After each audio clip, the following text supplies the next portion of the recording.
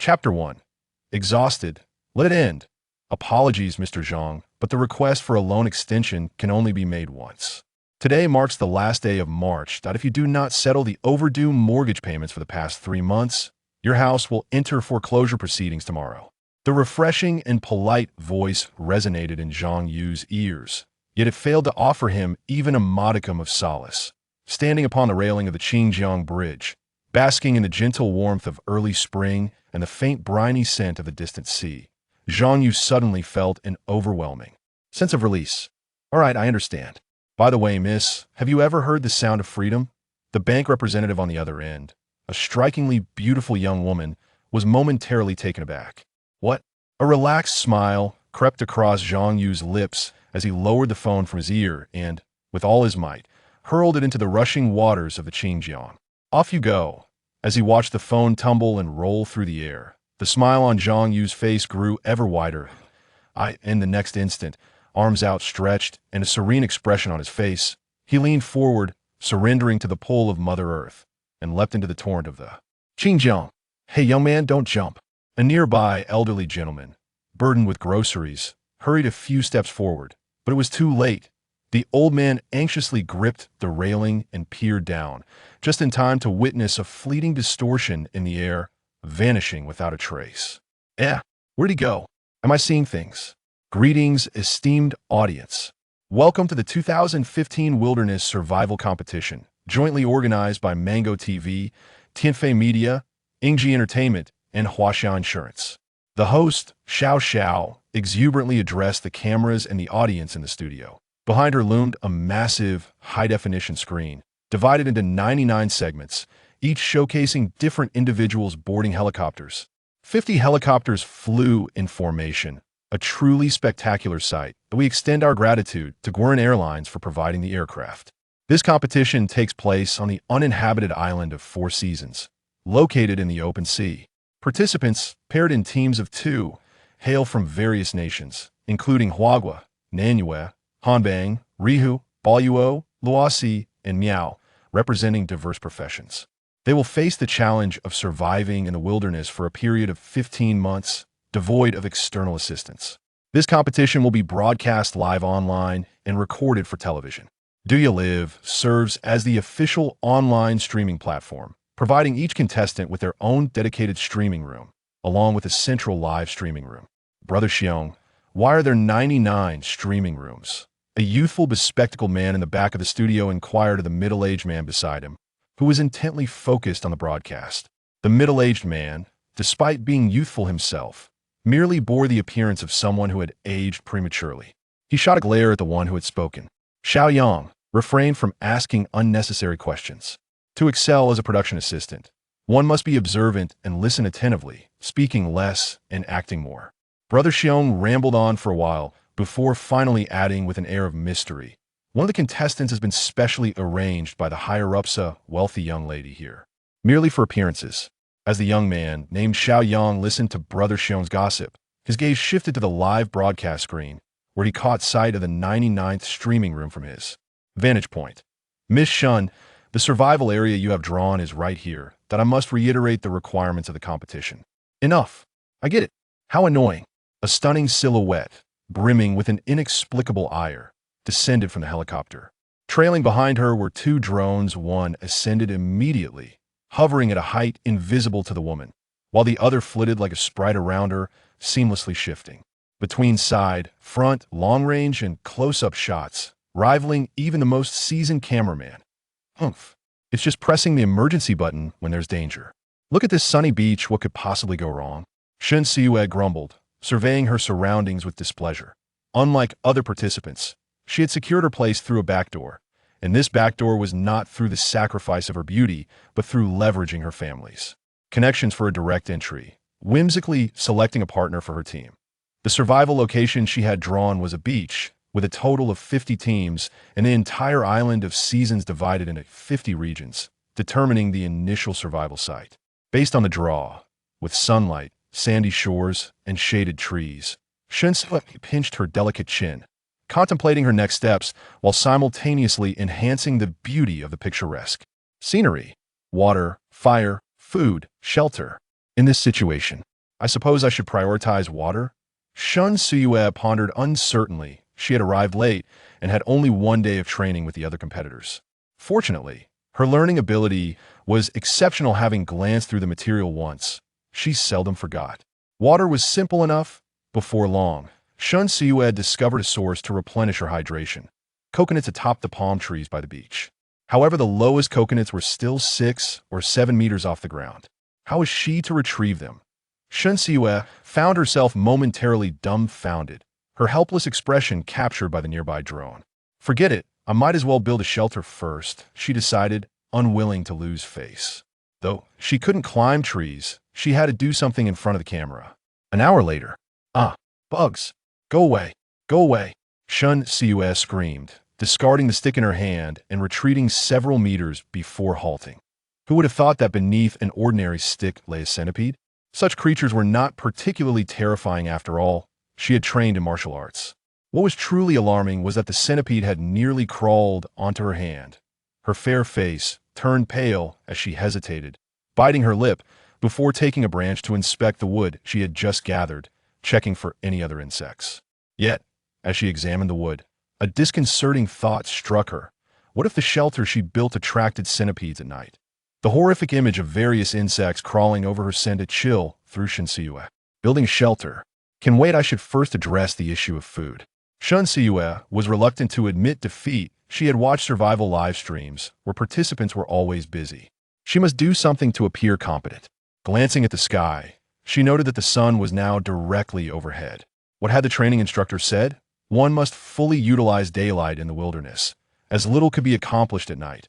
Upon this realization, she disregarded the scorching sun and hurried towards the beach, where the culinary offerings were composed of the ocean's bounty. Shun Siyue's thoughts grew increasingly lucid. Her confidence rekindled. The presence of sustenance signified survival. Shun Siyue, you are simply the best. The sea shimmered with clarity even at depths of 1 or 2 meters. The seabed was distinctly visible. Shun Siyue removed her shoes and rolled up her trousers, listening to the rhythmic crashing of the waves. She licked her parched lips, yearning for a sip of water. She contemplated returning for coconuts, yet felt compelled to seek out some seafood. It would be a shame to have come all this way without indulging in the ocean's offerings. Wading through the water with her delicate, pale legs, Shun Siyue began to search along the shore. Soon, a red-shelled crab brandishing its claws appeared majestically in her line of sight. Overcome with excitement, she reached out to seize it, but the crab swiftly scuttled away behind a large rock. Such a scenario was unacceptable to her. She promptly climbed atop the rock, eager to track the elusive creature. However, before her lay a figure, lifeless amidst the scattered stones, adrift in the sea. A person. Gazing at the ghastly pallor of their skin, Shun Siyue's pupils dilated, her eyes widened, and every hair on her body stood on end as her legs felt rooted to the spot. Despite the blazing sun overhead, a chill coursed through her, sending shivers down her spine. She attempted to scream, only to discover that her voice had abandoned her. A sudden wave of dizziness enveloped her. In her mind, a singular thought echoed. A corpse. Chapter 2. Oh my, they've risen from the dead. Director Luo. Director Luo. This is bad. A young man burst into an office in a flurry. Seated behind the desk was a middle-aged man, exuding an air of authority as he diligently scribbled notes. What is it? The man lifted his gaze, gently placing his pen down. The simplicity of the gesture instilled a sense of calm within the young man. Taking a deep breath, the youth quickly organized his thoughts, pushing his tablet computer towards the director. Director Luo, it's urgent. In live broadcast room 99, it appears that Shun Siyue's survival area has possibly revealed a dead body. The entire event has already been streamed live, and Shun Siyue's viewer count is skyrocketing. What should we do? Director Luo's eyes widened in shock, his composed demeanor shifting to one of decisive urgency. He straightened in his chair, snatching the tablet to assess the situation, while questioning the young man. Possibly a dead body. Our drones have the capability to detect vital signs. Furthermore, whether that individual is alive or deceased, I expect all their information within 15 minutes. Having opened the video to watch, he continued to speak rapidly. Season Island has been cleared 3 times by us, yet individuals still manage to infiltrate.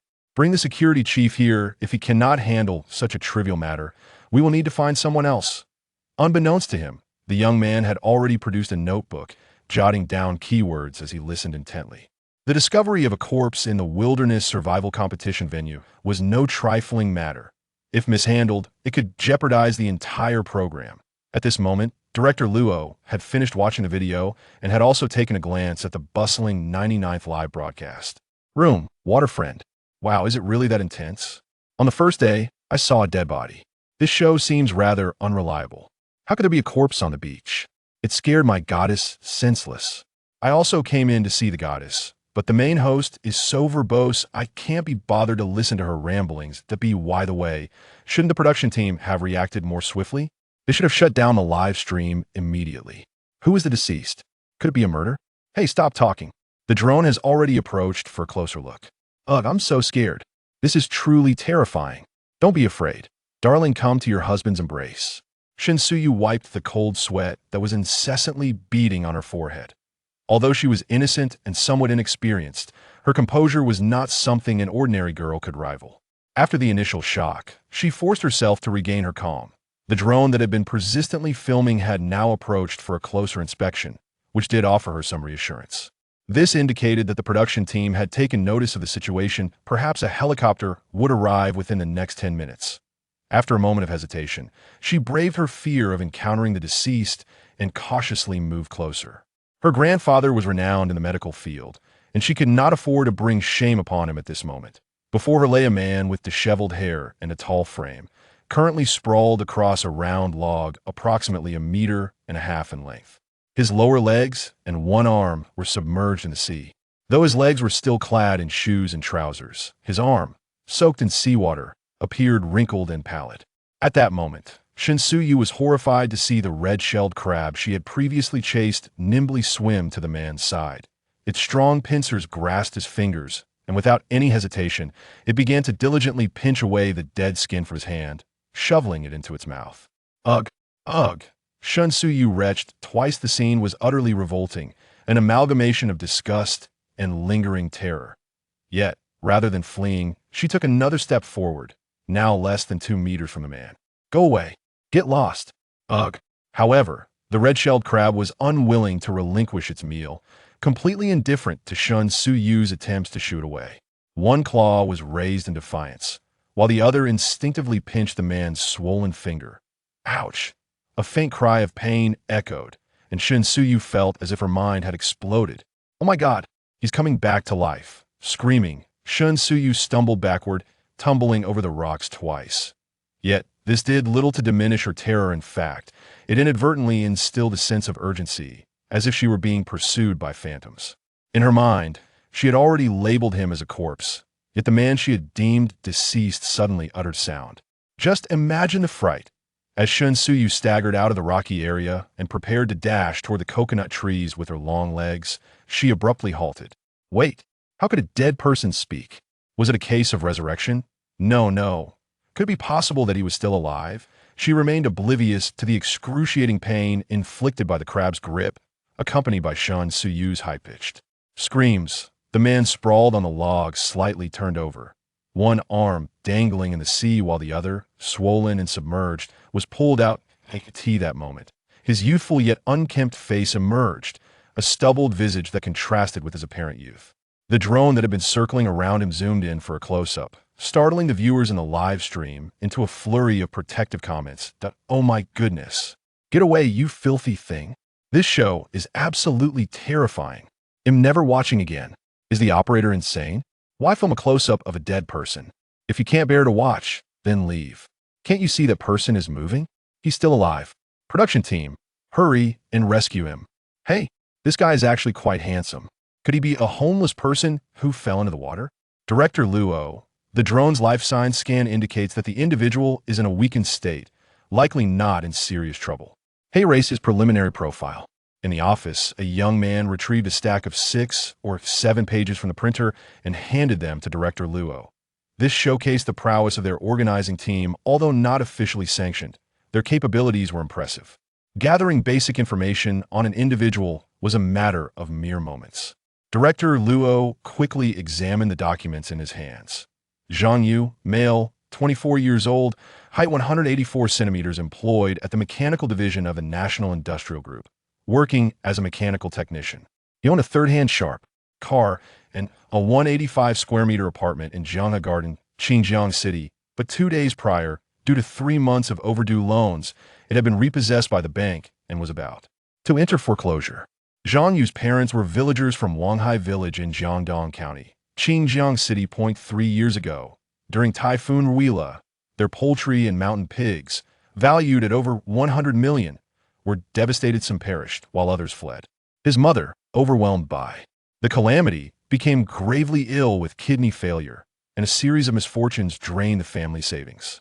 As Director Luo perused the documents, it became evident that this individual had endured considerable suffering. Though further information was yet to be uncovered, he surmised that the young man was likely contemplating suicide. At that moment, his keen young assistant's eyes brightened as he approached, holding a tablet. Director Luo, I found it. This Zhang Yu jumped into the river from the Xinjiang Bridge to commit suicide. There's a video of his leap here. Furthermore, we've also located footage of him drifting into the sea at the estuary. The assistant, visibly astonished, pointed to the third video on the screen. This was captured by the signal tower at the sea entrance, where it clearly shows Zhang Yu being buoyed onto the log by a dolphin. It's simply incredible. Director Luo, after watching all the videos with a sense of uncertainty, felt a vague yet audacious plan forming in his mind. This plan could not only assist the young man, but also potentially bring the first major twist to their survival show on the deserted island. Go to him personally. If the medical team clears him, inquire whether he would be willing to join Shen Suyu's team. Also, prepare a contract for him and find a way to obtain authorization to publicize his information. After a lengthy explanation, Director Luo turned his gaze towards Live Room 99. Observing Shen Suyu as she cautiously approached Zhang Yu, he murmured to himself, My dear Yu, finding you a companion should allow you to linger in the wilderness for a few more days, don't you think? Chapter 3. The Wilderness Survival Competition. Hey, wake up, wake up. Shen Siyu's delicate, fair fingers incessantly poked at Zhang Yu, first on his arm, then on his chest, and finally prodding at his armpit. Come on, stop messing around. I got night shift. Zhang Yu jolted awake. Night shift? What nonsense. He had already submitted his resignation. A wave of darkness washed over his vision, everything swirling in a hazy vortex surrounded by shimmering stars. His stomach felt as if it were pressed against his spine, and an incessant itch plagued his left arm, urging him to scratch. The sound of crashing waves echoed in his ears. The air was imbued with a faint, fishy scent characteristic of the seaside, mingling with an elusive fragrance. What was happening? Was this paradise? Ah, you're awake. Quickly get out of the water. I can't pull you. Zhang Yu turned his head in bewilderment, and before him appeared a celestial being, radiating a soft glow reminiscent of a heavenly maiden descending from the night sky. Was there such a reward after death? Had he known, he would have ended his painful, guilty, and helpless life long ago. Hey, can you hear me? You aren't blind, are you? Shen Siyue waved her small hand in front of Zhang Yu's face. Although she was participating in a show, witnessing someone survive because of her presence was strangely gratifying. Zhang Yu sensed something was amiss. How could death evoke such complex feelings? Where is this? His voice was hoarse and ragged, each word a struggle to articulate. This is Seasonal Island, an uninhabited isle, and we're currently hosting a wilderness survival competition. Who are you? And how did you end up here? Please, just get out of the water. Zhang Yu's reactions were sluggish. Water? He glanced down, astonished. How was he submerged in water? With a swift turn, ugh, gurgle, gurgle. Zhang Yu dramatically tumbled into the sea. The waters around the rocky area varied in depth, and beneath the large stone where Zhang Yu floated, the water was over a meter deep. Shen Siyue watched in exasperation as Zhang Yu floundered in the shallow water, feeling a twinge of annoyance. After all, she was striving for survival, and this man was only complicating matters further. Gritting her teeth, she stepped down from the large stone, positioning herself in slightly shallower water, and firmly grasped the collar of Zhang Yu's shirt. Her tone grew increasingly impatient. What are you doing? If you drown in this shallow water, you'll become famous, you know. Cough, cough. Let me go. Zhang Yu struggled against the grip, feeling suffocated. He had accidentally swallowed several mouthfuls of seawater and inhaled some as well. He had survived jumping into rivers, yet this little puddle was proving to be a real challenge. However, his awareness returned to normal. At least he no longer believed he was in paradise or some celestial realm. He must have survived and drifted to an uninhabited island. What extraordinary luck it would take to achieve such a feat, something only dared to be written in television shows or novels. After the commotion, the two settled beneath a coconut tree's shade. In March, the island still bore a chill. The environment here was rather unique. Since it was dubbed the Island of Four Seasons, it ought to reflect its name. A wilderness survival competition? How come I have never heard of it? Zhang Yu felt weak, yet he was striving to accept his circumstances, regardless of whether he wished to live or not. Familiarizing himself with the surrounding environment and contemplating his next steps were of utmost importance. At the very least, he needed a hearty meal. He felt as if he might faint from hunger. Heaven knows how long it had been since he last ate. Even in death, one ought to be well fed. Have you just gotten internet access at home? This is a large-scale survival competition organized in Huagua, with advertisements everywhere. How could you not know? Shen Suyue retorted, her noble demeanor and inner agitation gradually awakening. Huagua? ISNT that China? Zhang Yu paid no heed to Shen Suyue's attitude. A man who no longer cared for his own life had little concern for anything else. Not even Shen Suyue's exquisite beauty caught his attention. He had reached this point largely due to his entanglements with women. I don't know. I rarely watch television, and I seldom use my phone. Since I interrupted your competition, surely someone will come and take me away? Zhang Yu sighed, uncertain about what to do next. Should he seek a different place to perish? Dying also requires courage. He had attempted suicide once, and to be honest, he was not inclined towards it now. Yet how should he live moving forward? Following his parents' arrangements, he had emerged from a mountain village to settle in a bustling city, finding employment in a stable government job, earning a meager salary each month, an iron rice bowl in the eyes of others. His mortgage was surely unpayable. The bank would reclaim the house due to falling property prices, and with penalties, he might find himself destitute, perhaps even in debt. How lamentable this world is. And let us not forget the wretched developers. The production team would undoubtedly send someone. Before Shen Suyue could finish her thought, the sound of a helicopter drew near.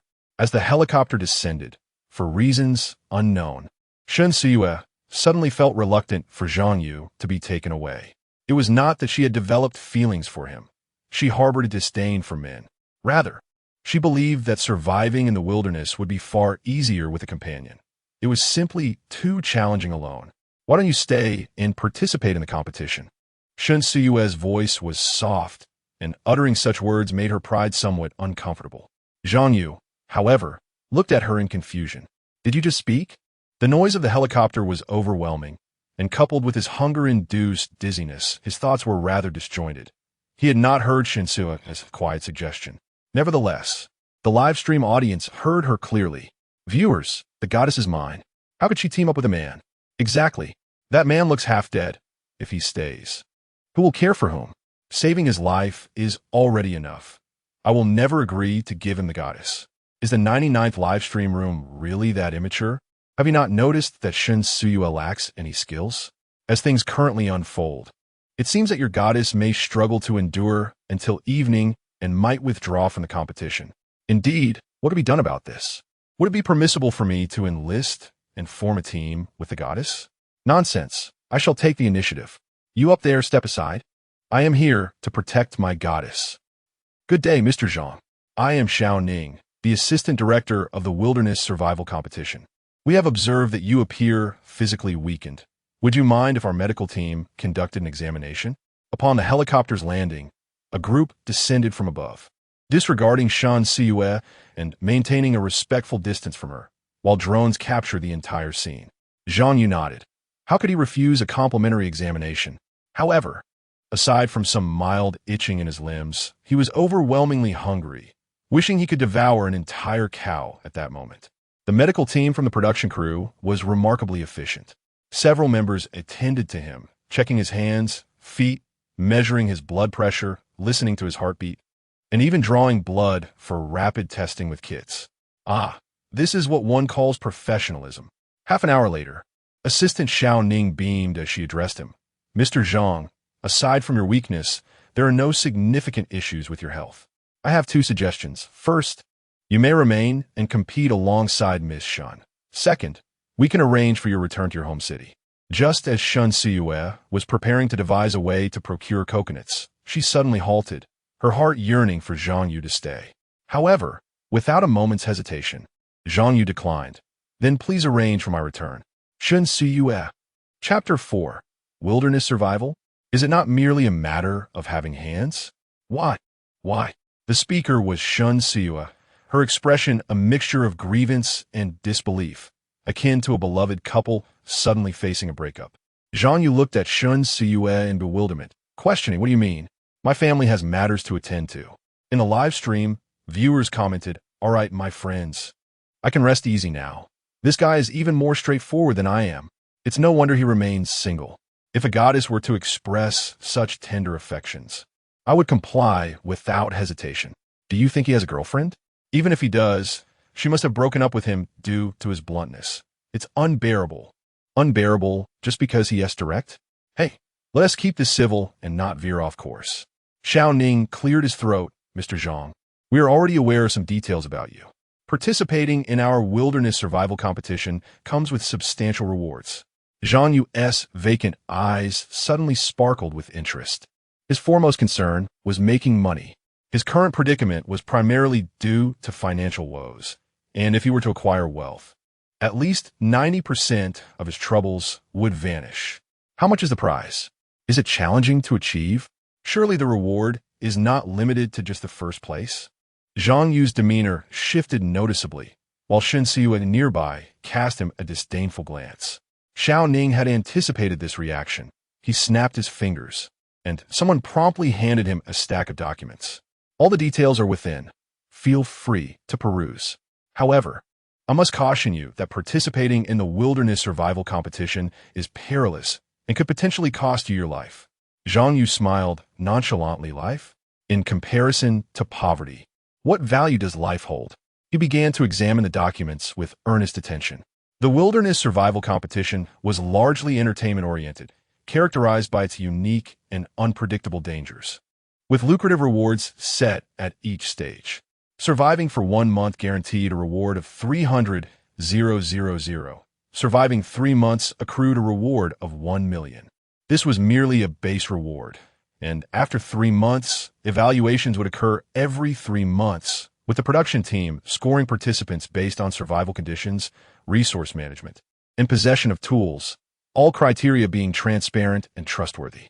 In the 6th month, the top-ranked team or individual would be awarded 10 million, divided equally if it were a team. The second place would receive 5 million, and the third 250,000, continuing down to the 10th place.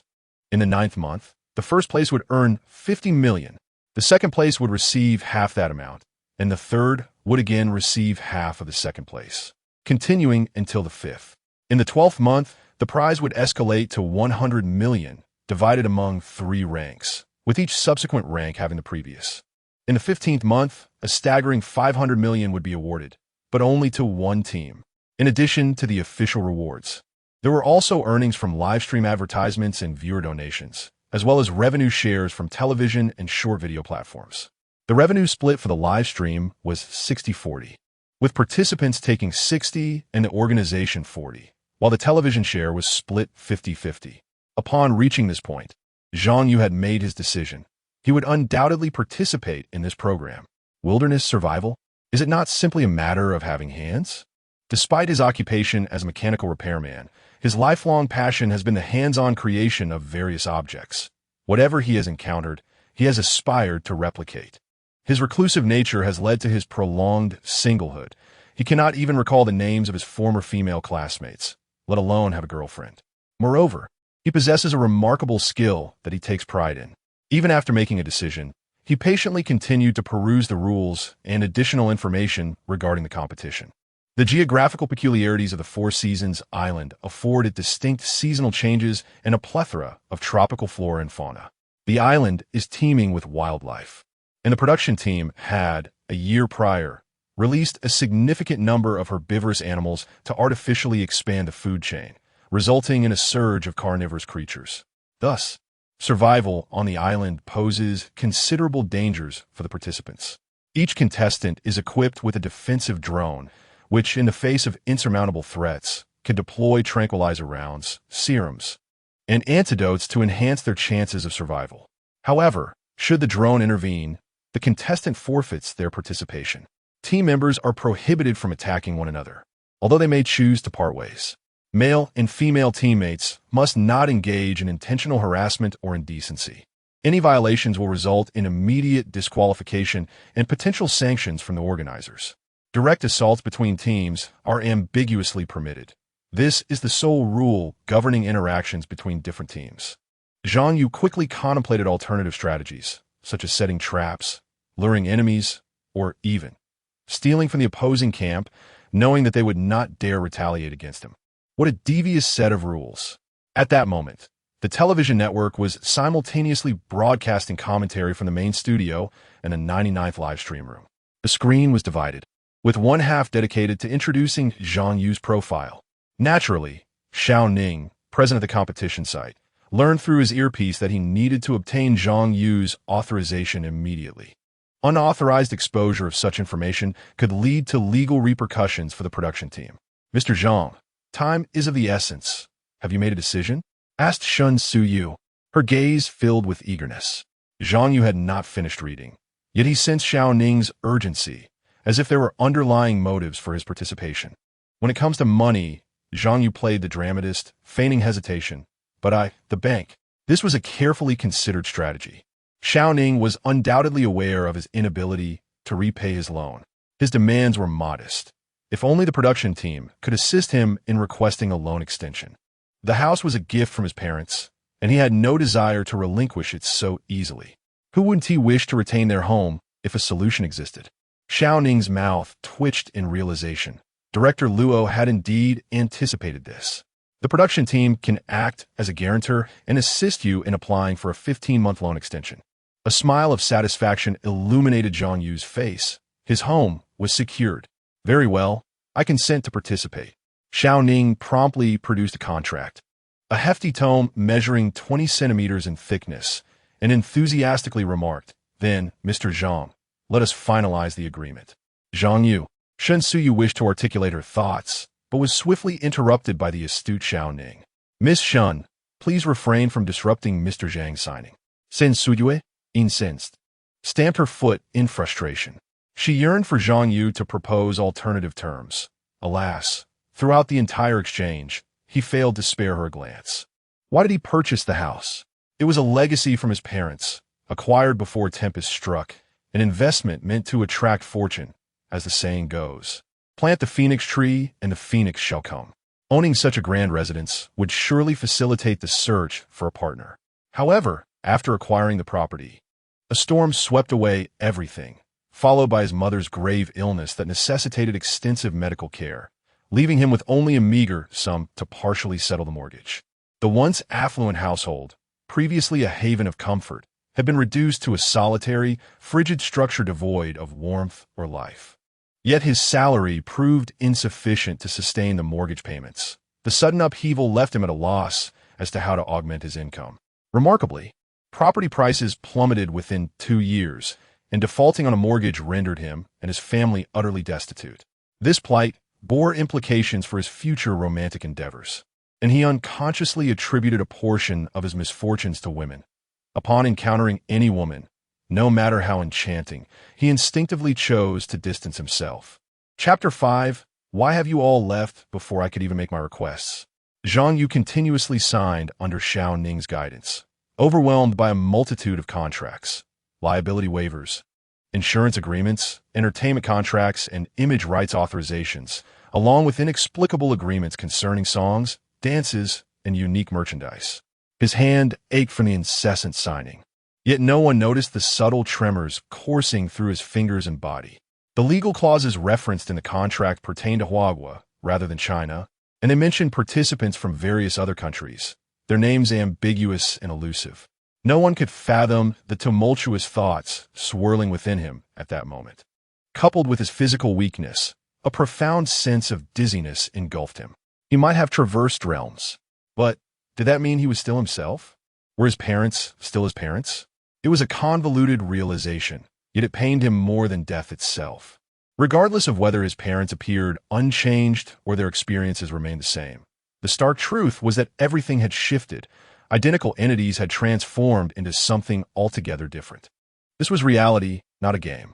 He had exchanged one set of parents for another, yet everything felt altered, fearful of unforeseen consequences. He suppressed the overwhelming turmoil within, striving to contemplate the path ahead. Xiaoning maintained his characteristic smile as he accepted the competition attire and shoes prepared by those nearby. Mr. Zhang, considering that you have not eaten for 3 days and are physically weakened, this outfit is granted by the production team. He handed the competition costume and a positioning wristband to Zhang Yu. The wristband could control a shooting drone, and since Zhang had never undergone training, he could make a request that wouldn't disrupt the competition's balance. Zhang Yu felt an itch in his fingers, a longing for a cigarette.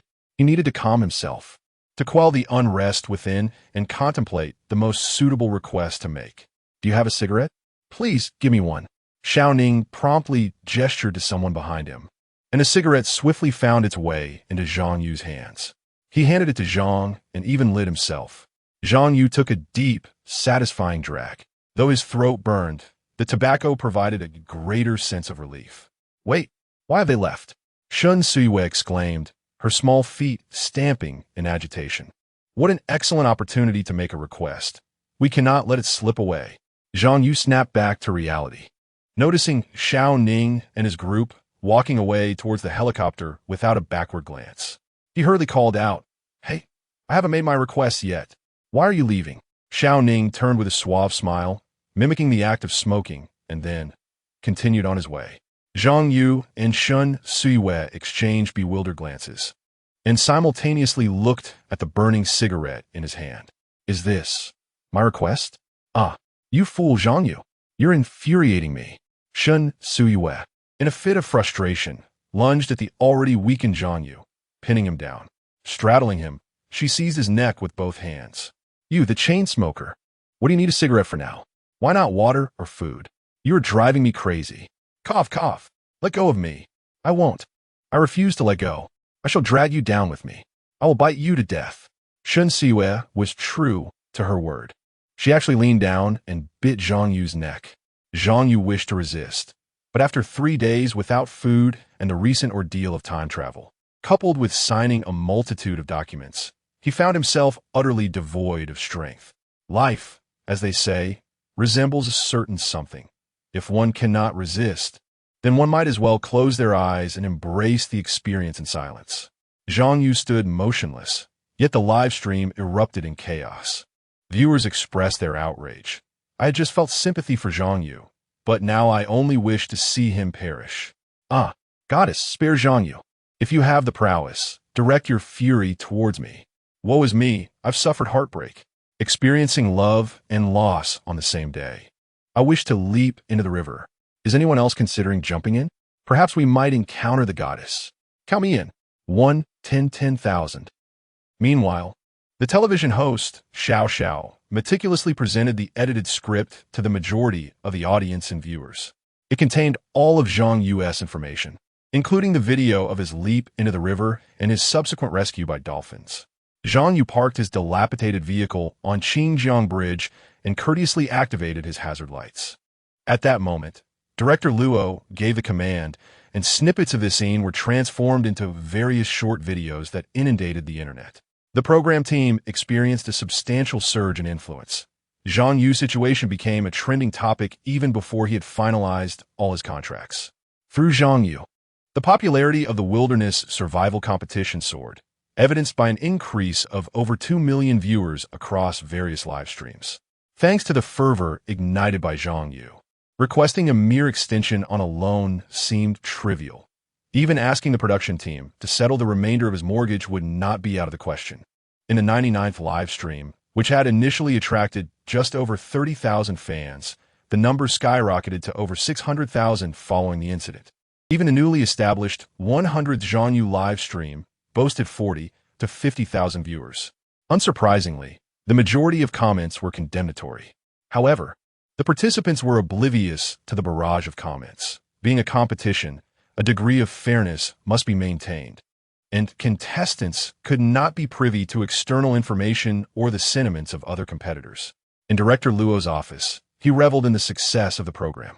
Initially, he had planned to devise several sensational highlights, but unexpectedly, he had stumbled upon one, resulting in the show's immediate popularity. A program he directed personally achieving such acclaim was his ultimate aspiration. Ring ring, hello. This is Luo Hongxing. Shunga Luo held the phone slightly away from his ear. Sure enough, on the other end, a furious voice erupted. You rascal. How dare you send my daughter to a deserted island? Is this what it means to be an uncle? Bring her back at once. Once the tirade subsided, Luo hesitantly replied, Shungu, even if I dote on that girl, I wouldn't dare send her to an island. It was your esteemed elder who directly called me and instructed me not to inform you. Otherwise, how could I have dared? There was a brief silence on the line before the voice erupted again in exasperation. This is outrageous. Simply outrageous. After a bout of furious venting by Director Luo and others regarding the incompetence of the opposing party, a heartfelt counsel was offered. Brother Shun, you must consider the feelings of the young lady. She has dedicated herself to her studies since childhood, striving to prove her worth. Yet you, just as she begins to understand your enterprise, you deny her the opportunity to engage and hastily push her towards matchmaking. Today's youth are often rebellious. Should you persist in your obstinacy, trouble is bound to ensue. A heavy silence followed, broken only by a long sigh. Musi, you know my family situation all too well. Her only uncle and your sister-in-law returned to her family home. Alas, both her grandfather and my father place great importance on legacy. While they berate me for my shortcomings, they dote on Zhang Yu. What am I to do? Shall I seek another life? That would be absurd. Director Luo sighed in agreement. In esteemed families, wealth is not the paramount concern. Rather, is the potential of the descendants to thrive and carry on the family heritage. The Shun family, in this generation, faces a challenge. Do not be agitated. The young lady is currently averse to men. Without addressing her psychological issues, there is no way she can meet your matchmaking expectations. Perhaps her trip to the island will prove beneficial. Interacting with her teammates may alter her perspective on men. Even if it does not, such experiences will allow her to vent her frustrations. Rest assured, I will deploy additional drones for protection. However, the other end of the line erupted once more in agitation. What if she develops feelings for that young man? Can he uphold the Shun family legacy? Director Luo found himself both amused and exasperated. This father, torn between a desire for his daughter to marry quickly and an unwillingness to let go, was indeed a conundrum. Look at you. I merely suggested a possibility, yet the disparity is so pronounced that it is unlikely they would find common ground. Chapter 6. Alas, it is all over. I am no longer pure. It is finished. I have lived this long, only to be violated by you. Zhang Yu lamented, his heart shattered. Yet his nonchalant demeanor as he smoked belied any trace of sorrow. Shun Suyu's teeth clicked together in frustration, having just bitten Zhang Yu.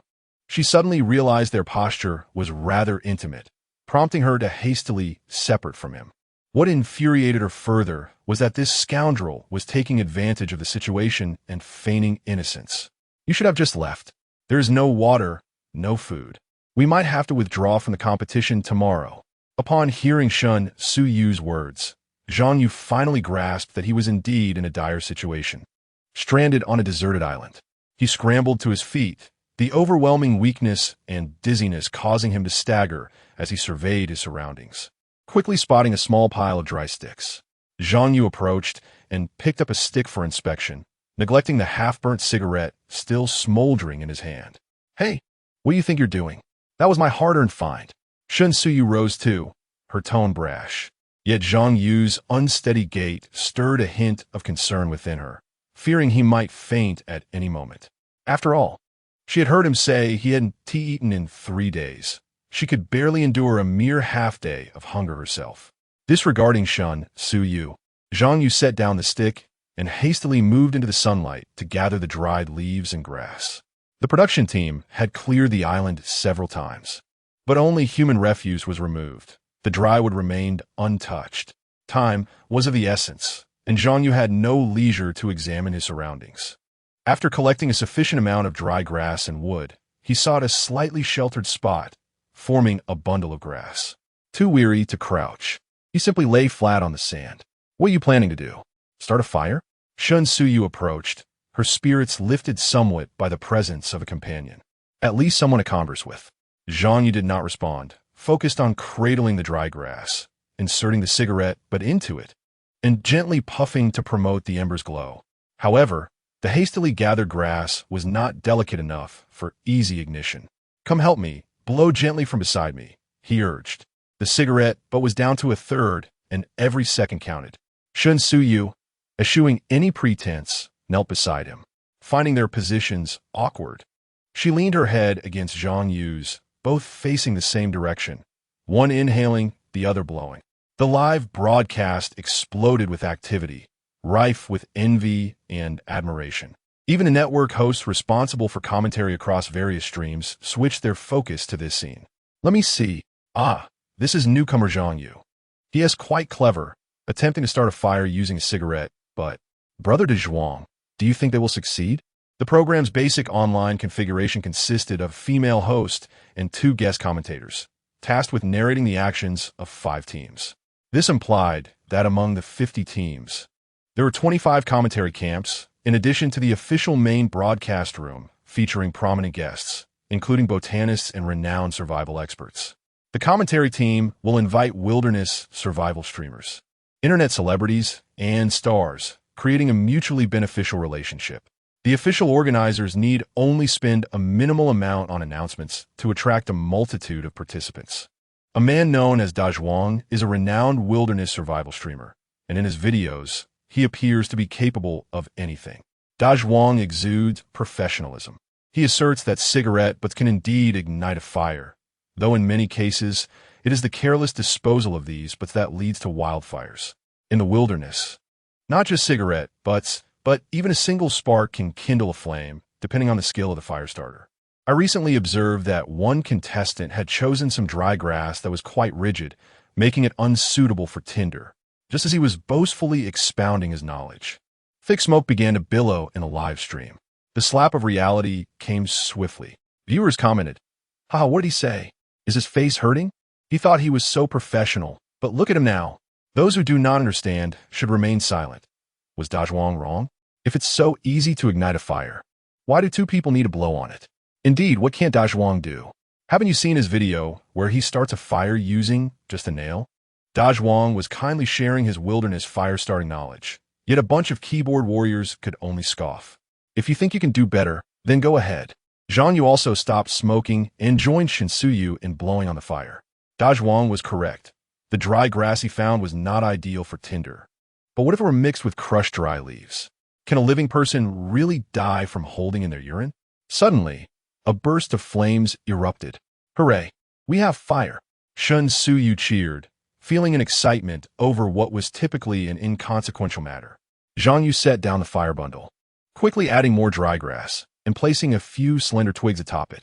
Soon, a bonfire was roaring to life. Zhang Yu wiped the sweat from his brow. Now that they had fire, they would not fear the cold at night. Fire could accomplish so much, and he refrained from lengthy discourse. It was simply a fortuitous turn of events. Without cigarette butts to ignite the fire, given his current stamina, it would indeed be challenging for him to start a fire by friction. All right, stop jumping around and conserve some energy. You were the first here. Have you scouted any usable resources? Shun Suyu rolled her eyes at Zhang Yu, but maintained a smile as she replied. I noticed there are plenty of coconuts on those palm trees, but I can't reach them. We should be able to find seafood on the beach. I even spotted a crab earlier, but I couldn't catch it. Zhang Yu sighed. Listening to you is more enlightening than a lecture. Shun Suyu was taken aback. What do you mean?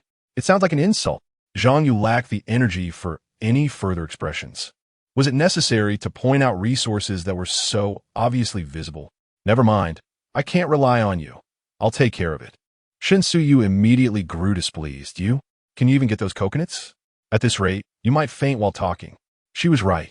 Zhang Yu felt dizzy after just a couple of steps, and if he exerted himself too much, he might indeed pass out. 3 days adrift under the sun and wind. And it seemed he hadn't eaten anything for a day before he jumped into the river. Wait, 4 days without food. Zhang Yu immediately became vigilant. He could not afford to faint. Otherwise, aside from withdrawing from the competition, it would be difficult for him to regain consciousness on his own. Ignoring Shen Sui's stones, he bent down and soon found a flat stone, slightly larger than a coin. He looked directly at Shen Suyu and stated, "My stamina is limited. Right now, I am instructing you to follow my lead. If you do, we shall have coconut juice to enjoy. What do you say?" Shen Suyu pouted, eager to reject Zhang Yu's suggestion. Yet, he had quickly kindled a fire, and with that flame, their hardships during the night would be considerably eased. "You, go ahead and speak. Just so you know, I cannot climb trees. How can one be so proud, yet lack ability?" Zhang Yu felt a chuckle rising within him, though his physical weakness restrained him. "Fine stones like this, for a 5 should suffice. They should be flat, with at least one edge slightly sharp." Curious, Shen Suyu accepted the task, her mind itching to inquire further. However, the sight of Zhang Yu's frail condition silenced her. As she searched, she approached the coconut tree, retrieving the clothing and positioning bracelet provided by the production team for Zhang Yu. Before long, she had gathered the small stones as instructed. "Here, wear this. Only then will your drone follow you." Zhang Yu accepted the positioning bracelet, made of silicone, featuring several slightly raised buttons.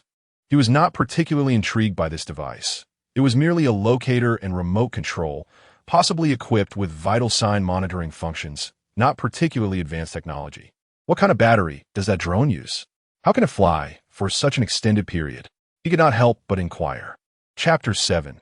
I strike the coconut with a stone. The graphene-enhanced battery only requires charging once a month, yet its high cost makes it difficult to popularize. Shen Suyu remarked casually. Zhang Yu, slightly pensive, accepted the small stone, and he was nearly certain he had indeed traversed into another realm. The fabled parallel universe truly existed. This world bore some similarities to his own, yet also presented stark contrasts. Take the graphene battery, for instance. In his original timeline, the concept of graphene was merely emerging, and a host of so-called experts were lauding its potential. In reality, the applications developed were only marginally superior to existing batteries.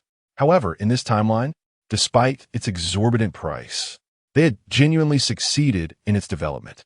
It was almost unfathomable that a device as energy-consuming as a drone could charge once a month. If such technology were applied to mobile phone batteries, could it mean that one would not need to charge their phone for a year or two? How are you going to get the coconuts? Don't tell me you plan to knock them down with those little stones. Shen Suyu exclaimed, unable to contain herself as she observed Zhang Yu silently toying with the stones. Zhang Yu discarded one of the rounded stones and, clutching a few others, rose to assess the coconut trees not far away. How do you know? I intend to use stones to knock down the coconuts, he replied. Shen Suyu's face flushed with indignation. Was he jesting with her? Knock them down? Brother, coconuts grow on trees. They aren't just hanging there. How could you possibly knock them down? Are you making a fool of me? Without turning back, Zhang Yu staggered, constantly adjusting his stance to find the optimal angle for his strike. I have no energy to play games with you, sister. Just refrain from mounting me at every turn. You. Shen Suyu was on the brink of exasperation. This was the first time she had encountered such a man. Those she typically met were either overtly flirtatious or insidiously watchful, or they would shamelessly pursue her. Yet Zhang Yu was different.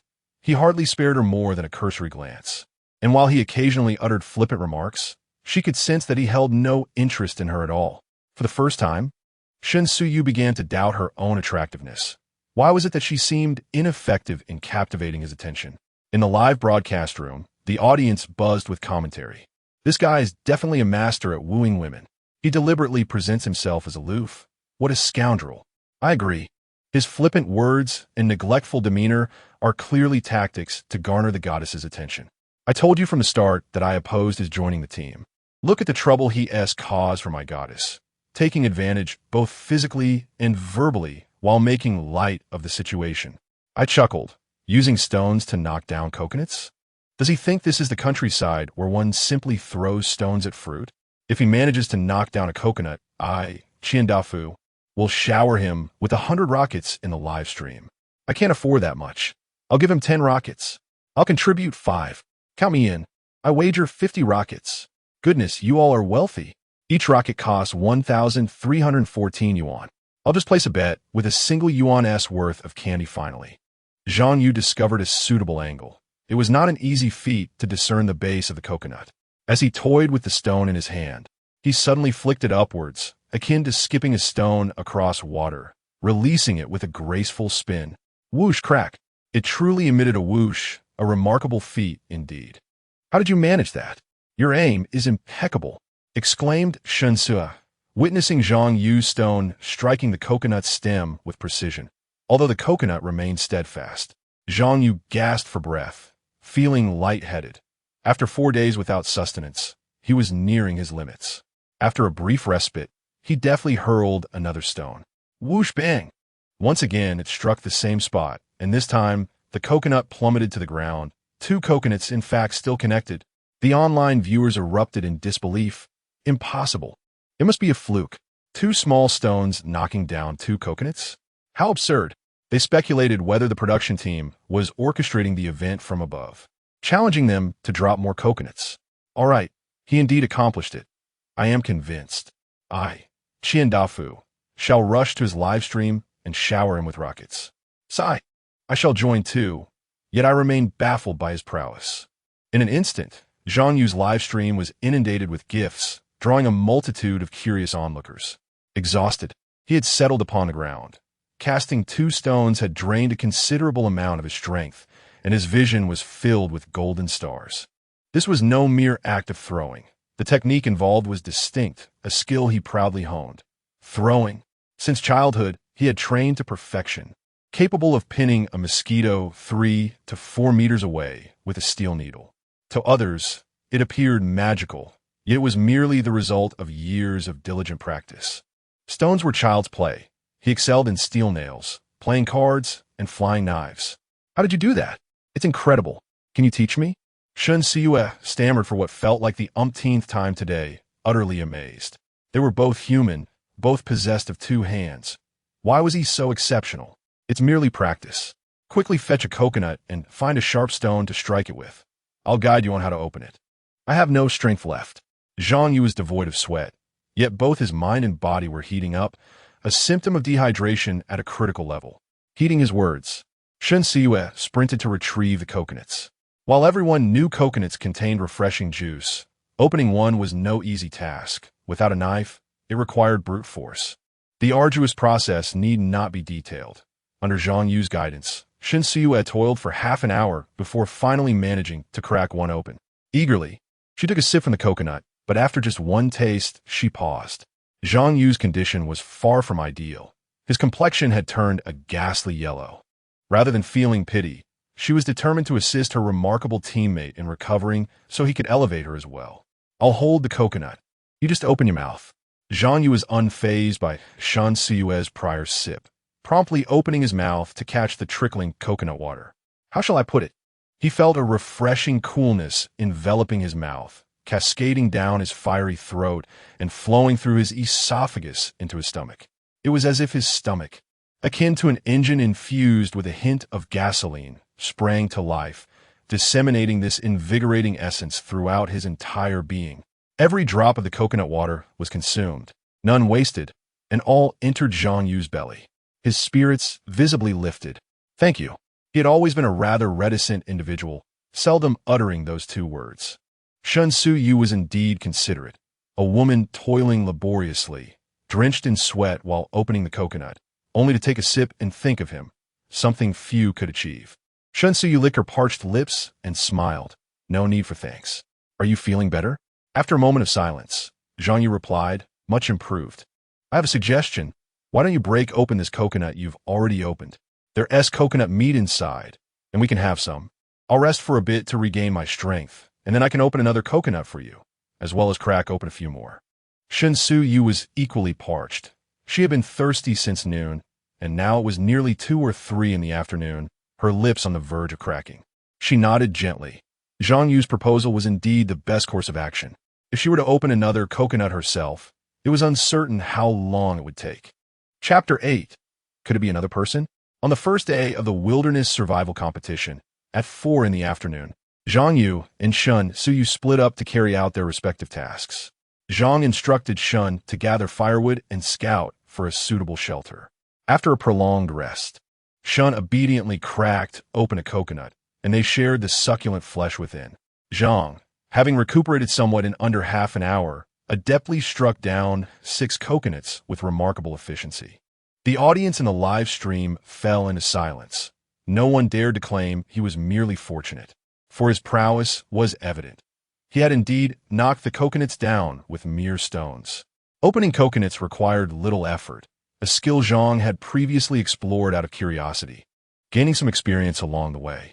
With several coconuts consumed, their hunger subsided significantly. However, Zhang was cautious not to overindulge, aware that having gone days without food, the rich flesh of the coconut could prove difficult to digest and might lead to discomfort if consumed in excess. With the issue of water temporarily resolved, the pressing concern became finding a suitable shelter. Only by resting well at night could Zhang hope to recover from his weakened state. The beach they found themselves on was quite favorable. To the west lay a sandy shore with gentle waves, promising the possibility of gathering shellfish. To the east, a rocky area also held potential, as fish, shrimp, and crabs often nestled among the stones. Zhang even spotted distant white objects embedded in the rocks. Oysters. With the right tools, they could feast on them to their heart's content. Inland, there were coconut trees, oak trees, and various low-lying plants whose names eluded Zhang. The terrain was predominantly sand dunes, with rocky hills facing the eastern beach, where he was tasked to search for suitable semi-open caves. Initially, he favored the idea of residing in a cave, as constructing a shelter without tools would be excessively laborious. Shen wholeheartedly supported this plan, with Zhang as their strategist. Their objective crystallized swiftly to establish a foothold for survival before contemplating further actions. On a deserted island, unless one wished to constantly call for rescue, residing by the sea was far from ideal. While resources were abundant in the natural waters, sustaining life for 2 to 3 months posed no significant challenge. Yet it offered little in terms of development. Moreover, the risk of illness was high. The coastal humidity and fierce winds could wreak havoc on one's health. Most crucially, Zhang harbored a deep-seated fear of the ocean. He was not afraid of the water itself, but of typhoons. After all, his home had been devastated by one. As he traversed the stony beach, Zhang occasionally gathered the driftwood he found, noting that the production crew had cleaned the area too thoroughly. There was not a single shard of glass in sight. Common marine debris, such as plastic bottles and bags, was also conspicuously absent. The difficulty of survival had been artificially heightened. It seemed the production team was intent on making their challenge far from simple. Meanwhile, Shen Suyu energetically pursued her task. Initially, she had little hope for wilderness survival, but with Zhang by her side, she suddenly found the endeavor becoming remarkably easier. This time, she was no longer afraid of whether there were insects beneath the deadwood. She grasped a corner and struck the ground with a stick. If there were any bugs, they would fall off immediately. Her proficiency was almost heart-wrenching. Shen Suyu thought she might be seeing things. A piece of deadwood bore 2 rusty nails, which she initially mistook for some unknown insect. Her figure gradually moved toward the area where the sea met the shore. Zhang Yu had mentioned that if she could find some shellfish, it would be even better serving as dinner. Her beautiful eyes scanned the surroundings continuously. This treasure-hunting feeling was quite delightful. Water friend, brothers, I've just experienced a heartbreak. The goddess has changed so much after meeting that guy. Sigh. I probably won't be able to hold on for long. They'll be together soon. How disheartening. I've decided that next time, I'll take someone I like to the beach for camping. It will definitely be a breeze. Wait, am I seeing things? What is that floating in the sea? It's hard to see clearly. Something dark. Could it be another person? Damn, what is the production team doing? Don't jump to conclusions. It looks like a piece of wood to me. Is it possible that it's a crocodile? Don't be ridiculous. There are no crocodiles in the sea. Just to inform you, there are indeed crocodiles in the ocean, usually referred to as saltwater or estuarine crocodiles, depending on the species. That thing, I swear, looks like a crocodile. and it seems to be slowly approaching the goddess. Oh, what kind of shellfish is this? Oh no, it's dead and smells terrible. The beach Zhang Yu was exploring was so pristine that she could see anything from a distance. As she straightened up, she spotted a dark object slowly drifting in the water, and her heart skipped a beat. It couldn't possibly be another person, could it? With Zhang Yu in front of her, she felt less frightened and even ventured closer to see what it was. If it was something useful, he would surely praise her. She thought happily, gradually closing the distance to about 6 or 7 meters. However, upon finally discerning what it was, Zhang Yu's expression froze instantly. A crocodile. The head was easily identifiable, and the water was so clear that she could see its dark body lurking beneath the surface. Ah, help! A crocodile! Zhang Yu turned and fled, her instincts guiding her swiftly.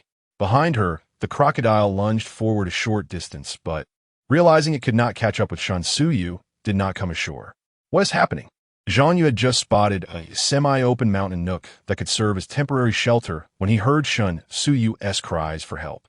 Zhang Yu's long legs allowed her to run quite fast, perhaps fueled by her anxiety, as she foolishly clutched a small bundle of wood. When she reached Zhang Yu, she immediately threw the wood aside and leapt into his arms, bursting into tears. Boo-hoo! There's a crocodile. You let me go to such a dangerous place alone. Boo-hoo! Such a big crocodile. Zhang Yu felt no inclination towards the allure of beautiful women, primarily because he had never considered such matters. With a grave expression, he inquired, "Have you truly spotted a crocodile? How large is it?" Zhang Yu pushed Zhang Yu away, her fair face flushed with embarrassment, mentally chastising herself for her lack of composure. What was there to fear about a crocodile?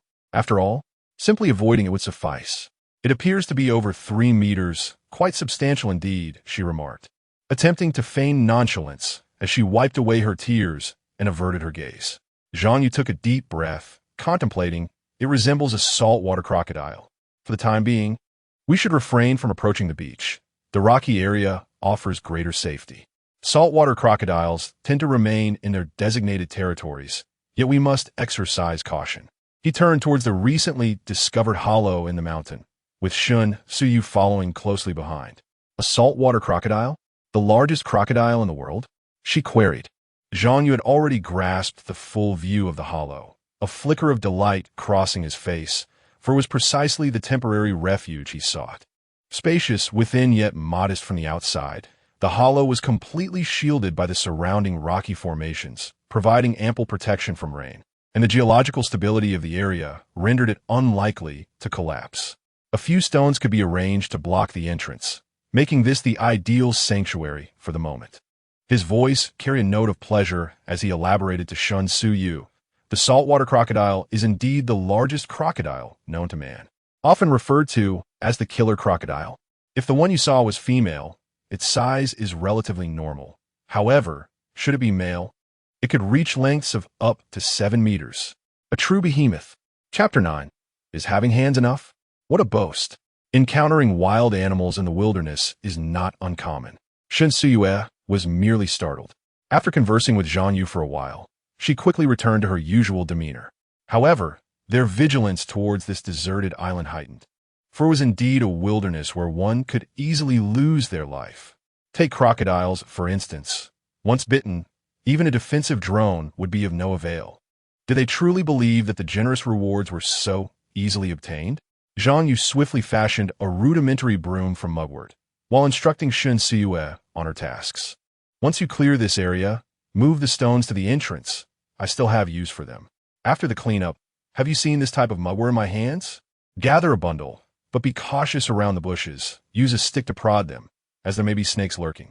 Upon hearing of yet another perilous task, Zhang Yu felt an instinctual resistance. How could she know if snakes were coiled in the underbrush? It was far too dangerous, and fear gripped her heart. Before Zhang Yu could voice her objections, Zhang Yu continued, "Never mind. It's too risky. I shall handle it. You take care of the sweeping here, then go outside to move the stones. At night, we must fortify the exit to shield ourselves from the wind and deter wild animals." Zhang Yu felt a wave of embarrassment wash over her. All the dangerous tasks were being assigned to him, yet she was genuinely frightened. "What do you need the mugwort for?" Shun Siyue inquired, but Zhang Yu, engrossed in his task of selecting suitable stones from the rubble, did not look her way. After clearing the area, he intended to lay the mugwort down and burn it for disinfection, pest control, and even a rudimentary insect repellent effect. It would surely be cold at night, yet mosquitoes would still persist. Our time is limited. I must forage for food in the rocky area and find some dry grass to make our sleeping arrangements more comfortable, preventing us from catching a chill or getting damp. Shen Siyue was astonished. "How do you know all this without any training?" Zhang Yu picked up 2 stones resembling hoes and swaggered out. "Surviving on a deserted island? Isn't it simply about having hands? Once I recover, I'll treat you to all the fine delicacies." Shen Siyue instinctively nodded, her expression momentarily softening into that of a smitten girl, but she quickly regained her composure. "Having hands is enough. What a boast." She huffed defiantly, yet soon after, she began to sweep the cave. In the live stream, De Zhuang, who was about to sign off, chanced upon this scene. His disdain for Zhang Yu stemmed from jealousy. He envied Zhang Yu's opportunity to compete alongside a beautiful woman and resented how well an ordinary person was faring in the wilderness. Moreover, Zhang Yu had publicly embarrassed him once before.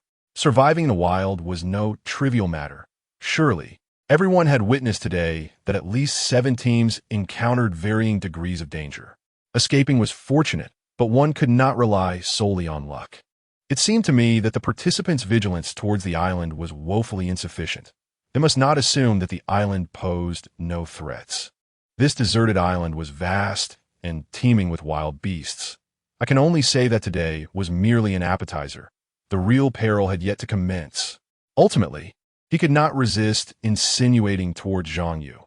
Possessing confidence is commendable, yet one must never succumb to arrogance.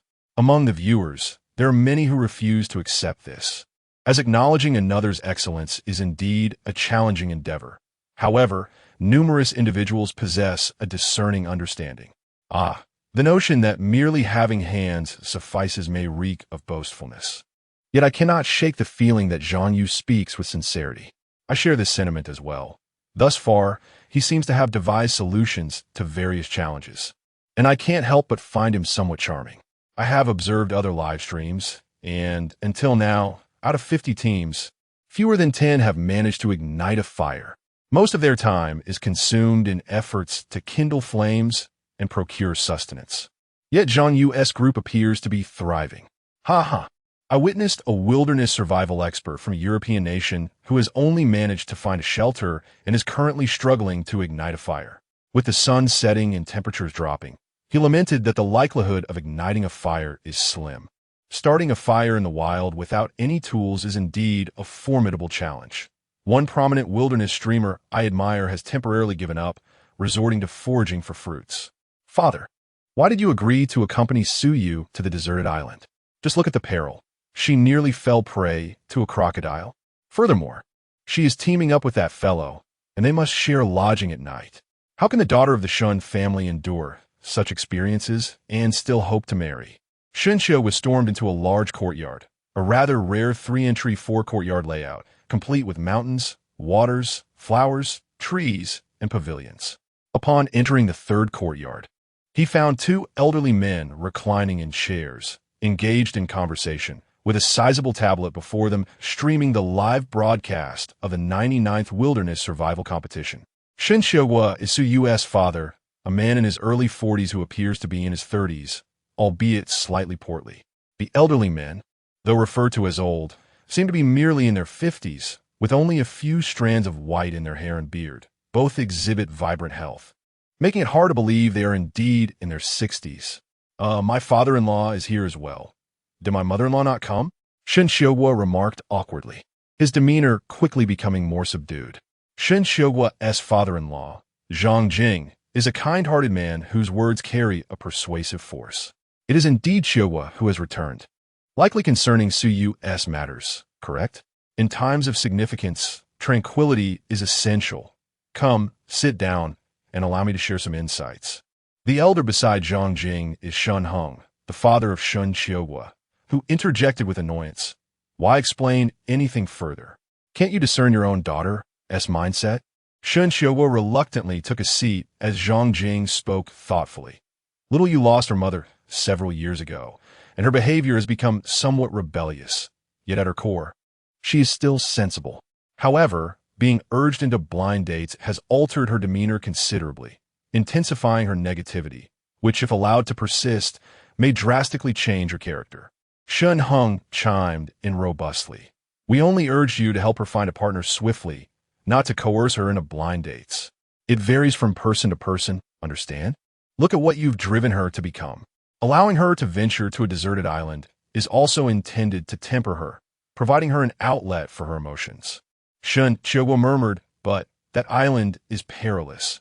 That scoundrel mule has intensified the survival challenges. Shen Heng rolled his eyes, retorting, wasn't your childhood fraught with danger? You fancied yourself a martial artist and formed cliques to brawl. What did I ever tell you? He continued, later, when I sent you to the frontline troops, do you think I relished that decision? It was merely to temper that foul temper of yours. Shen Qiuguo muttered under his breath. That foul temper was inherited from you. Shen Heng pretended not to hear. Instead, expressing his enthusiasm, I observed that the lad, Zhang, who teamed up with her, possesses a modicum of talent. Judging by the way he exerts himself, he appears to be self-taught. If he masters the subtleties of force application, he could become a master of hidden weapons. Shen Qiuguo glanced at the tablet, where he saw a figure delicately tapping an oyster with a stone. Father, he is already in his 20s. He has long surpassed the age for martial training. Shen Heng paused, then sighed, alas, you speak the truth. Why is it so challenging to find someone to inherit my martial prowess? Zhang Jing, who had been smiling all along, chimed in, and I possess medical skills. If I cannot find a suitable successor at home, I shall have no choice but to pass on my medical knowledge elsewhere. Chapter 10. What are you looking at? Thud, thud, crack. Zhang Yu smashed another oyster down. Fresh seafood at the seaside is not always available. It typically depends on the ebb and flow of the tides. His hometown, Wanghai Village, though not directly on the coast, had not left him unfamiliar with the art of foraging along the shore. The island was reasonably well stocked, and he managed to collect some seaweed and a large patch of kelp. With these provisions, he could temporarily forego the pursuit of salt. Nonetheless, he still intended to extract sea salt when time permitted. This process, though tedious, was essential. The seawater was pristine, but required multiple stages of refinement to yield edible salt. As the sun began its descent, visibility in the crevices of the rocks diminished, compelling Zhang Yu to gather some seaweed and crack open a few oysters, occasionally discovering other shellfish clinging to the rocks. Alone in his labor, he found himself contemplating the myriad emotions brought forth by his unexpected journey through time. In novels, characters traversed realms with ease, devoid of pressure, yet he felt a torment akin to having his heart wrenched. He had leapt through rivers without perishing, yet his parents were no longer the same. He was expected to feign normalcy and filial piety toward them, uncertain whether his affections were genuine or merely a duty of this new identity. In summary, it was profoundly distressing. This was merely one of the challenges he faced. He also had to reconnect with his former life, seeking ways to earn some income to alleviate his burdens. The monotony of a numbing work routine had become unbearable. He could potentially engage with the distinctiveness of this world, having read some novels and learned a few songs, which might yield some modest returns. Other protagonists had the advantage of a system, yet he found himself devoid of such fortune. He was certain he possessed knowledge, albeit it was but a hazy recollection, akin to suddenly being prompted to recall an old song. Could one truly sing it? Forget singing. One might struggle to remember the melody. System, are you there? Activate the system. Speak up, should I earn merit or popularity? Don't hide, I see you. Could it be a romance system? That would be fine. I'd gladly offer my 24 years of youthful vitality. If you don't emerge, I might just perish as a demonstration. If you're stuck, provide a hint. Ding, ding, ding. Zhang Yu felt as if he had been paralyzed, his entire being rendered rigid. Had he heard something? Was that the voice of the system? Could it be that a system truly existed? Ha ha! Unfettered by decorum, Zhang Yu erupted into laughter, envisioning a life where he possessed a system and ascended to the pinnacle of existence. What are you laughing at? A familiar, yet timid voice came from behind him, causing Zhang Yu to immediately stifle his mirth. He could not afford to reveal his secret. According to unspoken rules, those who possessed the system were often taken apart for study. Yet when he turned around, his expression froze. Before Shen, Suyu lay 4 rusted nails atop a rock. Could it be? Zhang Yu, caught between laughter and tears, inquired, "Did you just place those nails on the stone?" Shen Siyue was somewhat startled, cautiously asking, "What's wrong? Please don't frighten me." Indeed, life remained as absurd as ever. He was the most foolish person in the world. What kind of system was this? Just a few broken nails.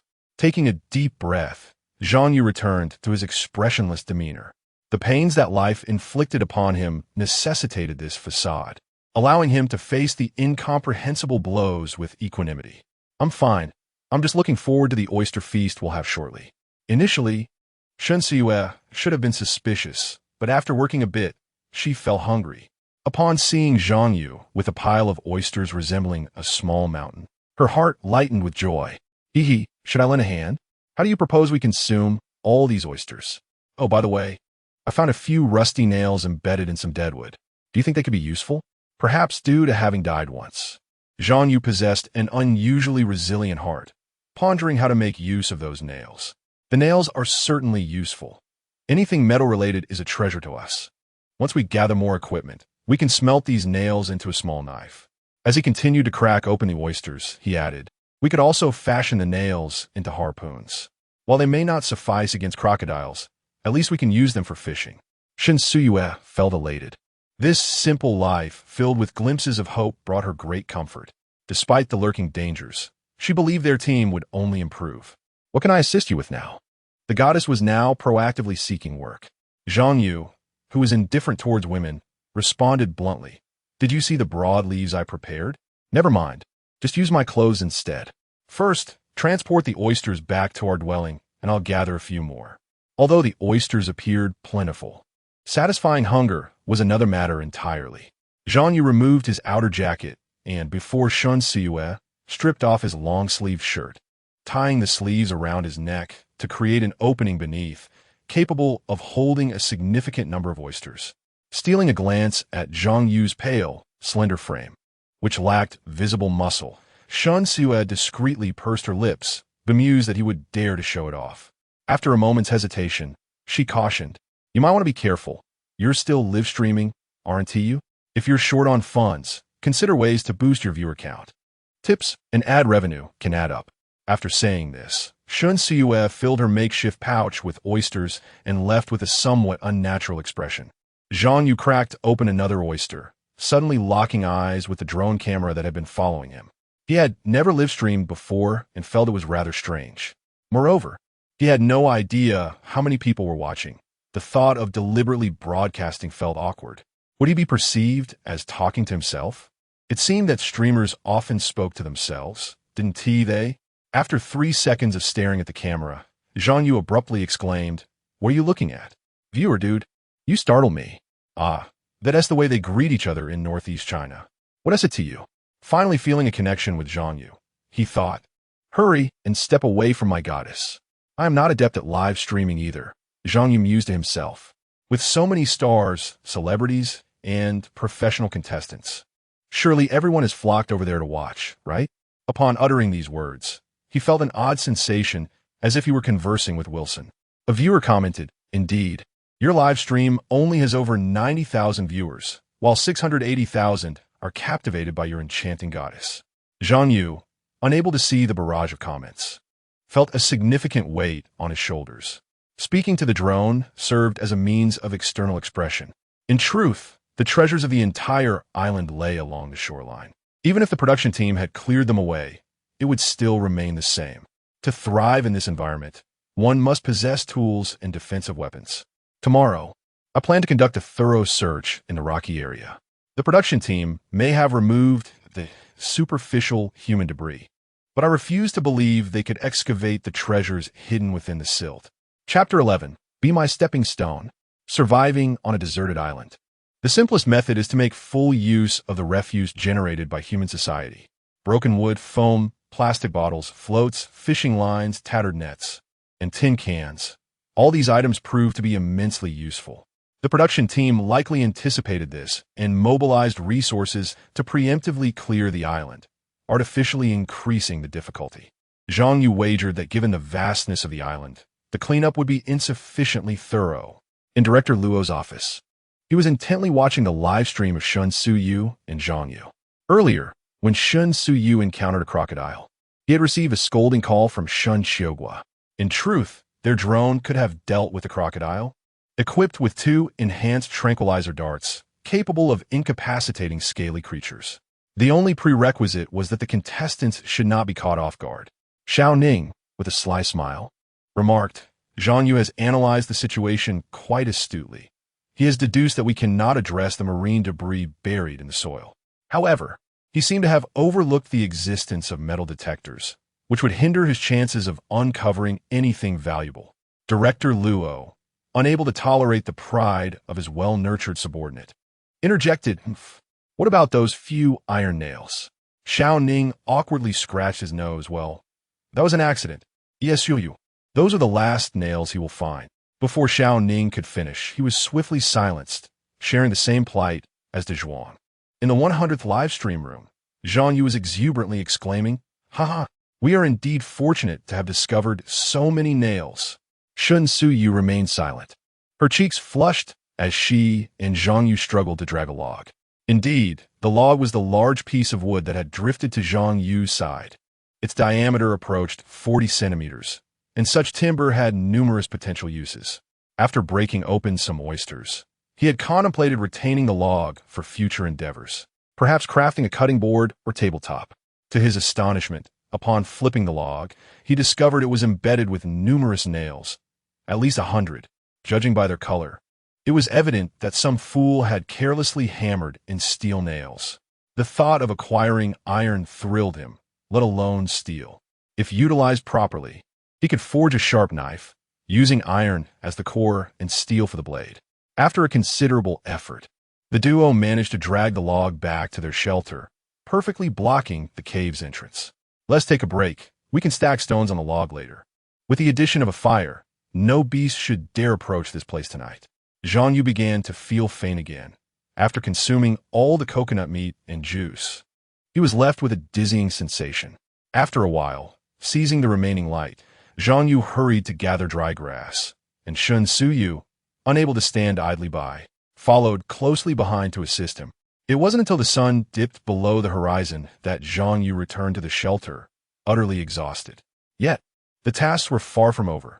He still needed to construct a rudimentary stove, or else he would be unable to cook the oysters and warm himself during the night. Why does your stove look so peculiar? As the entrance began to be barricaded, Shun Suyu inquired with curiosity, What will we do if something happens? Zhang Yu constructed a nearly 1.5 meter long trench using stones near the cave's opening. Is this truly a stove? Aren't stoves typically square? He wiped the sweat from his brow and explained, This design maximizes our safety by deterring wild beasts from approaching. Additionally, I plan to create a rudimentary protective barrier outside using extra dry wood. He added, I certainly do not wish to be killed by a beast in my sleep. Furthermore, the elongated shape serves to prevent the fire from extinguishing. While wood piled together burns quickly, a longer arrangement slows the combustion process and effectively preserves the embers. As he neared completion, Zhang Yu's tone lightened. Do not heed the words of those so-called wilderness survival experts or streamers, or you may perish without even understanding how. He posed a rhetorical question. Have you ever witnessed a wild leopard stealthily killing a sleeping house dog? Shun Suyu shook her head in bewilderment. Consider this. If even a house dog struggles to detect a leopard's presence, we could easily meet our demise in slumber. Achake escaped Sin Suyue. She found Zhang Yu's remarks rather amusing. Although the term met our demise was unfamiliar in this era, it was easily comprehensible to others. Zhang Yu continued with a smile. Moreover, have you seen those wilderness streamers or survival experts' videos of them making fires for the night? Many simply pile wood together. Anyone who has burned coal knows that if it's not arranged properly, by the next day, there may be nothing left but ash, let alone wood. He remarked, I will also pour some water on the wood at the other end to ensure it burns slowly until midnight. In a live stream, the comments section buzzed with activity. Zhang Yu's points resonate. One viewer stated, "I hail from the north, and it's entirely possible for a full load of coal to burn out overnight." Another added, "I know about fire arrangements. Besides the elongated shape, one can create a star-shaped fire pit that can last until the next day." A concern arose. But what about carbon monoxide poisoning? The likelihood of that is minimal. Another viewer clarified, their shelter's roof is 1/3 open, and the stone walls allow for ventilation, making poisoning improbable. Meanwhile, in a Western restaurant, a disgruntled Dazhuang set down his phone in frustration, finding a particular individual utterly displeasing. As a prominent wilderness survival streamer, he understood some aspects, yet lacked knowledge in finer details. Many influencers rely on staged material, akin to an assembly line. One moment, they're filming a group cooking over a campfire, and the next, someone is demonstrating fire by friction. He pondered the uncertainty of whether a fire would last until the next day. This cannot continue. Zhang Yu's stream is drawing an audience comparable to the celebrities competing alongside him. He resolved to undermine Zhang Yu's credibility among viewers. Soon, Da Zhuang devised a plan and hastily dialed a number. "Da brother, I need your assistance with something." "Yes, I'm aware of the price." The individual in question is contestant number 100 in the wilderness survival competition, named Zhang Yu. Indeed, it is essential to remember a few key points for crafting the narrative. He brought iron nails from outside, and the production team provided him with an additional outfit and shoes. Moreover, his method of cracking coconuts appears to be fraudulent. After a lengthy phone conversation, Dazhuang transferred funds via his mobile device and then contentedly began to eat. The wilderness is a limited territory. Eliminating some potential competitors in advance is advantageous for him, as it merely entails a minor financial loss. Furthermore, it may not even be a loss at all.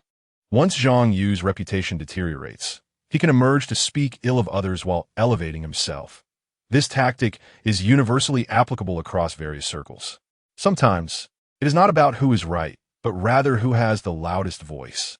Times have changed, and certain truths are no longer as steadfast. Gazing at Zhang Yu, who is grilling oysters on his phone, Dazhuang smirked, thinking, "You shall obediently become one of my stepping stones." Chapter 12, Living with Beauty. The sizzling sound of grilled oysters was undeniably delightful. Zhang Yu and his companion exchanged few words, preoccupied with their meal. Unlike others who tossed oysters onto the hot coals, which made for an inconvenient and messy experience, Zhang Yu placed 2 thin slabs of stone, washed in seawater, over a fire in a rectangular pit. The flames roared, effortlessly cooking the oysters to perfection. Moreover, consuming them raw posed no issue, providing hydration without concern. Nearby, in a cooler spot, torn seaweed lay waiting, while fresh branches served as makeshift chopsticks. They indulged as if at a teppanyaki buffet, immersed in their feast. The oysters from this region had a faint briny scent, virtually negligible. Coupled with their ravenous hunger, the sizable amount of oysters, enough to feed a family for 3 meals, was swiftly devoured by the two. Satiated from the oysters, Shen Suyu wiped her mouth contentedly. It was a rare pleasure to enjoy such a satisfying meal amidst the wilderness. Zhang Yu too felt full. The coconut juice and flesh he had consumed earlier provided a solid foundation, leaving him without discomfort after this hearty feast. However, as soon as he finished, drowsiness began to creep in, prompting him to suggest an early night. Although it was merely around 7 in the evening, he found himself unable to resist the pull of sleep. Shen Suyu's cheeks gradually flushed with a deeper hue at the thought of sharing a space for the night.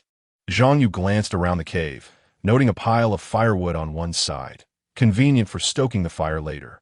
The remaining area was not small, roughly the size of a 1.5-meter bed. For a makeshift shelter, it was quite luxurious. "You can sleep inside. I'll take the outside. We can arrange some stones and my clothes and shoes to create a simple partition," he proposed. The distinction between genders was clear, and Shen Suyu was extraordinarily beautiful, a visage that could evoke feelings of inadequacy in most.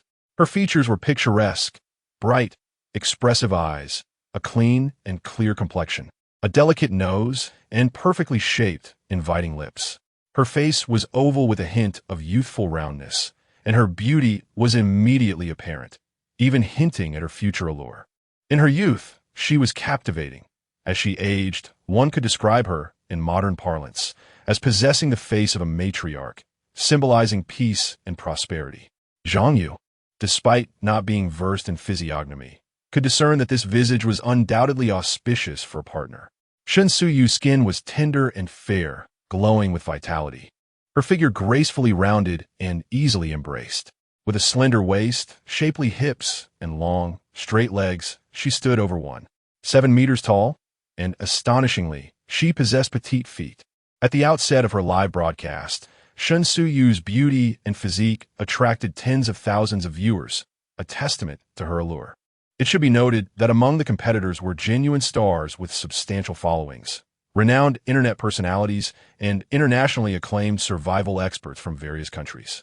Yet, even in such esteemed company, her allure was unmatched, eclipsing the entertainment industry. Perhaps it was her perfection or Zhang Yu's humble self-perception that made him feel undeserving of her presence, rendering him unexpectedly calm in the face of such beauty. Since there are no thoughts to ponder, one must naturally conduct oneself with gentlemanly decorum. However, given the constraints of our circumstances, it is simply unfeasible to allow him to reside elsewhere. So, you mustn't come over at night. Otherwise I shall strike you. Shen Suyu waved her diminutive fist, devoid of any menacing effect, eliciting laughter from Zhang Yu. Enough of this. I am on the verge of fainting, leaving no room for other thoughts. As long as you refrain from mounting me or leaping into my embrace, that will suffice. Shen Suyu, in exasperation, exclaimed. You must not utter a word. With a chuckle, Zhang Yu stepped outside, arranging the dry wood in a systematic manner to create a rudimentary framework. Should any creature tread upon it, the resulting clatter would serve as a modest warning. Having resolved his personal matters, Zhang Yu returned to the shelter. Amidst the protests of hundreds of thousands of online followers, he and Shen Suyu adjusted the drone to a fixed shooting mode, positioning it in a corner by the door to allow the viewers to appreciate the beach and sea under the cloak of night. Reclining on a stone used as a pillow, nestled in the warmth of soft hay, with gentle waves of heat radiating from the stove nearby, Zhang Yu felt as if his spirit were soaring to the heavens. In the next moment, he was on the brink of slumber, yet, just as sleep beckoned, thoughts of his journey through time resurfaced. The profound sorrow that consumed him was incomprehensible to anyone, and he wondered how his counterpart in that other realm fared, likely deceased. For there was no wilderness survival competition in that timeline. Would his biological parents in that world be utterly heartbroken? The thought alone was unbearable. The most absurd aspect was the necessity to feign normalcy to honor the parents of this timeline. Yet he felt an insurmountable disconnect, an emotional void that could not be bridged. This world, so palpably real, seemed devoid of the mythical systems of lore. A wilderness survival competition was precisely where his skills could shine. Outside of this contest, he felt like nothing at all. Alas, fate plays its cruel games. Both body and soul were weary to the point of exhaustion, yet sleep eluded him, an indescribable torment. Why could others traverse dimensions with carefree abandon, while he languished in agony? Meanwhile, Shen Suyu too found herself wide awake. Her experiences had been numerous and transformative, filled with frightful moments that would surely lead to nightmares. Yet, unlike Zhang Yu, she found joy in this new existence, having grown fond of this way of life. However, her good upbringing made her reluctant to take advantage of Zhang Yu. What right did she have to expect his constant assistance? Wouldn't he thrive more comfortably on his own? Zhang Yu, are you asleep? Shen Suyu whispered softly. Zhang Yu's voice was muddled, his thoughts a chaotic whirl, causing a dull ache in his head. Not yet. Shen Suyu proposed. What if I give you the survival prize I am entitled to? Consider it the cost of your guidance in this competition. Zhang Yu hardly absorbed her words, lost in his spiraling thoughts, reminiscent of the state that had led him to contemplate self-harm. Whatever, as long as the money suffices. One cannot take wealth with them upon departure from this world. His response was disjointed, yet Shen Suyu remained oblivious to the disconnect. Concerned that mentioning money might cause Zhang Yu embarrassment, she pondered for a moment before suddenly suggesting, would you like to learn martial arts? I truly possess martial arts skills. Otherwise, how would I dare to venture here alone? Zhang Yu, well, that's acceptable. Shen Suyu felt a sense of joy at the solution. she had conceived for her. The knowledge she had acquired, she believed, was something Zhang Yu had scarcely encountered. The arts of music, chess, calligraphy, painting, martial prowess, medicine, singing, dancing, and even the management principles she had systematically studied. All of these could be imparted to Zhang Yu. The extent of his learning would depend on his aptitude. Although she might not be able to offer much, it would undoubtedly prove beneficial. Thus, it was settled. Beginning tomorrow, I shall teach you some things. Understood. Now rest quickly. Zhang Yu felt his head about to explode. Within, several small voices were embroiled in argument, each unable to persuade the other. In truth, if he were not so fatigued, engaging in conversation with Shun Suyu would have alleviated his distress. Yet, his body was too weary for even the slightest utterance. He could no longer discern what Shun Suyu was saying, or perhaps she had fallen silent. In desperation, he resorted to his self-devised method of hypnosis. Reminiscent of the Chuanjin heart method recited by Yanghua in The Return of the Condor Heroes. In his youth, he once harbored dreams of becoming a martial artist, and now it had merely transformed into a lullaby.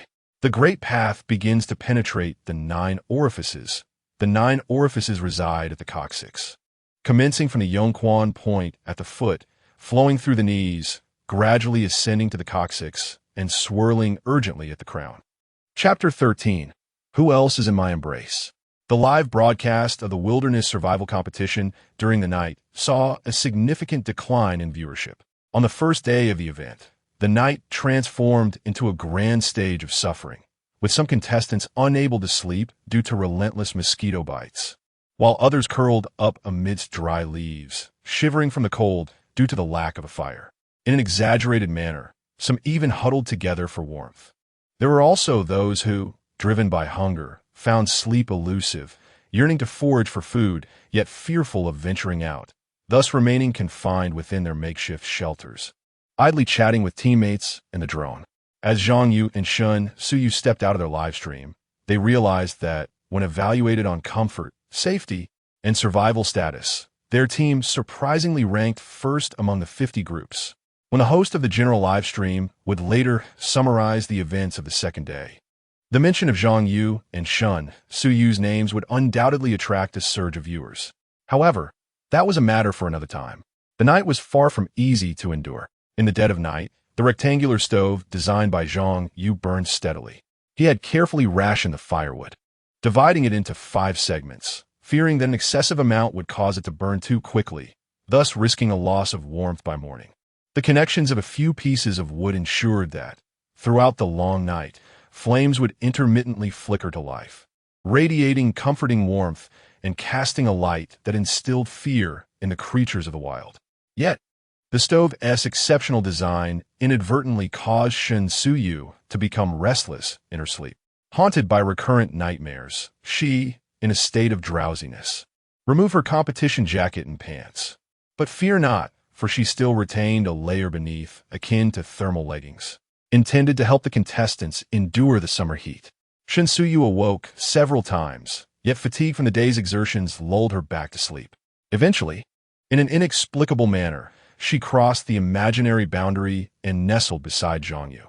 Cradling the reassuring presence of his body and listening to the rhythmic beating of his heart, Shun Suyu finally succumbed to a deep slumber. Meanwhile, Zhang Yu remained motionless, breathing steadily, akin to a meditative monk, as still as a mountain. The following day, around 5 or 6 o'clock, Zhang Yu's breathing rhythm subtly altered, and his eyelids slowly fluttered open. Unlike the usual post-sleep dizziness or the desire to linger in bed, he transitioned seamlessly from slumber to wakefulness. Clear, lucid. This was Zhang Yu's most immediate sensation.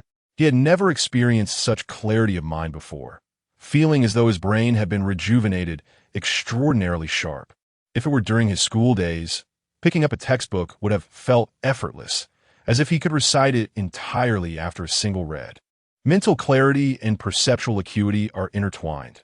With a clear mind, he perceives his surroundings differently, akin to shifting from standard definition to high-definition clarity. What could this possibly mean? Could it be the effect of consuming oysters last night? Zhang Yu pondered little, for he had not eaten in days. And given his previous experiences of drifting on a log for 3 days without awakening, perhaps it was due to some otherworldly phenomenon.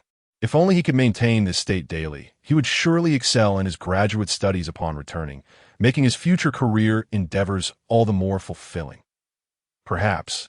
Regaining his thoughts, Zhang Yu suddenly felt something was amiss. Who was this person nestled in his embrace? Lowering his gaze, he was astounded to find that the girl was indeed quite bold. Shen Suyu had her head resting on his arm, one arm draped across his chest, while one leg was thrown over him. Was it not a tad excessive to test a mechanical technician in such a manner? What to do, what to do? Everyone appreciates something sweet and soft, yet this was a woman destined to be beyond his reach. Should he perhaps take advantage of the situation? Just as this thought crossed his mind, he promptly dismissed it. If discovered, how embarrassing would that be? And how could he proceed with the upcoming competition then? Alas, women truly are a troublesome amalgamation of complexities. Zhang Yu quelled his unusual thoughts and gently poked Shen Suyu's forehead with his other hand. It was smooth and soft to the touch. Ugh, Zhang Yu, what are you thinking? Speaking of which, if he were to resolve his financial troubles, it would be time to seek a suitable girlfriend. Dad, what time is it? Shen Suyu murmured sleepily, her eyes still closed. The morning live stream was already bustling with activity, with the two rooms combined boasting around 100,000 viewers. Some were night owls who had stayed up all night. Others were napping, while a few were early risers exercising or preparing breakfast. Shen Suyu's words instantly ignited the two live streams. The positioning wristband had a recording function. Unless they were whispering, normal conversations could be heard clearly in the live stream. Viewers commented, "Goodness, just one night, and it's already at the dad level. A beautiful day begins with a broken heart. Woe is me. I'm heartbroken. It must be that wretched Zhang Yu's fault. He must have secretly taken advantage of the goddess last night, forcing her to accept reality." To the one upstairs, "How filthy must your mind be to think such thoughts? You can't be a decent person either. Why the hostility so early in the morning? Everyone calm down. It's just a goddess. We can find another. Hey, scoundrel upstairs, get lost." As Shen Suyu opened her eyes, Zhang Yu swiftly covered her mouth. His mind was clear, and he had considered the implications thoroughly. If the live stream caught wind of any intimate exchanges, how could the girl ever marry in the future? Shen Suyu's demeanor clearly suggested she hailed from a distinguished background.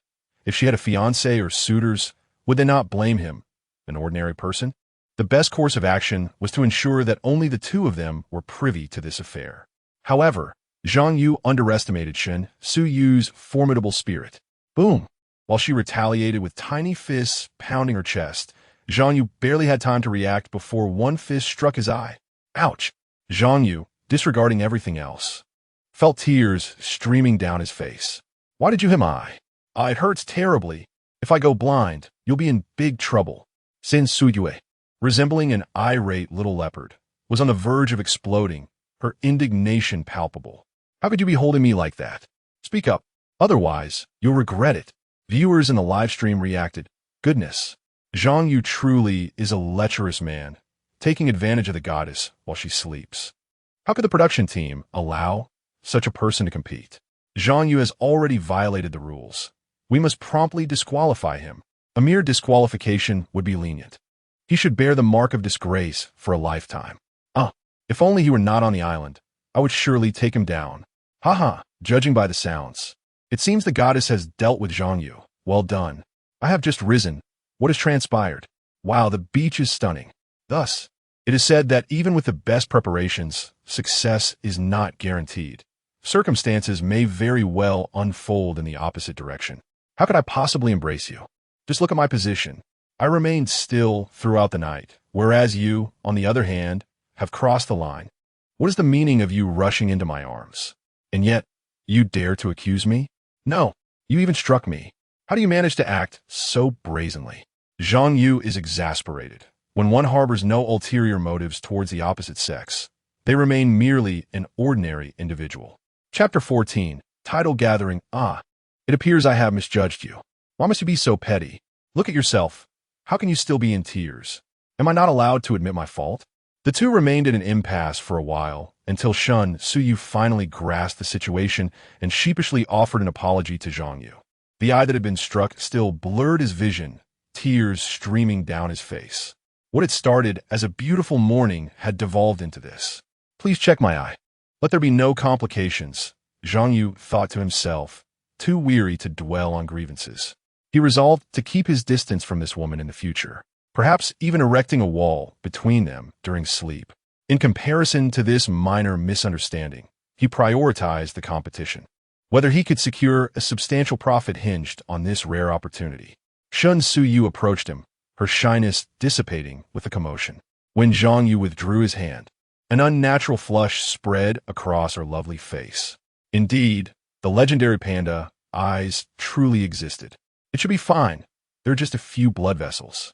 Like me, your features are somewhat pronounced, and most of the force landed around your eye socket. Zhang Yu wiped away his tears, silently vowing to make this troublesome girl suffer in return someday. It's all right. Let us rise quickly. We have much to accomplish today. Zhang Yu, still seething with anger, disregarded Shen Suyu's proximity and swiftly removed his pants, donning the attire provided by the production team. Shen Suyu cast a fleeting glance before lowering her gaze, a peculiar sensation washing over her, akin to that of an early rising couple.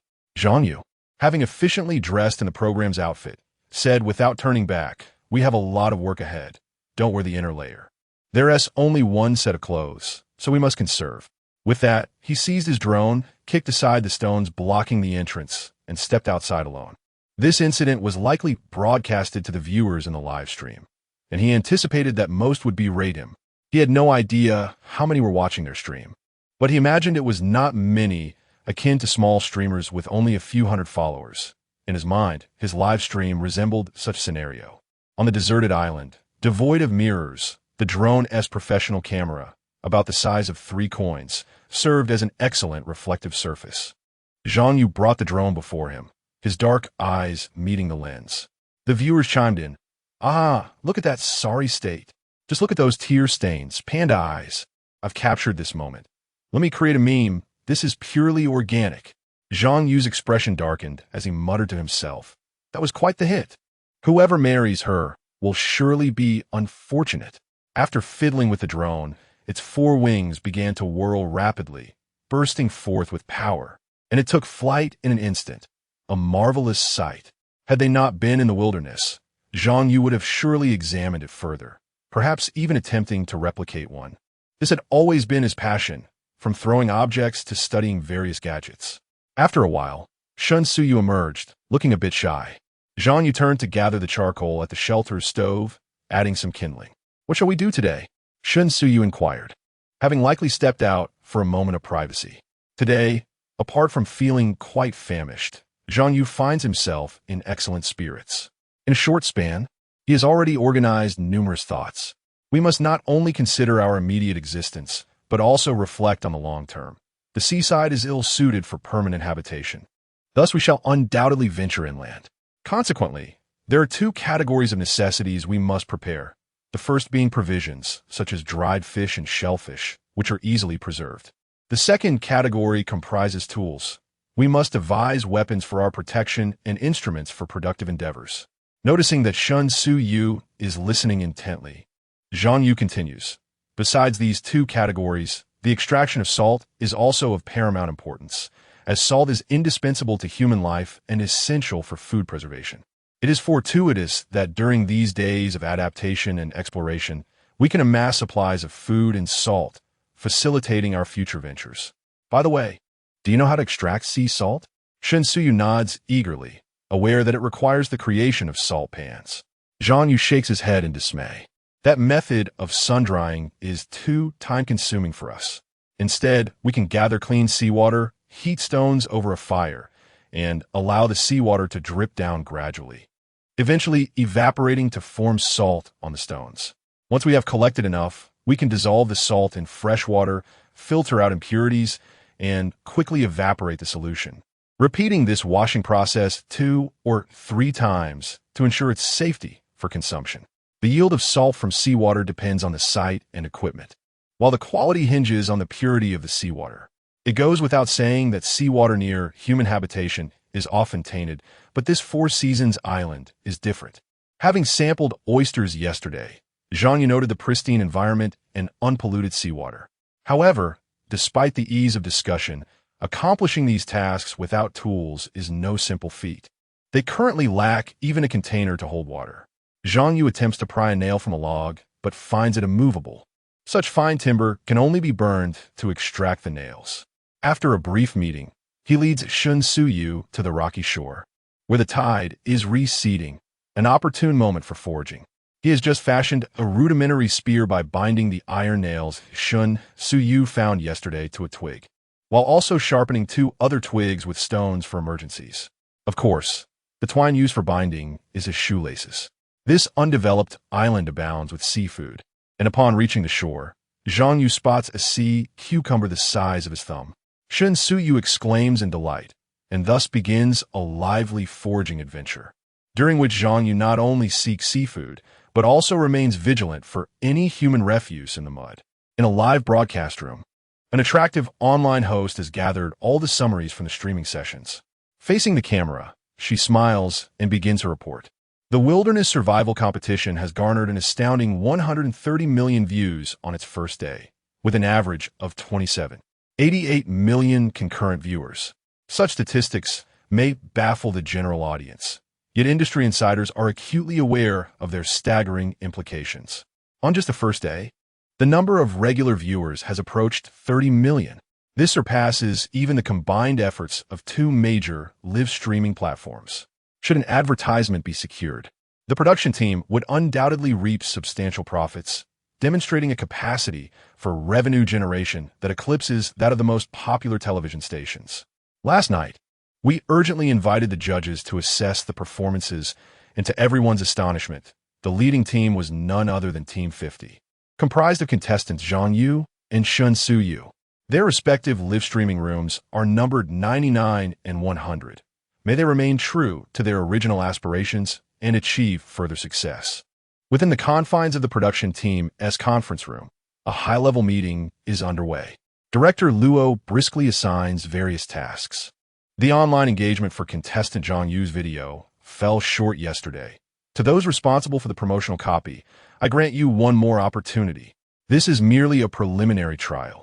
In the future, our program will unveil even more sensational highlights. I intend for 5 trending topics across all platforms to be dedicated to our show. Failure to achieve this will necessitate a change in personnel. Director Luo surveyed the room, adding, "Furthermore, do not fixate solely on those few celebrities for promotion. How long can they sustain their presence? Should they withdraw from the competition, who will uphold the show's popularity?" Our program collaborates with several entertainment companies. For the sake of mutual benefit, we may allocate some resources to those stars, yet we must also cultivate our own rising talents. It is imperative to select individuals with strong survival skills and promising on-screen presence, such as Team 50, whose striking combination of handsome men and beautiful women could absorb the majority of any resources allocated to them. Oh, and one more thing. This morning, I noticed numerous soft articles attempting to tarnish the reputations of contestant Zhang Yu and our production team. I am uncertain who provided us with such assistance, but now is the opportune moment to stir public discourse. Seize this chance and amplify the narrative vigorously. Chapter 15. Martial Arts? Just you? Uncle Ant. My brother is in trouble. In a household in Wanghai Village, a vibrant and youthful girl burst into the courtyard, startling the family's large black dog, which barked incessantly in protest. Inside the house, a middle-aged man, who was enjoying a meal, changed his expression at once and hurriedly grasped the hand of his wife who was seated across from him. "Do not panic, take a deep breath. Ching tends to speak without caution. Let us first ascertain what the matter is," he said. However, Ching had already dashed into the room. He quickly gestured to her. "You're grown now. Think carefully before you speak.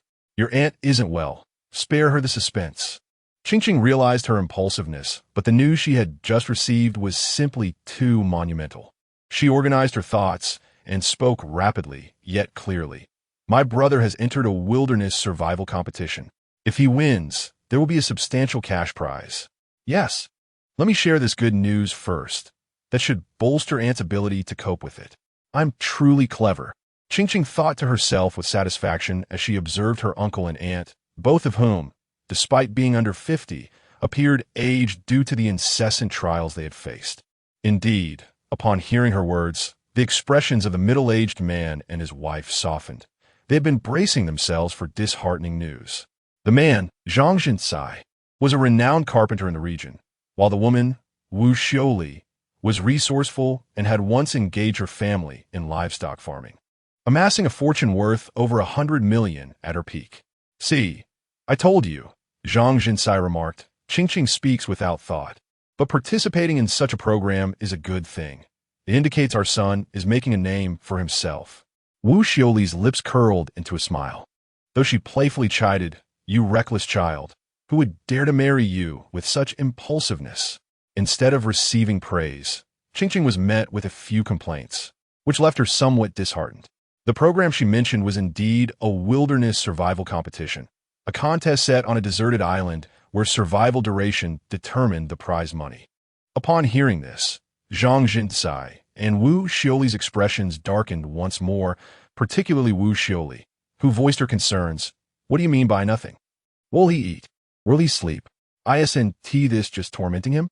Zhang Jinsai reassured her, "Our children, raised in the countryside, won't starve in the wild. They know wild vegetables, fruits, and small fish. It's an island, after all. They can find food by the sea. Didn't Xiao Yu often go fishing as a child?" Qingqing then dropped a small bombshell. "It's not that simple. That deserted island is home to many wild beasts. Tigers, leopards, wolves, bears, wild boars, poisonous snakes, pythons, crocodiles." With each animal she named, the couple's faces grew graver. Zhang Jinsai forced a smile, attempting to comfort Wu Xiuli. "Oh, it's normal to encounter animals. Otherwise, why would they pay?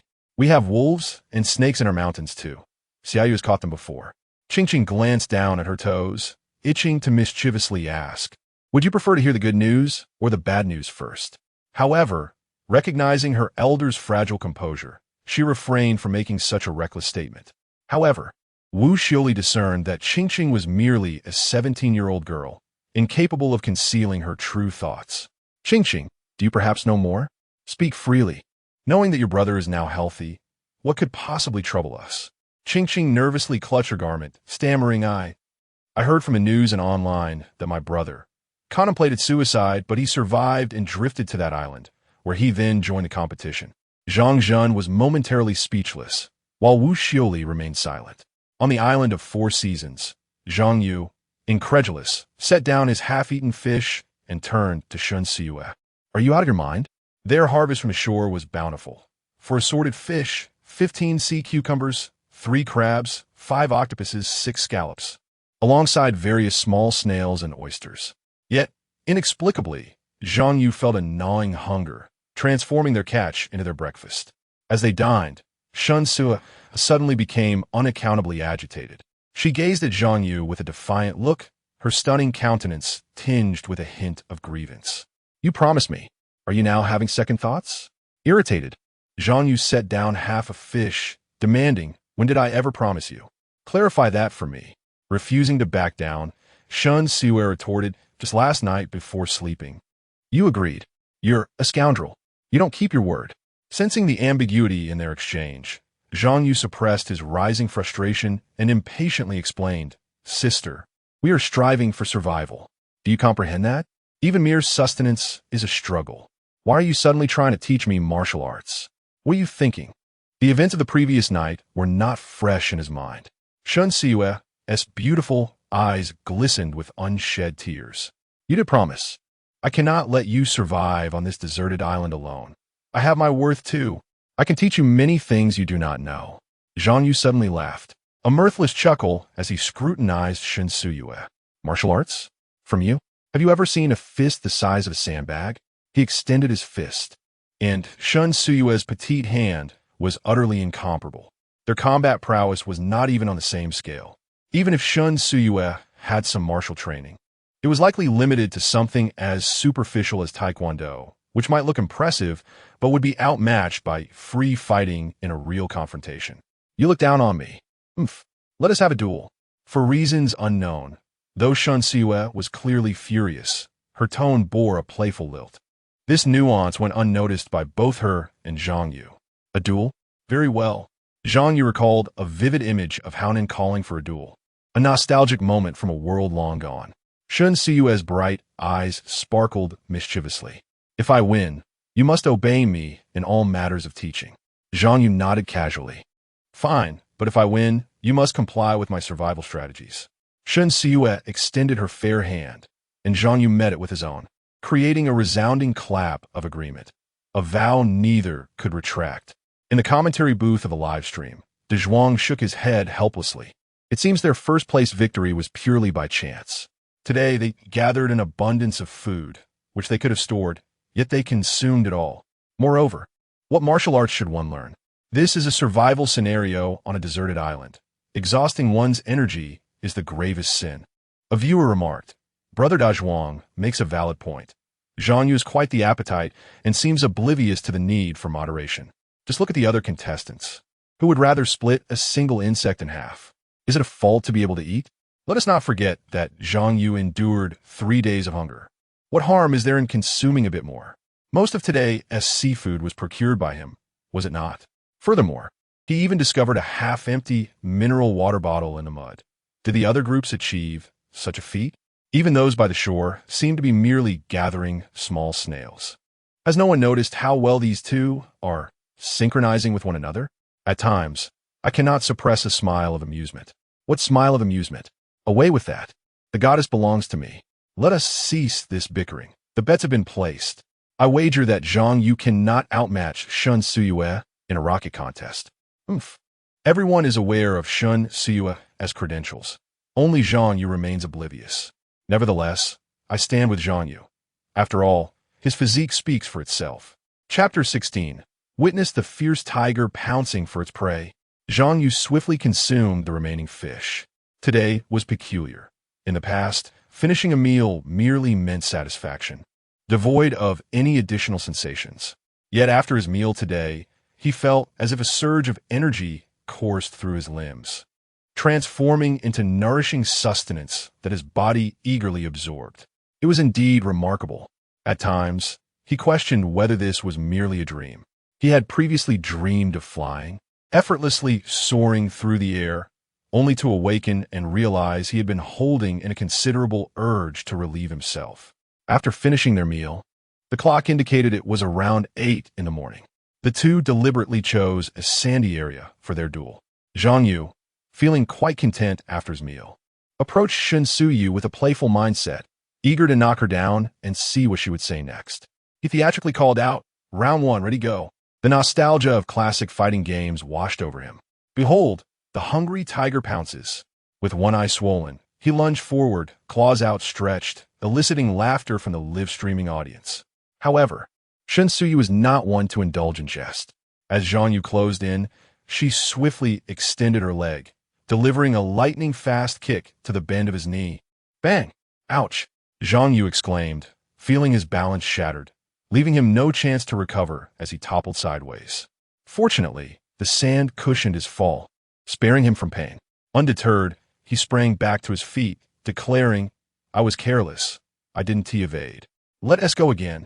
Without a word, Shun Suyu raised her hand, beckoning him with 4 fingers, reminiscent of a scene from a Hong Kong film featuring Wong Fei-hung. Zhang Yu, fixated on her, danced laterally, aware of his inability to fight. While he could certainly defend himself if it came to real combat, he thought it best to simply strike at her head without overthinking it. As Shun Suyu turned sideways to face him, Zhang Yu seized the opportunity, propelling himself towards her with determination. Regardless of her techniques, he believed he could overpower her with sheer force. Yet, Shun Suyu remained unfazed. With a sudden, commanding shout, "Ha!" her legs moved with an agility that seemed to defy distance, closing the gap between them in an instant. When Zhang Yu finally registered her presence, one of her feet connected forcefully with his chest. He was sent flying, losing control, while he caught a glimpse of Shun Suyu performing an elegant backflip to dissipate the impact. As he lay on the ground, a thought flashed in his mind. This girl truly possesses martial prowess.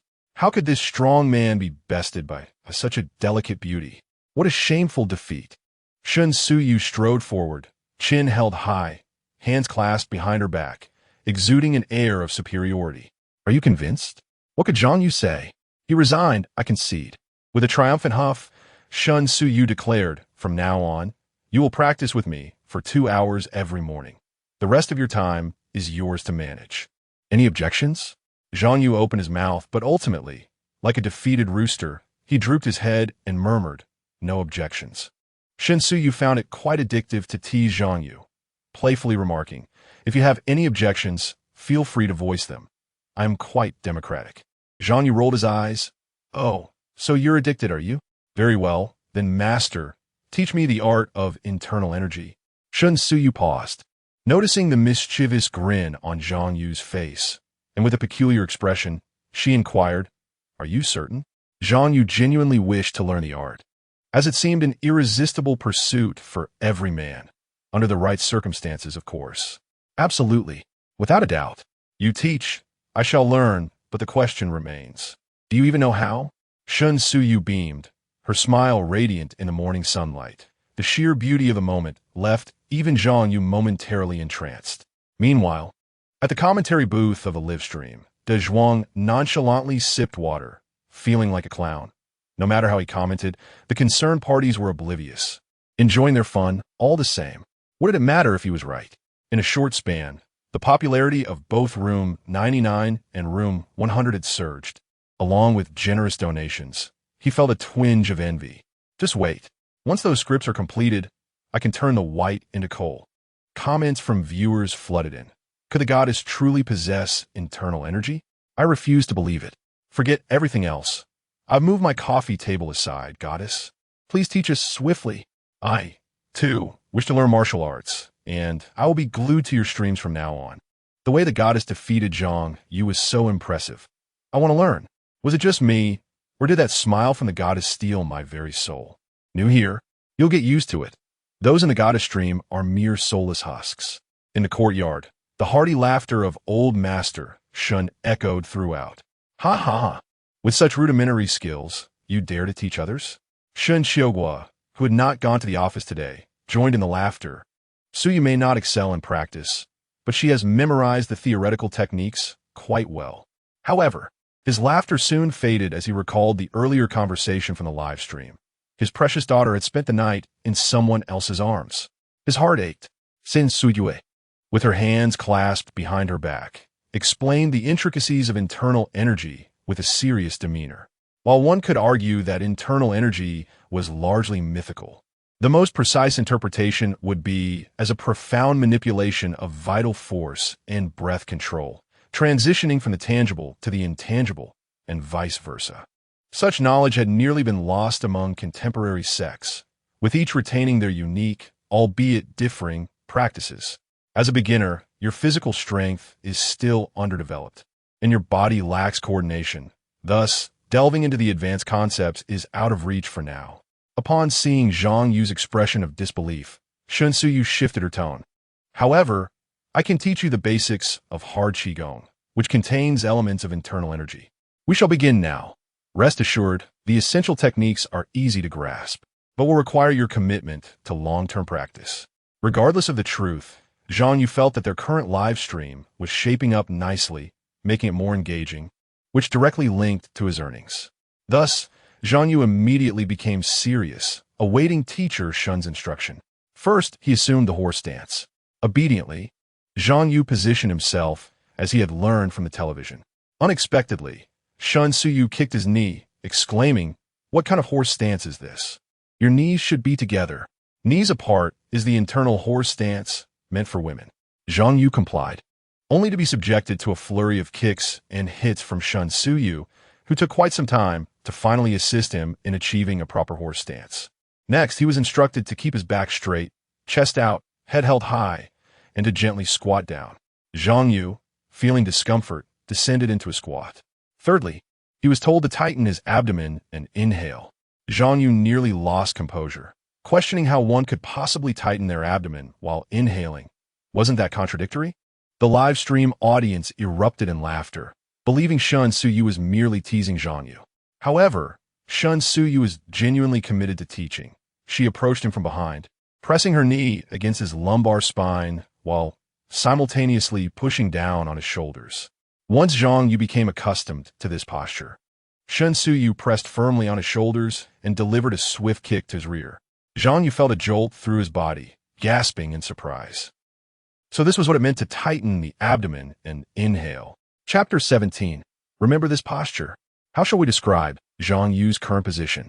It resembles the awkwardness of squatting in a cramped restroom, where the rough wooden door is almost touching his face and body.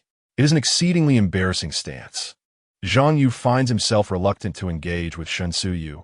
Yet at this moment, she unexpectedly leans in close to his ear, her breath carrying a refreshing fragrance that sends a tingling sensation through him. Shen Suyu is not jesting. She whispers softly, "Remember this posture. It is only effective when each breath feels constricted. Inhale deeply, exhale lightly, 5 short breaths followed by 1 long one. During the final exhale, envision the energy returning to your limbs and bones. It may appear somewhat foolish, but with prolonged practice, you will quickly master your physical strength and learn to utilize force in a limited capacity. Furthermore, it has the effect of guiding energy. Over time, you will unleash a considerable amount of power, akin to how I could effortlessly kick you away. Once you have grasped this, you can enter this state of breathing at any moment. I will then teach you the 5-animal play, which is a method of cultivating energy. Combined with the techniques I impart, you shall achieve the utmost efficacy. My grandfather cultivated a modicum of internal energy through the 5-animal play. Many may think that Shen Suyu is merely toying with Zhang Yu, yet he believes her wholeheartedly. This faith stems from his understanding of Shen Suyu and his own experience during her instruction. Although he felt discomfort, he also sensed a hint of effectiveness. While squatting in such a manner, one would typically expect to feel suffocated with sore legs and numb feet. However, after enduring for this duration, he surprisingly feels quite well. What Shen Suyu whispered in his ear must be a secret of martial arts, a teaching not imparted in its entirety by those who are not true inheritors. Zhang Yu empties his mind, deeply imprinting every sensation within his body, particularly the peculiar feeling of breathing. Though he inhales more than he exhales, he does not feel constricted, which is truly remarkable. He follows Shen Suyu's guidance in breathing, and to an outsider, his expression resembles that of someone suffering from constipation, eliciting laughter from the viewers in the live stream. After observing for a while, Shen Suyu seizes Zhang Yu's drone and walks away.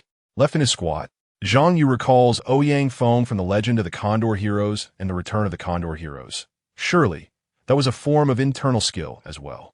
In the past, he had been a skeptic of such practices, a remnant of shattered childhood dreams.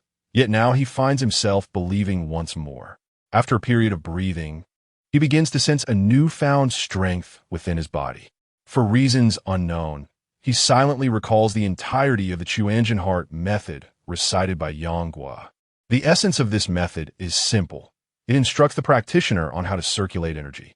As he breathes, he attempts to circulate his energy. Although he lacks control over it, he does not know where the energy resides, but he merely follows the rhythm of his breath, drawing upwards. Suddenly, Zhang Yu's pupils constrict. This is no illusion. He genuinely feels it. Not merely the sensation of energy, but a distinct awareness beginning from his feet, his toes, the tops of his feet, his ankles, and calves. It progresses methodically, with crystal clarity. With each area, a wave of soreness and numbness ripples through his muscles. It feels as though his strength is being gradually, yet swiftly siphoned away. Indeed, it is effective. The sensation of strength in his calves abruptly ceases, and no matter how he tries, he cannot summon it again. He remained oblivious to the reasons behind his predicament. Perhaps it was a deficiency in his physical strength. After all, those who practice martial arts typically focus on strengthening their bodies and reach a certain level before transitioning from external to internal training. This could very well be his plight. Perhaps, if only Shen Suyu were present, she would witness the flush of crimson on Zhang Yu's face, veins protruding on his forehead, as if he were on the verge of spewing blood. At that moment, he suddenly recalled the peculiarity of awakening that morning. His mind astonishingly clear. Could it be due to his silent recitation of the Chuanjian heart method before slumber? As for the lack of results from previous practice, could yesterday's sudden efficacy be attributed to the changes brought about by his transmigration? One must sometimes embrace the mystical. If such absurdities as transmigration could occur, what else might be deemed impossible? Even if a system were to emerge suddenly, he would accept it with equanimity. After an indeterminate period of breathlessness, feeling somewhat discomfort, Zhang Yu rose to his feet, instinctively seeking that elusive sensation, only to discover it evading him entirely. Indeed, Shun Su Yu's teachings possessed remarkable efficacy. He resolved to master all of Shun Su Yu's martial arts. While it may not significantly alter his life, it represented a dream. Much like his obsession with conducting experiments and throwing objects, these hobbies were pursuits he would follow without regard for consequences. Feeling unwell, Shun Su Yu approached with a drone in tow. Zhang Yu remained visibly astonished, silently nodding in acknowledgement. Viewer, I bet a lollipop that Zhang Yu will pounce on Shun Su Yu to punish her for deceiving him. Ha, I doubt he dares. He cannot best Shun Su Yu and must endure. Poor Zhang Yu, I almost feel sympathy for him. I never expected you to be such a goddess. I must be cautious henceforth, for the more beautiful the woman, the more deceitful she may be. Brother, your words hold considerable wisdom. I must inscribe this in my novel. Very well. Do not forget the copyright fees. Perhaps not. I am merely a struggling author, earning a meager sum, chuckling all day long. Back in the courtyard, Elder Shun Hung stared intently at the computer screen, scrutinizing every subtle expression on Zhang Yu's face. He murmured excitedly, if I am not mistaken, the young man should have developed a sense of qi. Shen Xiaogua looked skeptical. That cannot be. Both Su Yu and I toiled under your tutelage for months before sensing anything. Shun Hung shook his head firmly. I have not erred. That astonishment and shock cannot be feigned. He must have felt it. A talent indeed. Though he is somewhat advanced in age, with effort, he may yet inherit my mantle. Shun Xiaogua felt increasingly uneasy, for he understood the implications of the elder's words. If that young man were to pursue a relationship with his daughter, the elder's approval would be granted, and the head of their family remained the elder. Would their own cabbage be lost to them? In a live stream, the roles of Zhang Yu and Shun Su Yu had reversed. Survival competitions had become a norm. Are we truly going to see the crocodile? It is quite perilous. Perhaps it would be best to reconsider. Zhang Yu's perception of Shun Su Yu has significantly transformed, as his aloof demeanor gradually fades. He earnestly elucidates. Today we have acquired a semi-plastic bottle. Have you contemplated its potential uses? Shun Su Yu tentatively inquires. Are you considering collecting fresh water?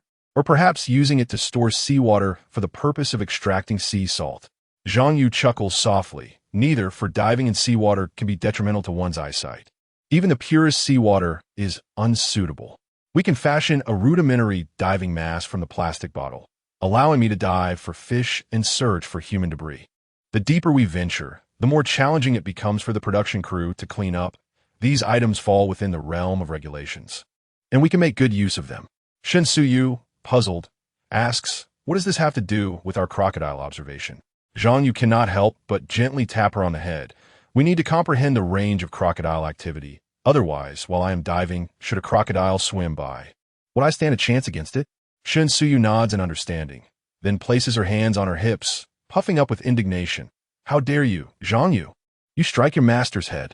Just wait until I teach you a lesson, you ungrateful disciple. Zhang Yu swiftly turns to flee, for her fierce demeanor is quite intimidating.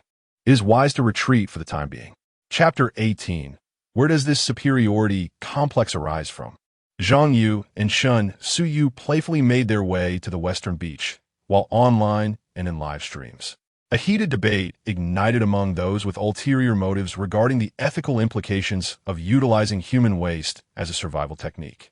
It was at this opportune moment that De Zhuang, sensing the timing was right as Zhang Yu and his companion prepared for action, boldly shared his perspective.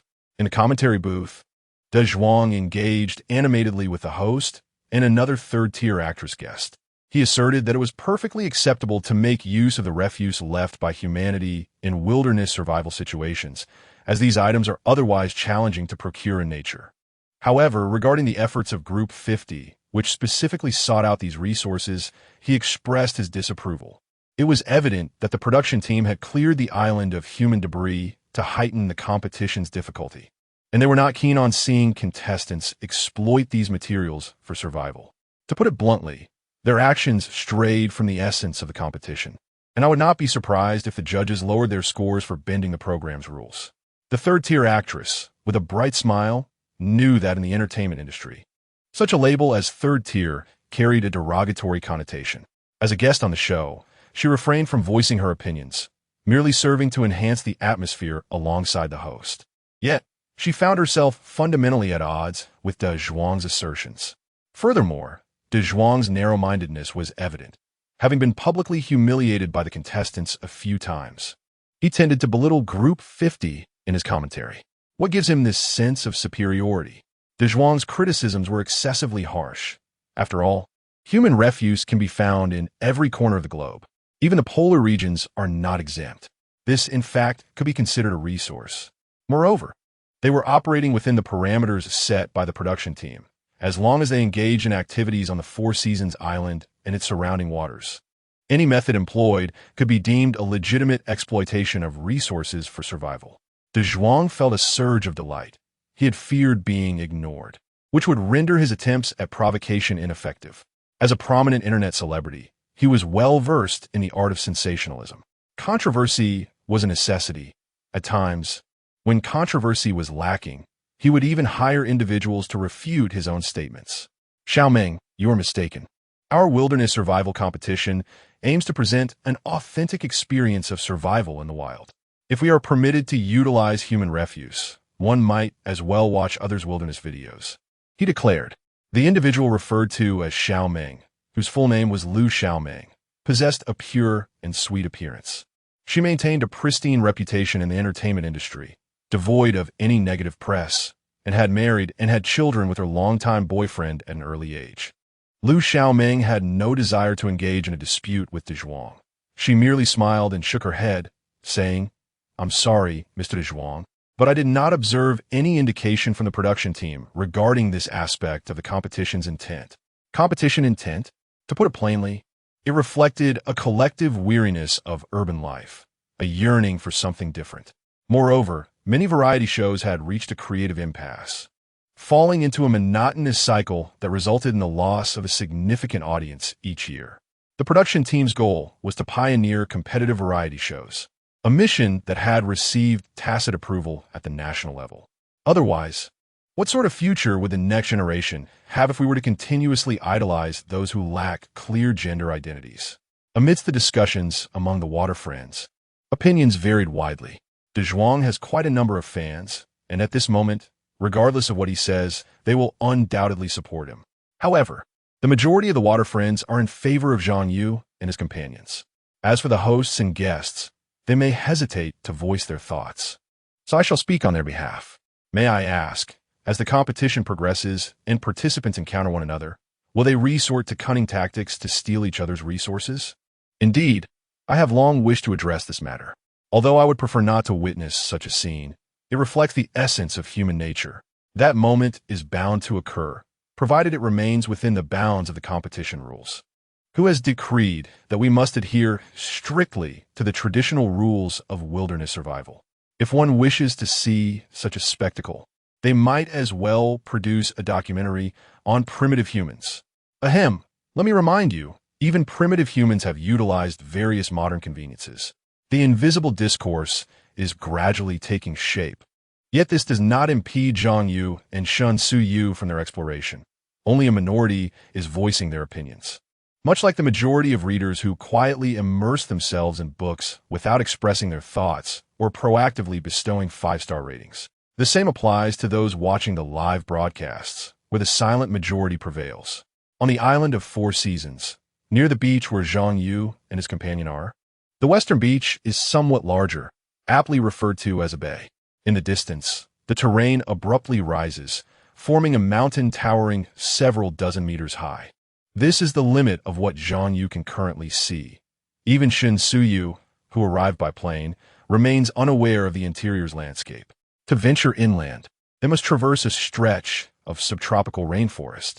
We must seize the opportunity to ascend that mountain from a higher vantage point. We can survey the surroundings and establish a clear objective, preventing us from aimlessly searching, Zhang Yu mused, idly toying with a few handy stones, his means of survival, and contemplating whether he could catch seabird. Shen Suyu hesitated. According to your words, once we reach the interior, the summer, spring, and autumn seasons may be manageable, but won't winter be excessively cold? Zhang Yu meticulously scanned the beach and the sea. They had indeed arrived at their destination, where crocodiles lurked, necessitating caution. Although I have not lived on this Four Seasons island, trust me, winter in the interior is undoubtedly more comfortable than by the sea, especially for survivors like us who possess nothing.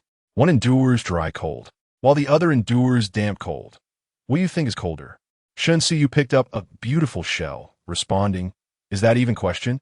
Obviously, damp cold is much colder, just like the difference between the northern and southern regions of our country. Suddenly, Zhang Yu extended his hand, pressing it down, his voice dropping significantly.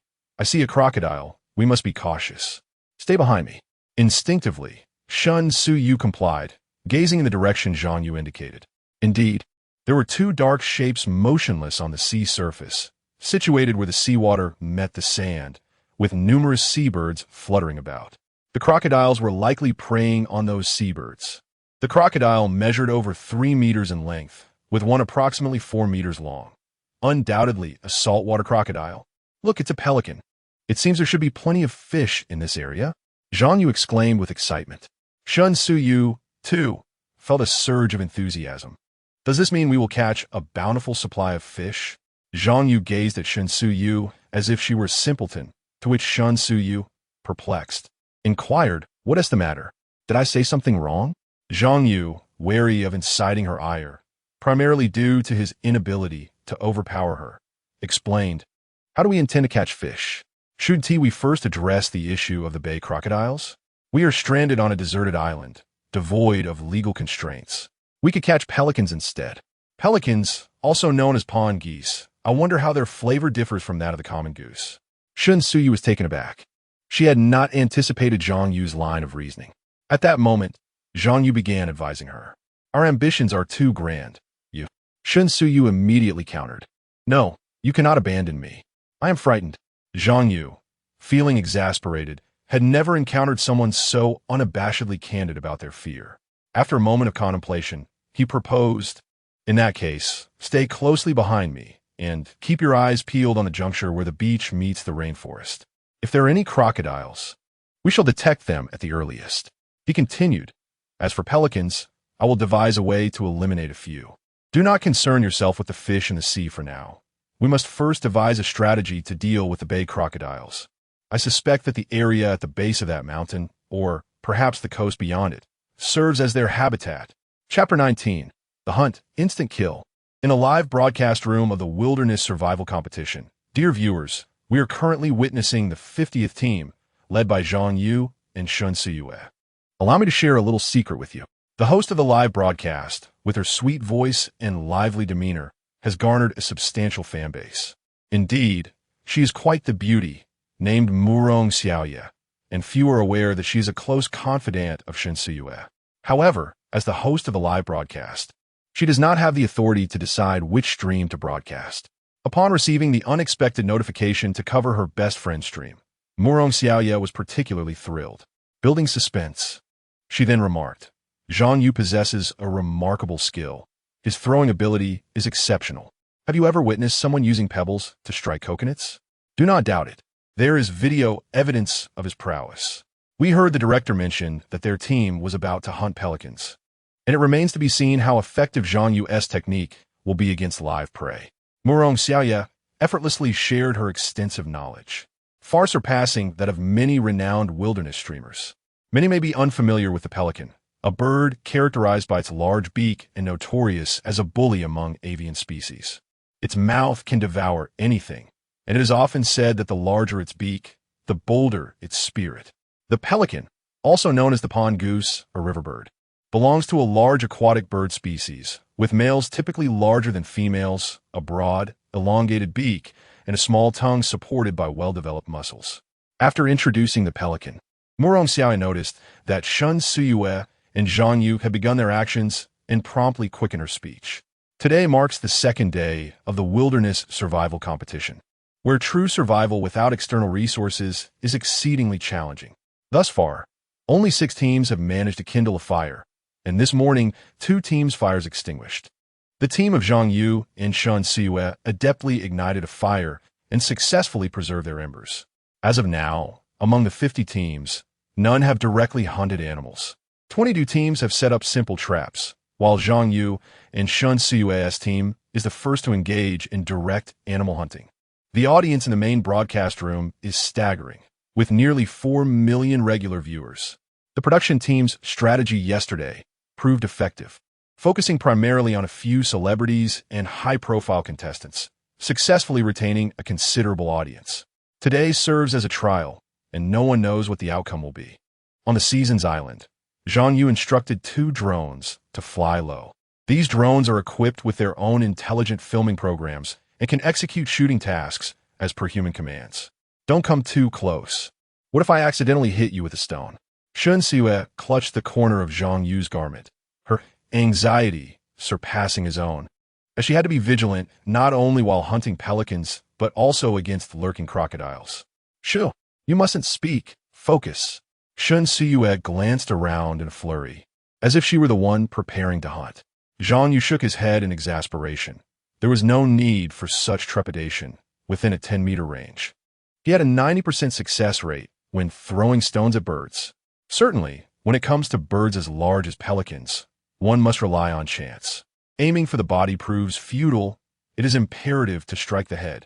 If only he could close the distance to 6 meters. His iron nails would be of great utility, or perhaps a dagger or a dart. Such instruments are far more effective than mere stones. Others remain oblivious to the prowess of his throwing skills. To put it plainly, with a single stone, he can ensure that the sharpest edge strikes its mark. The method eludes even him. It is merely a unique tactile skill honed through years of practice. Much like how some individuals can consistently toss a coin to land on their desired side, can they articulate the number of flips it made in the air? Clearly not. Yet they somehow managed to achieve their intended outcome. With Shun Siyue by his side, they approached the flock of pelicans, most of which were resting on the sandy shore. Their steps slowed considerably, and at last, Zhang Yu identified 2 suitable targets. 2 pelicans had their backs turned towards them. Although their approach was noticed, the pelicans were primarily engrossed in the sea. The water was crystal clear, and 2 bay crocodiles had already drawn near to the pelicans floating atop the waves. While the pelicans at sea remained unaware, the ones on shore had a clear view. In fact, several had begun to emit urgent calls, evidently warning their kin. Such a fortuitous opportunity ought not to be squandered. Zhang Yu swiftly took 2 strides, only to feel a distinct pull from behind. Shun Siyue was still holding on to him. Frustration gnawed at Zhang Yu. What a hindrance! With no time to waste, he flicked the stone he had prepared, simultaneously launching an iron nail with his other hand. The nail's propulsion relied predominantly on a flick, with only a fraction of its force derived from his wrist and arm. Both the stone and the nail soared forth, and, as Zhang Yu propelled himself away, he broke free from Shun Siyue's grasp. The entire sequence transpired rapidly. Upon rising, he discovered that most of the pelicans remained blissfully unaware of his presence. Without a moment's hesitation, he reached into his pocket and executed a graceful flick of his wrist. Whoosh! Another iron nail was shot forth. The pelicans finally recognized his approach after he had taken 2 strides, their calls becoming frantic.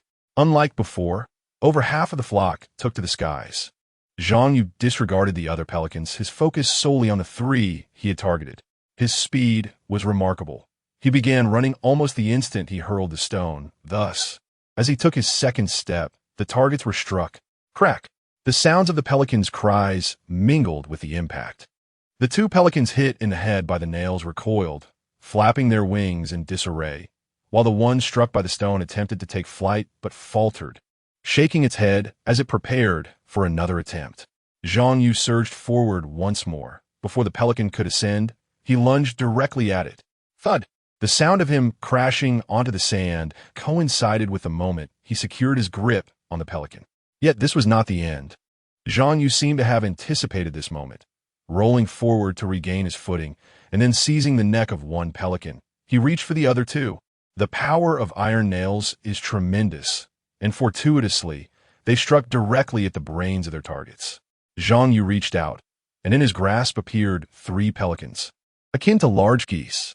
A radiant smile illuminated his face, evoking an involuntary joy in those around him. Yay. Zhang Yu, you are simply marvelous.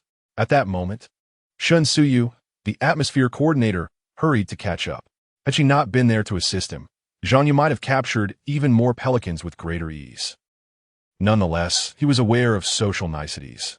In such moments, it was essential to share joy collectively rather than dampen spirits. Here, take one. Our dinner tonight shall be these. The live-streaming room erupted with cheers, and this spectacle was witnessed by nearly 500,000 viewers. Murong Xiaoya gasped in astonishment, wishing to shout in excitement, but restrained herself due to her role as the host. Meanwhile, Zhang Yu remained relatively composed. He merely shared in Shen Suyu's happiness before casting a vigilant glance towards the sea. 2 saltwater crocodiles were hunting at the same time as he, one of which had failed in its pursuit, its cold gaze fixated upon them on the shore. The crocodile's form shifted, possibly preparing to approach them. This is not a place to linger. Quickly let us know. What is that? As Zhang Yu casually scanned the edge of the tropical rainforest, he suddenly spotted an intriguing little creature. Chapter 20. Shall we consume it? Zhang Yu's inquiry not only captured Shinsuyu's attention, but also intrigued the viewers in the lively live stream, who continued to watch with great interest. In comparison to the exhilarating hunt, the arduous survival efforts of the other contestants seemed rather mundane. Shinsuyu turned her gaze and exclaimed, "Oh, a bird? Is that a pelican chick?" Zhang Yu took the lead, having previously scoured this beach without finding any trace of the saltwater crocodile. Its habitat did not lie here, likely situated on the beach across the mountain. Before them stood a chick still adorned with white down, roughly the size of a newborn puppy, moving clumsily. Zhang Yu effortlessly grasped it with one hand. This was not a pelican chick. After all, pelican chicks have comparatively larger beaks. Instead, it resembled. Could it be an osprey? Zhang Yu felt a tinge of uncertainty. The chick appeared to be over a month old, its size notable, and its unsteady stance led him to suspect it might indeed be an osprey. What is an osprey? That sounds familiar, Shen Siyue inquired as she leaned closer with curiosity. The more Zhang Yu observed, the more convinced he became, his delight intensifying, surpassing even the joy of capturing 3 pelicans. The osprey is a premier raptor, capable of dispatching eagles and owls if the opportunity arises. It is akin to a fighter jet cloaked in feathers. If you remain unaware of this, envision the most advanced bombers of America. Their flight patterns are nearly indistinguishable. Suddenly, Zhang Yu broke into a cold sweat, realizing he had made a rather precarious analogy.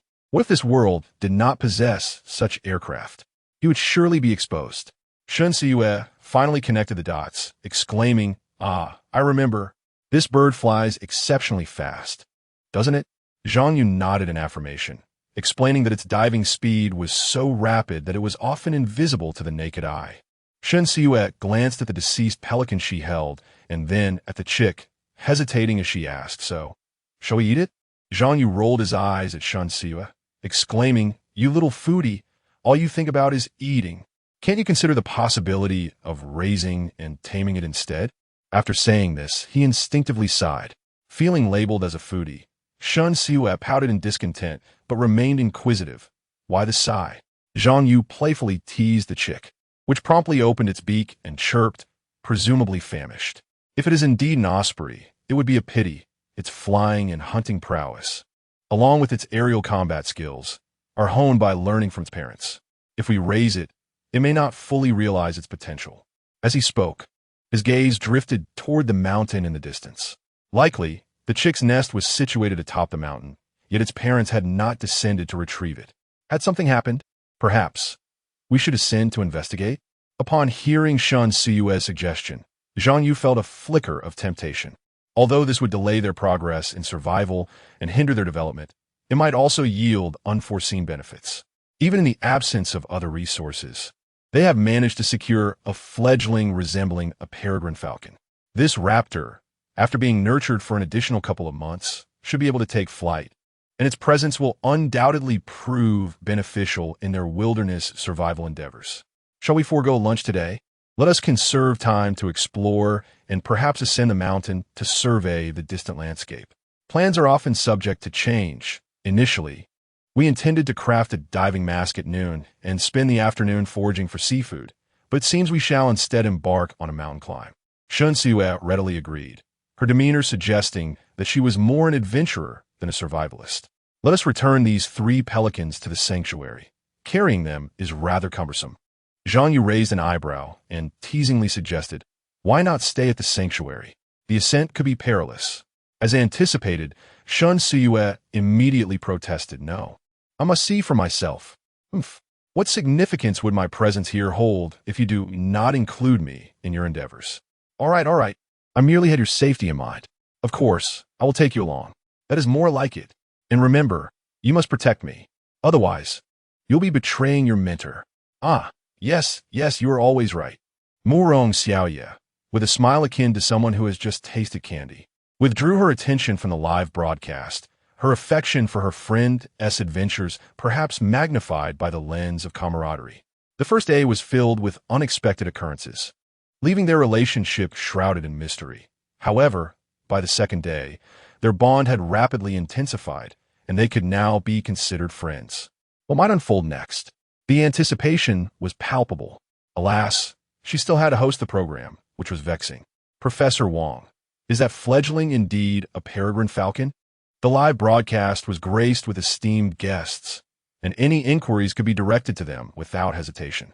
Professor Wang, a renowned expert in botany and entomology from Kyoto University, spent half of each year conducting research and field studies with his students, having explored numerous renowned wilderness areas both domestically and abroad.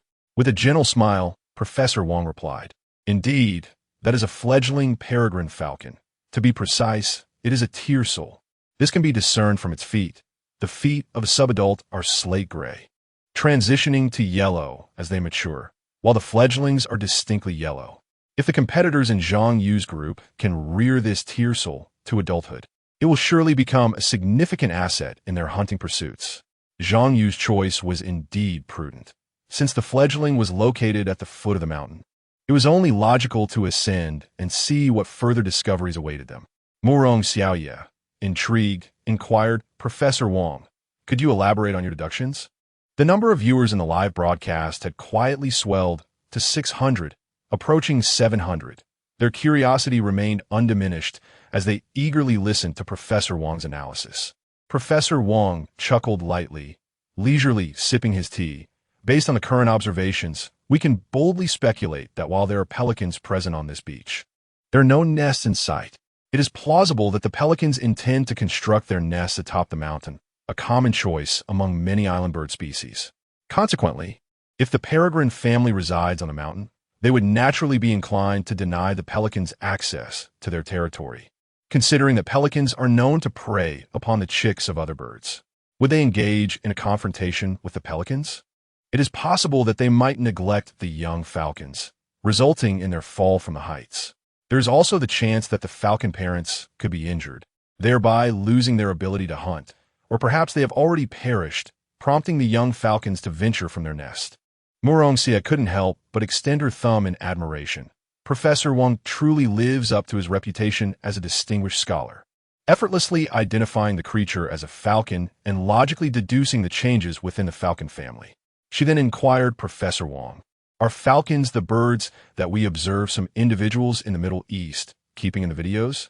Professor Wang glanced at Zhang Yu, who was feeding the young falcons with strips of pelican meat, a subtle envy gleaming in his eyes. Indeed, falcons are raptors that are easily tamed, possessing a striking and majestic appearance, making them the ultimate hunting companions. Owning a falcon in the Middle East symbolizes both wealth and fashion. However, falcons generally prefer not to reside along the coast.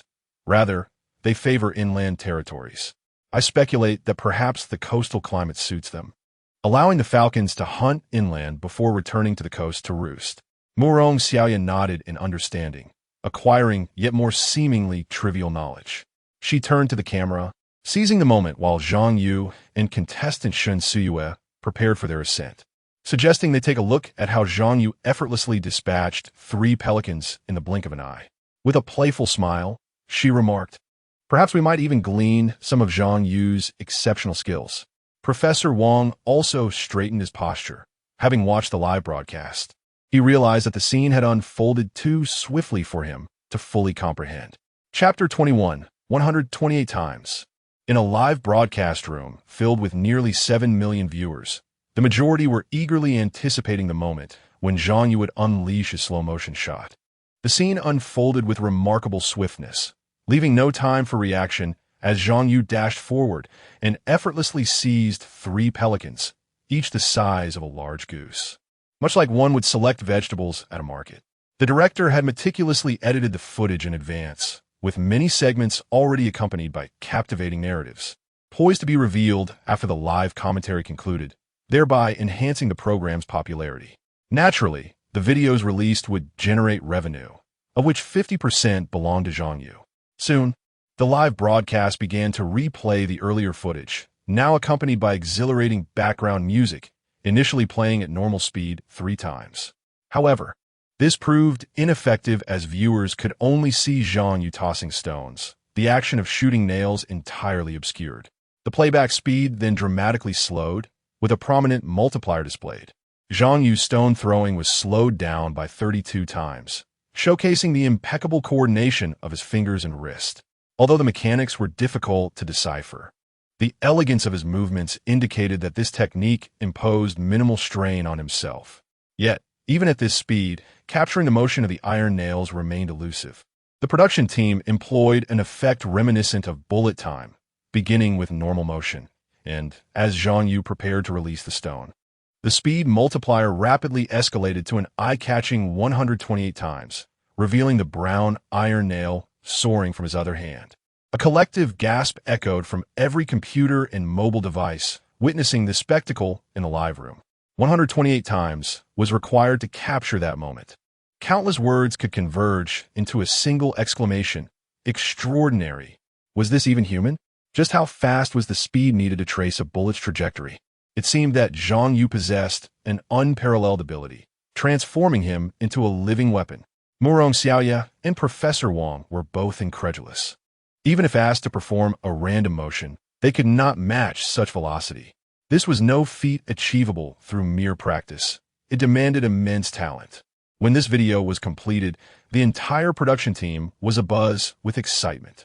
There was no need for further promotion. This video would undoubtedly rank among the best of the year. Thus, as noon approached, none of the senior staff left the conference room, exhilarated as they watched the live broadcast video, reveling in the astonishment of the world. Director Luo, with a satisfied smile, thought to himself, was this all? Not yet. The video was far from finished. Zhang Yu would take a few powerful strides forward, leading to a comical moment where Shun Sui tugged at his clothing. Then, as he casually waved his hand mid-stride, once again at 128 times speed, another iron nail was launched.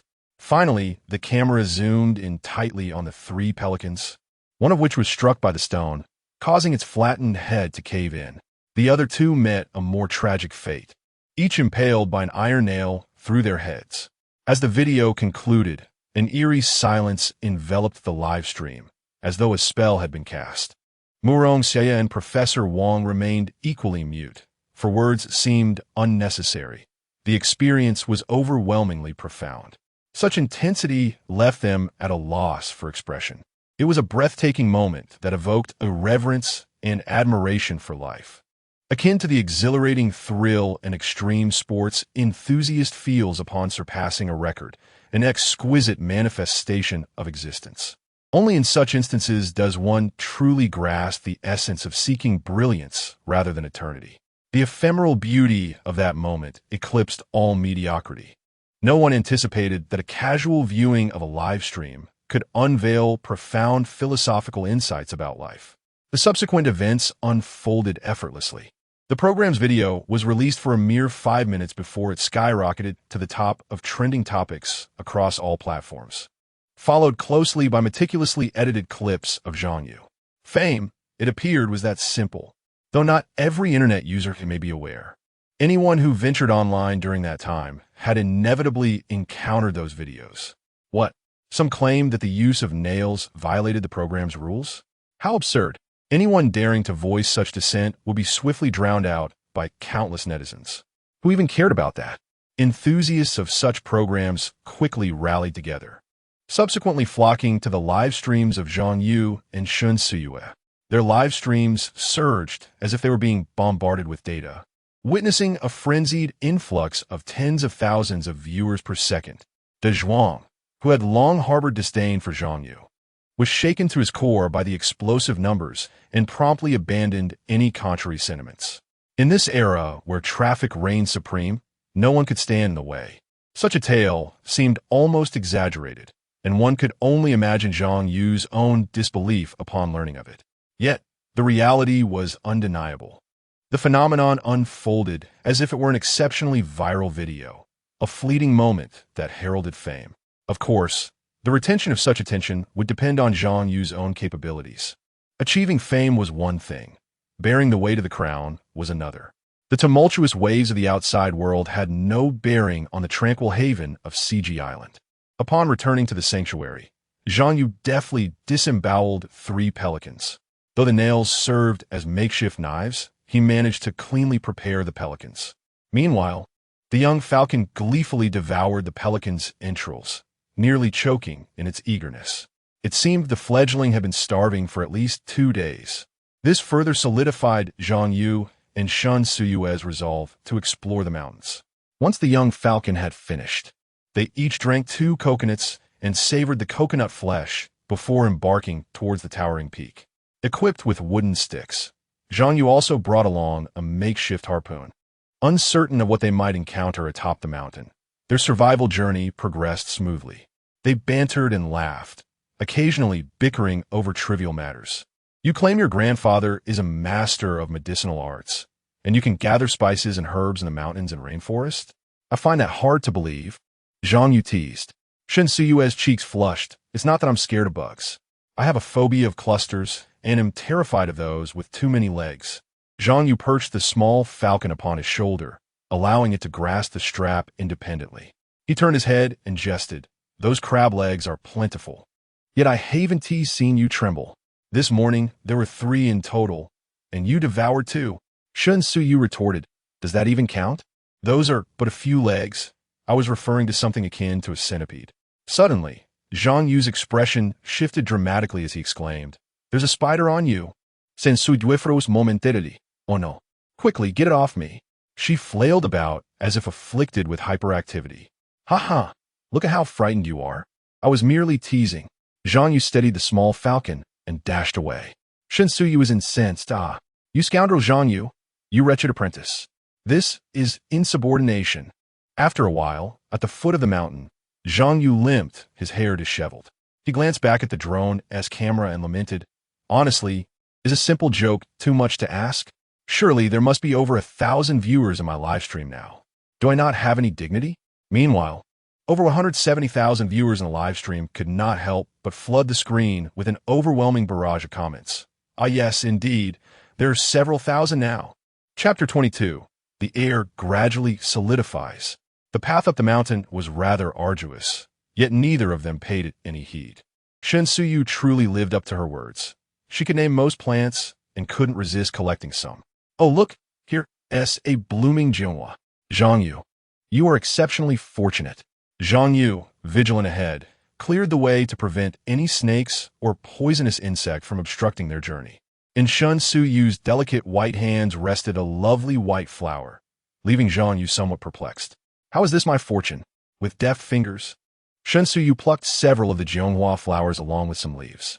Jinhua has the properties of detoxification, alleviating itching, and promoting blood circulation.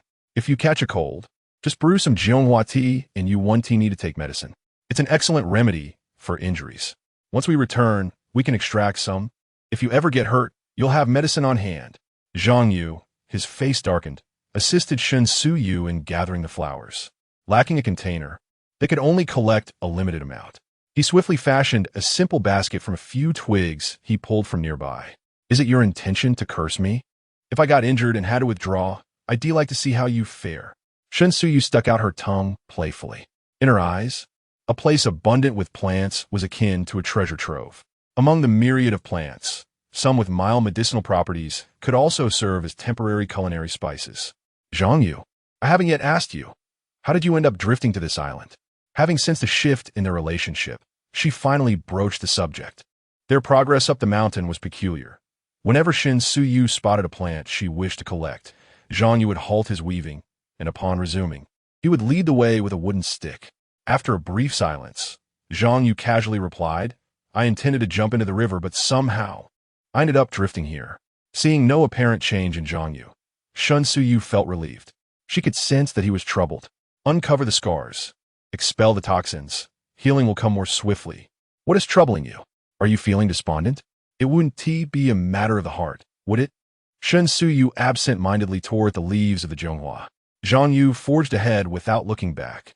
He too needed to converse, to expel the burdensome thoughts that clouded his mind. What could it be? Just poverty, ineptitude. He recounted slowly and candidly. In truth, at times, when one encounters someone contemplating despair, they should intervene and offer salvation. Everyone occasionally finds themselves ensnared in their own mental traps. Once untangled, the burdens diminish. It is utterly unworthy to relinquish a mere few decades of life over trivial matters. As Zhang Yu finished speaking, they had reached the mountainside. It was merely a few dozen meters to climb. No matter how difficult, they would arrive shortly.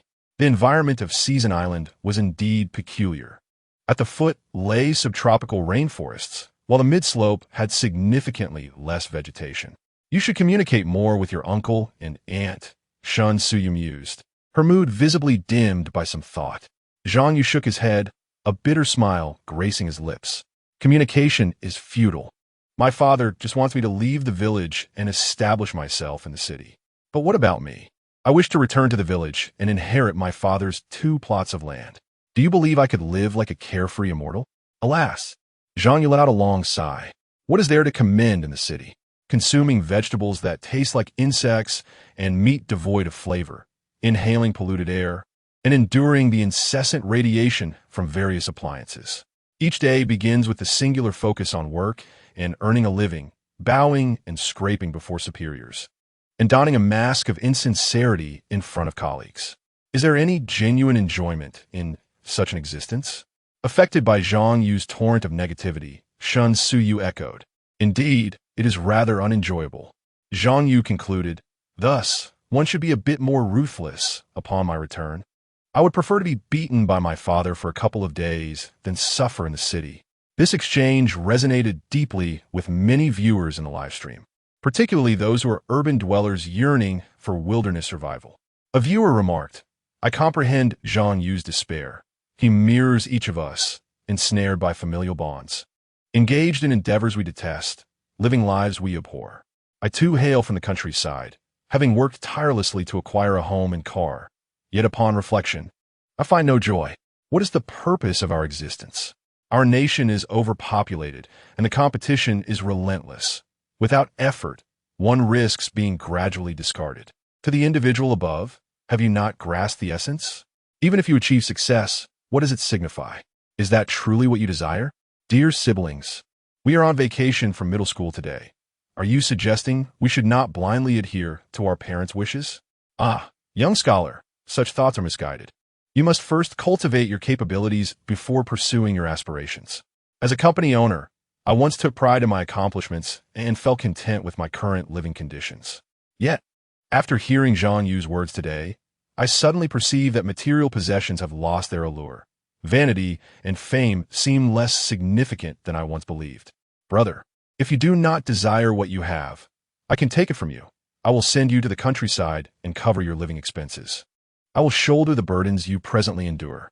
Like Zhang Yu, I am also an ordinary worker in a public institution. He speaks the truth. That coveted iron rice bowl others admire is, in reality, trivial when weighed against what is lost. The live stream has devolved into a grand symposium on life as reflections. In Wanghai village, Zhang Zhenkai puffed on his dry tobacco, his face a canvas of introspection. He turned to his wife, Wu Xiu Li, with a rueful smile. In our wealthier days, I long for the finest tobacco, but upon reflection, this dry tobacco brings the utmost comfort. We were mistaken. We should not impose our aspirations upon our children. They deserve their freedom. Wu Xiuli wiped away the tears streaming down her face, acknowledging, indeed, we erred. Our direction was misguided. We should have known to cease our greed and refrain from expanding our farming operations. We ought to have saved some money, allowing our son the liberty to pursue his own path. Zhang Zhun, Kai took a puff of his tobacco and said, I heard on the phone that the production team has applied for a repayment extension for Xiao Yu's house. Should we consider raising something to assist our son? Wu Xiuli gazed at the screen, where Zhang Yu emanated an aura of despondency. We can nurture him, but this time we shall not interfere. He may return whenever he wishes, reside wherever he pleases, and marry at his own discretion. Let's grant him the freedom to shape his own life. Zhang Jinsai also cast his eyes toward the screen, revealing a glimmer of anticipation. Aside from her remarkable beauty, the girl possessed many admirable qualities, and their relationship was blossoming. One could only wonder if they would eventually unite. On the island of Four Seasons, Shun Siyue inquired, What kind of community have you purchased? Why would you make such an unwise decision and acquire a property beyond your repayment capacity? Not wishing to dwell in the oppressive atmosphere that hinted at despair, she swiftly changed the subject. Zhang Yu lifted his gaze, nearing the mountain's summit where the trees had thinned. The geological formation here seems rather peculiar, he remarked casually. It's called Jianghe Garden Community. In our area, it's considered quite prestigious. My mother insisted on applying some pressure, so she bought a property there and followed the saleslady's advice to secure a 20-year mortgage. In that instant, Shun Suyue froze, unable to fathom the coincidence. Zhang Yu turned back to her, questioning, What is the matter? With a mix of disbelief and amusement, Shun Siyue replied, That is the community developed by my family. The air grew increasingly dense. Chapter 23. It's my decision. Zhang Yu found it hard to believe the sheer coincidence of the situation. Having failed in his suicide attempt, he washed ashore on a deserted island only to be rescued by Shun Siyue, the very woman whose family developed his residential community. A viewer commented, No need to say anything else, just get married already. This connection is unparalleled. It can't possibly be orchestrated by the production team, right? Come on, you can do it too. Jump into the river at Xinjiang Bridge. If you survive, perhaps a benevolent dolphin will save you, and you might drift to an island too. Oh wait, my apologies, your family doesn't reside in the Riverside Garden community. Such a fateful encounter seemed far more natural than any idle drama. From now on, I shall watch this unfold in the live stream, haha, and I can enjoy it for up to 15 months. Alas, alas, the goddess is gone, but I still wish you both the best. This fate is beyond my reach. Just watch. Perhaps these two will soon ignite the spark of love. However, the revelation struck. Your family is the wretched developer. Zhang Yu glared at Shun Siyue through gritted teeth. Shun Siyue had listened to all of Zhang Yu's stories and felt a pang of guilt. After all, the issue of housing significantly influenced his current predicament. Instinctively, she sought to deflect blame, insisting, That was all my father's doing. It has nothing to do with me. In a luxurious office in Kyoto, Shun Xiogua clutched his chest, realizing that the truth was finally seeping out. Zhang Yu scoffed, Isn't that your family's doing? Aren't you the one benefiting from it? Shun Siyue hurriedly defended herself. That is not how it works. The greatest beneficiary of a property development ISNT, the developer. Wait, that is not right. The debt you owe the bank has nothing to do with me. If the bank takes your house, it's not my fault. Zhang Yu paused, attempting to shift the blame back. Your sales representative insisted that getting a loan was a good idea. You all are enticing consumers for your profit. Despicable and scrupulous merchants. Shun Siyue quickly grasped the situation, placing her hands on her hips.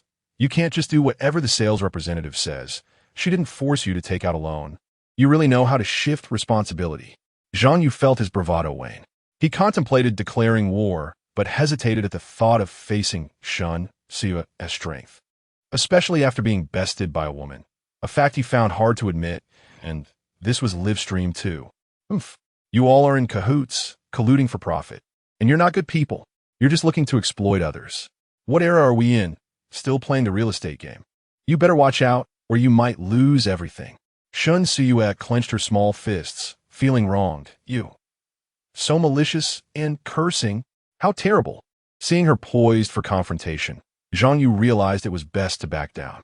He quickly tried to make amends. All right, let us call it even, shall we? Let us joyfully ascend the mountain together. Shun Siyue, still seething with anger, retorted joyfully. You wish. I hope you find nothing up there. Zhang Yu, with a contrived smile, approached Shun Siyue from behind, gently urging her up the mountain. He certainly did not want to be on the receiving end of her wrath. When a woman becomes unreasonable, she truly defies all logic. Thankfully, he had remained single all this time. Indeed, I find myself at a loss, and our group is on the verge of collapse. Are you satisfied now? Gazing at the two young adversaries, Shun Siyue fell into contemplation. Upon her return from studying abroad, his daughter's first course of action would be to cut losses in the real estate sector. Yet, real estate had once been the cornerstone of Shun Siyue's commercial empire, and relinquishing it so readily felt unbearable. With differing voices from the government, he was also taking a gamble. Perhaps a new policy would rejuvenate the housing market. However, upon reflection, it seemed increasingly bleak. It would be wiser to withdraw early and invest in other domains. Though merely a small hill of several dozen meters, the winds atop it were quite vigorous and slightly chilly.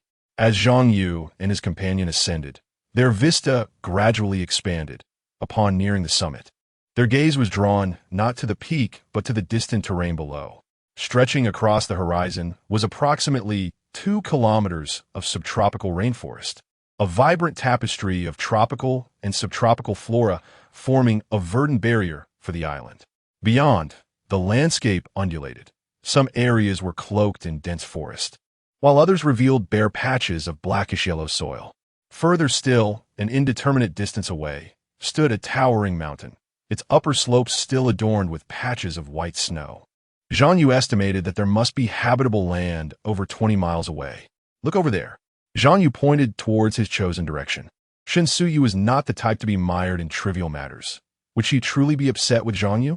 It would suffice to wait for the moment to teach him martial arts as retribution. What's wrong over there? Zhang Yu smiled confidently. The forest beyond the blackish-yellow hill appeared significantly darker. It was not far from the towering mountain. If his predictions were correct, a river or stream must be present, thus ensuring a source of fresh water. Moreover, that blackish-yellow hill likely contained clay suitable for construction, with a nearby rocky hill brimming with resources. Despite having mentally prepared herself, Shen Suyu remained reluctant to venture so far. Going there would mean starting anew. But what will we eat? There are no resources like those here. Zhang Yu could not entirely assure her regarding their food supply, yet it was undeniably the most suitable living location they had encountered thus far. We can hunt. There are plenty of resources in the mountains and rivers, freshwater fish, small woodland creatures. We plan to stay for 15 months. The seaside is certainly impractical. Currently, the weather is fine, but should a storm arise, we might return empty-handed. Moreover, it's just over 20 miles to that location. We can reach it in half a day. If we crave seafood, we can periodically return. Unable to refute his reasoning, Shen Suyu realized their survival hinged entirely on Zhang Yu. Very well, I shall defer to your judgment. Zhang Yu felt a surge of pride, envisioning the possibilities that awaited with a permanent residence. Unable to restrain himself, he declared, henceforth, I shall take charge. Bang! The two set off once again, albeit with Zhang Yu appearing rather disheveled. Oh no, it was only Zhang Yu who bore the marks of disarray.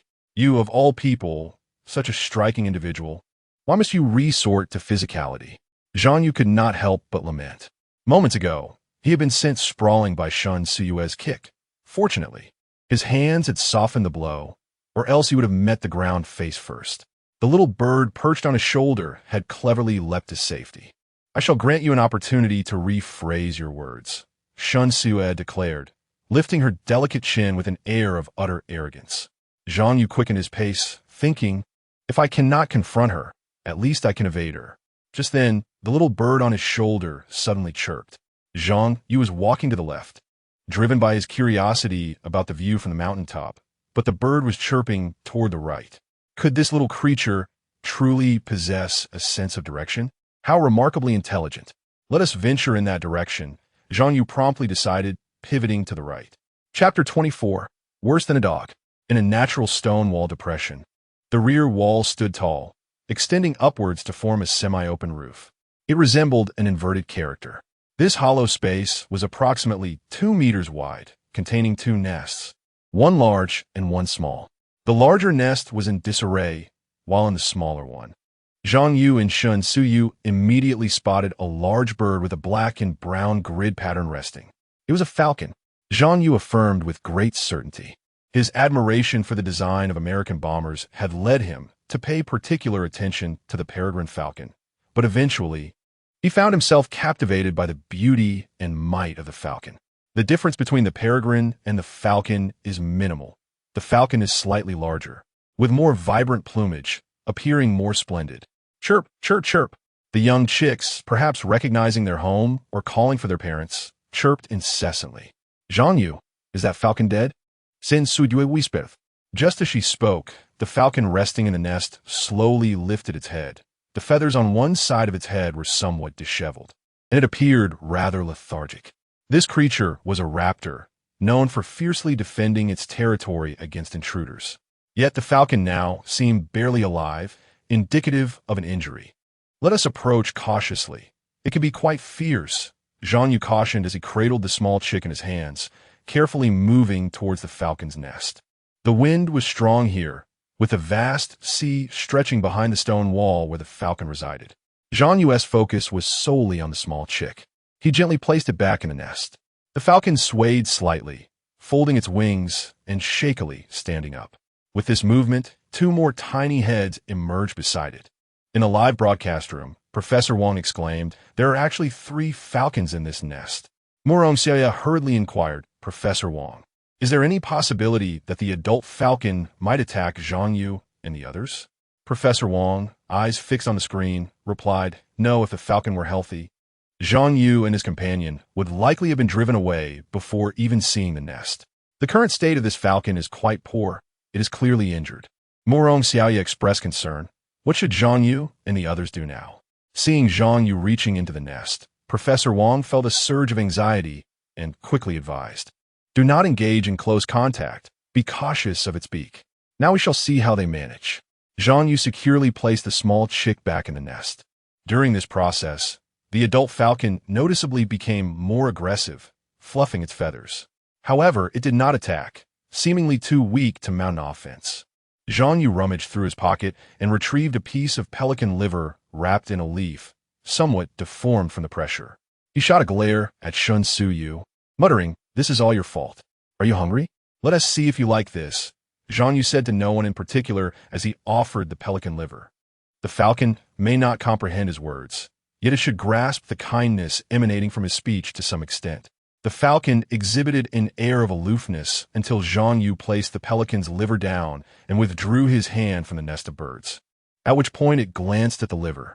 The 2 fledglings beside it were far less reserved, chirping eagerly with their mouths wide open, while the fledgling returned by Zhang Yu remained quiet, gently nuzzling its small head against the feathers of what could be either its father or mother. It was likely its mother, distinguished by her exquisite white chest feathers, and her physique did not resemble that of a formidable raptor as one might expect. The falcon observed the pelican's liver and then began to peck at it, feeding small morsels to the 2 fledglings nearby. "What should we do?" Shun Suyu tugged at Zhang Yu's sleeve. Without turning his head, Zhang Yu replied, "Let it finish eating first. It's a good thing it can eat. Afterwards, we'll see if we can check on it. By the way, isn't your grandfather a master of medicine? Can you diagnose ailments?" Shun Suyu felt a flush of embarrassment, her voice diminishing. "I only know how to do simple bandaging.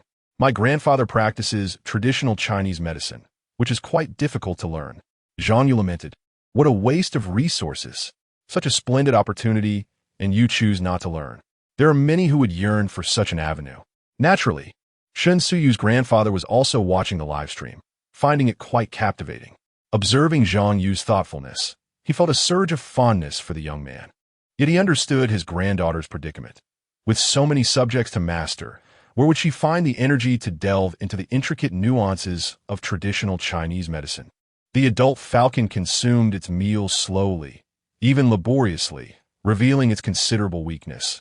It seemed utterly drained, struggling even to eat. Zhang Yu and Zhang Yu watched in silence, engaging in casual conversation. I have much to learn, but my energy is limited. Traditional Chinese medicine is dwindling in relevance. Learning it offers little utility, especially when it is constantly criticized online. Zhang Yu scoffed. Critics of traditional Chinese medicine fall into two categories. Zhang Yu, intrigued, asked what two.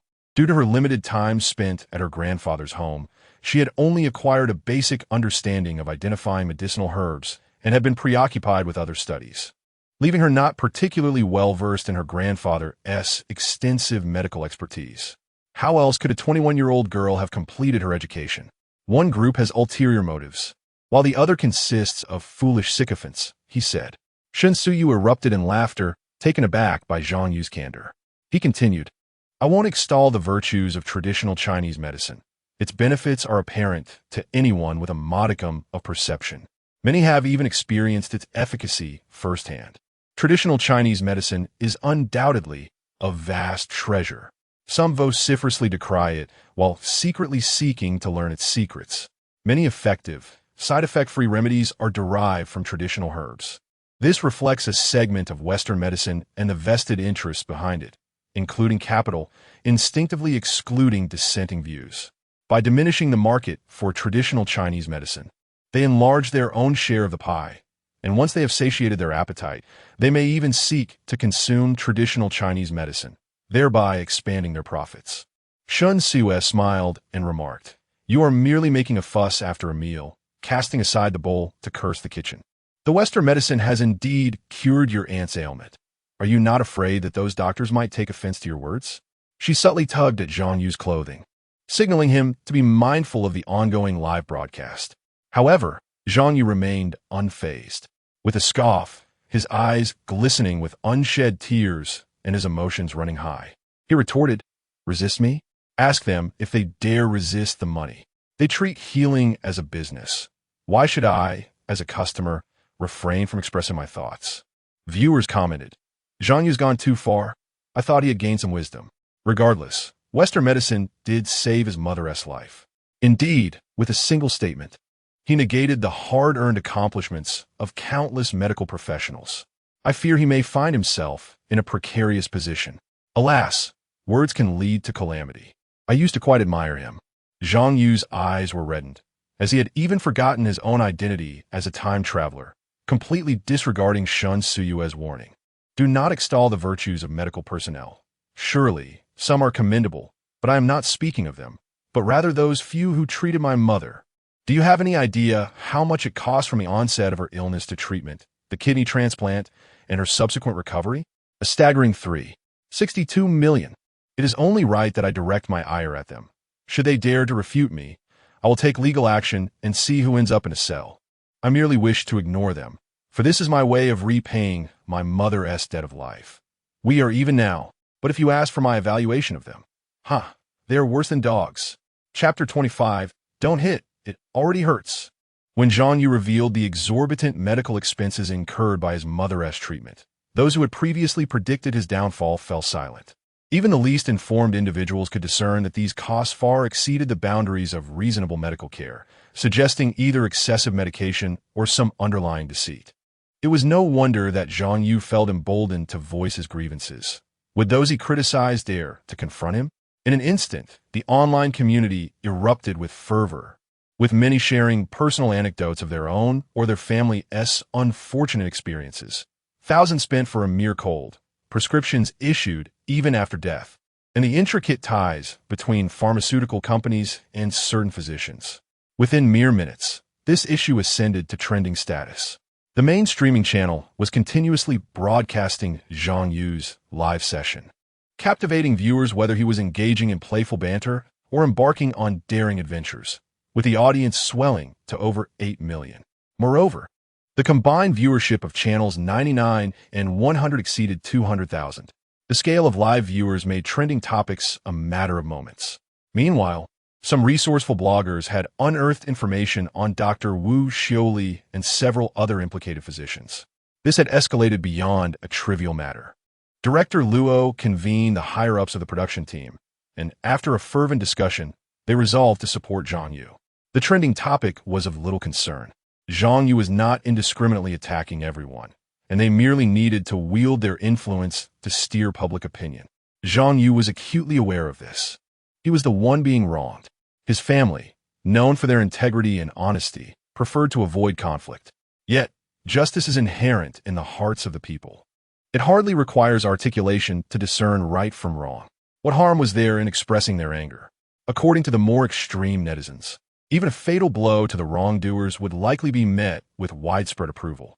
A simple conversation within the live stream had generated a significant public discourse, and it was unlikely that the involved physicians could maintain their positions amidst such overwhelming scrutiny for long.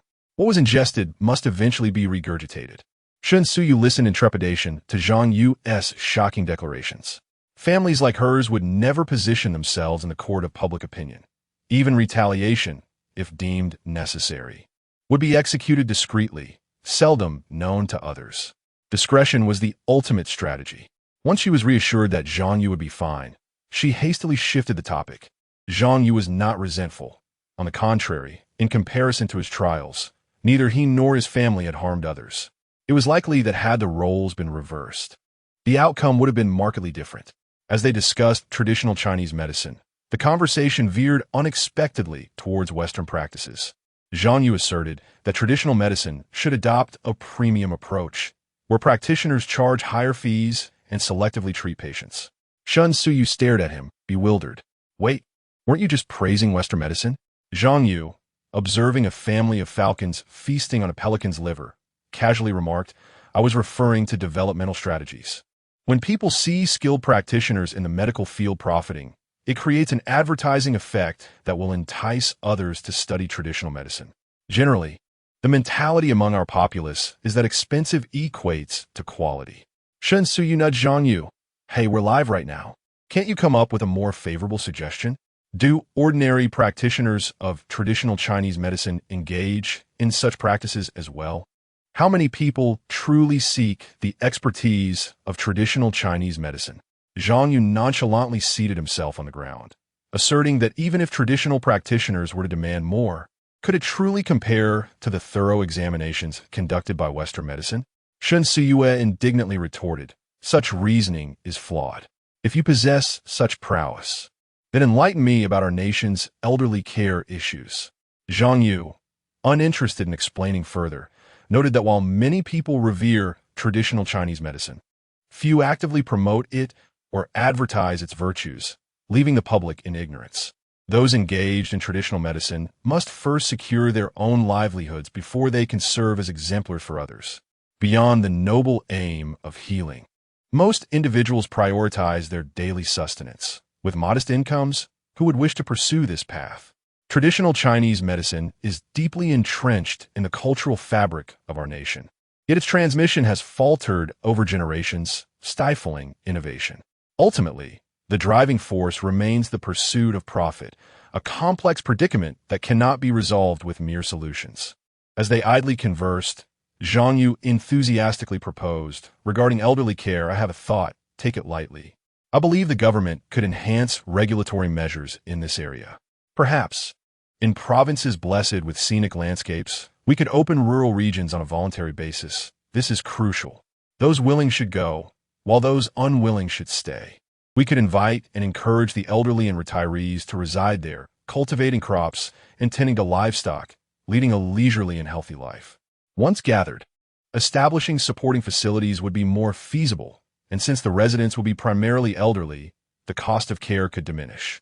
Many seniors possess pensions. Their funds could flow into the rural economy, gradually invigorating the township's economic landscape. Shen Siyue was once again taken aback, pondering the thoughts that occupied Zhang Yu's mind. No wonder he remained single. Zhang Yu continued, with fewer elderly in urban areas, the pressure on cities would lessen significantly, alleviating housing dilemmas and curtailing the unchecked expansion of the real estate market. While cities may face some short-term setbacks, A rejuvenated urban populace would undoubtedly foster vitality, leading to better development. This is not about relegating the elderly. How many desire to dwell in picturesque locales, yet cannot?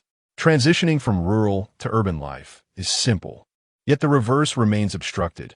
Is this reasonable? Would senior citizens prefer to compete with the youth for space in public squares to dance, or would they rather revel in nature, breathing fresh air as they move? Self-sufficient rural living offers a serene existence, even for those without wealth. For the affluent, it provides greater freedom. With proper guidance, while we may not fully resolve the issue of elderly care, we could certainly alleviate it. Shun Siyue was at a loss for words. She felt Zhang Yu's arguments were somewhat flawed, yet there was an inkling of validity to them. Indeed, such significant matters cannot be effortlessly resolved with a handful of solutions. And as a young woman, she had never contemplated these issues before. "Oh, right," Zhang Yu exclaimed, snapping his fingers. Capturing Shun Siyue's attention, he grinned mischievously. "If we were to implement my suggestions, your family's real estate business would likely face bankruptcy."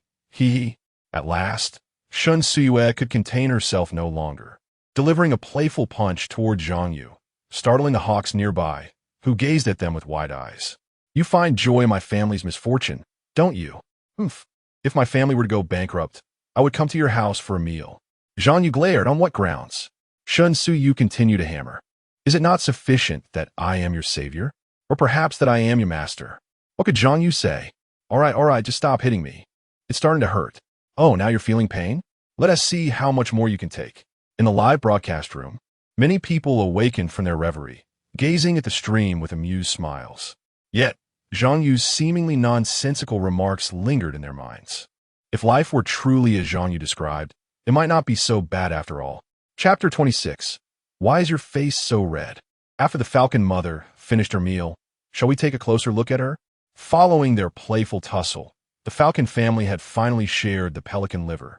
Though it was evident they were still hungry, merely having filled their stomachs for the moment. Zhang Yu extended his hand slowly toward the falcon mother, expecting her to resist. Yet to his surprise, she allowed him to grasp her gently. Perhaps, in some mystical way, the falcon mother sought assistance from the two bipedal beings before her. The two quickly examined her with utmost seriousness. There was a wound on the falcon mother's neck, a small hole pecked open, revealing white bone beneath. Yet, that was not the most severe injury. As Zhang Yu delicately opened her wings, he noted a section in the middle that was clearly unable to extend fully. Shun Siyue reached out her hand with great tenderness, but even that caused discomfort to the falcon mother, who glared at her with a fierce intensity. As if poised to strike, Zhang Yu observed something peculiar.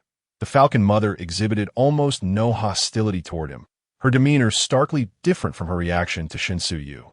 He softly stroked the feathers on her neck, soothing her. "Do not be angry. I am merely assessing your wounds. Do you wish to soar through the skies again?" He then gently inquired of Shun Siyue. "What do you think?" A flicker of joy crossed Shun Siyue's delicate face. "Good news. Her wing isn't completely broken. One side likely struck a sharp rock and fractured. If we find a stick to serve as a splint and stabilize it for a while, she should heal. The neck wound should also recover. We can mash some osmanthus leaves to apply as a salve and tear a piece of cloth for a bandage. Unfortunately, we lack alcohol. I wonder if she can endure an infection." As Zhang Yu contemplated using clothing as a bandage, his mind inexplicably wandered to a rather private matter concerning Shun Siyue. Concerning her monthly cycle. How might a female competitor address such a dilemma? Surely, she could not be running around drenched in blood. Was this, perhaps, the reason for the black attire of competitors? It seemed he could no longer wear his undergarments. He would wash them and keep them for Shun Siyue as an emergency measure. As a man who had remained unacquainted with feminine matters, he felt a tinge of embarrassment. "Why is your face so red?"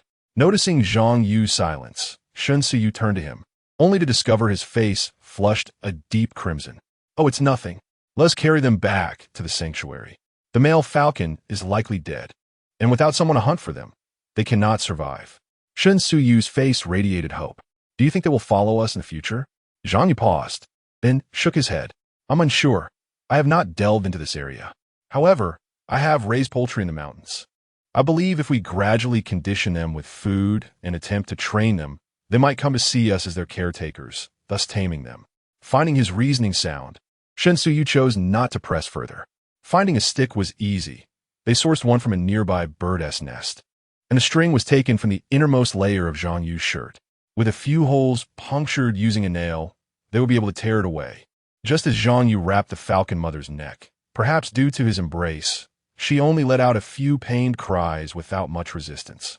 This truly highlights the astonishing nature of animals. For instance, whales and sharks occasionally seek human assistance, while some creatures trapped in snares patiently await rescue. The falcon mother likely harbored similar thoughts. Before retrieving the falcon family, Zhang Yu led Shen Suyu to the opposite side of the mountain. Upon peering down, they both gasped in astonishment. Two drones were diligently capturing the scene before them, even zooming in for several close-ups. On the other side of the mountain lay an extensive beach, stretching approximately 10 miles before it curved, where the waves were noticeably larger.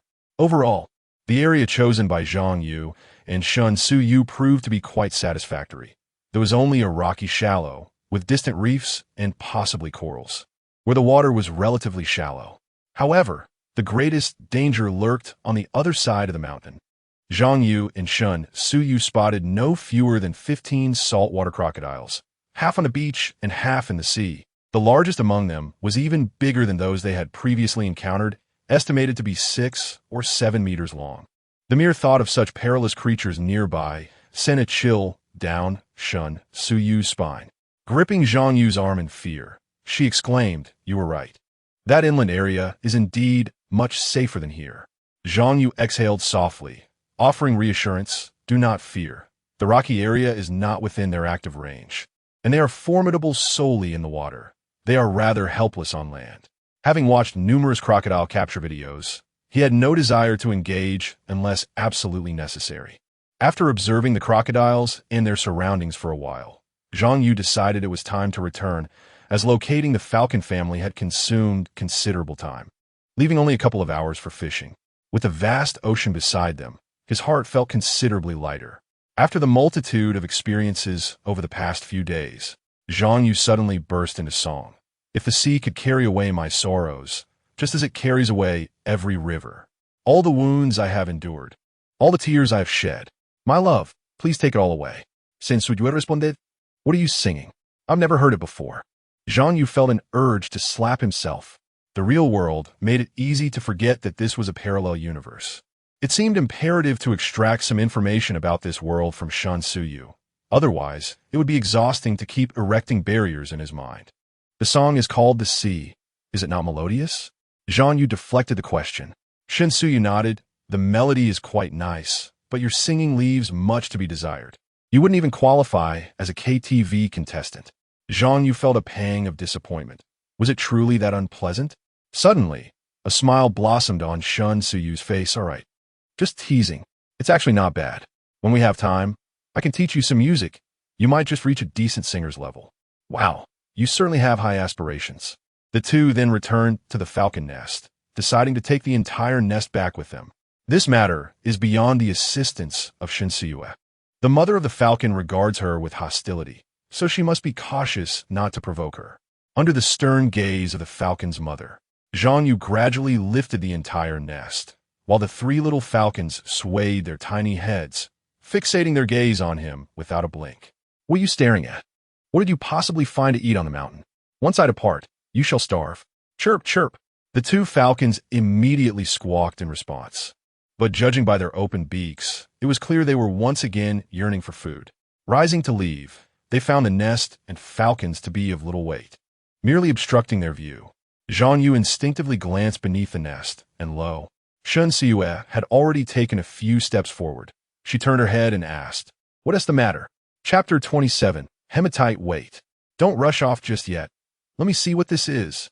Zhang Yu carefully placed the bird's nest down.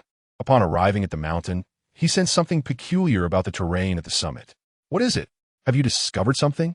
Shen Suyu returned, following Zhang Yu's gaze towards the nest. Zhang Yu picked up a fist-sized, reddish-brown stone, weighing it in his hand. "This appears to be a piece of hematite. The iron content seems quite substantial." He drew the stone across the rock wall, leaving a vivid red mark. "Iron ore? Does that mean we can smelt iron?" Shen Suyu mused, but then added, "Wait, we lack the necessary equipment." To be honest, she was not well versed in metallurgy during the training. They had touched upon such topics briefly, but she had not absorbed much.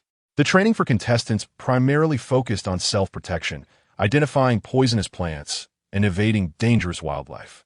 Additionally, they learned fundamental survival skills, such as making fire, sourcing water, and constructing shelters. Zhang Yu rummaged beneath the falcon's nest, but the other stones were merely ordinary rocks. He handed the hematite to Shen Suyu while cradling the bird's nest and leading the way. "If we found one piece of iron here, there must be others nearby. Have you noticed anything unusual about the summit's landscape?" Shen Suyu hesitated. "The absence of plant life?" Zhang Yu nodded. "Indeed, there is a scarcity of vegetation. The terrain above offers little insight, and much of it is beyond my comprehension. Yet I suspect this mountain was once a volcano a long time ago." Shen Suyu gasped, her eyes widening in disbelief. "A volcano? Goodness. The place we chose is perilously dangerous." Zhang Yu chuckled. "Calm down. That was ages ago. So long that humanity may not have even existed." Doubt creased Shen Suyu's brow. "How could you possibly deduce such an ancient event? You're not deceiving me, are you?" Observing the falcon family nodding along as they walked, Zhang Yu felt a surge of positivity. "This is merely my hypothesis. I am not a geologist. I suspect this mountain is merely the periphery of a volcano that may have experienced earthquakes and erosion from seawater, leading to its gradual disappearance." Seeing that Shen Suyu remained skeptical, he continued, "I have no concrete evidence, but if I am correct, we must exercise caution. This island could be prone to seismic activity. As a precaution, we should relocate from our current shelter promptly, and when we build future shelters, we must consider the potential for earthquakes." In the main broadcast room, Professor Wang had finished his shift. Such esteemed individuals are unlikely to be regular guests on a live stream. However, another guest remained in the studio. Murong Xiaoya was preparing to conclude her segment when she overheard Zhang Yu's remarks, stifling a laugh. She perceived his words as an attempt to coax Shen Suyu deeper into the interior. "Professor Liu, as an expert in geology, do you find Zhang Yu's conjecture plausible?" Professor Liu adjusted his glasses, his expression gravely serious. "I, too, harbored doubts about the mountain. The lack of vegetation at its summit is indeed an unusual phenomenon, attributed to a multitude of factors, which we shall not discuss here. Nonetheless, the topography of this mountain does bear the semblance of volcanic features. To confirm this, an examination of the faulted sidewalls is necessary, yet the presence of numerous crocodiles there renders such an endeavor quite challenging. Seasonal Island, being close to the Asian continental shelf, possesses the conditions conducive to volcanic activity.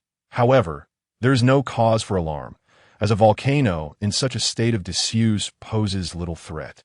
My only concern is that if it is indeed a volcano, it would signify a climate characterized by volatility and frequent geological disasters on Seasonal Island." Murong Xiaoya maintained her smile, yet internally she scoffed at the professor's verbose explanations, which ultimately conveyed little. She addressed Professor Liu while also reassuring the viewers in the live stream. There should be no cause for concern on the island.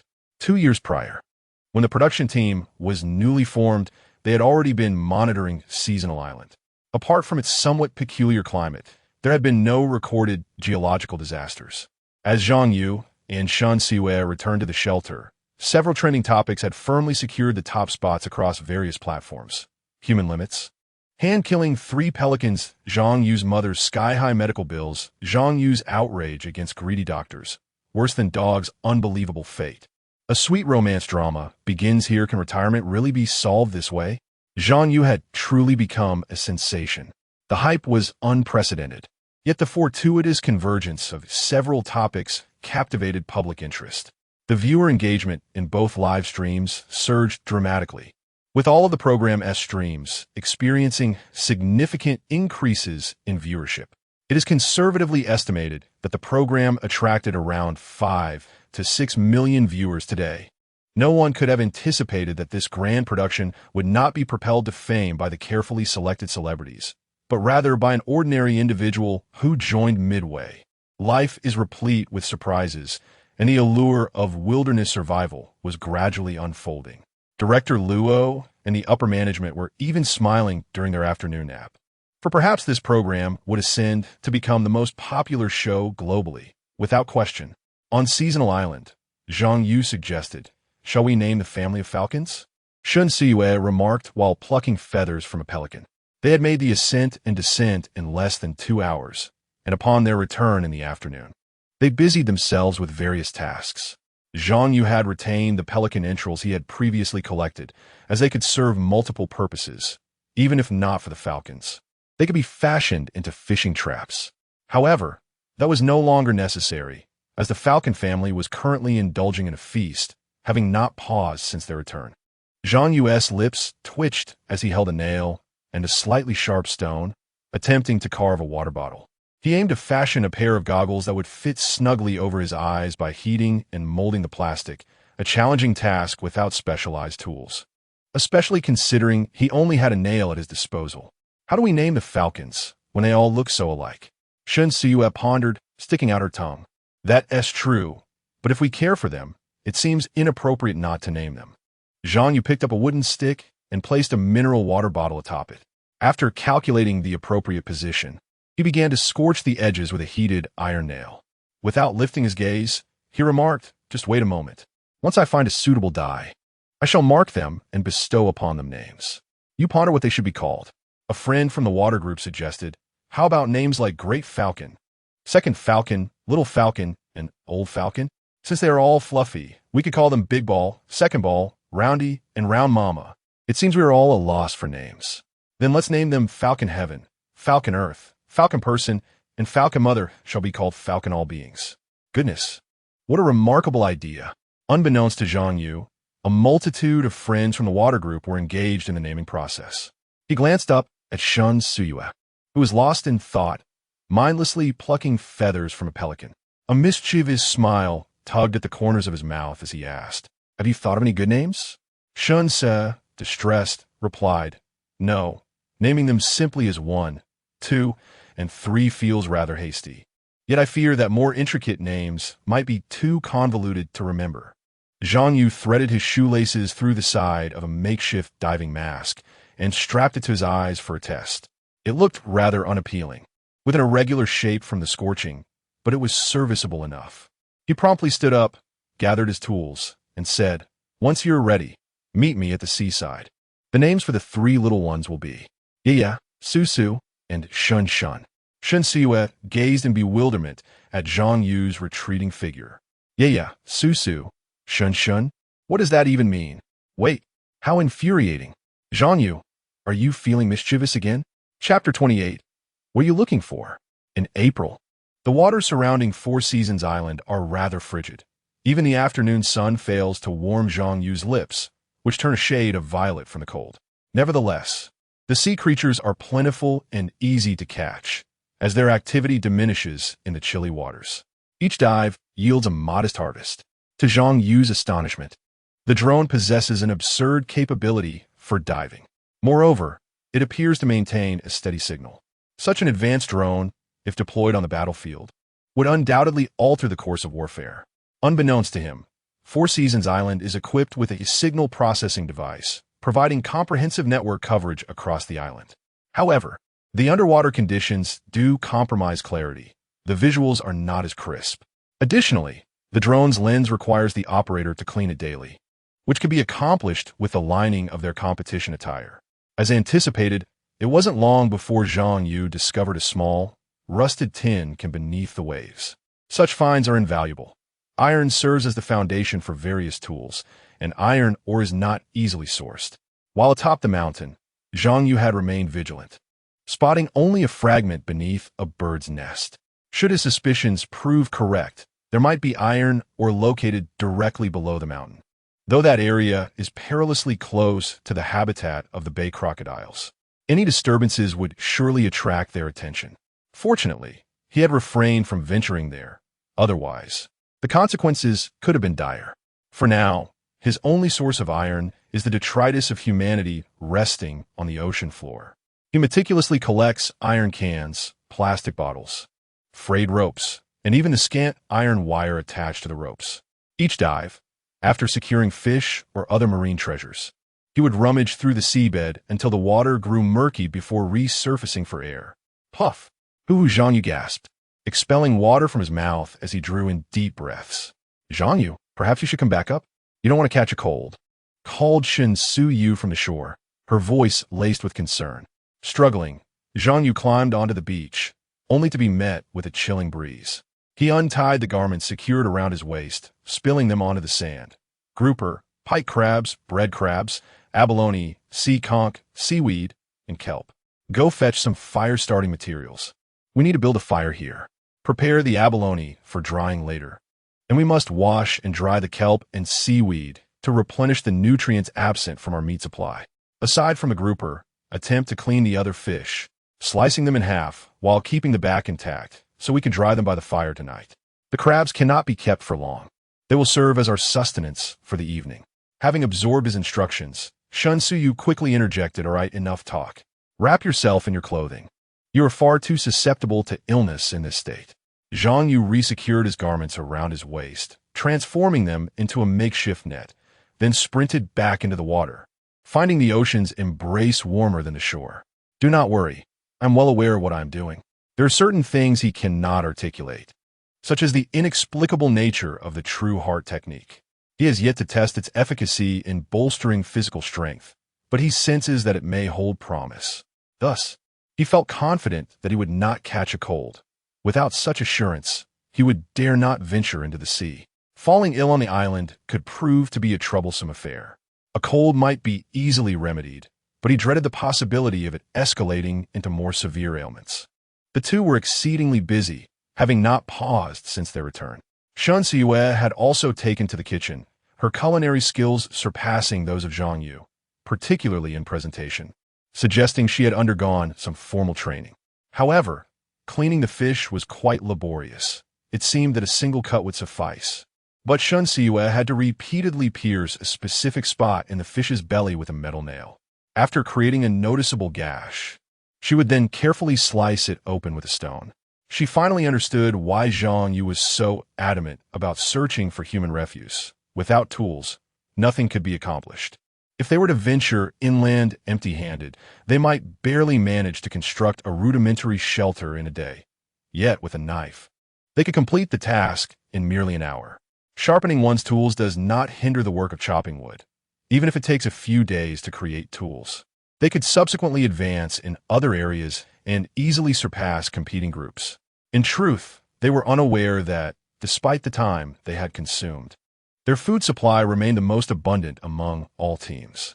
Most groups were making similar choices, striving to craft tools: stone axes, stone knives, bone knives, bamboo knives, wooden hammers, and so forth. Some, like Zhang Yu, were also scavenging for human refuse. Notably, 3 teams by the seaside were digging in the sand, perhaps inadvertently uncovering something valuable. The afternoon swiftly passed, and Zhang Yu finally emerged, trembling and with a purplish complexion. Shen Su-yu, feeling a pang of sympathy as a friend, lamented the arduousness of his efforts. How many could endure such exertion? After drying himself, Zhang Yu hastily donned his clothing, forcefully disregarding the sensation of the seawater on his skin, for there was no alternative. His hands longed to plunge into the fire, and he reassured Shen Su. The lives of the less fortunate are deemed cheap. There was a time I offended a minor supervisor in my workshop, and he assigned me to a month of night shifts. What a dreadful experience. For reasons unknown, Shen Su-yu suddenly felt a surge of anger. What is that supervisor's name? Let's expose him during a live broadcast. Zhang Yu chuckled. What nonsense are you spouting? Our experiences are rather rich, after all. What if the audience numbers in the thousands or tens of thousands? We must be accountable for our words and actions. The past is behind us, so let it be. Shen Su, dissatisfied, huffed. You understand accountability, yet you spoke recklessly this afternoon.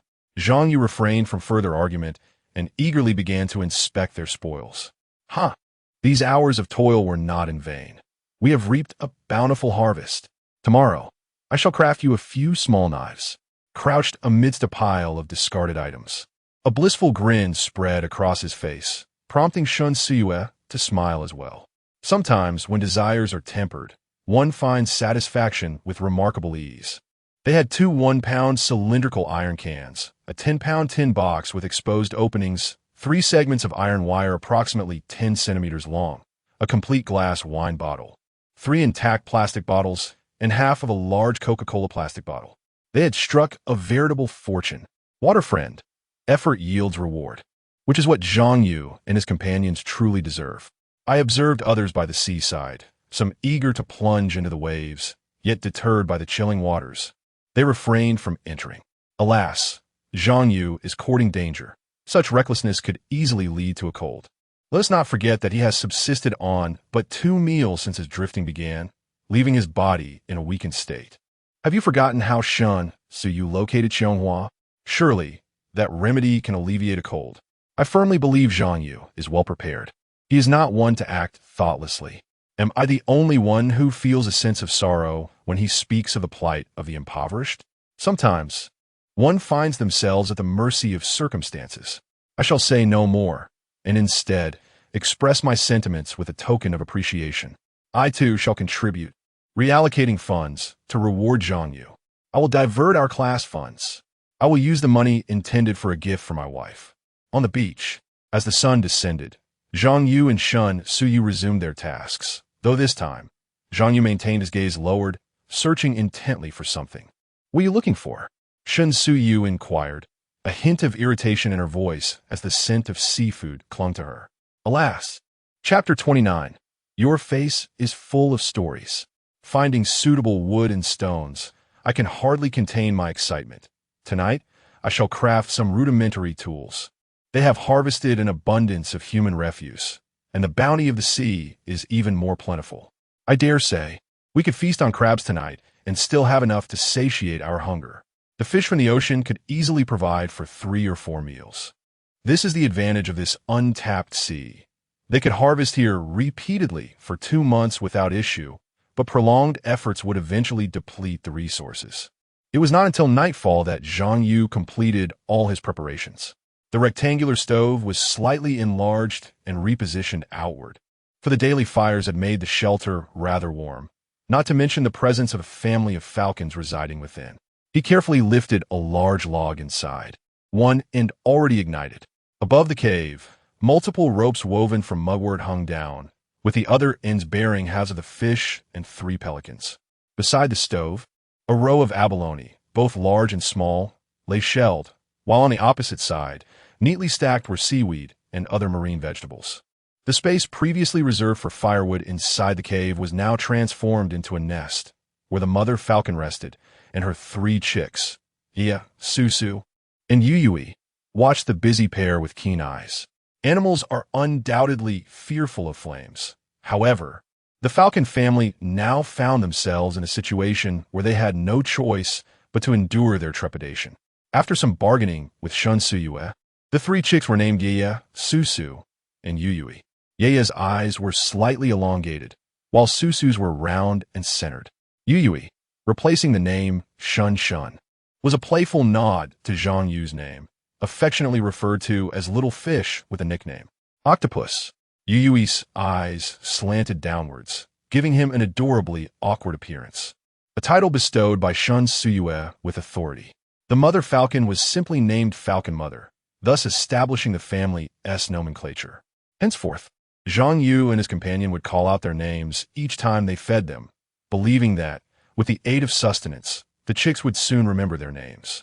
What they had prepared thus far was merely the groundwork. Zhang Yu approached the cave entrance where his workstation awaited.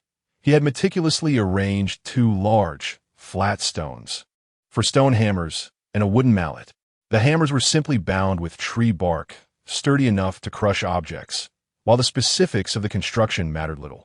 The wooden mallet served as a natural pestle, one end slender and the other robust. Furthermore, he had gathered around 10 fist-sized stones of higher density, serving as spare hammers. As the large log ignited, 3 sheets of iron and 2 iron nails were inserted into its crevices. Due to the abundance of crabs caught today, they opted not to roast the pelicans, instead hanging them above the cave entrance to be slowly smoked by the rising fumes. Shun Suyue, uninterested in blacksmithing and unable to assist, busied herself inside the cave, attempting to weave a basket from twigs, with Zhang Yu having prepared the frame for her to complete the remainder. The first to glow red were the two iron nails, which, under these conditions, could only be heated to a dull red. The temperature was far from sufficient for melting. Zhang Yu used a wooden stick to extract the nails, then swiftly hammered the tips with a wooden mallet. Thud, thud, thud. It was not as effortless as he had envisioned. Striking a wooden surface with a small area of impact required caution, for excessive force was daunting, yet a gentle touch proved ineffective. Zhang Yu struck a few blows with a wooden hammer before swiftly transitioning to a stone hammer. The act of striking iron with stone is already quite absurd. After some time, the stone would inevitably disintegrate. This was precisely why Zhang Yu had prepared such spare stone hammers. After more than half an hour had elapsed, having exhausted 2 stone hammers and 5 stones, he finally flattened the tip of an iron nail. This was merely the beginning. Another half hour passed before he successfully hammered down another nail. Following this, Zhang Yu became engrossed in his work. He retrieved a piece of red-hot iron sheet and, using the nail tip as a chisel, began to strike with remarkable speed and precision. The iron sheet, being quite thin, was swiftly cut into the desired shape under the relentless blows of the makeshift chisel. Ultimately, these were merely blades, with several holes punched through the body to facilitate binding them to a wooden handle, thereby allowing the crafted knife to resemble a utility knife. Originally, Zhang Yu had intended to fold several pieces of iron sheet repeatedly and hammer them together after heating to enhance their thickness.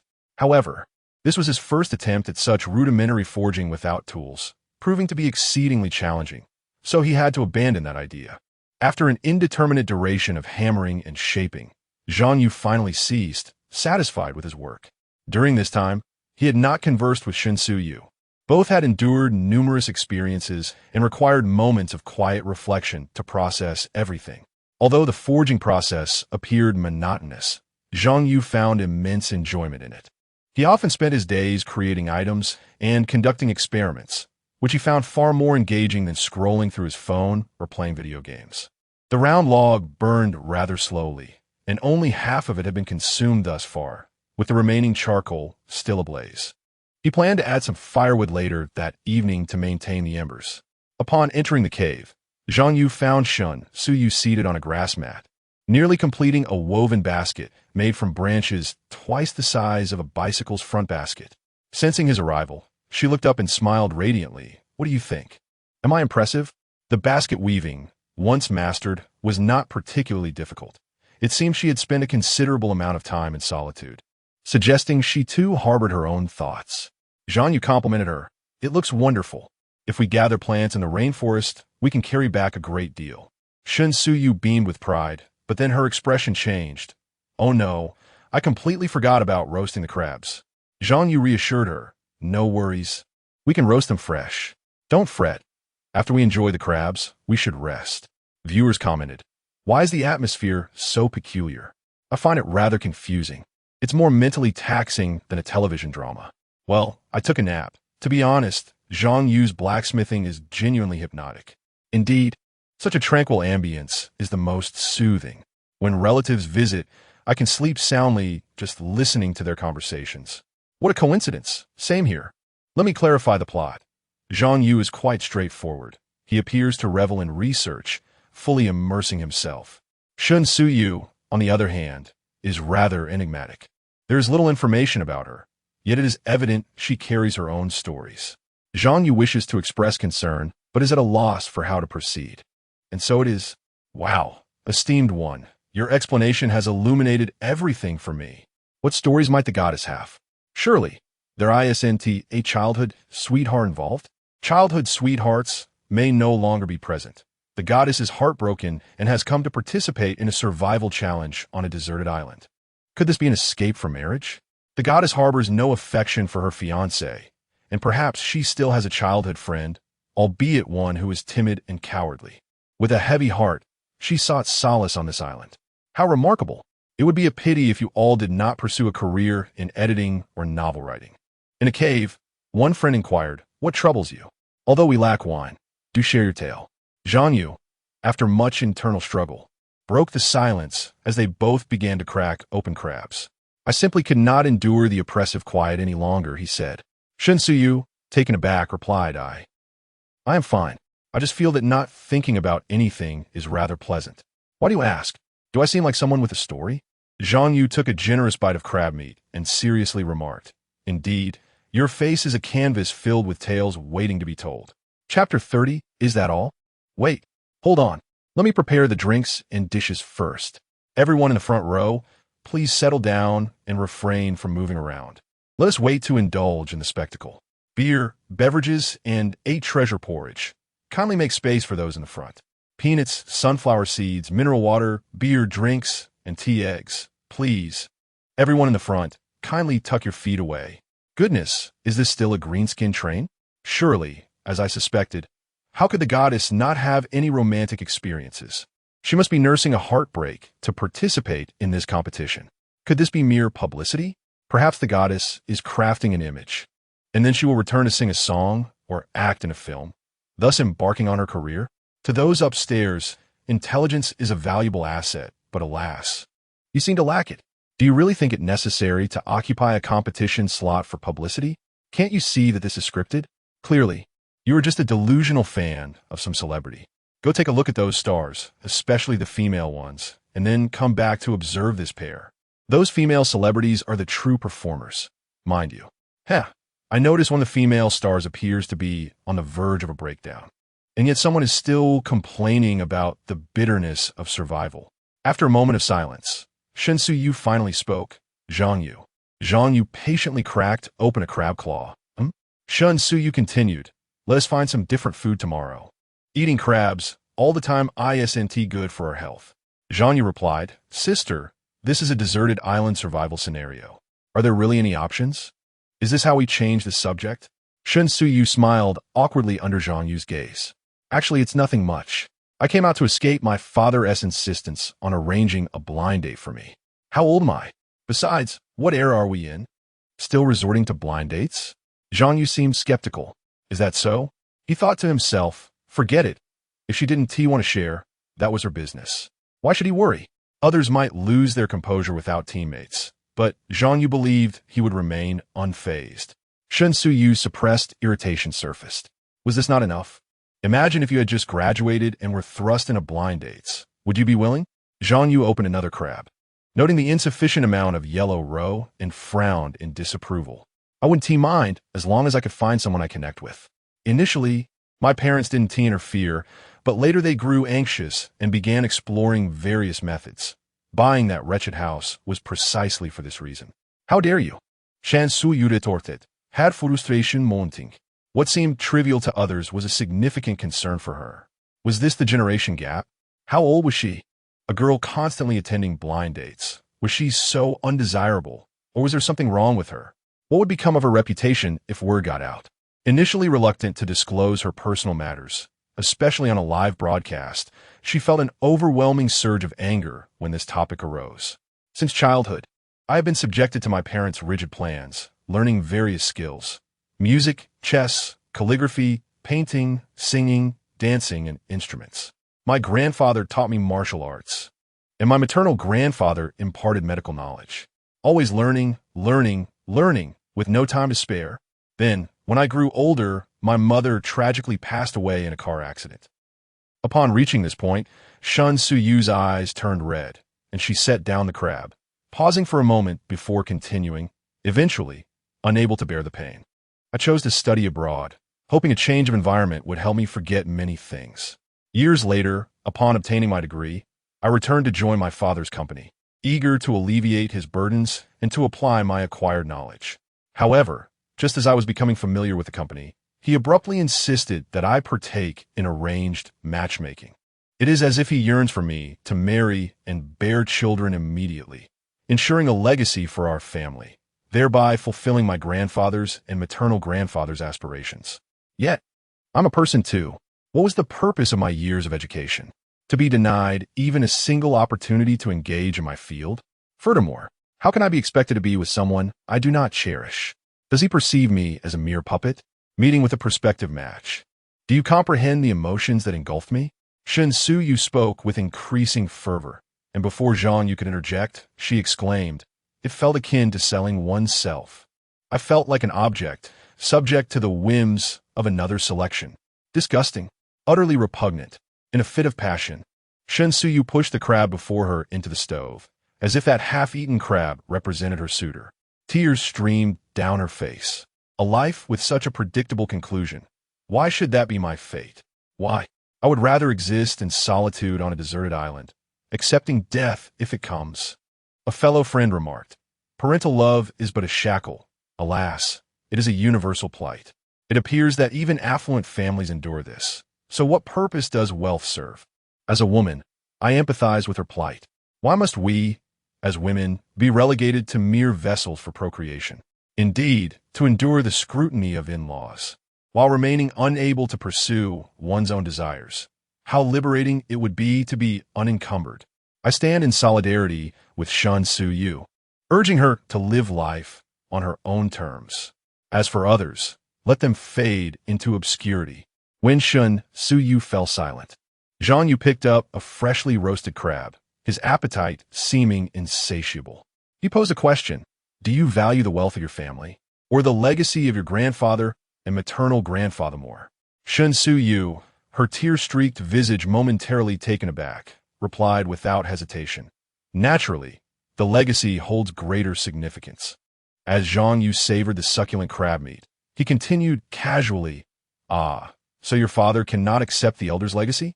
Although Shen Su Yu was irked by her father, she felt compelled to defend him against others' criticisms. "Do you believe everyone can embrace a legacy? In martial arts, attributes such as innate talent, willpower, and character must all be exemplary. The standards for medicine are even more stringent." Zhang Yu swallowed the tender crab meat and remarked, "Your experiences remind me of saying." "What saying?" Shen Su Yu asked, befuddled, struggling to keep pace with Zhang Yu's train of thought. Unperturbed, Zhang Yu responded, "There are 3 types of foolish birds in this world. One that flies early, another that refuses to fly due to fatigue. But the most despised is the 3rd type, which cannot take flight itself and instead lays eggs in the nest, hoping the next generation will soar." With a sudden burst of laughter, Shen Su Yu, whose face had been a portrait of sorrow, found herself chuckling despite the weight of her troubles. What had once felt unbearably burdensome, even leading her to contemplate despair, was effortlessly brushed aside by Zhang Yu's lightheartedness, and she found herself wanting to smile. "Just wait. Once you step outside, my father will surely reprimand you for speaking of him that way." In a villa in Kyoto, Shun Qiuhua clenched his fists, his face flushed with anger. He longed to strike Zhang Yu, yet the latter's words resonated with undeniable truth. The essence of family legacy does not lie in mere companies or industries. Those are but auxiliary elements. The true inheritance is represented by Shun Heng's martial arts and Zhang Jing's medical skills. Those endowed with ability will invariably lead lives of relative comfort. Conversely, those devoid of skill yet wielding vast wealth are destined to either squander it or be devoured by others. His own capabilities were limited, and while his daughter exhibited slightly more promise, her retention of knowledge did not translate into practical application, leaving her only able to impart knowledge to others. Now, they harbored hopes of swiftly nurturing the next generation, cultivating talent from an early age, perhaps even fostering a prodigy. Was this not akin to being unable to soar oneself, yet laying an egg for the next generation to take flight? It was a poignant realization. He vowed that when the opportunity arose, he would certainly deliver a sound thrashing to that young man. Simultaneously, he felt a profound sense of guilt towards his daughter. As a father, he perceived himself as a failure. Alas, the 2 elderly gentlemen seemed to possess a clearer perspective, should matters remain unresolved. His daughter might indeed harbor resentment towards him for a lifetime. In the cavern of CG Island, Zhang Yu taunted, "Strike me? Go ahead, I dare you. I'll call the police in a heartbeat. Medical expenses, lost wages, emotional distress. Your family will be ruined." He wore an expression of mock menace.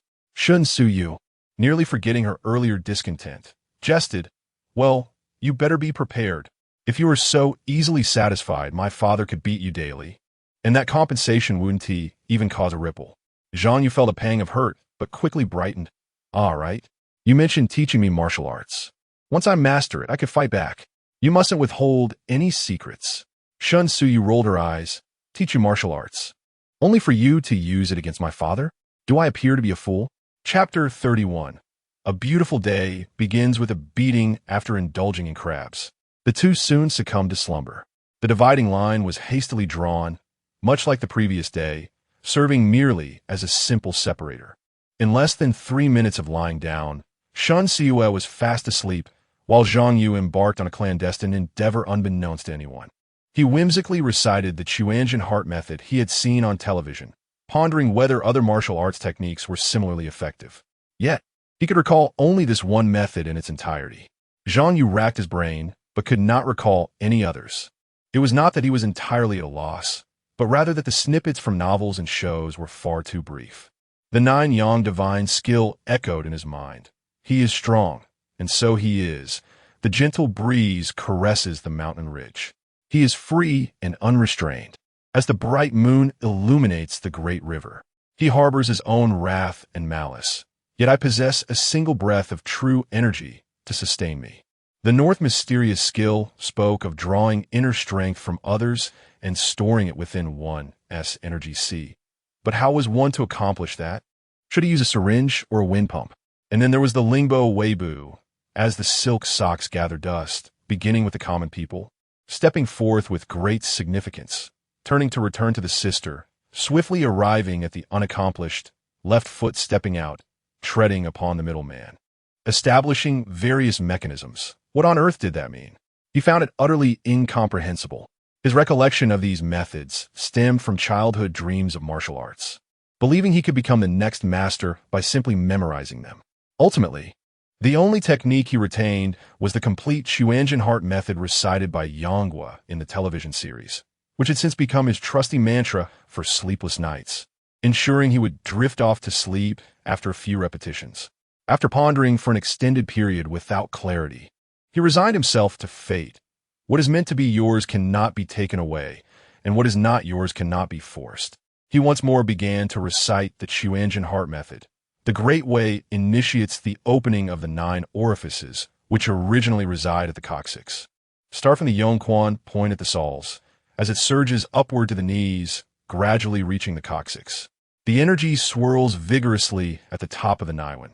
The secrets imparted by the master are understood from the origin, coming without excess, departing without trace, years of dust and grime polished clean.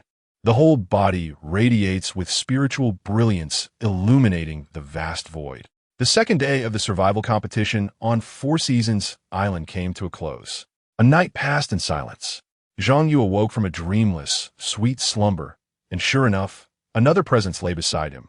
Shun Siue had unknowingly migrated to his side. As he looked down, even the slightest movement stirred her from her drowsiness, and their eyes met. Bang! Indeed, a beautiful day commenced with a beating. Apologies were exchanged. After a busy morning, they had eaten but chose not to rush to the sea. Instead, they settled on the sandy ground, preparing to learn martial arts.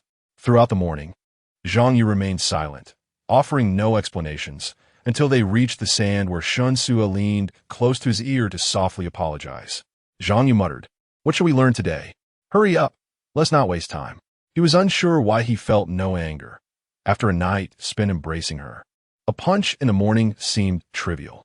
Today he awoke with a clearer mind, akin to a sky washed clean after rain, crisp, pure, and gradually illuminating once vague memories. At last, he realized it was indeed the merit of the Chuanjian heart method. The deep-seated dream of martial arts within him was awakened with a gentle nudge from Shun Suiwei. Rather than feeling anger, he found himself intrigued, eager to discover what mastery in martial arts might eventually yield. Shun Suiwei, still feeling a tinge of embarrassment, recalled a haunting dream from the previous night, where she was pursued by a swarm of crocodiles, only to find them seeking her for an arranged marriage. It was only after she fled into Zhang Yu's embrace that the nightmare dissipated, allowing her to sleep soundly. Her strike against Zhang Yu was instinctive, fortunately landing on the same eye as the day before. rendering it undetectable to the audience in the live stream. In a hushed voice, Shen Suyue leaned close to Zhang Yu and whispered, "You may choose between the shadowing leg and the bagua palm. However, I must impress upon you that martial arts are steeped in tradition. Certain teachings cannot be shared without my grandfather's consent. I will only impart this knowledge once. Whether you grasp it depends solely on your diligence. Additionally, the methods of exertion and the core principles I confide in you must remain a secret." Zhang Yu nodded, a smile blossoming within him. He had been able to replicate the techniques Shen Suyue had taught him the previous day with remarkable clarity, likely due to the influence of the Chuanjian heart method, which sharpened his mind and perception to an extraordinary degree. Rest assured, I shall not disclose this to anyone.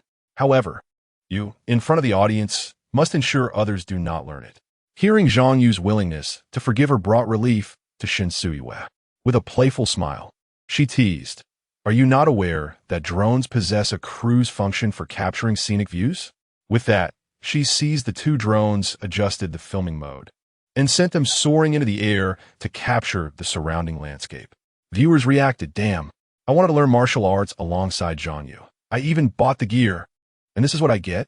I've already changed into my training attire for this? What nonsense is this?" Same here. I woke up early and rushed to the park, ready to practice with Zhang Yu. But the goddess clearly has no intention of teaching. Haha, some people are really eager to learn. I noticed yesterday that when it came to crucial points, the goddess discreetly whispered to Zhang Yu. How could she possibly share it with others so easily? 2 hours later, Zhang Yu had reverted to the awkward position from the day prior, while Shen Suyue observed him with a mixture of concern and curiosity. True to her word, she guided Zhang Yu through the techniques, demonstrating both the shadowing leg and the bagua palm, correcting his mistakes with care.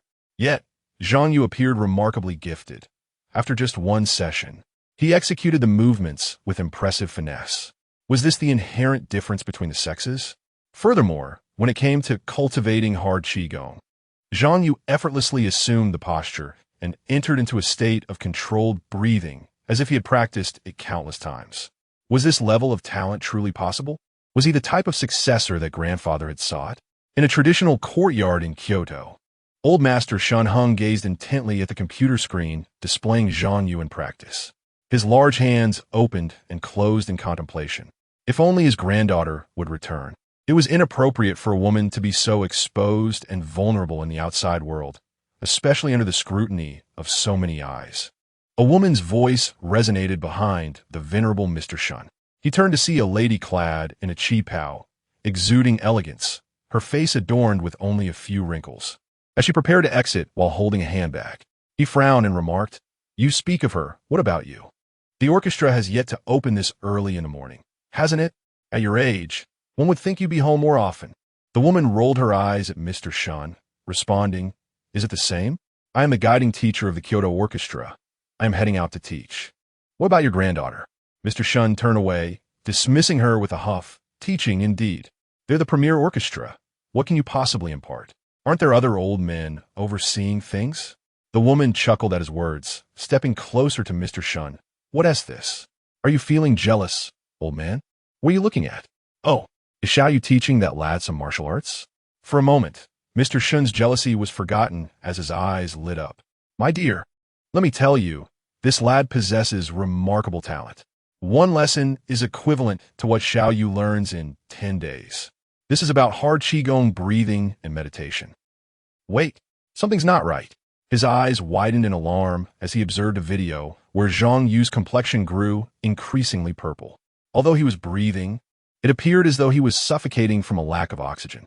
This unsettling process continued for several seconds until suddenly, Zhang Yu, who was practicing his breathing techniques, coughed up a mouthful of blood. Chapter 32, The Sensation. Is exhilarating. As Zhang Yu practiced the breathing techniques of hard qigong, he silently recited the principles of the Chuanjian heart method in his mind.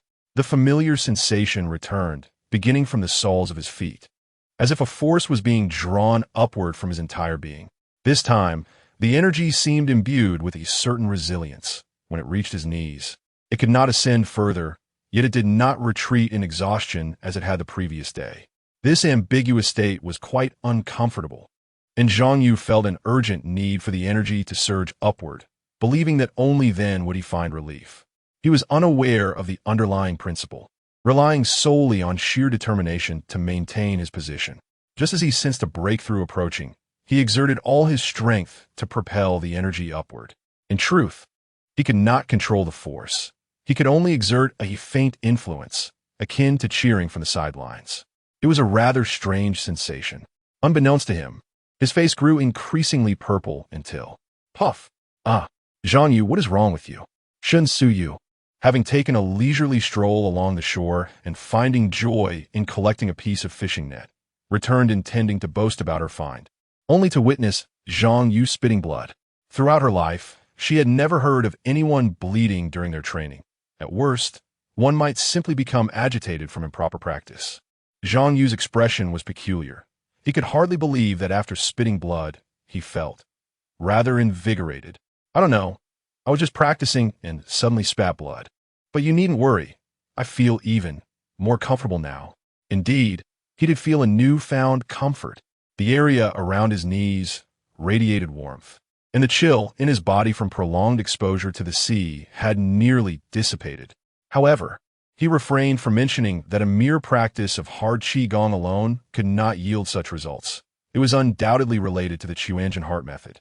How about we refrain from practicing for now? If you truly wish to learn, I can have my grandfather teach you when we return. Zhang Yu expressed her concern. Spitting blood was no trivial matter. One must not risk their life over training. Wiping the blood from the corner of his mouth and expectorating a few more clots, Zhang Yu reassured her, "It's nothing serious, really. By the way, do you understand human acupoints?" Seeing that he truly seemed untroubled, Zhang Yu felt a bit more at ease. As long as you're fine, it may just have been a case of improper energy flow. If you ever feel anything amiss, stop immediately, understand? After Zhang Yu nodded earnestly, she continued, "Of course, I know about acupoints. When we have time, I will teach you." Zhang Yu was delighted. Knowing the locations of acupoints would surely enable him to visualize his practice more precisely. He stood up, stretched his legs, feeling stronger than before. "Let's create a simple device for extracting sea salt and another for distilling seawater. Then we can explore the rainforest. We can return at noon to gather seafood and collect human refuse." Onlookers remarked, "Has Zhang Yu contracted some terminal illness? Is he pretending to be nonchalant in front of Zhang Yu? I think so too. How could one practice to the point of spitting blood? This isn't a martial arts film where one becomes possessed. Thank goodness I didn't follow the goddess to learn that hard qigong. Just watching the postures seems dubious. I have been practicing diligently, and though my legs are sore from squatting, I feel nothing else. My only urge is to seek the restroom. I suggest the production team should send Zhang Yu to the island for a checkup. We must ensure nothing is amiss. Could it be food poisoning? I am uncertain. Perhaps we should wait and see. It is possible Zhang Yu is concealing a malady. Alas, this brother truly has it tough." In the courtyard, the elderly man cautioned, "Old man, do not let Xiaoya lead others astray." The woman, anxious, was none other than Zhang Yu's grandmother. Shun Heng, the elder, displayed a myriad of emotions: hesitation, disbelief, joy, and apprehension. After a pause, he remarked, "Do not fret. Let us observe further. You see, when I was 40, I bled while practicing, and, surprisingly, my skills improved significantly afterward. I once heard from an esteemed veteran in the military about a Taoist he knew who had bled several times. This could be a good omen. I suspect Zhang is experiencing something similar, though I find it hard to believe, considering he has only been practicing for 2 days." In the conference room of the production team, the morning meeting was underway. Director Luo's strategy was sound. Focusing solely on a few celebrities had stifled their viewership, thus hindering the program's growth. Today, they aim to identify several teams with potential for cultivation. The participants were acutely aware of the importance of popularity and were striving to showcase their talents. They decided to direct more editorial focus toward these individuals and highlight their appeal, subsequently broadcasting it in the main live stream. At that moment, Xiao Ning entered and whispered a few words to Director Luo, whose brow furrowed deeply. He instructed to check Zhang's recent health records, hoping there were no grave ailments. Xiao Ning nodded in acknowledgement and exited. On CG Island, Zhang Yu's adeptness continued to impress Zhang Yu profoundly. After returning, he meticulously gathered the ash produced from burning wood over the past 2 days, amassing a total of 113 nails. Over 100, a significant collection. Most of these were steel nails. With such materials, he could undoubtedly forge a sharp dagger. However, gathering the necessary items for smelting iron would not be an easy feat. At the very least, he would require a hammer. He filled a larger mineral water bottle with seawater, sealing the mouth with a cloth strip and positioning it upside down, allowing the seawater to drip slowly. Beneath it lay a clean stone slab set at a slight incline, with dry wood burning below. As the seawater dripped onto the slab, the heat would cause rapid evaporation, and soon, the spots where the droplets fell transformed into white patches, forming a thin layer of salt. This was merely the first step in the process of refining sea salt, serving as a substitute for sun-drying salt. Further steps would include filtering and washing the salt, followed by repeated evaporation to ensure the resulting sea salt was safe for consumption. In truth, even the salt from a single refinement could be edible. Though it depended on luck, poor luck could lead to illness. This was a rudimentary setup for refining sea salt. Yet how could this alone captivate the stunning Zhang Yu? Another apparatus was similarly arranged for the sea salt extraction. Zhang Yu fashioned a funnel from a large iron can, placing it over the stone slab. 2 holes were left above. One serves as the inlet for the seawater apparatus, while the other connects to a mineral water bottle. The opposite end of this bottle is linked to a horizontally positioned bottle, culminating in a fully intact water bottle. In total, 3 mineral water bottles form a contraption designed to capture seawater vapor. Seawater evaporates through a stone slab, and the vapor is collected by an iron cover, flowing through the mineral water bottles to the horizontal one for condensation. Due to gravity, the condensed water trickles into the final bottle, transforming distilled seawater into fresh water, which is safe for direct consumption. However, it is worth noting that distilled water should not be consumed in excess, as it lacks trace minerals found in regular water. Prolonged deficiency in these minerals can lead to health issues. Thus, these 2 devices work in harmony, wasting not a single resource, requiring merely a bit of firewood, an abundant commodity on the beach. Having accomplished this, Zhang Yu had exhausted all the water bottles, yet he remained unperturbed. Confident he could find more while swimming at noon, he retrieved the blade he had fashioned the previous night, and the 2 spent some time sharpening it on a stone. The iron sheet was already thin and had been hammered the night before, so after a bit of polishing, it became quite sharp. He then bound the iron piece to a wooden stick using the bark of twig, creating a somewhat sharp knife. Zhang Yu further wove 2 grass ropes, each the thickness of a thumb, to attach to the basket that Zhang Yu had woven the day before, fashioning a shoulder strap.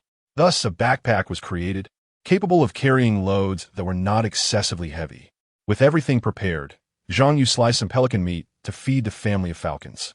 Thereafter, the 2 set off, fully equipped, into the depths of the rainforest. Chapter 33. Exploring the rainforest. The family of the falcon mother, being wild creatures, exhibited a strong sense of vigilance and typically refrained from slumber upon the arrival of others. However, yesterday, the falcon mother reached the pinnacle of exhaustion.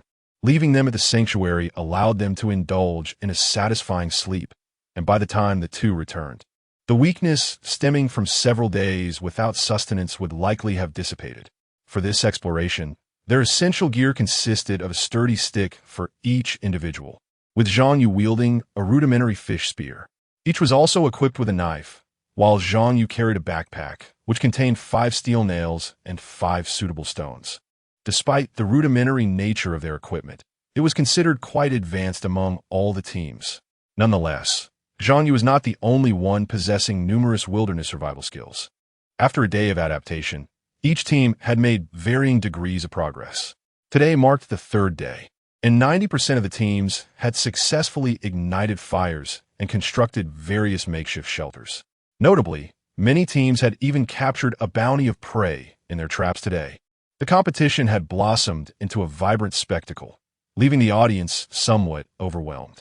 The number of viewers in the live streams of Zhang Yu and Zhang Yu had diminished significantly. With Zhang Yu's audience, just over 2 million, and Zhang Yu's exceeding 120,000. Among all the live streams, Zhang Yu was passionately narrating the exploits of a premier team from Europe, consisting of two individuals, one adept at surviving in the wild and the other skilled in exploration and hunting. They were a remarkable duo. Were Zhang Yu to witness this, he would undoubtedly be astonished, for this was a veritable mirror image of Bear Grylls and Ed Stafford. They even bore similar names, one called Belial and the other Ed. Ladies and gentlemen, we are now observing two wilderness survival experts from Europe.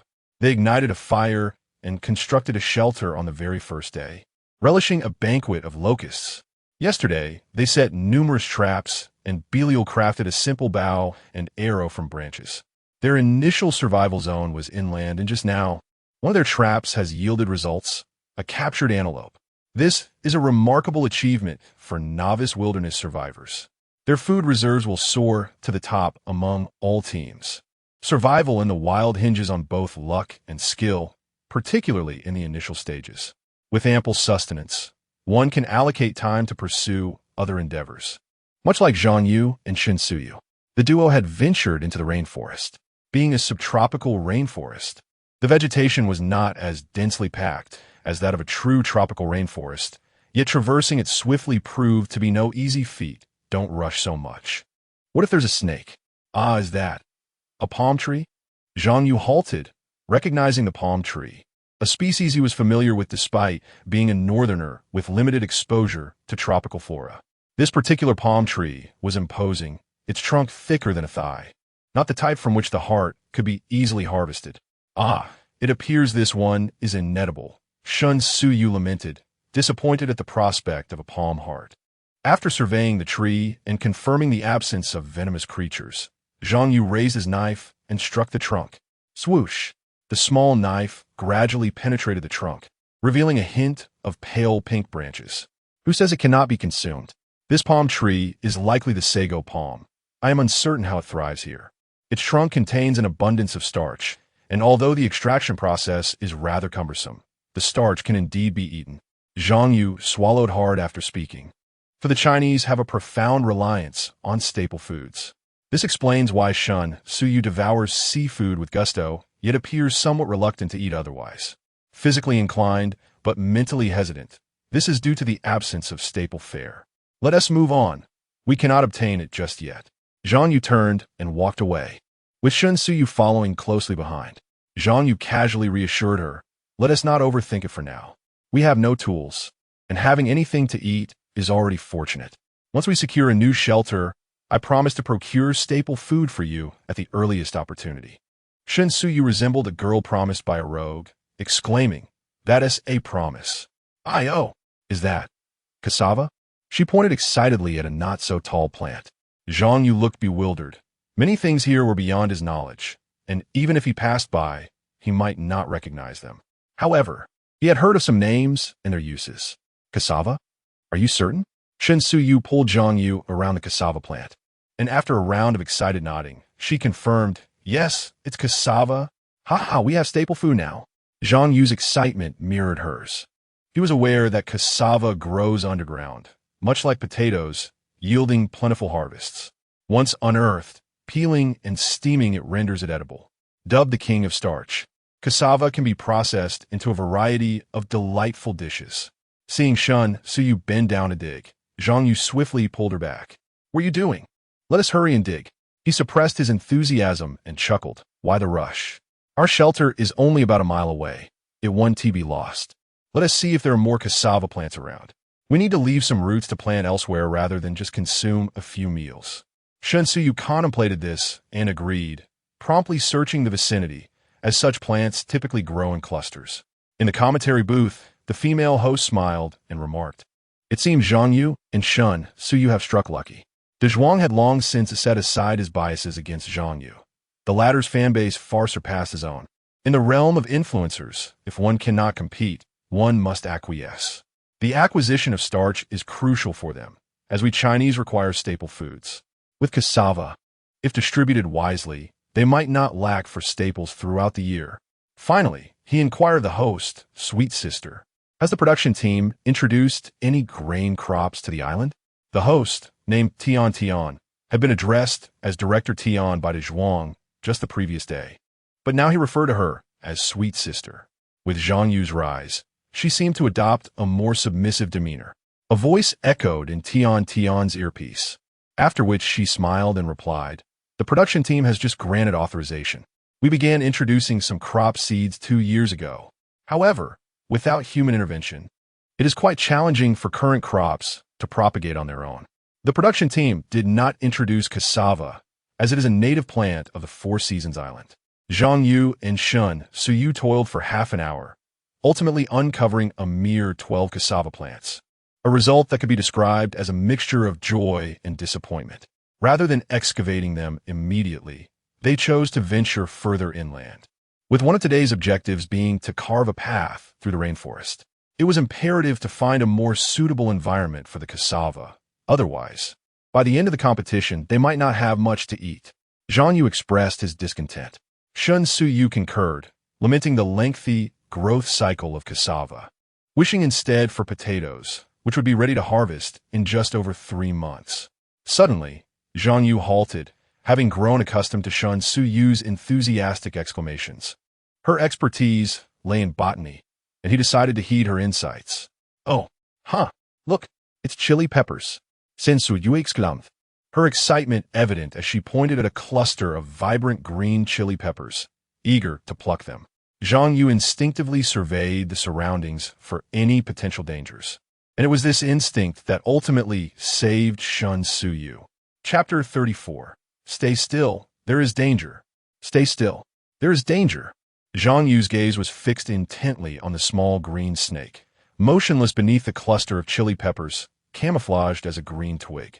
Living near a forest, he had taken the time to learn about snakes. What is happening? Shun Siyue felt an immense force pulling her, and suddenly she found herself beside Zhang Yu. Upon hearing his warning, she froze in terror, the thrill of discovering something extraordinary dissipating into thin air. "Look beneath the chili peppers, there's a green snake." Zhang Yu raised his spear, his expression grave. In the commentary area, Tian Tian anxiously inquired of de Zhuang, "Teacher de Zhuang, what kind of snake is this?" De Zhuang was utterly bewildered. As a wilderness influencer, he was not well versed in such matters, merely regurgitating prepared scripts. Fortunately, Zhang Yu provided the answer. "What sort of snake is it?" "It's green and rather cute." Upon hearing the word snake, Shunse's hair stood on end in fright, but upon seeing its appearance, her fear began to wane. With Zhang Yu by her side to protect her, the snake appeared less threatening, resembling a toy snake sold on the streets. Zhang Yu was somewhat exasperated. Did the presence of charming creatures in nature imply they posed no danger? This is a bamboo leaf viper, which is indeed venomous, but not lethal. I'll take care of it. If it bites us, we'll have to withdraw from the competition. Shun Siyue instinctively clung tightly to the hem of Zhang Yu's shirt. Zhang Yu was not overly anxious. He had experience catching snakes, though most he had encountered were non-venomous. The petite bamboo leaf viper was a vibrant green, enticing even those unfamiliar with it to reach out and touch. Zhang Yu extended his spear, intending to coax the viper to the ground, where he could either impale or trap it. However, the small green snake suddenly lunged forward. Initially, there seemed to be nothing to fear. What harm could it inflict upon the spear? Yet, in an instant, its body sprang forth as if propelled by a spring, landing squarely on the spear. The little creature, in a state of panic, began to ascend the wooden shaft of the spear. The unforeseen turn of events caused Shun Siyue to clutch Zhang Yu's waist tightly. As the tension built, Zhang Yu instinctively discarded the spear. In a reflexive motion, a steel nail appeared from his pocket. Whoosh bang! At such a short distance, Zhang Yu accurately struck the mark, driving the nail through the viper's head, propelling it a short distance before pinning it firmly to the ground. Despite having witnessed Zhang Yu's prowess before, the spectacle still elicited gasps of astonishment. It was nothing short of an invincible maneuver. Unbeknownst to Zhang Yu, in the years to come, a multitude of sharpshooters and nail-throwing experts would emerge in Huagua, all inspired by his technique and dedicated to perfecting their own skills. However, no matter how diligently they practiced, they would never attain the same level of precision as Zhang Yu. The bamboo leaf viper, firmly pinned to the ground, writhed and twisted its tail and body, yet could not free itself. Zhang Yu meticulously surveyed his surroundings before casting an exasperated glance at Shen Yu, who was still clinging tightly to his waist. "I'm not frightened by the snake, but you're certainly giving me a scare. Can you please refrain from being the mood disruptor? What is the difference between you and someone setting off firecrackers while standing nearby to frighten others?" Shen Yu naturally released her grasp on Zhang Yu and playfully pinched the scant soft flesh on his stomach. "It's not that I'm afraid. Snakes and multi-legged insects are just terrifying to behold." Hiss! Zhang Yu inhaled sharply. "Ouch, that hurts. Be gentle. If you squeeze me to death, I'll be curious to see how you'll manage to leave the rainforest." Uffed. Shen Yu giggled. "Are you made of paper? Is that all it takes to kill you?" The two continued their light-hearted banter until the bamboo viper began to twitch erratically. Zhang Yu picked up his harpoon, secured the snake in place, and then struck with precision. He murmured to himself for reassurance, "3 cuts, and I'll have severed its head. That's not too shabby." With enthusiasm, Shen Yu observed as Zhang Yu carefully collected the steel nails. "Zhang Yu, could you teach me your skills in launching and throwing these projectiles?" Zhang Yu shrugged nonchalantly. "There's no technique involved. It's all about relentless practice." He bled the snake and wrapped it in leaves before placing it in his backpack, knowing that birds like falcons adored snake meat, and he could treat them to a feast. Only then did he notice a cluster of chili peppers. "What kind of chili is this? Perhaps it's the skyward chili?" As he spoke, Zhang Yu felt a surge of joy. He could finally savor spicy food. Shen Yu cautiously approached, delicately sniffing with her exquisite nose. Ashu. One must admit, even a sneeze from a beautiful woman is a delightful sight to behold. Shen Yu gazed at the peppers, noting their potent spiciness. "This resembles the top 10 hottest bird's-eye chilies in the world." Without waiting for Zhang Yu to inquire, she elaborated, "Bird's-eye chilies are quite spicy, but they are edible. To season our food, we merely need to chop a tiny piece and dilute it with water." After a moment's thought, she continued, "Let us wrap them in leaves. We can take 2, and, when they ripen, we will collect the seeds for planting." Zhang Yu was aware that as long as the chili seeds matured, it didn't matter if the peppers themselves were fully ripe. Once dried, the seeds could be planted. Of course, this applied only to pure chili varieties, not hybrids. After carefully plucking 2 chilies through the leaves, the duo resumed their journey. It seemed their good fortune had run out, as they did not encounter any particularly useful plants thereafter. Only a few unfamiliar specimens that Shen Yu casually gathered, claiming they could serve as substitutes for seasoning. An hour later, they traversed a grove and were met with an inland breeze distinctly different from the ocean wind. Once they reached this point, they could confidently declare their entrance into the interior. The vegetation here was considerably sparser, and the dense growth of plants had dissipated. Yet Zhang Yu found himself filled with elation. This environment bore an uncanny resemblance to the mountains near his home. In such a setting, he felt as if he were truly in his element. Despite his outward calmness, he was indeed filled with anxiety. How many individuals from Huagua can truly acclimate to the environment of a tropical rainforest? The presence of venomous creatures and snakes is already enough to instill fear, not to mention the numerous toxic fruits. This is not a nurturing place, but rather one that claims lives. Nevertheless, every locale has its inhabitants who adapt, and several groups even migrate towards the coastline in search of environments suited to their survival.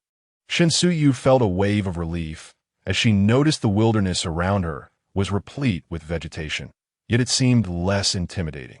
Hey, where are you going?" Just as Shen Yu was about to speak, she observed Zhang Yu excitedly dashing a few steps ahead. Without Zhang Yu by her side, she felt a surge of panic. Zhang Yu reached a patch of exposed soil, exclaiming joyfully, "Lus. And it's somewhat sticky, what a find." Shen Yu hurried over and discreetly tugged at the hem of Zhang Yu's shirt, asking, "What is so special about Lus?" What do you intend to do?" Chapter 35. Lus. Zhang Yu nodded affirmatively, stating, "Indeed, Lus has a myriad of applications. What we urgently require now is to construct a smelting furnace and a clay blower using this Lus, which will enable us to achieve the necessary temperature for iron production." Shen Yu was aware of Zhang Yu's general plan. As long as they prepared some rudimentary tools for expansion, the two of them would leave the seaside and venture inland. What shall we do? Should we carry back a basket of luss? Is that sufficient? Zhang Yu shook his head, indicating it would not be enough. But do not worry.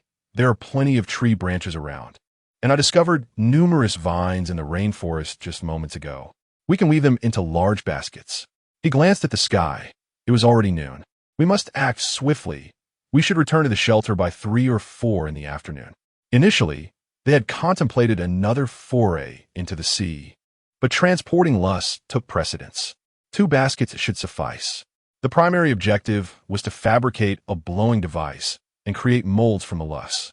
They had a few more days at sea, but the anticipated yield of iron would likely be modest. Crafting an axe and a knife would be all that was necessary. The two of them each drank a coconut and munched on some coconut meat before getting to work. They found themselves in a peculiar predicament regarding food. On one hand, they were ravenously hungry, yet on the other, they were reluctant to consume too much. The absence of seasoning played a significant role. The fishy odor from yesterday's catch had greatly diminished their appetite, leaving them to wait until hunger drove them to indulge once more. Those who claimed that anything cooked in the wilderness tasted delightful likely had no experience in the wild. Without seasoning, the natural flavor of ingredients can be quite off-putting. Seafood fared better, possessing a subtle taste with less pronounced fishiness, but other ingredients were less forgiving. For instance, pelicans had almost no fat, and grilling them could render them quite tough. Given the current circumstances, the best approach would be to employ a method akin to the beggar's chicken, though the lack of seasoning deterred them from attempting such a dish. Now, however, they had acquired chili peppers, salt, and the fragrant herbs collected by Zhang Yu, which meant they could return and prepare a sumptuous meal. This was the true wilderness, far from the idyllic visions they had previously held. One of the water friends remarked, "They say we are foodies, yet upon arriving in the wilderness, I discovered that the most joyful eaters were the Europeans. They consume everything in its purest form. Just look at how Bailey Eyre and the others roasted antelope meat. It appeared blackened, resembling charcoal, utterly unappetizing. I noticed they even dug a pit to cook lamb legs without adding anything. How could that possibly taste good? I'm not sure. When stewing beef or lamb, a touch of salt can enhance the flavor, but with wild antelope, without any seasoning, I wonder if it has a gamey taste." Among the many contestants, Zhang Yu and his companion prepared the cleanest and most visually appealing dishes, yet they were not seen relishing their meals. "Brother, did you not see them devouring crabs? Just watching them made me hungry. Now that they had seasoning, it would be intriguing to see what they would create. As for me, I have ordered roast goose from a restaurant, and I plan to enjoy it with them." "Good idea. I shall place an order too." At 3 in the afternoon, 2 stooped figures emerged from the rainforest. Even upon sighting their makeshift home, they proceeded at a leisurely pace. Zhang Yu carried a large wrought tin basket on his back, filled mostly with yellow earth, while a smaller backpack slung across his chest contained some cassava and plant branches. Zhang Yu's wrought tin basket was slightly smaller, also filled with yellow earth. Although the straight-line distance was not great, traversing the rainforest slowed their pace considerably. "Phew, I'm exhausted," Zhang Yu exclaimed as he set down the backpack from his front and assisted Zhang Yu in taking off the heavy wrought tin basket. Just as Zhang Yu relaxed, she hurriedly helped Zhang Yu remove his burden as well. The stove at their shelter had only a few embers left, and the previously prepared seawater distillation apparatus had long since run dry, replaced by a scattering of white solid salt and a half-full bottle of water on the stone slab. "Here, have a sip of water," Zhang Yu said with a smile as he handed her the bottle of mineral water. This was their first bottle of water in 3 days. "Thank you," Zhang Yu replied with a sweet smile.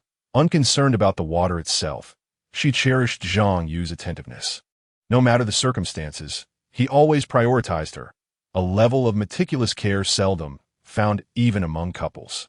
Even now, with his lips cracked and parched, he still offered her the first drink. Zhang Yu took a sip. The tasteless water glided into her mouth and smoothly down her throat, rejuvenating her entire being. As if every cell rejoiced, she nearly shed tears of gratitude. "Water, indeed, is the essence of life.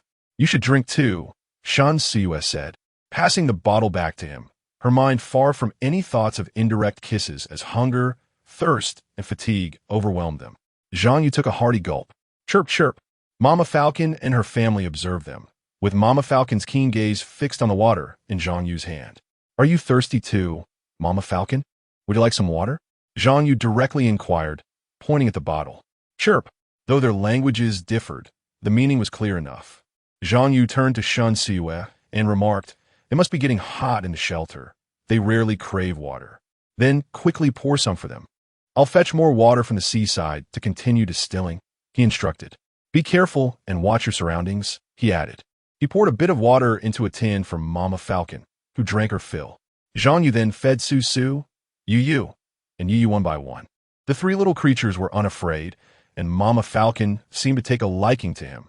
Once they grew more familiar, he could begin training them with food.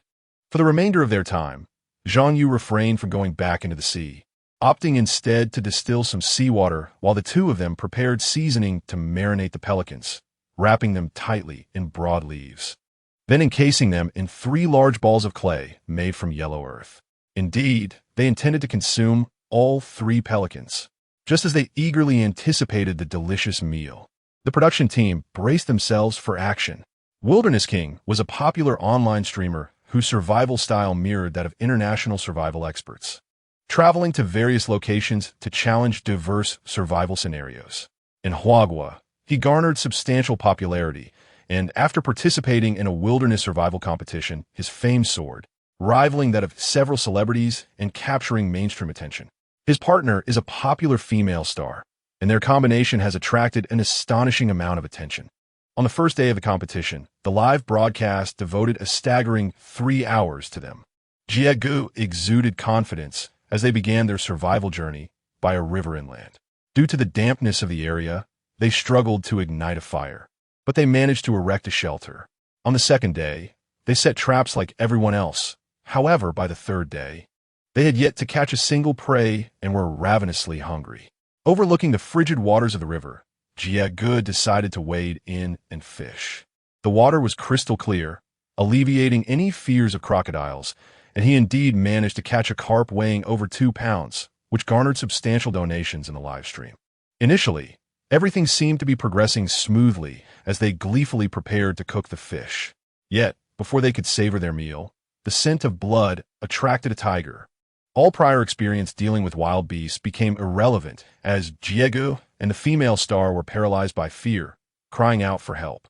Eventually, it was the female star who, in a moment of clarity, pulled them behind the fire pit to face the tiger from a distance. This marked the contestants' first encounter with such a ferocious creature. The surveillance drones, which had been hovering over the competitors, descended, their weaponry aimed squarely at the tiger. However, the most infuriating aspect was that once Jiegu regained his composure, an inexplicable surge of confidence propelled him to abandon the notion of retreating from the competition. Instead, he brandished a flaming stick, attempting to drive the tiger away. Did he truly believe that the presence of fire would deter the animal? Chapter 36. The Call of the Pelican Water Friend.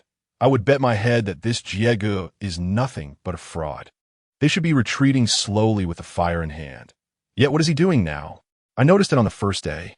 He spoke as if he were an expert, prepared for half a day. Yet he couldn't even start a fire. It was only with Shulin's help on the second day that he managed to create one. I am at a loss. One could starve by the river for 3 days. The traps he set are filled with flaws, far from the proficiency of Bailier and his team. Spare me your sarcastic remarks. It merely highlights your own shortcomings, doesn't it? Jieji's progress is no different from the other groups. He is simply less fortunate. How does that make him a fraud? Surely, you have not witnessed Jieji's prowess abroad, using traps to take down lions, have you? Sigh. It's futile to reason with brainless fans. Taking down a lion? The size of those traps. One cannot fathom how many men it took to dig them, let alone a lion. Even an elephant would struggle to escape. Is it not possible that they were excavated by a machine? Sure, enough of that. Look, the tiger is charging in. On the screen, the vividly striped tiger, provoked by Jieji's torch, was in a furious frenzy. The flames were indeed formidable, but it had no intention of relinquishing its prey. Roar! The tiger let out a deafening roar, suddenly circling the fire pit. Jiegu, let us give up. Jieji's eyes betrayed an unmistakable fear, yet he was reluctant to concede. He was acutely aware of his performance over the past few days. Giving up now could be explained away, but a decline in popularity was inevitable. He had dared to challenge everywhere, and besides the publicity and prior preparation, he possessed a modicum of courage. Hearing the trembling voice of the female star beside him, his gaze flickered momentarily, and he spoke. "Xiaolin, please press the surrender button. I still wish to battle out. I cannot allow you to be dragged into this." The female star, utterly terrified, had no time to think and pressed a discreet button on her wristband. Beep. The accompanying drone immediately flashed a red light, while the defense drone above her head had long been on standby. Upon activation of the surrender button, the defense drone swiftly launched 2 tranquilizer darts. Whoosh, whoosh. The tiger, caught off guard by the sudden turn of events, instinctively dodged one of the darts. But the other struck its body. Roar. The tiger let out a pained roar, instinctively preparing to attack, yet its body ceased to respond, starting with its forelimbs and then its entire form.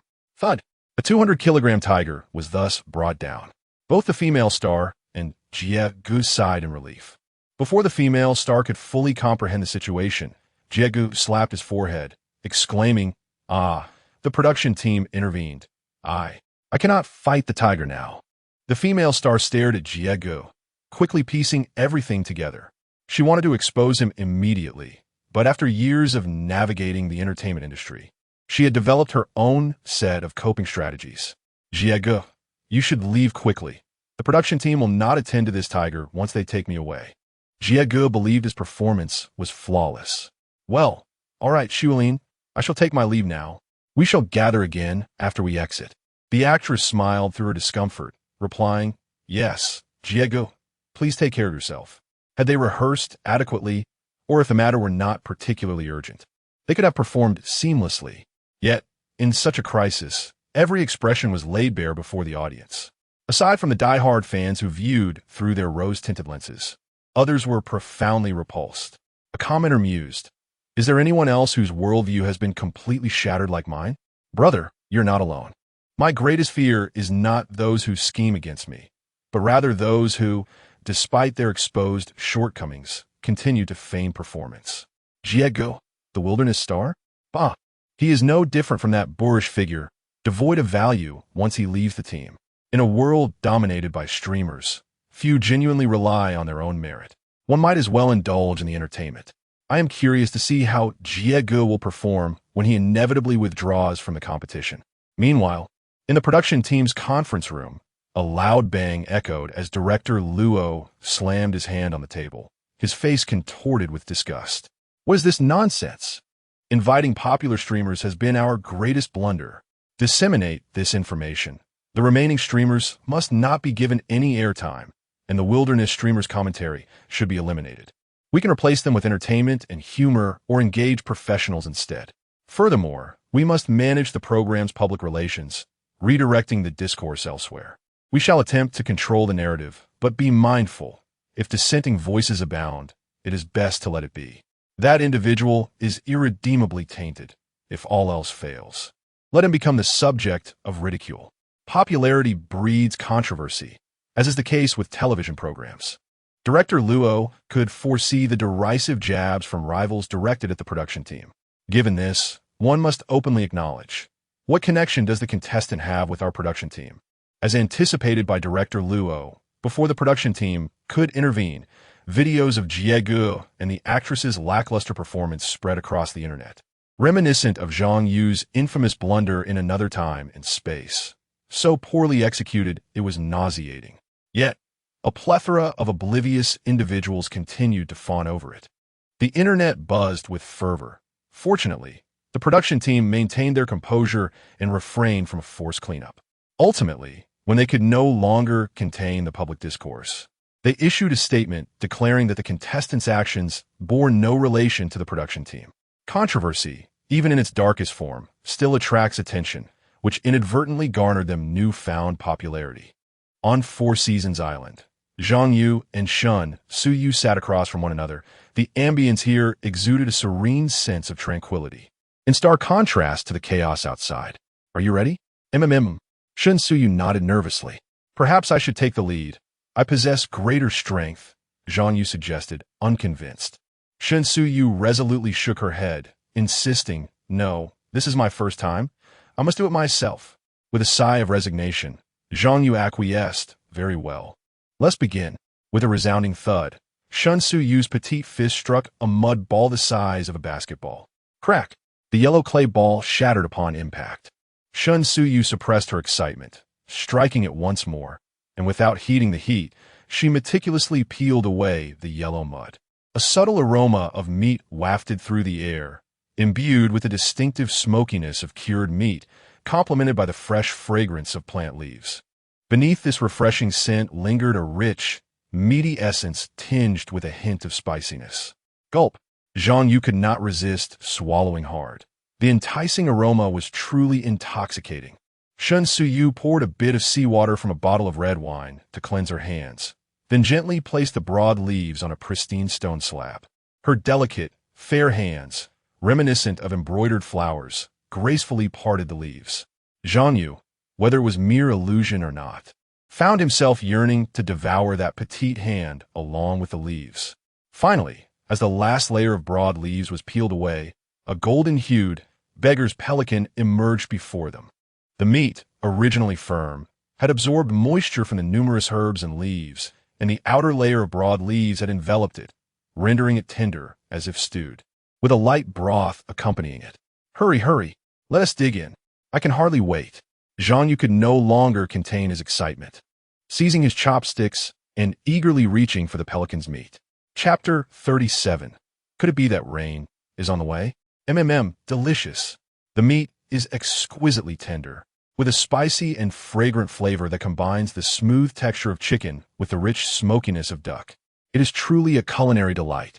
Zhang Yu praised endlessly, while Shun Siyu savored the meal with a face full of happiness. After 3 days, they finally enjoyed a satisfying feast.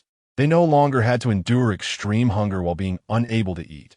Shun Siyu felt as if she could devour an entire pelican. They did not eat one by one, but rather shared the feast together, which made it all the more delightful. This tantalized their friends by the water, but alas, pelicans are protected animals and cannot be consumed. While eating, Zhang Yu remarked, Siyu, from now on, you shall be in charge of collecting spices. Shun Siyu nodded vigorously. Wait, what did you call me? Zhang Yu broke off a wing from the pelican, declaring that the wings of flying creatures are the most delectable. I called you Siyu. Should I call you Yaya instead? That would be confusing, wouldn't it? Shun Siyu playfully glared at Zhang Yu, and upon seeing him devouring his meal, she handed him the freshly distilled fresh water. Eat slowly, there's plenty more, and don't forget the 2 cassavas. Zhang Yu raised his head, and their eyes met, followed by a shared smile of bliss. Do not misunderstand. This was happiness derived from the enjoyment of delicious food. Eating had become their primary motivation, and they unconsciously began to anticipate the challenges of survival on the deserted island ahead. Meanwhile, the family of the falcon was also busy. Snake meat is a favorite among raptors. The 3 little ones chirped incessantly, urging their mother to feed them quickly. Unlike the little falcon, which desperately opened its mouth for food, these chicks were quite clever, only opening their beaks when food approached, their bright eyes sparkling with intelligence. Suddenly, Zhang Yu exclaimed, Oh no, I bit into a piece of chopped bird's eye chili. Sweat beaded on his forehead as the fiery heat surged through him, but he had to admit, it was quite invigorating. Shun Siyu maintained her elegance, observing, It seems I might have added too much. 1 chili for 3 pelicans is excessive. Next time, I will use just a pinch. Zhang Yu took a sip of water, ready to speak, when he heard a distant thudding sound in the sky. They turned their gaze to see a helicopter heading inland. The 2 exchanged glances, realizing that someone must have given up. Zhang Yu fell silent for a moment, stating, From now on, we must prioritize our safety above all else. Shun Siyu, recalling something, nodded solemnly. It could be that someone had surrendered, but it was also possible that someone had perished. This island is not as simple as it appears. Numerous dangers lurk within its interior. This further solidified Zhang Yu's determination to forge weapons. With arms, they would possess the means to protect themselves against the wild creatures.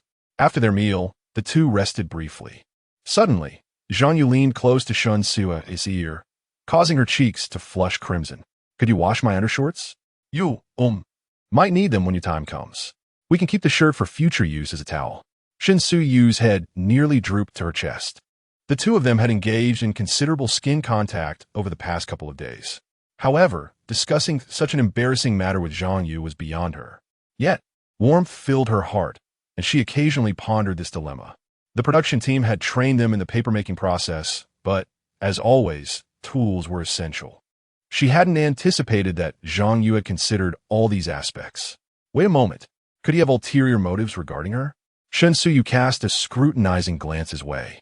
But Zhang Yu paid her no heed. Instead, he tied a piece of bark to his arm, which he had prepared unbeknownst to her. With a rosy complexion, Shen Suyu inquired curiously, "What are you doing?" Zhang Yu secured the binding around his arm and extended it toward her, signaling for her assistance.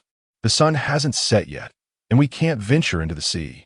I plan to take Mama Falcon, Su, and Yu for a little exploration, hoping to find something along the way." Upon hearing that Zhang Yu intended to leave, Shun Su-yu instinctively wished to accompany him. But recalling his earlier suggestion for her to wash his shirt, she dismissed the thought. "Hey, what about Yu? Why isn't it coming along?" Zhang Yu responded matter-of-factly. "Yu is your name for it, so naturally, it belongs to you. You can take it to do the laundry." Shin Su-yu pouted. "Well, fine then." Water friends chimed in. "A sense of sons to you, daughters to me is palpable here. Has the Zhangshan couple split so swiftly?" Upstairs. "Is this a sophisticated jab at Zhang and Shun? Zhang Ani? It will be better to call it Su-yu. It sounds delightful and delectable. They've split. I stand with the goddess here. I'll join Zhang Yu. His little jaunts must be quite entertaining." Under Mama Falcon's serious gaze, Zhang Yu carefully placed her on his bark-bound arm. Mama Falcon was quite docile and did not peck at him. After discerning the situation, he positioned Su and Yu on his shoulders, one on each side. Yu struggled for balance, flapping her downy wings multiple times, while Su, the chick that survived the leap from the mountain, perched confidently on Zhang Yu's shoulder, exuding experience. "Let us go," Zhang Yu called out, leading his trio of falcons toward the eastern beach. Although Shun Su-yu felt somewhat dissatisfied, seeing Zhang Yu's shirt and pants in the shelter evoked an inexplicable sense of happiness within her, prompting her to refrain from further comments. Zhang Yu had overindulged, staggering as he walked, having consumed 3 pelicans, well, 2.5, as he had shared the remaining half with Mama Falcon's family. Shin Su-yu had eaten half of one, while the other 2 had entirely disappeared into his stomach. The 2 pelicans had been plucked, their innards removed, and their hefty heads severed, with much of their flesh smoked and dehydrated. Nevertheless, the total weight still amounted to around 10 kilograms. He was baffled by how he had managed to consume such a volume of food. However, this was the first time in days that he felt truly satiated. He suspected it was related to the complete truth method. Ordinarily, after a day of hard work, one would expect to feel sore and fatigued.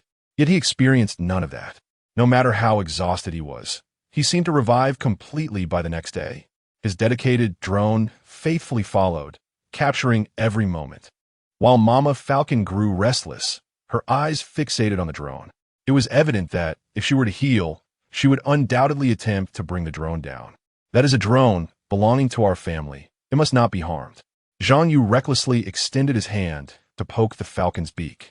The falcon mother instinctively parted her beak slightly, but refrained from pecking at him. Perhaps she understood Zhang Yu's words, for she ceased to regard the drone that had been trailing them. Zhang Yu addressed the drone, stating, "We have surveyed the western beach, but the eastern side remains unexplored. From the mountaintop, after traversing the rocky area, the sea here is not very deep. If it is deemed safe, we shall venture there tomorrow." Although he referred to it as an exploration, his demeanor was remarkably leisurely, akin to a serene stroll along the seaside during a vacation. The sound of the waves was gentle, and it took Zhang Yu a while to realize that today's temperature seemed considerably higher than yesterday's. Would it rain tonight? The weather in April can be quite unpredictable. In Huagua, snow, rain, sandstorms, and strong winds are all possibilities. It is unlikely to snow on the island, so it is probably just a forthcoming rain, and temperatures are likely to drop as well. Whether it will rain remains uncertain. But he sensed the warmth was greater than the previous day, accompanied by a vague feeling of discomfort.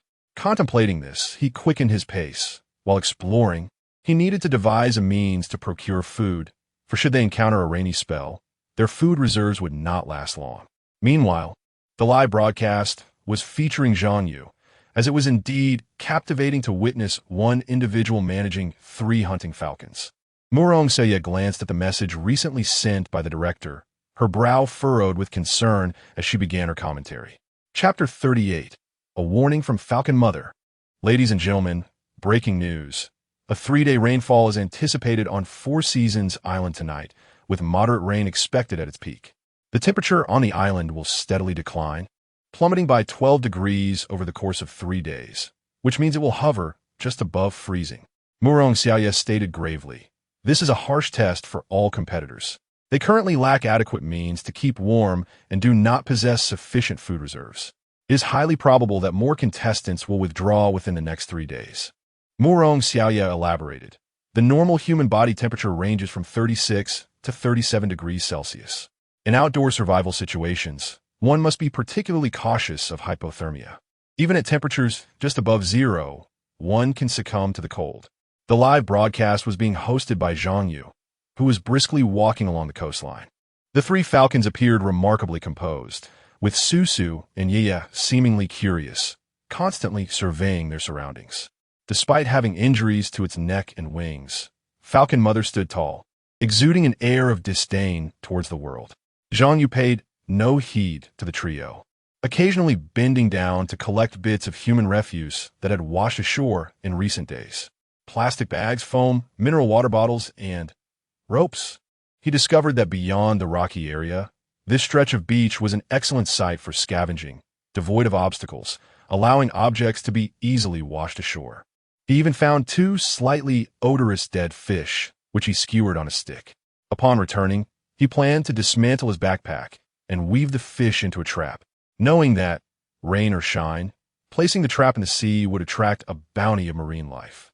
The beach stretched far, and with his long strides, Zhang Yu walked for half an hour before spotting a shadow in the distance around a bend.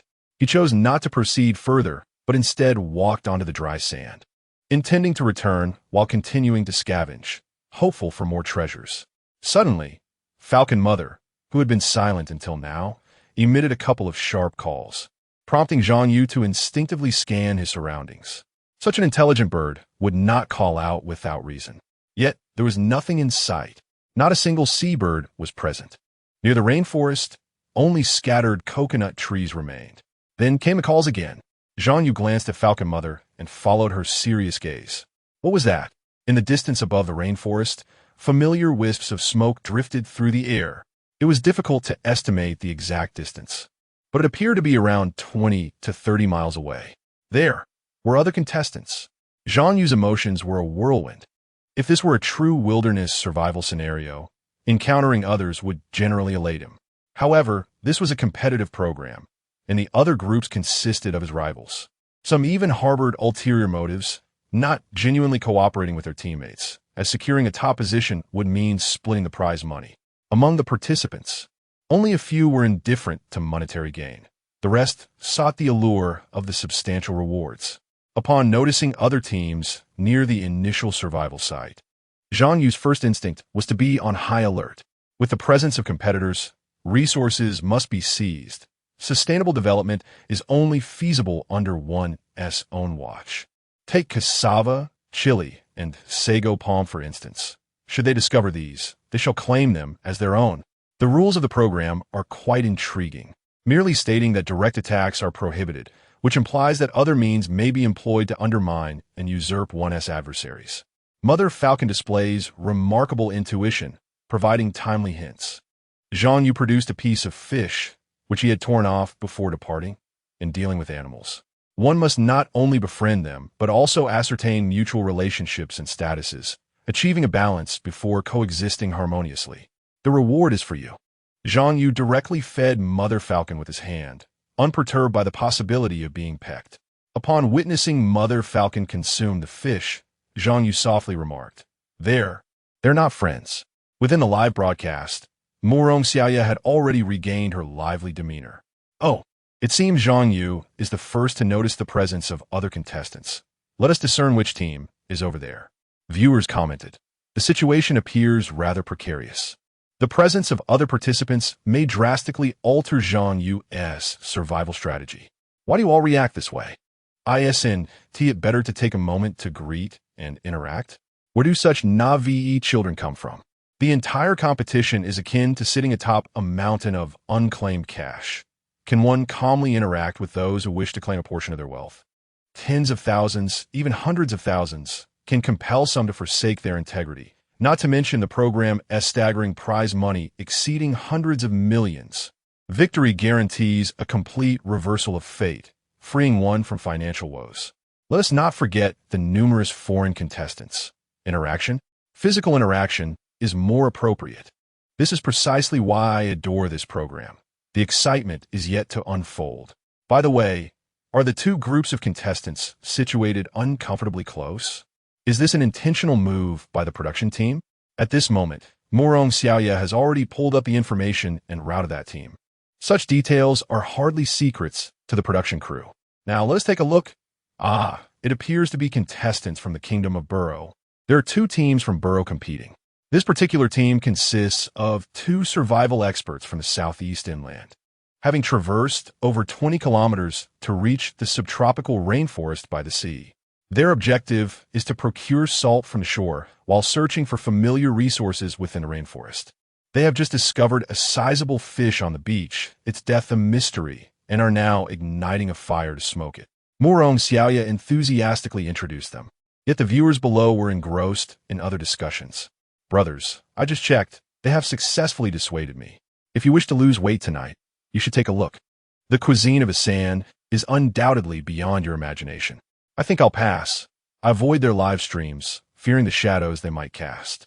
Alas, Asan excels in the rainforest. Venomous snakes pose no threat to them, which now places Zhang Yu in jeopardy. Whether it is dangerous or not, I cannot ascertain. I only know that cases of QJ involving Asan are frequent, while the goddess Shinsuye is as ethereal as a celestial being. What on earth is the production team thinking? How could they allow contestants from this nation to participate? Are you not aware? The program is broadcasted in every country. And how can one expect to attain viewership from a particular nation without allowing their participation? No worries, my goddess is skilled in martial arts. Indeed, I almost forgot. One must not underestimate Zhang Yu's extraordinary skills. If he becomes enraged, who could possibly rival him within a few meters? If the opponents were to strike first, would Zhang Yu and his team be justified in their retaliation as self-defense? Would it violate the competition's regulations? Of course, it would not be deemed a foul. Should one be bullied, they are entitled to resist. This principle holds true even on the moon, just as netizens were fervently discussing the matter, elevating it to trending status. Zhang Yu returned to the sanctuary with San Niao, dragging along a bundle of rags. "Why were you gone for so long?" Shinsuye chided him like a wife concerned about her husband's tardiness.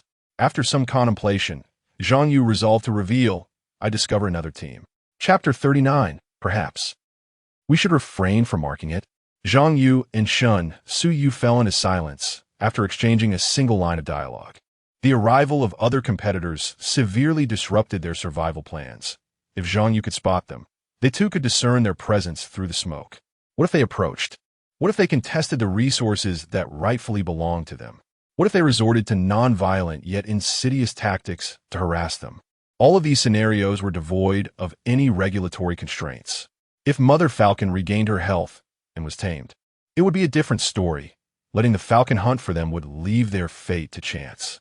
But that was a mere hypothetical. Reality seldom affords such possibilities. We shall take it one step at a time. Perhaps it is not as dire as we envision, Shinsuye remarked with resignation. Zhang Yu nodded, accepting this course of action.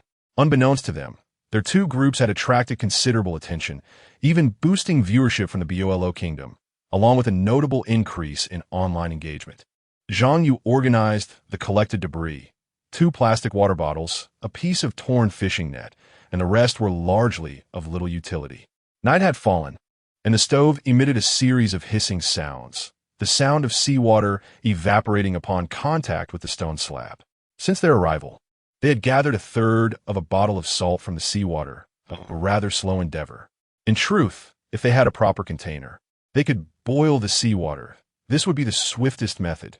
However, this subtropical island lacked the large shells found in tropical regions, and they could not locate appropriately sized stones to serve as pots. Thus, they could only gather it little by little.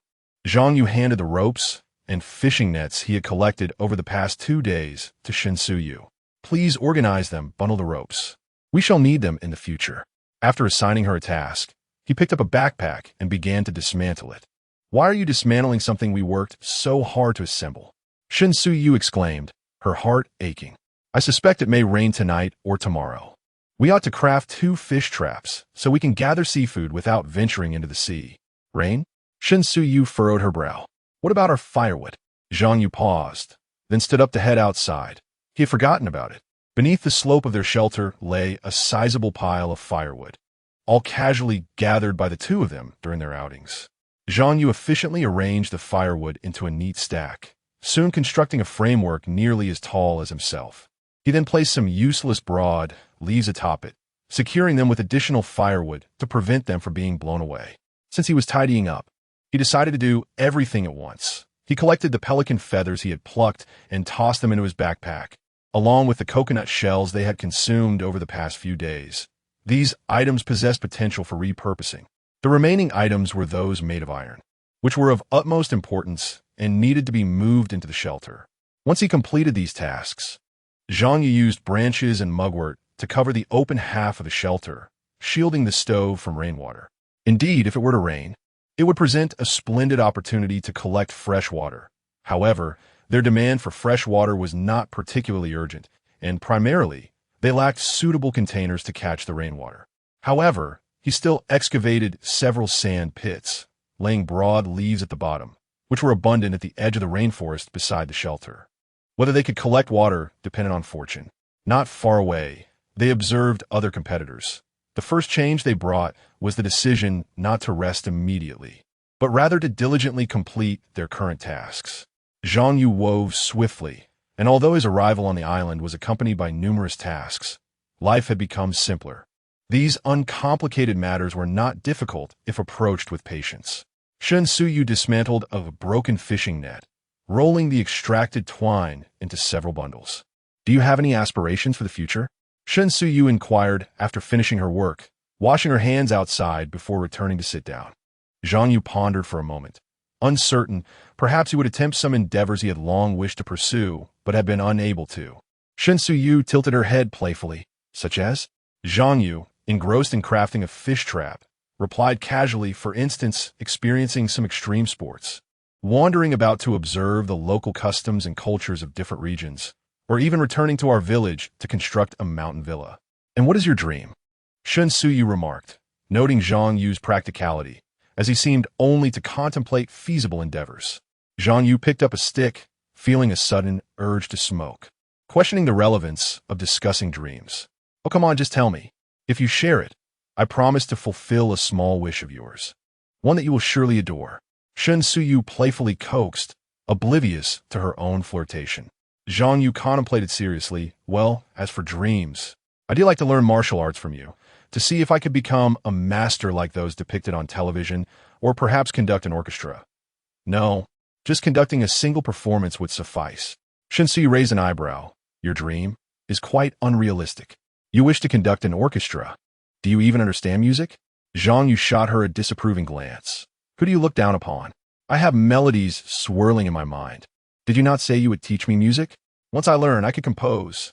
Shen Yu stifled a laugh, thinking Zhang Yu was merely jesting, unaware that he spoke earnestly. His memories were becoming clearer, and he believed this state would persist. Thus, the songs and melodies he had previously heard could indeed be transcribed. Satisfied, Shen Yu nodded. Since you are so cooperative, I shall reward you. Zhang Yu looked puzzled, wondering what sort of reward she could possibly offer.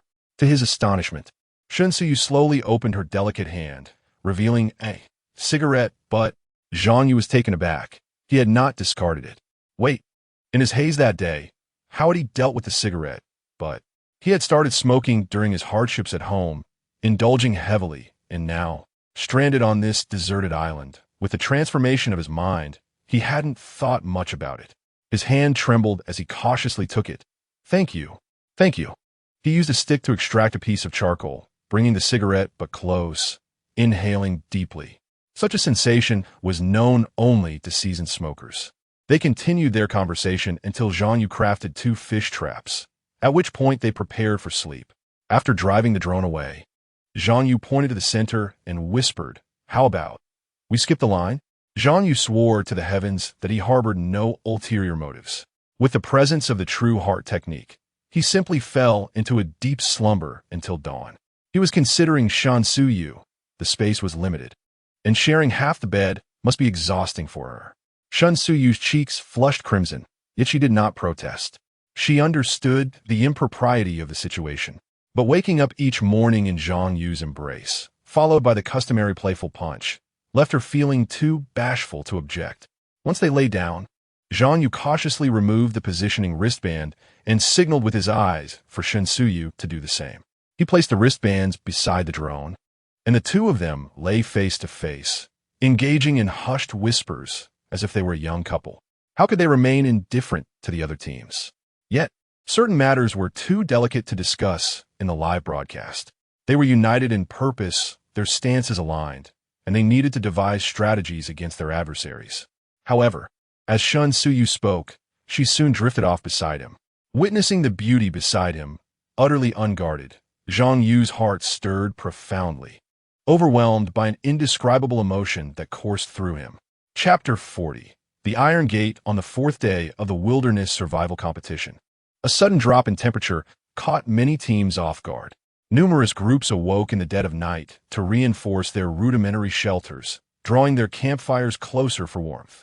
Unbeknownst to some, their fires were extinguished by the pouring rain, and the chilling temperatures gently roused them, leaving them unable to return to slumber.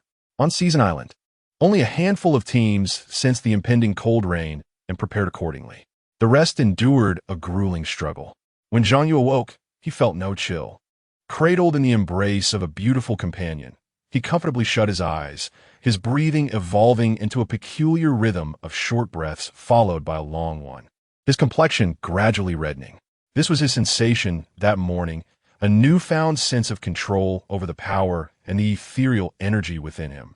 This feeling allowed him to breathe and cultivate without adopting the awkward and somewhat humorous postures that others often resorted to. This singular advancement equated to the arduous efforts of others over a year or two.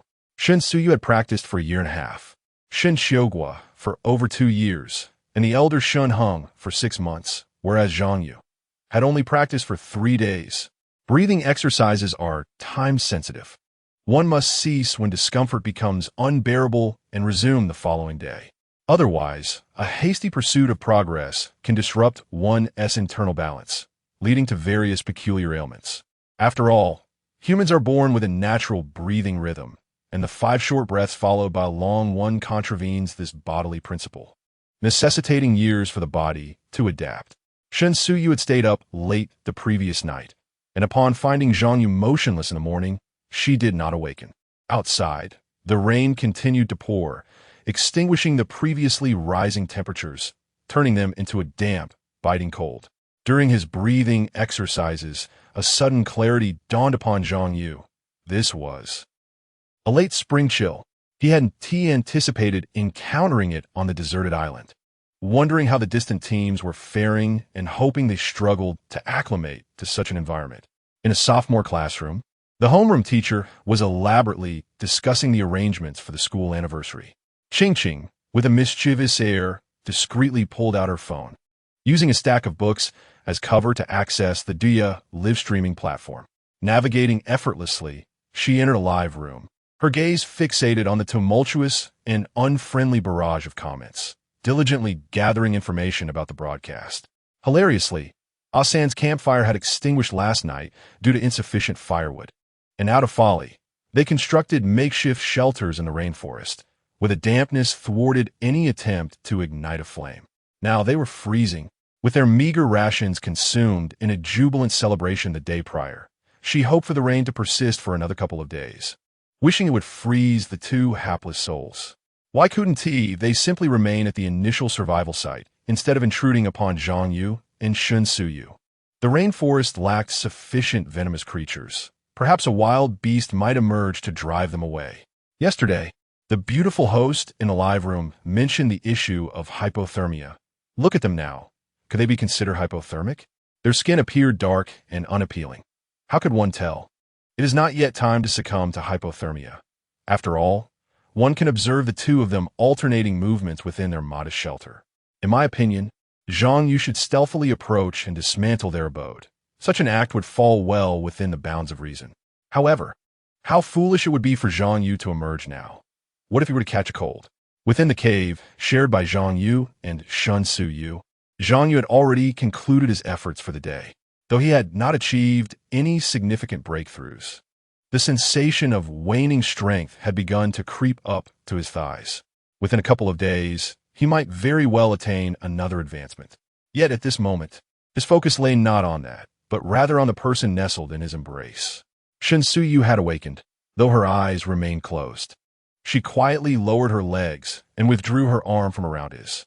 The two of them lingered in this peculiar standoff, feeling somewhat strange. Zhang Yu found himself yearning to hold her a little tighter. He sensed that his thoughts were slipping. This woman, merely taking advantage of the situation, could pose a real threat if she were to become serious. Once they were outside, he would return to the countryside, where she was a young lady of stature, and he felt utterly unworthy. Zhang Yu had not yet realized that he had transitioned from a stance of resistance towards women to contemplating questions of compatibility. "Are you awake?" Zhang Yu whispered. "Yes," Shen Yu replied softly. "It is raining outside." "Yes. Are you hungry?" "I'm not hungry. I want to lower the fish trap into the sea." "Oh no, it's so cold outside. What if you catch cold?" "I should be fine. I'll return as soon as I set the trap." "People swim in winter for that long, right? But we don't even have a drop of hot water." "Don't worry. Trust me. I will be all right. Once the trap is set, we will reap the rewards without even leaving." "Well, all right. I'll stoke the fire in the house a bit." Zhang Yu, clad in nothing but shorts and clutching two large fish traps, dashed outside, with a drone trailing him closely to capture the moment. The tenderness emanating from Shen Yu was almost overwhelming. The impulse to express his feelings surged within him, leading him to believe that she harbored affection for him, and that a confession would easily succeed. But could it truly be so? Zhang Yu himself had doubts. They had only been together for a few days. Perhaps it was merely mutual attraction. Rushed confessions were not in his nature, and embarking on a casual relationship was not his desire. He sought a lifetime commitment, pouring forth all his devotion, rather than facing formidable challenges a year later. Some things cannot be achieved through mere courage. Feeling somewhat agitated, Zhang Yu disregarded the chill of the seaside and chose to distance himself from his previous swimming spot, opting instead to set a trap on the western side. He then swam to the east, where he also positioned a trap, each containing a foul fish sufficient to attract nearby marine life. However, as he prepared to swim back to shore, a sudden flash of lightning illuminated the seabed around him. Crack boom! Out of the corner of his eye, Zhang Yu perceived what appeared to be a dark object in the distance. It was not a crocodile, but rather something that seemed out of place on the ocean floor, with one horn jutting up. Zhang Yu was momentarily taken aback, and then propelled himself forward, his feet gliding towards the mysterious object. The drone beside him faithfully followed, and the viewer count in his live stream surged to an astonishing 10 million. With so many teams, those safeguarding the sparks of hope were fast asleep, while others, devoid of any light, trembled in the harsh weather. Only Zhang Yu had chosen to venture into the sea under such conditions. Before the eyes of millions, he swam to the object, which revealed a flat, right-angled surface. As he reached out to touch it, brushing aside some marine life, he found the surface to be cold and hard. Zhang Yu kicked up from the water's depths to catch his breath before diving again. This time, his feet landed on the seabed, and he attempted to pull the object free. He had determined that what he held was iron. It resembled a door panel crafted from a sheet of iron. A swirl of murky sediment stirred up, immediately clouding the surrounding water. Zhang Yu instinctively closed his eyes, feeling the object shift approximately 20 to 30 centimeters. Recalling his earlier observations, he exerted all his strength to pull it backward. Based on its weight, texture, and feel, he surmised that this door-like frame was a square tube, slightly thick and likely made of steel. The iron sheet appeared to be no ordinary metal, resembling stainless steel. Regardless of the accuracy of his conjecture, Zhang Yu was aware that he was on the brink of a remarkable discovery.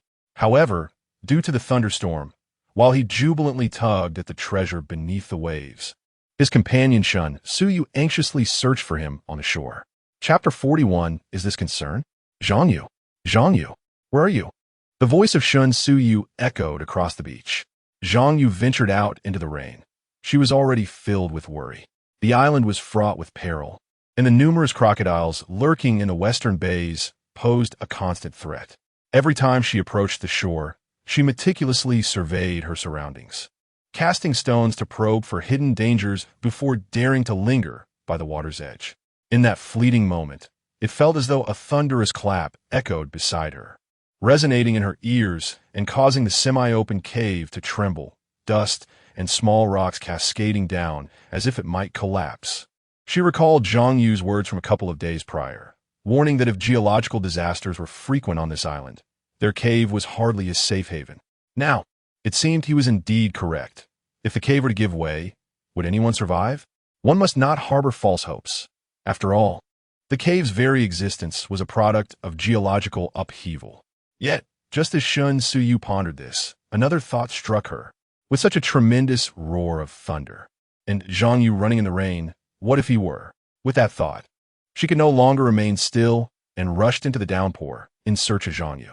Her first destination was the rocky area, but there was no sign of him there. The shore was deserted as well. Panic engulfed Shun Suyu. Zhang Yu, where are you? Don't scare me. Come out. You mustn't joke like this. In the main live broadcast room, Mu Rong Xiaoyu sighed. It was the first time she had seen her friend in such a state. She could not believe Shin Suyu had developed feelings for Zhang Yu. Rather, it seemed that her fear had stirred memories of her past experiences. When Shin Suyu's mother had an accident, she had been utterly devastated, and after the arrangements were made, she withdrew from school, looking utterly worn down. At that time, Shin Suyu appeared soulless, and it was not until she spent over a year abroad that she gradually emerged from the shadow of her loss and began reconnecting with her friends. At her core, Shin Suyu was a gentle and dignified person, yet her relationship with her father had turned her willful and headstrong. Regardless of how one may change, the essence remains constant. Others might overlook this, but Mu Rongxiao you could perceive that during the days Shun Suyu had spent with Zhang Yu on the island, the oppressive gloom within her had dissipated significantly. The once graceful and enchanting Shun Suyu was beginning to resurface. However, who could have anticipated that such a calamity would unfold today? In the 100th live broadcast room, the scene was obscured. The drone captured only the sediment stirred up from the seabed, rendering everything indistinct. The production team was aware only that Zhang Yu's vital signs were stable, and no alarms had been triggered. One person frantically searched the shore, while another was submerged in uncertainty beneath the waves. The last image broadcast was of Zhang Yu tugging an object, after which the water became murky. Viewers felt as though time dragged on interminably, and after 5 minutes, the production team's defensive drone descended automatically, aiming for a closer shot of Zhang Yu to ascertain his condition. In the water, anything can happen. Even the most proficient swimmer may find themselves in peril if a cramp strikes. At the 6th minute, a figure suddenly rose near the beach on the eastern edge of the rocky area. Yes, it just stood up unexpectedly. One of the two defensive drones trembled violently, evidently startled by the scene unfolding before its operator. Zhang Yu wiped his face, covered in sediment from the seabed, having accidentally swallowed some while contemplating a breath. Upon locating the object he had been pulling, he was well aware that he was approximately 15 to 16 meters from the shallows. He pulled with a steady pace, holding his breath, anticipating that he would reach the shore with his next inhalation. Zhang Yu. The voice was hoarse and feeble, tinged with an indescribable despair. Zhang Yu wished to wash his face, but at that moment, He faintly heard Shun Su-yu's voice, nearly doubting his own senses. The drone accompanying him struggled to ascend, laden with sediment from the seabed, and he assisted in clearing the debris, his gaze wandering aimlessly. Naturally, his first glance was towards the shelter before gradually shifting. At last, he spotted a fragile figure crouched atop a large stone by the sea in the rocky area. Suyue? The two were separated by about 100 meters, necessitating raised voices to communicate. Shun Suyu stiffened momentarily before swiftly turning to search for something. Suyu, I'm over here. Zhang Yu had reached the shore. The object he was hauling proving cumbersome, resistant to the water's currents. But what was wrong with Shin Suyu? Why was she outside? Could it be that the group had arrived? With this thought, he hastened towards her, his mind conjuring images of her being bullied, a surge of anger rising within him. Should they cross the line, he would find a way to make them pay dearly. Zhang Yu. Zhang Yu. Shin Suyu stepped into the water, seemingly unconcerned, her beautiful face radiating joy, although her eyes were slightly red as she rushed towards him. Where have you been? I thought you were struck by lightning.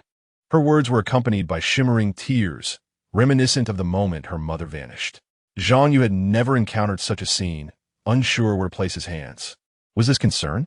He had misheard Shun Su-yu's mention of thunder, mistakenly believing another team had arrived.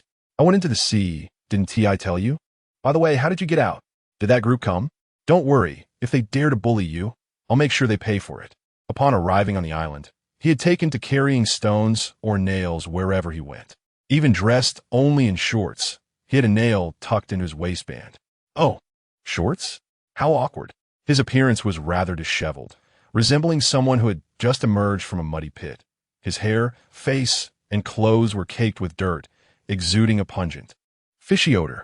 Although he had rinsed himself off, it was evident that he had not cleaned thoroughly, remnants of grime still clinging to him. Shinsa discreetly cast a glance at him, surprisingly undeterred by the dirt on his clothes. Sensing that he was unscathed, she lowered her head again as if she had been overly sensitive. Zhang Yu scratched his head, asking, well, could you please speak? What exactly is the matter? Observing that Zhang Yu was dressed so lightly, Shun Siue quickly adjusted her emotions. I thought you were struck by lightning when that thunderclap sounded, so I came out to look for you.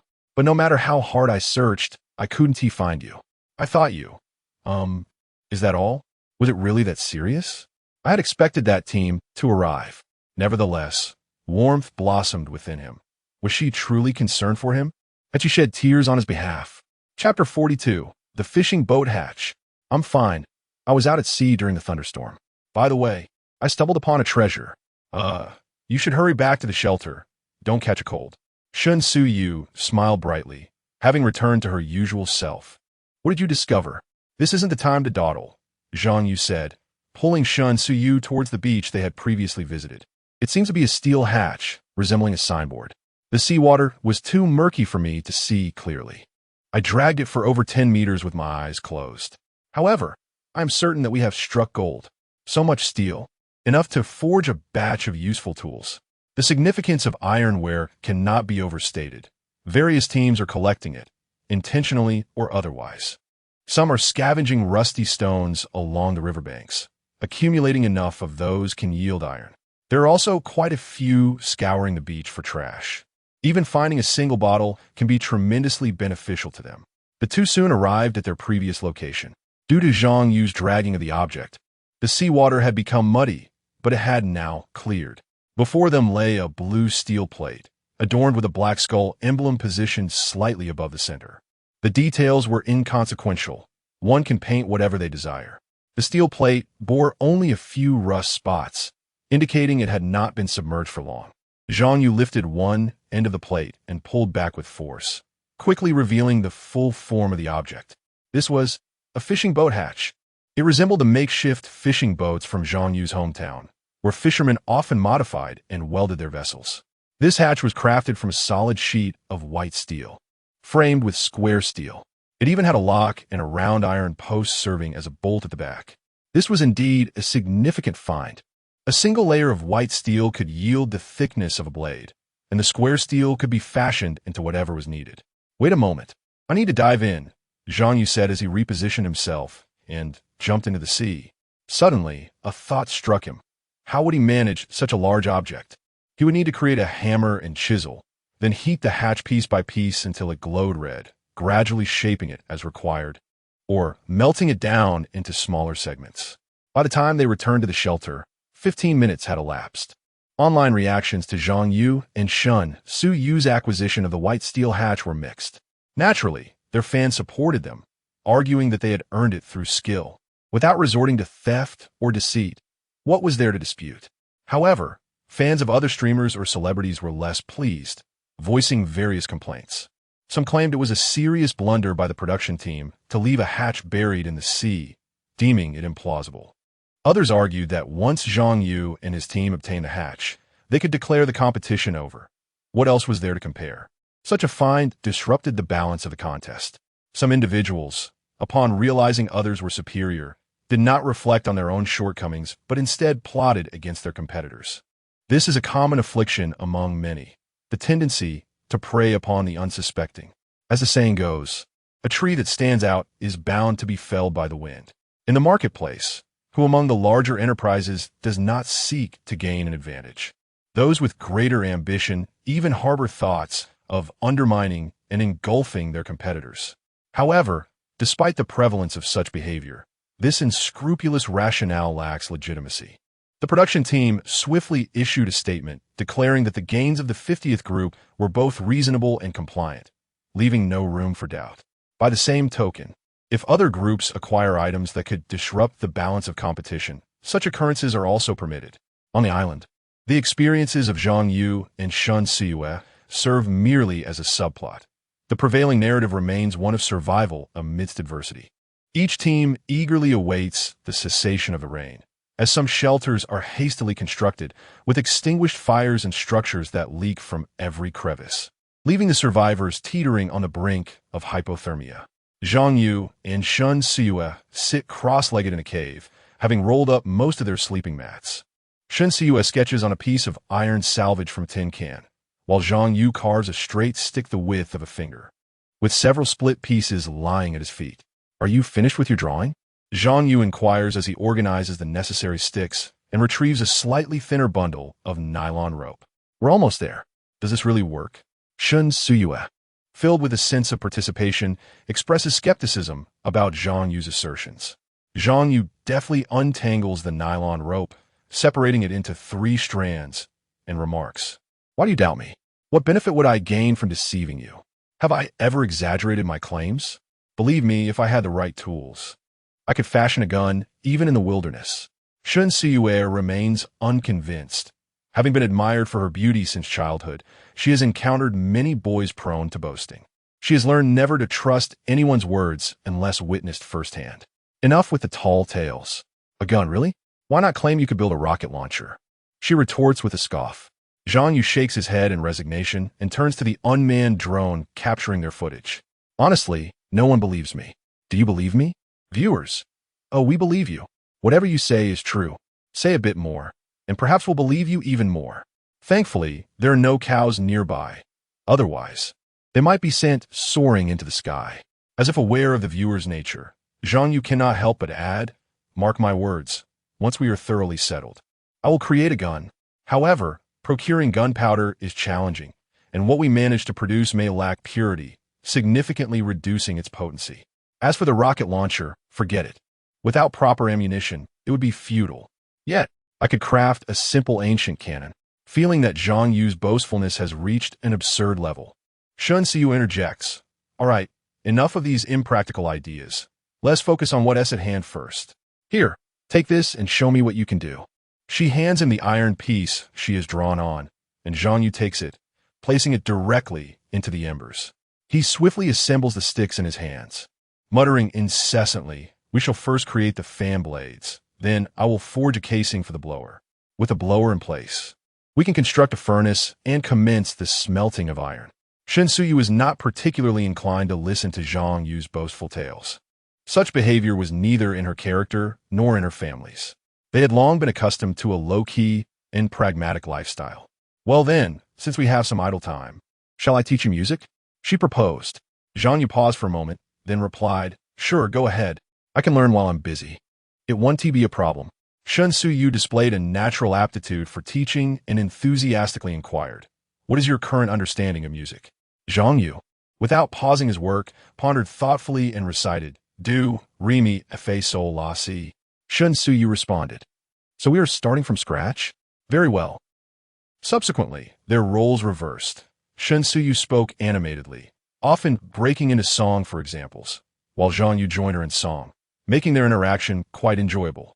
Of course, compared to other contestants in live streams who were shivering with trepidation, the overall popularity of the program had notably declined on this gloomy, rainy day. As Shen Suyu continued to teach, she grew increasingly astonished. She finally discovered a remarkable trait in Zhang Yu. He seemed to possess an extraordinary photographic memory. He grasped everything she taught him without any hindrance whatsoever. For some inexplicable reason, a thought suddenly crossed her mind. Could someone like Zhang Yu truly bear the legacy of his grandfather and great-grandfather? Chapter 43. The Wilderness Blower. The blower has been completed. Including the time wasted in the morning, it took only the entire morning. The light rain gradually intensified, hinting at a downpour. Had they not been occupied with igniting the fire for salt extraction and the construction of the blower, they would have certainly felt the chill. Above the blower was a wooden stick with a notch carved at its top where 2 nylon ropes were secured. The nylon ropes twisted down the stick, and at a point slightly below the middle of the stick, a crossbeam was affixed, with each end tied to the descending ropes. Beneath the crossbeam lay a circular stone, hollowed in the center, which was the most labor-intensive part of this apparatus. The stick passed through the stone, yet remained fixed to it, and any gaps were filled with fragments of wood for stability. Having been tutored by Shen Suyu, Zhang Yu did not have the opportunity to explain the principles of the blower until its completion, at which point Shen Suyu curiously observed its effects. This was essentially an application of the pressure-driven toroidal drill. In the future, should they desire to bore holes, this apparatus would serve them well. Of course, by then, I shall create a more refined and sophisticated version. By gripping the crossbeam and gently pressing down, the ropes would set the stick in motion, which in turn would rotate and drive the 6 fan blades fashioned from iron at the bottom. The purpose of the earthen shell, crafted from yellow clay, was to collect the wind generated by the blades, channeling it through the clay pipes into the stove.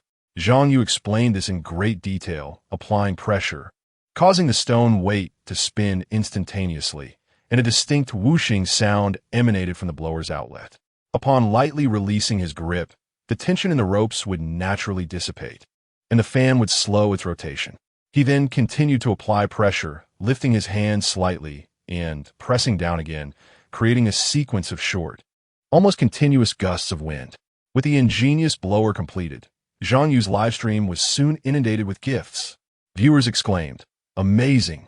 To create such a useful device in the wilderness is truly impressive." With the blower operational, the foundational conditions for constructing a stove and charcoal for iron smelting were established.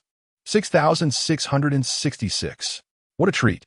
It seems Zhang Yu may not have been exaggerating. He could indeed craft a firearm. I'm a craftsman. Making a gun is not the most challenging feat. The true difficulty lies in crafting ammunition. Who knows if there is sulfur on this island? Once Zhang Yu concluded his explanation, he ceased further activity, recognizing that both charcoal and the iron stove required clear weather to proceed. He suddenly gazed outside, lost in thought. Shen Suyu's impression of Zhang Yu shifted entirely. He had proven to be a man of his word, effortlessly constructing an effective blower. Moreover, this was of utmost significance.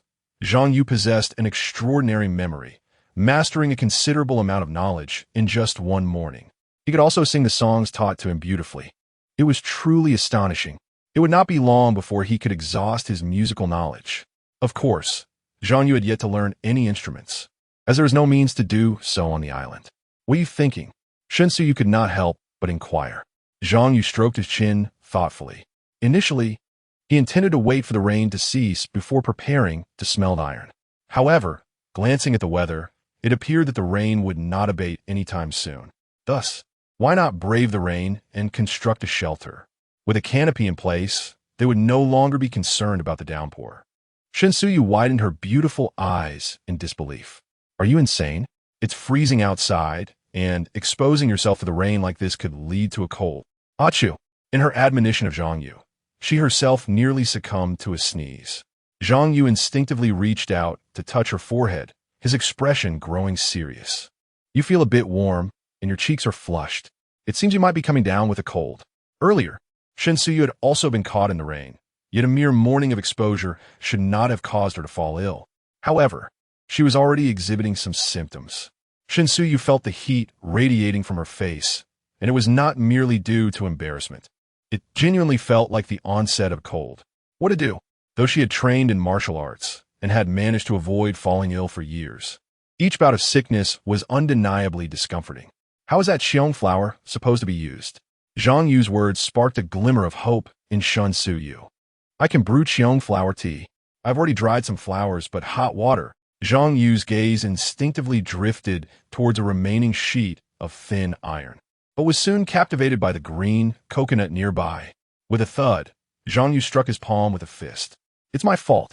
We haven't needed hot water these past few days, so I didn't think of the coconut. The shell can serve as a makeshift pot, and boiling water is certainly feasible. Water friends, only now does it occur to you? Just a few days ago, I was shouting my throat raw, and no one paid me any mind. Indeed, they had no need for hot water, as they had distilled seawater and coconuts. What need was there for anything else? Can a coconut really be used to boil water? Certainly, but one must be cautious about the heat. Using an excessively high flame will surely result in the shell burning through once the water reaches a boil. Zhang Yu picked up a knife and began to peel the coconut. This time, he was meticulous, taking considerable time to create a hole in the top. There was no need to discard the coconut water, as it was rich in nutrients. He arranged a corner of the stove with some wooden sticks, smeared a bit of yellow clay from the mud on the base of the coconut, and then placed it directly on the charcoal. He added some firewood around it, so that the flames would envelop a good portion of the coconut. After asking Shen Suyu for a few dried xiong flowers to add to the coconut, he decided that the rest could wait. Contemplating the earlier considerations, Zhang Yu felt restless. I should go set up the shelter.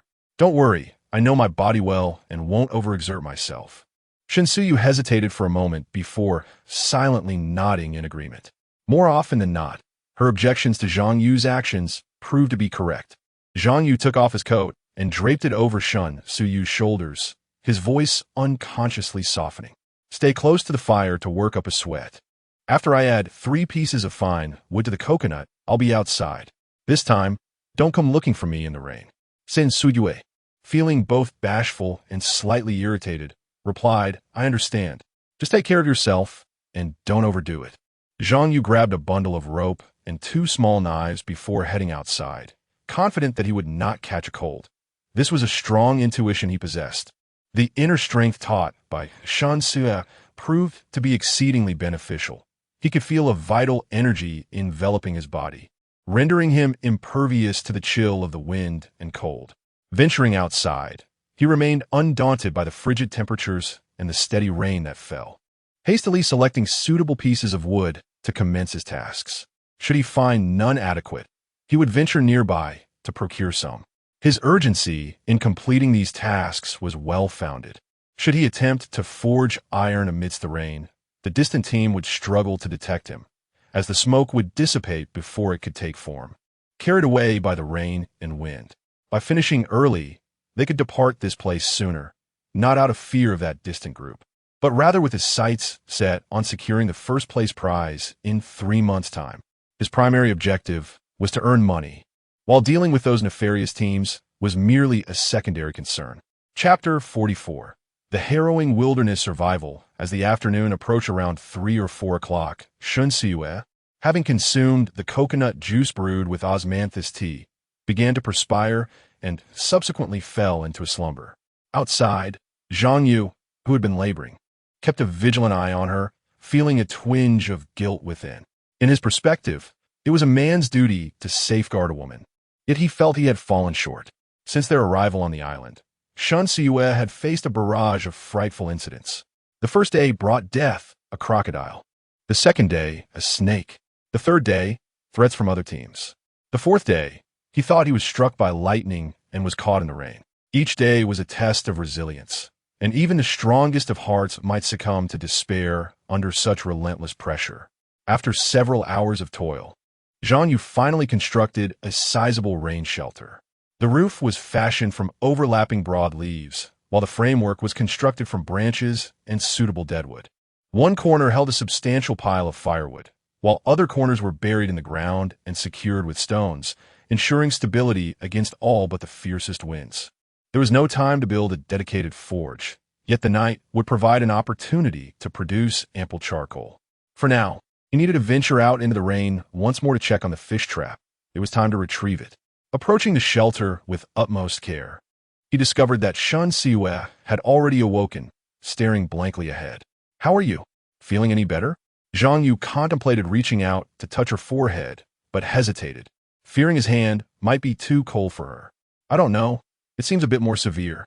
I tend to catch colds quite badly," Shen Siwei replied, her speech tinged with nasal congestion. Zhang Yu felt helpless in the face of her ailment, grasping a coconut and slicing it open once more, placing it into the fire as before. "I'll go collect the fish trap. Please don't sleep just yet. Eat something before resting again." Shen Siwei lifted her head, her frail demeanor almost dissuading him from leaving. "Be careful," she murmured. Zhang Yu smiled gently, shedding his clothing within the shelter and taking the smallest basket from home before stepping out into the rain. In the online chat, it must be said, among all these teams, I have yet to witness anyone as responsible as Zhang Yu. What about his Sands group? Has anyone checked on them? I did. They're still hiding from the rain, and their shelter is leaking. Honestly, I hope the rain doesn't stop. Have you seen Bailey's team? Those two are roasting lamb and chatting. They've been feasting for hours. Who cares about those comfortably situated? You should take a look at Wilderness Jia, who found a cave, sealed the entrance, and is shivering inside. Oh, the cunning man who made the trending news. He is all facade, lacking the true grit of Zhang Yu. Latest news. A team from Neon has suffered from hypothermia. 2 members have chosen to withdraw. With a spectacle unfolding, the audience swiftly shifted their focus. Upon witnessing the Neon team, gasps filled the air. One member lay pallid and lifeless, while the other trembled uncontrollably, teeth chattering. Their shelter had collapsed, and they lay exposed beneath the leaking foliage. "This is utterly dire," one remarked. Initially, many compatriots from Huagua intended to mock the situation, but soon found themselves at a loss for words. However, there remained a multitude of individuals harboring animosity towards this nation, mercilessly unleashing curses upon the screen, wishing for the weather to grow even colder, hoping that these 2 individuals might perish from the chill. As Zhang Yu was about to plunge into the sea, he heard the rapid approach of helicopters heading inland. Being closest to the production team's location, he could always hear the helicopters when they passed by. This time, he was uncertain which group had been eliminated, attributing it all to the whims of the weather. Zhang Yu understood that this was merely the beginning. The late spring chill would not easily relent. With the current climatic shifts, it was likely that more than 10 individuals would be sent home. After a brief moment of reflection, Zhang Yu dove into the ocean, with a drone following closely behind, only to resurface moments later. The live broadcast room received the news instantly, swiftly switching the screen, even neglecting the coverage of the 2 individuals from the island nation. Murong Xiaoye's face darkened as she listened to the director's rapid instructions through her earpiece, her concern palpable. "Let us focus on Zhang Yu's group. He set the fish traps earlier this morning and is now heading out to retrieve them. However, our drone had just captured footage of a crocodile over 3 meters long, closing in on Zhang Yu from 40 meters away. Unbeknownst to Zhang Yu, danger lurked nearby. Our defensive drone had lowered its altitude, locking onto the crocodile. Should Zhang Yu find himself in peril or call for help, the drone was prepared to deploy a powerful tranquilizer dart. At this moment, no one paid heed to the fate of the 2 individuals from the island nation. Zhang Yu's group had become one of the most scrutinized teams. With a teammate suffering from a cold, and now Zhang Yu facing a crocodile attack, their group was on the verge of disaster. Viewers commented, "Seriously, why provoke danger? They have enough food reserves. Why not stay quiet in the shelter? They really know how to stir trouble, jeopardizing their teammates' well-being. And now Zhang Yu's life hangs by a thread. Are they satisfied now?" This story teaches us that if one refrains from foolishness, one will not face demise. A chorus of hindsight critics lamented, "What is wrong with Zhang Yu entering the water? What has he gained? It's not the time to complain about fairness. Indeed, it's just a crocodile over 3 meters long. My uncle raises crocodiles, and with the right technique, they're not as lethal to humans as one might think. You all must be watching too many movies. I would gladly trade the latter half of my ex-boyfriend's life for Zhang Yu's safety. Well, I will offer up a decade of my best friend's youth. I want to sacrifice the lifespan of my upstairs neighbors to ensure Zhang Yu is unharmed. In the courtyard of Old Master Shen, he and Zhang Jing were anxiously focused on the computer screen. Unbeknownst to them, watching the live broadcast featuring Shen, Su Yu, and Zhang Yu had become an essential daily ritual for the two elderly gentlemen. Old Shen, why not use your connections to give that young lad a hint? Zhang Jing lacked the responsibility befitting a medical expert. He had truly witnessed Zhang Yu's formidable capacity for learning today. And today, Shen Su Yu's grandmother, Yao Hua, one of the leading instructors of the Kyoto Symphony Orchestra, was also present. This individual stands as a towering figure in the realm of music, akin to a guiding star. Both venerable gentlemen seek to discover a worthy successor. And is not Yao Hua equally invested in this pursuit?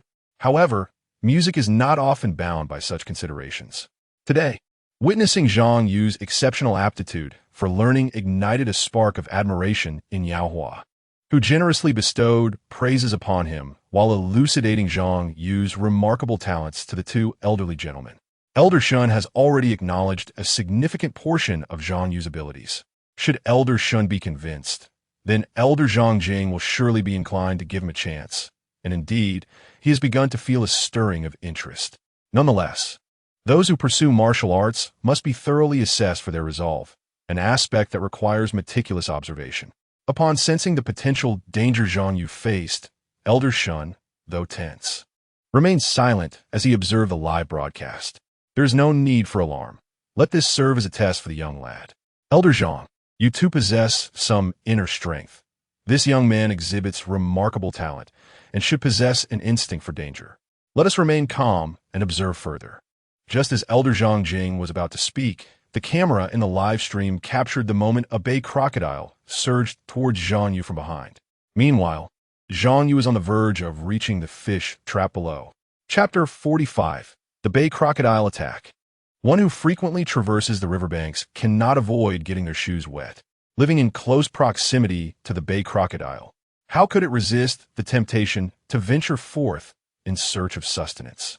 However, Zhang Yu had succumbed to a cognitive fallacy, believing that the rocky areas were off-limits for the crocodiles, assuming they would find movement cumbersome and might even become ensnared among the stones. Yet, he had forgotten that he had placed his fish trap on the western edge of the rocky terrain. After a long day of labor, Zhang Yu felt weary and wished to retrieve his fish trap swiftly so he could return home for a much-needed rest. But he still had charcoal to produce. This task required little effort, and the billowing smoke posed no concern as no one would see it in the darkness. He had already spotted the trap, and he could even discern the faint silhouettes of fish and shrimp within. Perhaps he was the first to set a trap in these waters, and it was nearly brimming with marine life. Fish continually emerged from the opening, while some, rather foolishly, swam in circles only to re-enter the trap. Just as Zhang Yu was filled with joy at the prospect of a bountiful catch, a chilling sensation coursed through him, causing the hairs on the back of his neck to stand on end. This feeling was unprecedented. He sensed an imminent danger approaching from behind, and he could only rely on his instincts. His feet landed on a larger stone, and without a moment's hesitation, he pushed off with all his might. A resounding thud echoed in his ears, followed closely by the ominous presence of a massive bay crocodile. Zhang Yu felt a surge of adrenaline, as if he were sweating despite the icy waters surrounding him. In that instant, his reflexes were remarkably swift. One hand reached out and grasped the crocodile's scales, while the other retrieved a steel spike secured at his waist. He had but one thought. He must deny the crocodile any chance to turn, for his chances of survival would diminish drastically. Above the surface, the defensive drones were poised to strike, nearly releasing tranquilizer darts just moments before. Those who witnessed the underwater footage would likely find it etched in their memories for a lifetime. A substantial number of viewers even closed their eyes, too terrified to watch. The tension was palpable. In a precarious moment, Zhang Yu, as if gifted with an extra sense, utilized the stone's reaction force to propel himself forward, narrowly evading the crocodile's snapping jaws. A truly remarkable escape for humanity. At this very instant, the commuters, students, office workers, those on public transport, and those on dates, all became oblivious to their surroundings, engrossed in the unfolding aquatic battle. After seizing the crocodile's body, the creature immediately lashed out with its tail. On land, this maneuver appeared clumsy, but underwater, it generated powerful currents, providing the crocodile with a sudden surge of momentum. Zhang Yu found his mind devoid of other thoughts. His actions were driven purely by instinct. His hands moved with precise accuracy, and before the crocodile could twist, his fingers sprang into action. The immense strength of the estuarine crocodile not only failed to dislodge him, but rather propelled him forward with fierce momentum, positioning his body above the creature's head. Without a moment's hesitation, he clutched a steel spike between his fingers, using the callous pad of his palm to brace the spike's end, and with a powerful punch, he struck down upon the crocodile's crown. All who witnessed this spectacle instinctively clenched their fists, as though they too were engaged in the battle. The drone faithfully captured the breathtaking scene, guided by an intelligent system, utterly unfazed by the peril at hand. A resounding thud echoed through the water. Zhang Yu felt a sharp pain in his palm, followed immediately by the sensation of the spike piercing the crocodile's skull. With renewed force, he leveraged the spike, propelling himself forward once more, at which point the crocodile, sensing the pain, instinctively began to roll. Zhang Yu promptly released the spike and wrapped his arms around the crocodile's massive jaws. In his mind, this was the safest course of action. Having observed various techniques for capturing crocodiles, which often involve preventing the creature from opening its mouth, seizing the moment with precision, he succeeded, yet the crocodile's strength in the water was overwhelming. As the crocodile rolled, he was swept along, his eyes clenched shut, determined not to let go despite the tumultuous whirl. Even crocodiles experience fatigue, and those who play by the sea possess a modicum of fishing knowledge. Tiring out the fish is a key technique. He awaited the moment when the crocodile would exhaust its strength, hoping to retrieve the steel spike for a few more strikes, as it was embedded deep enough not to easily dislodge. Should circumstances dictate otherwise, he would decisively break free from the crocodile and flee to the shore. The 3-meter-long crocodile rolled with Zhang Yu in the water, causing onlookers' hearts to race with trepidation. It was extraordinarily thrilling. Each movement was comprehensible, yet they had never witnessed a human achieve such a feat at this juncture. A single misstep, allowing the crocodile an opportunity to open its jaws, could spell disaster for Zhang Yu. Unbeknownst to them, Old Master Shun and Old Master Zhang had clasped hands in solidarity. Within the cave, Shun Siyue suddenly opened her eyes. Struggling to rise, her heart uneasy, she yearned to see Zhang Yu return. In the live broadcast room, Murong Xiaoya had lost the ability to speak. Her small fists clenched tightly. This heart-stopping battle required no commentary, for a mere glance would etch itself into memory for a lifetime. In Wanghai Village, Zhang Zhentsai gripped the dry tobacco pipe tightly, while Wu Xiuli's eyes widened in disbelief, tears streaming down her cheeks. In a sophomore classroom, Qingqing desperately covered her mouth, oblivious to the teacher's approach and her desk mates' constant reminders. 30 seconds, 1 minute, 3 minutes. Zhang Yu clung to the estuarine crocodile as it twisted its body, its dinosaur-like tail thrashing wildly. Man and beast rolled forward together. For a full 3 minutes, Zhang Yu sensed that the crocodile had exhausted its strength. An opportunity. Zhang Yu suddenly opened his eyes, his gaze resolute as iron, revealing a chilling intent to kill. His body swiftly flipped over the bay crocodile, immediately locking onto the steel nail atop its head. Perhaps sensing that removing the nail would require considerable effort, Zhang Yu instinctively channeled his internal energy, grasping the nail and yanking it with all his might. With a hiss, the bay crocodile's blood gushed forth, yet at that moment, the creature had expended every ounce of its strength. Despite the pain, it lay there like a lifeless fish, surrendering to Zhang Yu's will. Not one to disappoint, Zhang Yu raised his fist and, utilizing the steel nail between his fingers, rained down furious blows upon the crocodile's skull. Realizing the benefits of harnessing his body's energy, he felt as though his strength was boundless, and what he held was no longer a mere nail, but rather a sword capable of slicing through iron. Zhang Yu lost count of the number of punches thrown as the surrounding seawater turned crimson. Feeling a wave of suffocation wash over him, he swiftly swam upwards.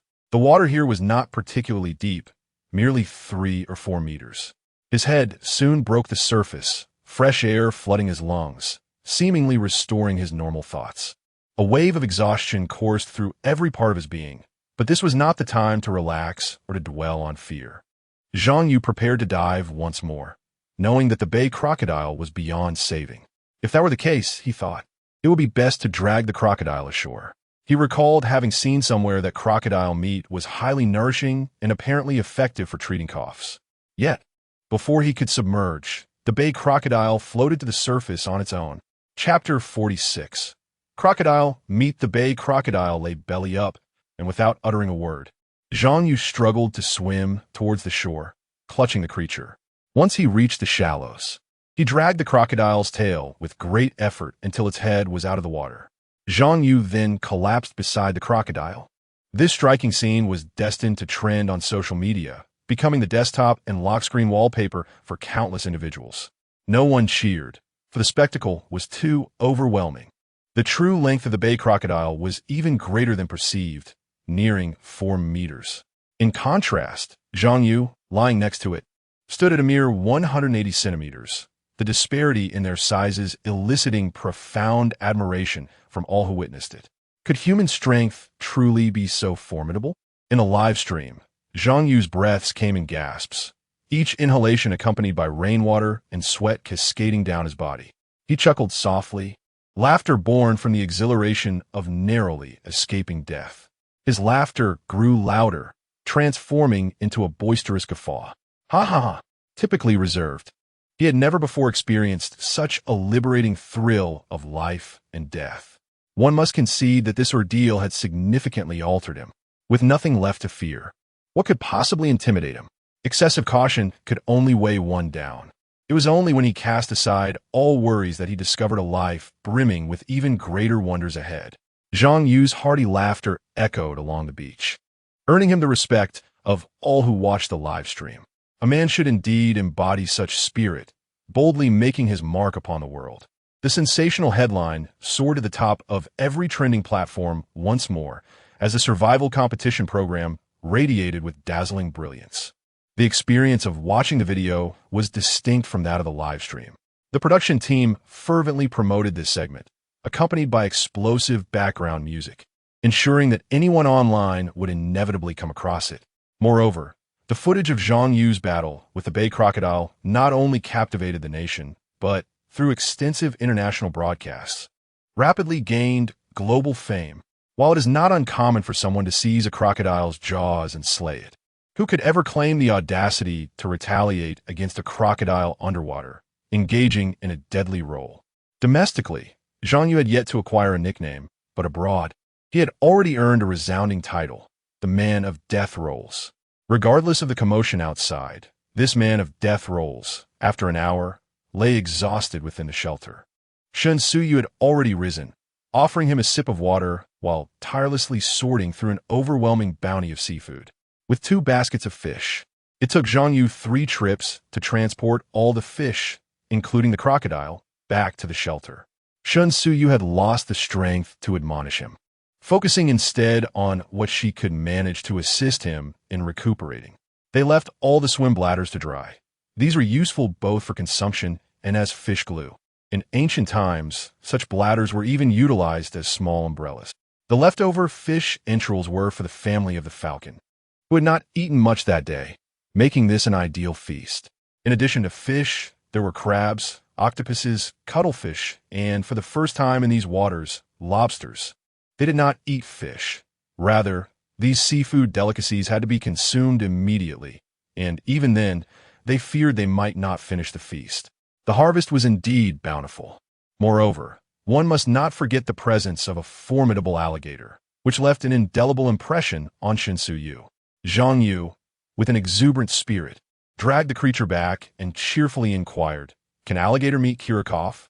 Upon receiving a dazed affirmation from Shin Yu, he eagerly took her to behold the grand reptile.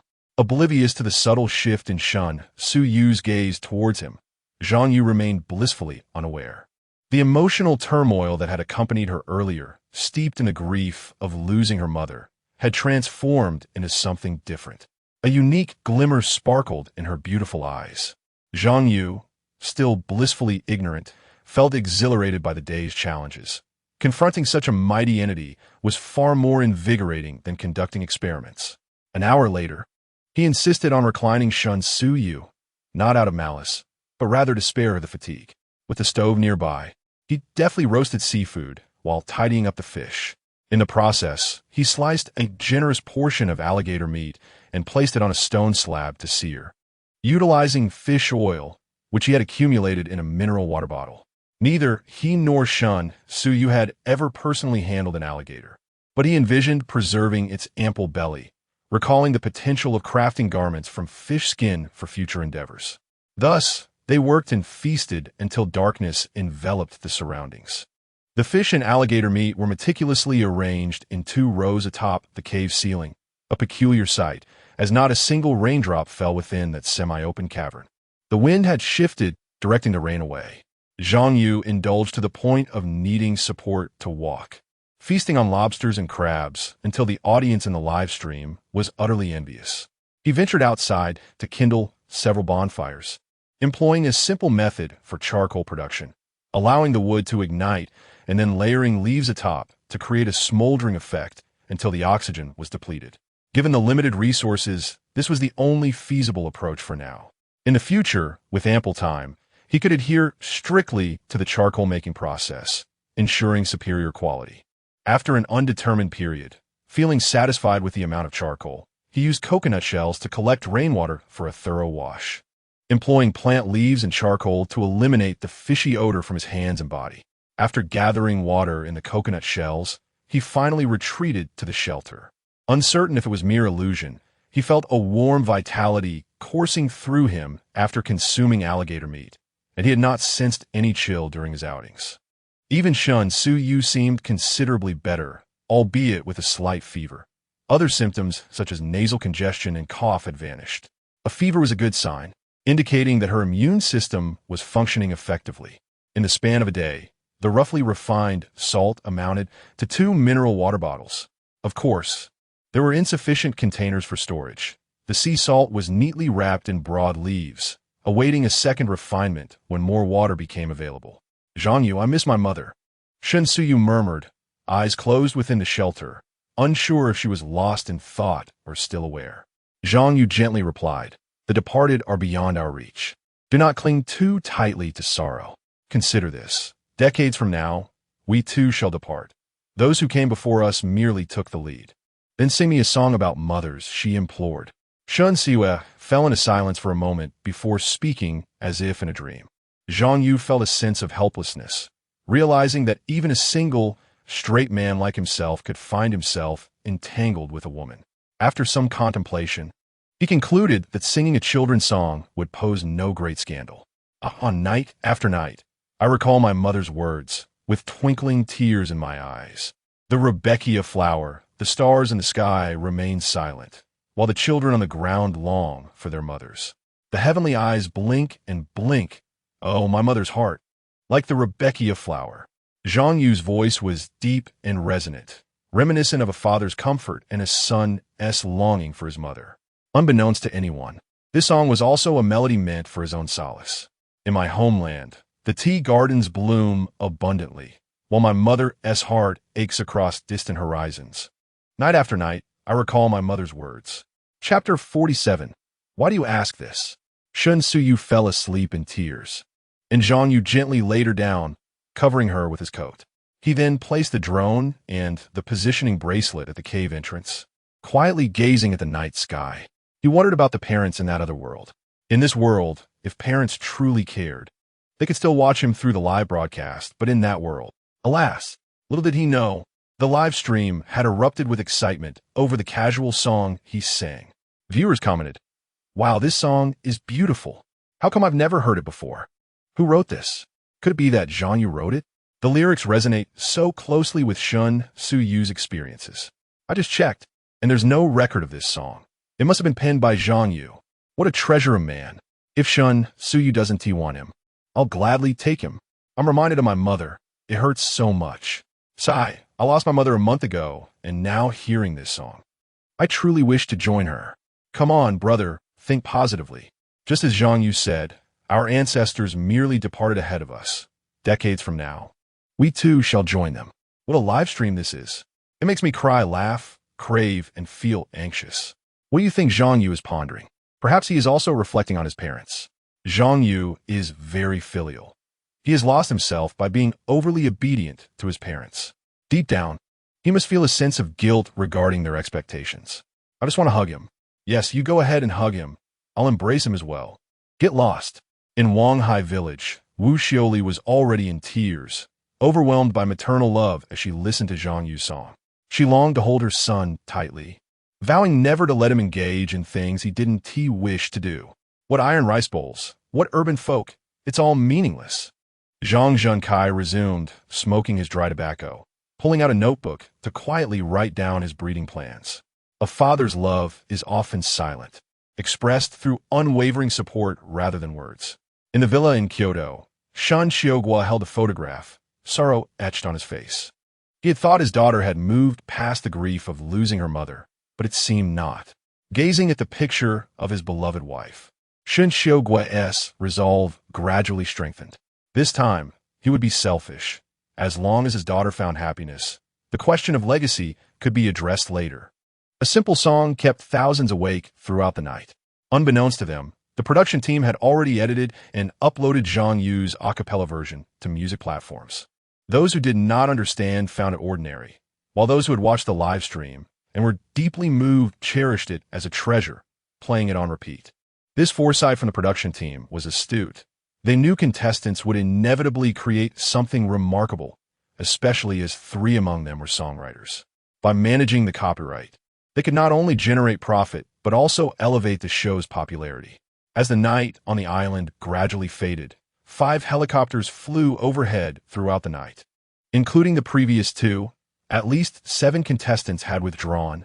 In reality, a total of 10 participants had opted out, just as the competition was only halfway through. This unexpected chill of early spring had reduced the contestant count by nearly 1/10. Even the production team began to worry. The fewer participants there were, the lesser the prize money they could distribute. However, having too few contestants would render the show rather dull. On the 5th day of survival in the wilderness, Zhang Yu awoke with a refreshing sense of vitality. As he opened his eyes, he felt that the range of the Chuanjian heart method had extended to his thighs.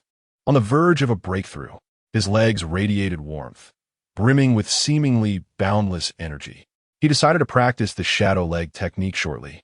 Though the name shadow leg sounds somewhat fantastical, it bears no relation to the mystical.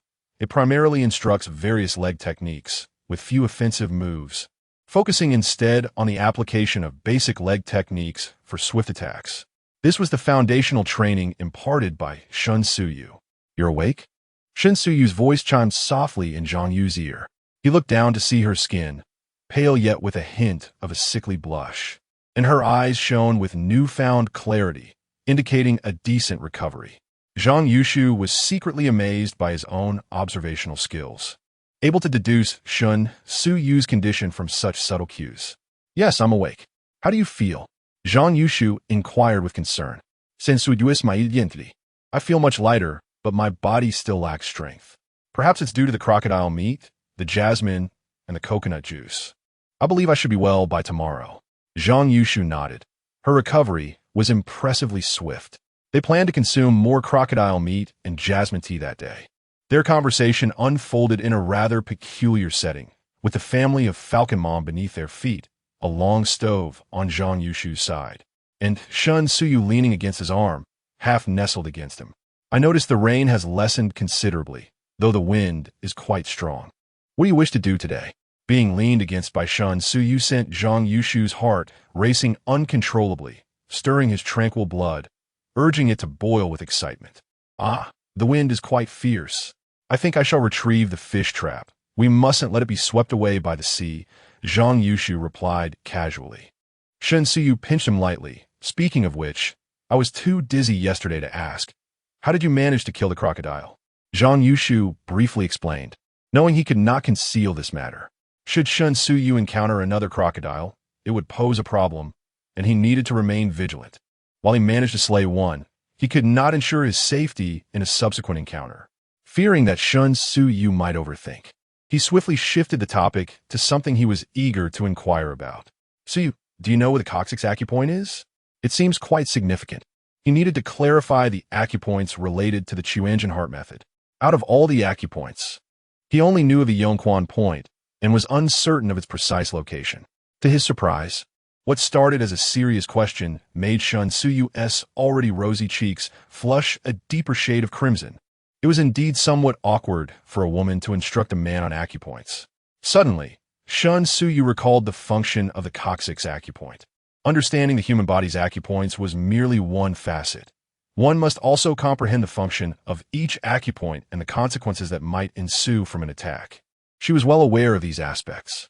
It is no exaggeration to say that although Shen Suyu appears to be a delicate woman when she is resolute, even with limited combat prowess, she can inflict a fate worse than death upon another. You may wonder why this is relevant. Shen Suyu inexplicably feels a twinge of concern. The coccygeal point, located at the tip of the tailbone, can be utilized to treat conditions such as hemorrhoids, constipation, and incontinence. If we broaden the scope further, it can also assist in the treatment of certain functional kidney diseases, and if we extend this even further, it may aid in alleviating symptoms of epilepsy and other ailments. Other illnesses may be manageable, but the thought of Zhang Yu, a man of considerable stature, remaining single without ever having a partner, could it truly be? No, it cannot be. Chapter 48. The art of the uncle-in-law. The awkward incident was swiftly overlooked, for Zhang Yu had earnestly vowed that he bore no flaws, leaving Shen Suyu in a state of hesitant belief. Due to the intimate nature of the acupoint teachings, Zhang Yu distanced the positioning wristband and droned further away. The howling wind outside rendered their conversation within the cave inaudible. Zhang Yu stripped down to his four-corner briefs as Shen Suyu commenced her instruction. Beginning from the acupoints at his feet, meticulously identifying each point along with its significance and application in martial arts.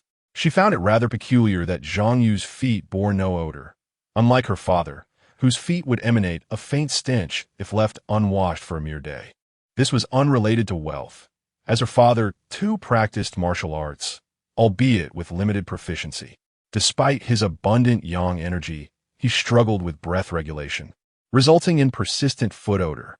As Shen Suyu elucidated the acupoints and meridians, it was Zhang Yu who felt the most embarrassed, as she systematically pointed out every part of his body from bottom to top. Naturally, when it came to the most private areas, Shen Suyu merely blushed and offered a cursory indication without delving into detail. Initially, Zhang Yu felt a bit shy, but as the lesson progressed, he found his brows unconsciously knitting together. Yongquan, tailed vertebra, and Niden palace. These terms followed a pathway from the soles of the feet, traversing along the spine to the center of the forehead. Through Shen Suyu's explanations, he learned that this line represented the Du Mai. This implied that the Chuanjian heart method cultivated the Du Mai, leaving him pondering the fate of the Run Mai and the other extraordinary meridians. Films often depict the unblocking of the Run and Du meridians, and now Zhang Yu gained a deeper understanding. The unification of the Run and Du meridians could indeed facilitate the formation of the Great Circulation. Yet, he lamented that his knowledge of the Chuanjian heart method was only half realized. While Shen Suyu discussed acupoints, she also shared theories on breath regulation and energy cultivation, though the concept of the Great Circulation was absent. Nevertheless, many of the energy cultivation methods essentially aligned with the principles of the Great Circulation. After much contemplation, Zhang Yu found himself at a loss for solutions. His own martial arts knowledge paled in comparison to Shen Suyu's advanced understanding. In essence, her knowledge consisted merely of vague energy cultivation methods devised by ordinary individuals, which could accumulate some energy over time, but little beyond that. After donning his clothes, Zhang Yu emerged an hour and a half later. He had risen earlier that day, around 5 o'clock, venturing into the wilderness. Their biological clocks began to synchronize with the rhythm of sunrise and sunset. It was drizzling lightly outside, the clouds above having thinned considerably, indicating that heavier rain was unlikely. However, the lingering chill of early spring remained, exacerbated by a stronger wind, suggesting that further withdrawals from the competition were probable. Zhang Yu retreated to the shelter to practice his shadow-following leg technique, leaving the drone in the sanctuary, broadcasting live to the family of the Falcon Mother. Meanwhile, Shen Suyu busied herself with various chores, such as collecting salt from the stone slabs and tending to the stove's fire and leftover charcoal. Once these tasks were completed, she used a coconut shell to collect rainwater for washing her face and brushed her teeth with distilled fresh water and sea salt. Zhang Yu taught her that in the wild, wood charcoal and salt could suffice for dental care. As Shen Suyu stepped outside to rinse her mouth, she caught sight of Zhang Yu practicing martial arts within shelter. Currently, Zhang Yu has yet to master the intricate forms of martial arts. For there are no fixed routines in combat martial arts. Practitioners memorize various techniques and adapt them as circumstances dictate. Performance martial arts, on the other hand, involves the seamless connection of techniques, discarding the less graceful movements, while incorporating elements of superficial flair to gradually evolve into a performance art. Zhang Yu diligently practices the movements taught to him, executing some with remarkable precision and vigor, the whoosh of his legs almost audible. However, due to coordination issues, some techniques still fall short of expectations. When Shen Suyu considers offering corrections, she notices that whenever Zhang Yu makes a mistake, he instinctively halts, repeatedly practicing until he achieves the desired standard. Though his body lacks coordination, his mind is formidable. Each move resides in his memory, allowing him to internally compare and analyze. This innate talent is truly formidable. If he applies himself diligently, Shen Suyu believes it won't be long before Zhang Yu surpasses her. After an hour of rigorous training, Zhang Yu finally paused, settling into a perfect horse stance, remaining still without executing any further movements. Shen Suyu, preoccupied with cleaning the numerous fish, casually inquired, "By the way, what was the name of the song you sang yesterday? I've never heard it before." "Lu Binghua," Zhang Yu quickly replied during a brief exhalation, as he was practicing his hard qigong breathing technique, which Shen Suyu failed to notice. "That song is lovely. Its melody is simple yet captivating. You didn't write it yourself, did you?" Zhang Yu's face gradually flushed. Yet he adhered strictly to the breathing pattern of 5 short breaths followed by 1 long exhale. While responding to Shen Suyu, he could only manage to speak during his brief exhalations. Sort of just some random scribbles. He hadn't intended to admit it, but elaborating would take too long. So he chose to concede. His memory was becoming increasingly vivid, filled with songs. If he could cultivate an image as a lyricist and composer, perhaps he could exchange some songs for a bit of money. He hadn't considered plagiarizing songs or books in this world, having already experienced death once. Why cling to fame and fortune? Wouldn't it be more delightful to acquire enough wealth for a carefree life? Ah, you truly can write songs? Do you have any others? By the way, don't you have a song called The Sea? When will you sing it for me? Shen Suyu didn't lift her gaze, as the number of dried fish was overwhelming. One by one, she collected them, preparing to store them in the shelter, her small basket already fully utilized. There was simply too much to consume. If they were all collected, the basket would not suffice. "No, not really," Zhang Yu replied with difficulty. He felt as though Shen Suyu buzzed around him like a persistent fly, incessantly chattering. Yet, just as he was on the verge of a crucial breakthrough, all his strength concentrated at the base of his thighs, he was fiercely striving to penetrate the coccygeal region.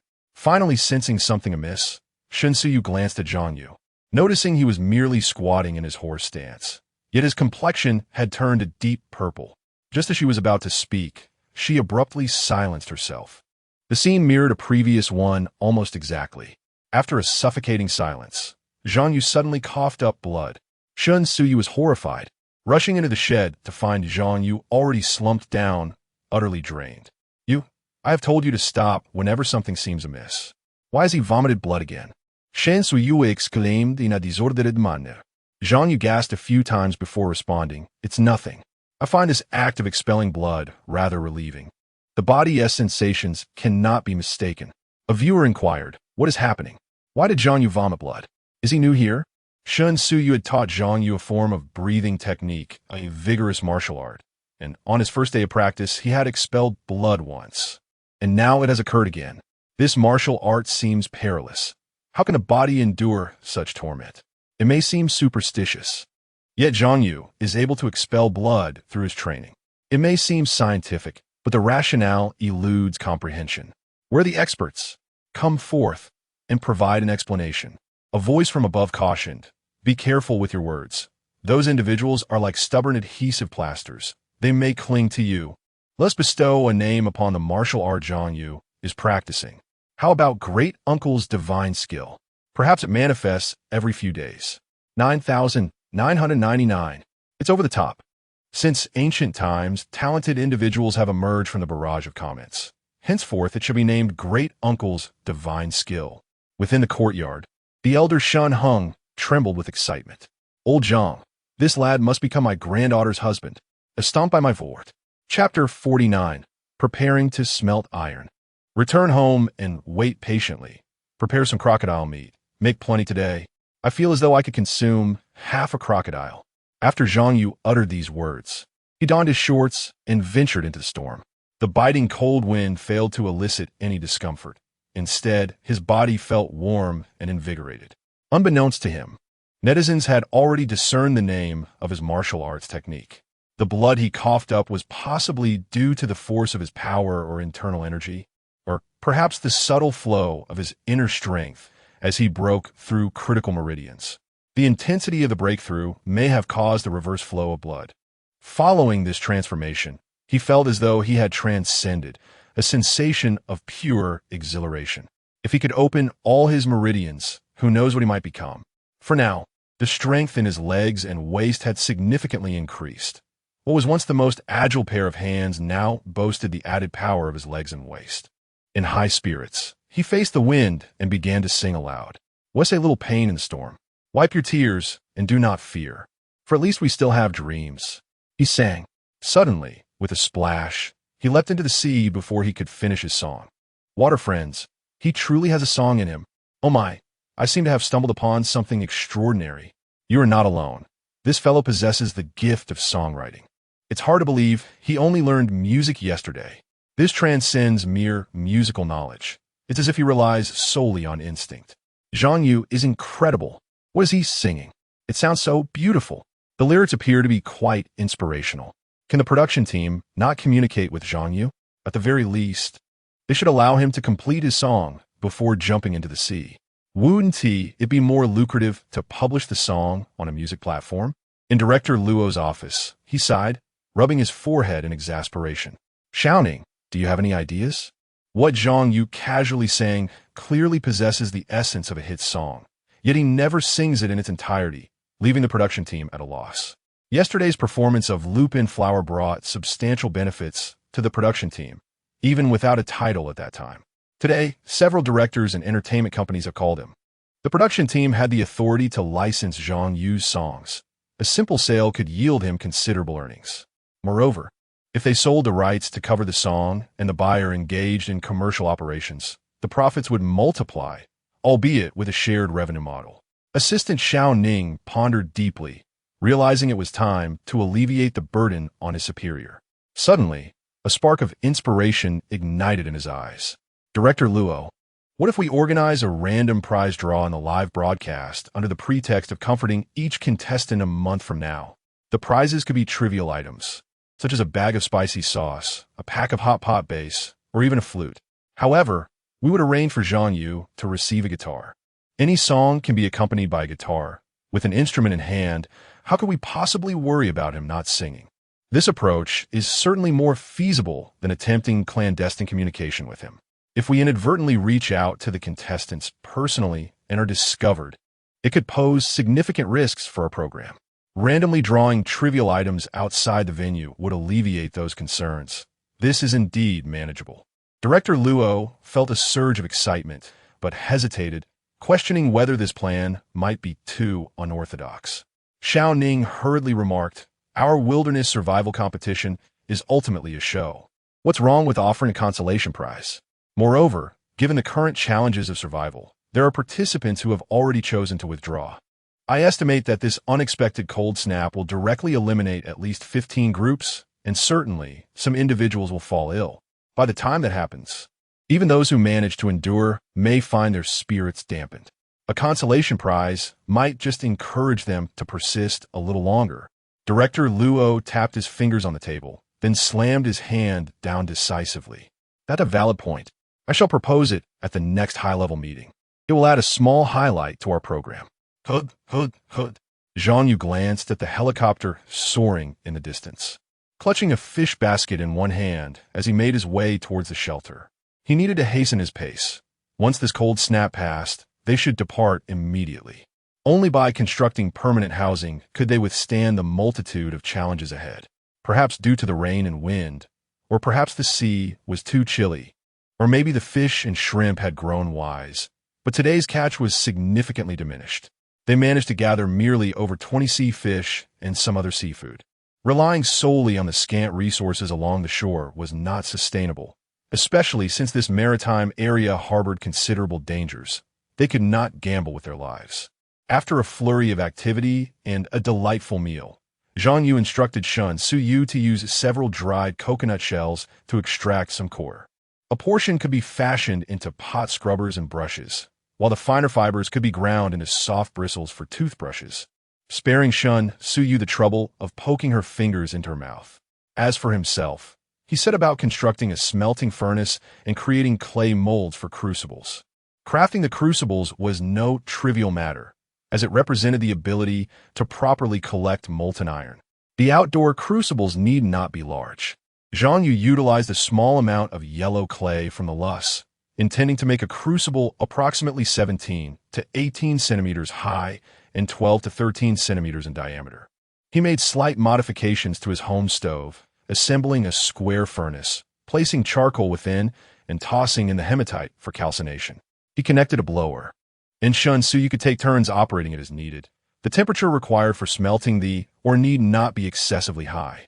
Moreover, he was not using the hematite for iron extraction. Building the smelting furnace was not particularly challenging. It merely required filling it with rubble and wrapping in loess mud to ensure the inner walls remained smooth. In just over half an hour, the iron smelting furnace was completed. Zhang Yu retrieved the nearly calcined hematite and began to strike it with a stone, attempting to break it down into smaller pieces. The ore was of relatively high purity, and once it reached the size of half a fist, it stubbornly resisted further crushing.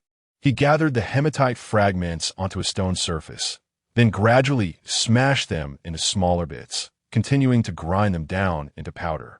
Shen Suyu occasionally glanced at him from within the shelter, puzzled by his actions. The answer soon revealed itself, as Zhang Yu took the previously prepared clay, kneaded it to remove impurities, and mixed in some fine loess. Using a wooden stick, he rolled the clay out like dough into a flat disc. The next step involved evenly sprinkling the hematite powder onto the clay disc, followed by kneading and pressing the clay to ensure thorough integration of the hematite powder. Repeating this process several times until all the ore powder was incorporated. The next step involves crafting a crucible from clay, a task that is relatively straightforward, akin to kneading dough into shape. To achieve a smooth inner surface for the crucible, one employs a small knife dipped in water to gently scrape away a layer and level it off. Once the crucible's form is complete, charcoal is added to the smelting furnace, and the crucible is carefully placed atop it. The pot is then heated. Fire is ignited, and the blower stirs the flames. When the crucible glows a fiery red, it is ready to be removed. After cooling, the crucible exhibits a metallic sheen, and a gentle tap with a finger produces a crisp, metallic sound. With the crucible prepared, Zhang Yu uses a stone to smash down the latch of the door panel, sparing neither the door's nose nor the hinges. He gathers all the iron nails, scrap metal, and wires, placing them into the crucible. Although the latch is somewhat lengthy, it is of no concern. Once melted, it will all gradually transform into molten iron. Once everything is in place, more charcoal is added to the furnace, and the crucible is inserted. A bit of yellow clay is used to reduce the furnace's opening, conserving heat. What remains is the process of calcination and carbon addition, with the blower working tirelessly. Zhang Yu, unable to contain her excitement, rushes over to assist, despite the heat beside the smelting furnace, and Zhang Yu permits her presence. As they toil diligently, the two individuals not far from their location can no longer remain still. Chapter 50. I can no longer endure. Two individuals from India, named Johali and Zislo, are renowned stars in the realms of food vlogging and wilderness survival. They were selected for this venture due to their elevated caste status and the enticing opportunity to earn money and gain exposure. Upon arrival, their initial survival location was inland, which left them quite dissatisfied. Less than an hour after disembarking from the plane, they resolved to navigate towards the beach, guided by their memories from the flight. The beach presented a vast expanse of tropical scenery, a familiar habitat for them. The 30-plus miles to their destination took them until the following day to traverse, fraught with peril as they encountered numerous dangerous wild animals, causing them to meander and lose precious time. Upon reaching the subtropical rainforest near the beach, their first priority was to construct a rudimentary shelter. While others might fear such an environment, they remained unperturbed, confident in their ability to handle snakes and insects. Once their shelter was erected, hunger gnawed at them. One took on the task of igniting a fire, while the other set off in search of sustenance. Johali, a portly fellow with a belly resembling that of a pregnant woman, instinctively sought out meat. After a diligent search, he arrived at the beach, and before even entering the water, he discovered a 5-pound fish. Lacking any discernible foul odor, this was a considerable find for them. Returning to their campsite within the rainforest, they promptly grilled the fish. Exhausted from their labors, they devoured the entire catch, still feeling somewhat hungry but lacking the energy for more. The two then lay down in their makeshift shelter, drifting into a deep slumber, only to be rudely awakened by the cold of the night. Upon waking, they found rain pouring down upon the island, threatening their fire. They hurriedly relocated the fire to the entrance of their shelter, but the charcoal refused to ignite, and the wood they had painstakingly gathered was soaked. They could only watch helplessly as the flames extinguished. In desperation, they utilized the dried leaves beneath them. Yet to no avail, smoke billowed without the promise of fire. Once the leaves had burned away, no embers remained. The two were left to huddle together within the shelter for warmth. Conditions were harsh, yet they managed to catch fragmented moments of sleep throughout the night.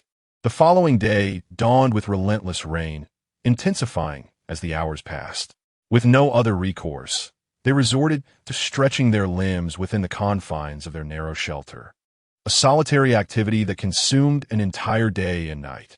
On the third day, the rain finally began to diminish, though strong winds took its place. Johali, with his ample fat reserves, was able to endure, but Zislo was on the brink of hypothermic shock. He yearned to move, yet his strength had all but abandoned him. Unwilling to concede defeat, spurred on by the generous prize awaiting them, they recognized a commendable aspect of their culture. While their combat prowess may be lacking, their resilience rivaled that of cockroaches. Resolutely, they decided to venture to the beach, hopeful that they might find more fish, whether alive or cooked, to quell their hunger. However, no matter how resilient life may be, it cannot withstand the winds at sea. After traversing the rainforest, the coastal breeze was particularly fierce. Luo, overwhelmed by the sea wind, collapsed onto the ground, teetering on the brink of unconsciousness. Kayahali, I can't go on any longer. I must withdraw from the competition. Luo weakly murmured, his hand already resting on the positioning bracelet. Kayahali was in a state of distress at that moment. The disparity between the stout and the slender became apparent. His countenance was not particularly favorable, yet he still had the strength to persevere, with a considerable distance remaining before he could no longer continue. Luo, my brother, hold on just a bit longer. Once we find sustenance, we can recover, he urged. Luo managed a bitter smile. Kayahali, I truly cannot endure any longer. I am even experiencing hallucinations. I can smell the scent of cooking. Kayahali was taken aback. The scent of cooking? He inhaled deeply through his dark nose, detecting a faint, almost ethereal aroma. Without hesitation, he stood to survey the surroundings. Coincidentally, the wind had suddenly lessened in intensity. Brother Shisu Luo. It appears there may be other teams over there. Shisu Luo, lying down, glanced in that direction as if momentarily revived, yet saw nothing. Kayahali, however, truly perceived something. The coastal wind blew sideways, and though the distance appeared vast, on the beach, even dozens of miles were not insurmountable. For instance, he could clearly see the mountain. He did not observe any individuals, only the irregular, faint wisps of blue smoke wafting toward them along the beach. Although diluted by the wind, a trace of ascent remained detectable upon closer inspection. Of other teams. It was forbidden for teams to attack one another. Shisu Luo felt his eyelids growing heavy. He could not afford to succumb to sleep, lest he lapse into shock. And the production team arrived too late. Kayahali, brimming with excitement, shook Shisu Luo. Who says we have to attack them? We can steal food or ask for it. If all else fails, we can at least start a fire. They wouldn't dare strike us. We are bound to gain something. Shisu Luo feebly protested. But I genuinely cannot hold on any longer. Kayahali hesitated for a moment, then gritted his teeth. I'll carry you. Just grit your teeth and think of the prize money. The mention of money sparked a flicker of clarity in Shisu Luo. Kayahali took action, firmly hoisting Shisu Luo onto his back with a shout. Struggling, Kayahali advanced toward that direction, which was directly against the wind, and the gusts only intensified, sapping his strength with every step. Netizens, of course, quickly took notice, and even their conversations were translated by those who understood the language. What else could be expected? Those individuals were truly revolting. Their words while eating were nauseating, their thoughts even more so. How could they dare to utter such statements? The crux of the matter was, if they truly acted that way, Zhang Yu and Shun Su Yu would be utterly powerless. Wind, blow harder. Take those two down. Why are you like this? What is wrong with offering a little help to our international friends? Damn, there's a fool here. Brothers, let us take it down swiftly. Let me check his information and expose him. In the live broadcast room, Murong Xiaoye found herself at a loss for words. It was a moment of heightened emotions, and a single misstep in her commentary could lead to her being ruthlessly criticized and driven off the internet. However, it was the medical professor guest invited today who broke the silence. A middle-aged man, he adjusted his glasses and spoke calmly. Xiao Hali may not be able to carry Shi Suluo to the camp of Zhang Yu and Shen Suyu. Their physical condition is quite poor, with Shi Suluo teetering on the brink of unconsciousness. While Xiao Hali still possesses some strength, their pace reveals the truth, like a horse that tires before reaching the mountain. By the time they arrive at Zhang Yu's camp, they will likely collapse from exhaustion. In such weather, fainting would mean only one outcome: withdrawal from the competition. Chapter 51. The first acts on the island of seasons within the rain shelter constructed by Zhang Yu. Shun Siyue and her companion were diligently engaged in their respective tasks. Although Shun Siyue was the daughter of a wealthy family, she did not possess the typical fragility associated with many women. Having recently recovered from a cold, she was unwilling to remain in the sanctuary any longer. In fact, had circumstances allowed, they could have meticulously sifted the loamy soil, resulting in a more refined quality of ironware. Zhang Yu carefully set aside the axe and chisel molds he had just crafted, estimating that the molten iron would suffice for these creations. It was not merely iron, but rather steel. The material of the latch was steel, indeed. Zhang Yu, with so many items, how are we to transport them? Shun Suyu lamented. A basket of dried fish, 10 to 20 pounds of salt. And we must also take some coconuts, seasonings, cassava, along with Mama Falcon's family. And let us not forget that large door panel. Zhang Yu won't leave behind a single scrap of iron. Zhang Yu glanced at the now melted steel and carefully used a small stick to extract the layer of impurities from the top. Once he deemed it satisfactory, he picked up 2 green wooden sticks, preparing to lift the crucible. One must not underestimate this process. The crucible, along with its contents, was quite heavy. As he maneuvered the crucible, Zhang Yu reassured her, "Do not worry. Despite the door panel's size, once melted, it will amount to merely a few dozen pounds of iron clumps." Shun Suyue desired to assist, but was uncertain of how to contribute. As Zhang Yu lifted the crucible, a significant amount of green smoke billowed forth, threatening to ignite. Yet, Zhang Yu remained remarkably composed. He carefully positioned the crucible near the axe and chisel molds, ensuring that not a single drop of steel was wasted as he poured the molten contents into the molds. Once the steel reached the designated line in the molds, he approached the chisel mold, pouring the remaining steel slowly. The axe he crafted was a singular entity, with one end serving as the blade and the other as the hammer face, effectively functioning as both a hammer and axe. While it might not be the most convenient design, it adeptly addressed the need for both tools. The axe handle was designed as a circular tube. Given the constraints of their current situation, it might not be perfectly round. Nevertheless, this method conserved materials effectively. Why not use a wooden handle? One might ask. It was indeed possible, but it would compromise the strength of the axe. Should the axe be hollowed out in the middle, it would lack the solidity of solid structure. Next came the chisel, an equally important tool that would facilitate the easy segmentation of the white steel plates during subsequent forging processes. As the chisel mold was filled, a small quantity of steel remained in the crucible. This posed no challenge for Zhang Yu, who swiftly transferred the crucible once more, pouring the steel into a mold approximately the size of a fist.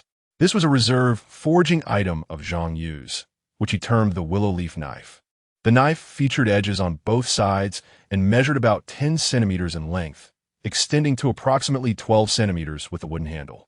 Each side of the blade was adorned with 2 blood grooves, allowing it to function as a sharp knife in ordinary circumstances.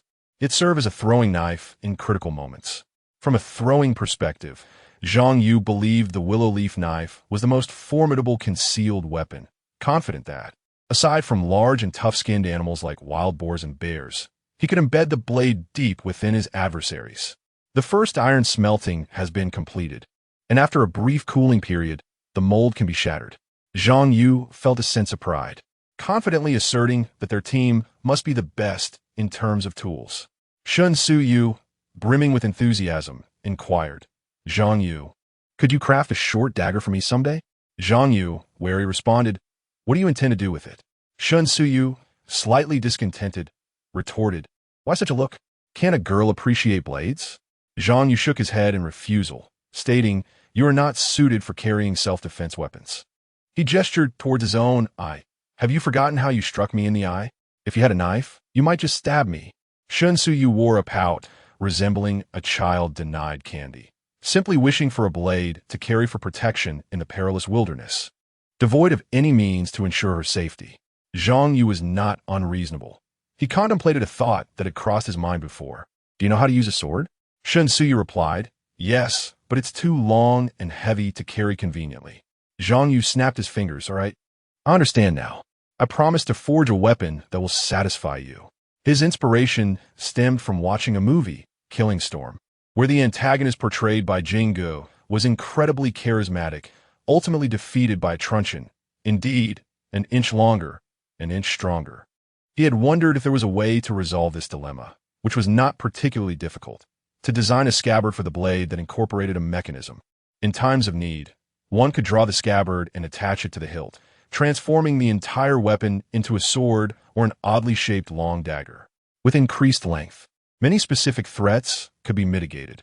He had considered this concept, but after entering university, opportunities dwindled, and by the time he had the leisure, he had outgrown the phase of playing with blades. "Make sure you keep your word," Shun Yu urged, as Zhang Yu approached the axe mold. Feeling that the contents had solidified, he picked up a stone and smashed the mold open. "Rest assured, under better conditions, I could have crafted a blade for you in just over half an hour." Then, as if struck by a sudden realization, he murmured to himself, "How foolish of me to go to work. I could sustain myself at home by crafting various tools." Shun Yu approached, rolling her eyes. "You should be cautious. Making restricted weapons could land you in trouble." Having successfully broken open the axe mold, Zhang Yu sighed, "Sometimes it feels quite nice here." He refrained from discussing the live stream, Gripping two wooden pieces to lift the axe, he walked to a pit he had previously dug, filled with rainwater. Without hesitation, he tossed the axe into the water. With a hissing sound, a plume of steam erupted. Once he tested the water and found it bearable, he retrieved the axe. One side of the axe featured a broad blade, while the other bore a hammerhead, seamlessly integrating with a steel pipe that even had regular finger grooves at its end. The axe boasted a dark bluish hue, lacking polished tools, thus retaining its natural color. The surface was speckled with fine iron slag, a consequence of the mold, which could easily be smoothed out later. Overall, the surface is relatively smooth, yet the blade of the axe requires another session of fire tempering. After hammering it, a brief polishing would suffice to sharpen it. Zhang Yu raised the axe high, beaming radiantly at the drone. This was the first axe on the island of 4 seasons. However, Zhang Yu's smile faded swiftly as he noticed that the drone's camera had only focused on him for a few seconds before tilting slightly upward, seemingly capturing something else. Instinctively, he turned his head to look. To his astonishment, he exclaimed in disbelief as he beheld a figure laboriously making its way towards him from the eastern beach of the rocky area, approximately 2 or 3 miles away. The individual appeared somewhat peculiar, seemingly carrying another person on their back. Could it be that group? Chapter 52. What happened while I was just burning charcoal at home? Zhang Yu and Sun Yu watched the figure on the beach with a sense of unease. The person moved slowly against the wind, taking a step every 2 to 3 seconds, making it seem as if the scene was playing in slow motion. Is this the group of contestants you mentioned, not far from us? Sun Yu asked anxiously. Zhang Yu's expression grew serious. Yes. Sun Yu squinted her beautiful eyes, attempting to focus on the figure at a distance. They appear to be from Nanyu, or perhaps Paluogwa. Zhang Yu recalled the names of these countries from the original timeline, having seen them while signing contracts. He replied, their intentions are not good. Their teammate is clearly incapacitated, yet they refuse to withdraw, and they are approaching us. It is far from a simple plea for help. Shansu Yukunanchet had feasts. So what should we do? A flicker of anger flashed in Zhang Yu's eyes. This team is clearly trying to play dirty, confident that I won't dare to retaliate. If they become even more shameless, they might resort to stealing our provisions and brazenly occupying our shelter. This is the despicable rule set by the production team. As long as there is no attack, they can do as they please. They are cutting off my means of survival. Zhang Yu sneered. We are not made of clay. If they can annoy us and impede our fair competition, why shouldn't we return the favor? Sun Yu turned to Zhang Yu, asking, what do you mean? Zhang Yu turned around, breaking open the molds for the chisel and willow leaf knife, tossing them into the water to temper. He then gathered some broad leaves from the prepared materials, spreading them out on the ground as he explained to Sun Yu, let us wait a moment. Let them come closer. Then we can place the charcoal on the leaves and wrap it up. The wind here seems to be blowing directly towards them. If they catch a whiff of the smoke, it won't be our concern. Isn't this just about annoying them? There are plenty of ways to do it. When I was young and couldn't compete with the bigger kids, I either picked up stones to fight back or threw sand. This method remains effective even now, especially with the wind aiding us. They have the audacity to claim that I am disturbing them by burning leaves in my camp. Viewer, 6,666. My keyboard is about to break. I never expected I was still too young. Ha ha, what a brilliant idea. Smoke them out. But what if it doesn't knock them out? There's an honest person. Let us all go bully him. How can not work? Didn't you see that fellow named Xiao Hali is already at his limit? They are in the wilderness, where the temperature is barely above freezing. That Xiao Hali has endured for nearly 2 days and nights without food, constantly needing to move. And now he carries his teammate after such a long trek. Just imagine him inhaling some smoke. Even if it doesn't knock them out, it will surely daze them. Zhang Yu could still wave the leaves wrapped around the charcoal in front of them. This wouldn't count as an attack. As long as they retreat, nothing else would matter. You Chinese are too cunning. On such a cold day, what's wrong with lending a hand? How could we be neighboring countries? Oh, 4 names? Did they jump the wall to come in? Damn foreigners. To be neighbors with you is our greatest disgrace. It is no longer the time for your provocations.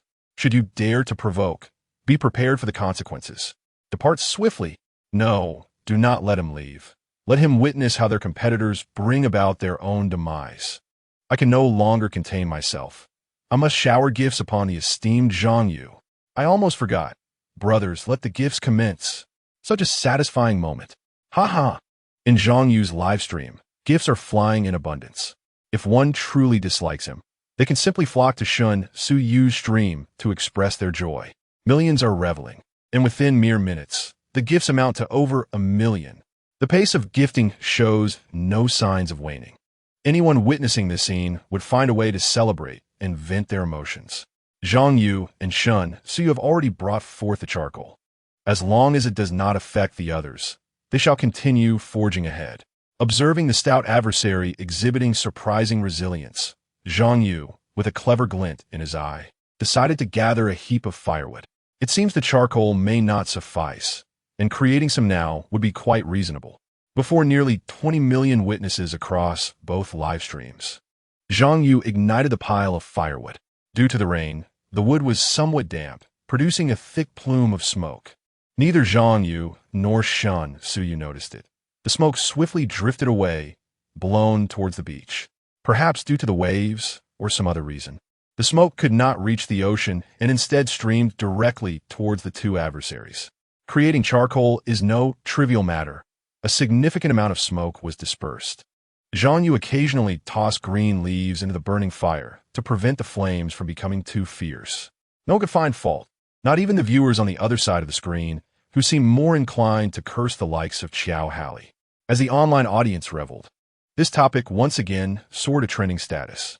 Meanwhile, Shisu Luo, resting upon Xiao Halley's back, detected the persistent smoke and succumbed to a fit of violent coughing before her exhausted body finally gave in and she lost consciousness entirely.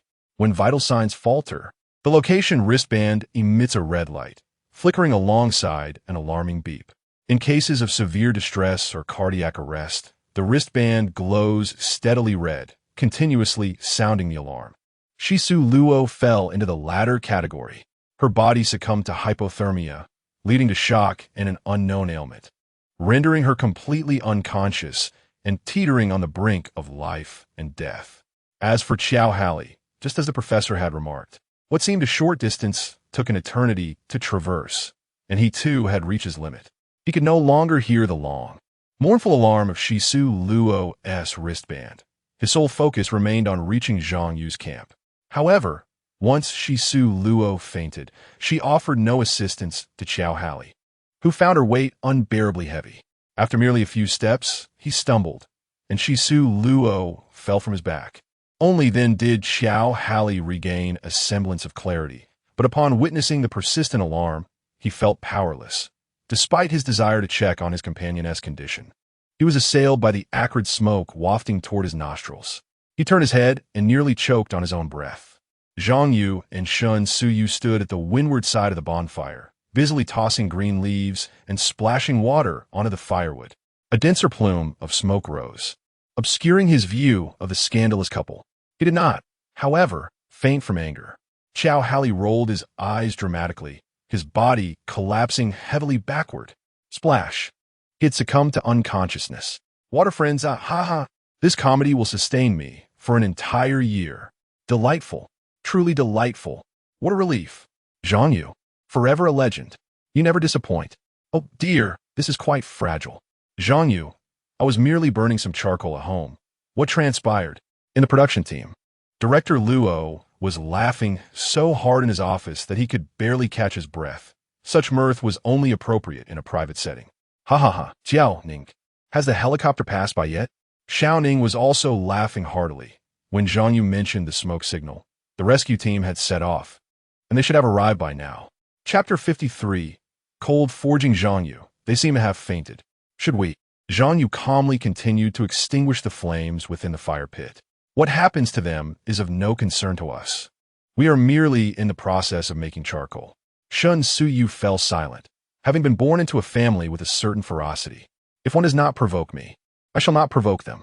Now that the adversaries are encroaching upon us, why should we care if they perish? This is merely a gentle form of resistance.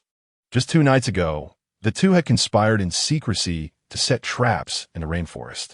These traps are not simply intended to ensnare the enemy. As long as they do not result in death, injury, or dismemberment are inconsequential. One cannot be deemed cruel in a struggle for survival on this island. Why venture into the territory of others with ill intentions? If one harbors malicious thoughts, one cannot blame others for their ruthlessness. Is humility rewarded with bonuses?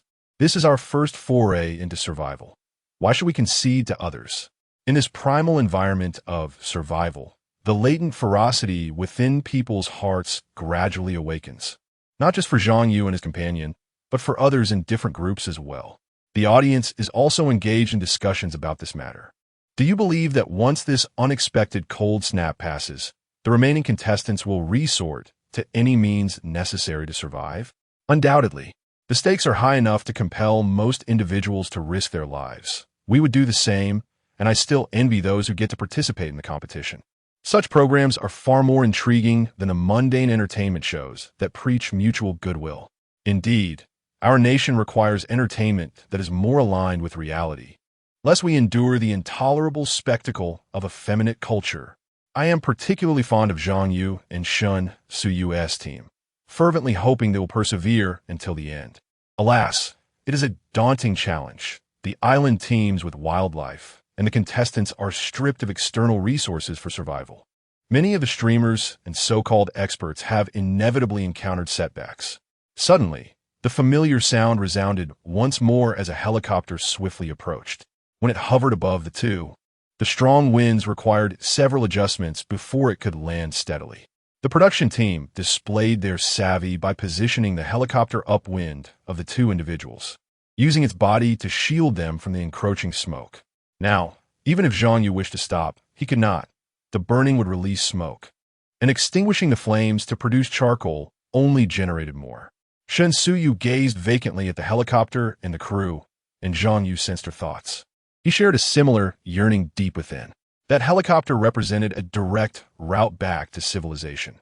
Once aboard, they would soon indulge in sumptuous meals, reside in comfortable quarters, and enjoy the luxury of a refreshing hot shower. He remained silent. If Shun Suyu wished to return, he would not deter her. Their relationship might be tinged with ambiguity, yet her family background loomed large. Why should he presume to be worthy of her? Let alone the act of emulating songs or writings. She might not even regard such accomplishments with esteem. Moreover, Zhang Yu harbored a reluctance to sacrifice his freedom and dreams for anyone again. The notion of striving for a woman seemed premature, as their feelings had not yet reached maturity. Why should he expend so much for her? The allure of her physical presence was undeniable, yet it did not compel him to the brink of irrationality. He pondered the prospect of liberation. With wealth, one could venture anywhere upon returning. It is rumored that fairies dwell within private chambers, though the truth of this remains uncertain.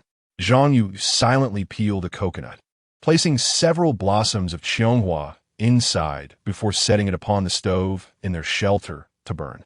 Glancing at the sky, he noted that it was still early, likely only around 1 or 2 in the afternoon. Approaching the door, he began to contemplate what he should forge. After observing for a while, Shun Siwei realized Zhang Yu was absent and hurried to stand before him. The two individuals appeared quite serious. The helicopter had not taken off for so long that she suspected they were engaged in a rescue operation. Zhang Yu looked at her and reassured. Their situation is of no concern to us. Imagine, if we were to fall into a trap set by other competitors, who would we hold responsible? Shun Siwei gradually nodded, suppressing her feelings of sympathy. What are you working on? She inquired. Zhang Yu stroked the stubble on his chin, pondering the essential tools to forge. I believe a shovel is a necessity, along with a knife for cutting food and a defensive blade. Shun Siwei suggested, why not forge a pot? Without one, we can only eat grilled or fried food. Zhang Yu sighed softly. Very well, but we must first create a smaller, rounded hammer.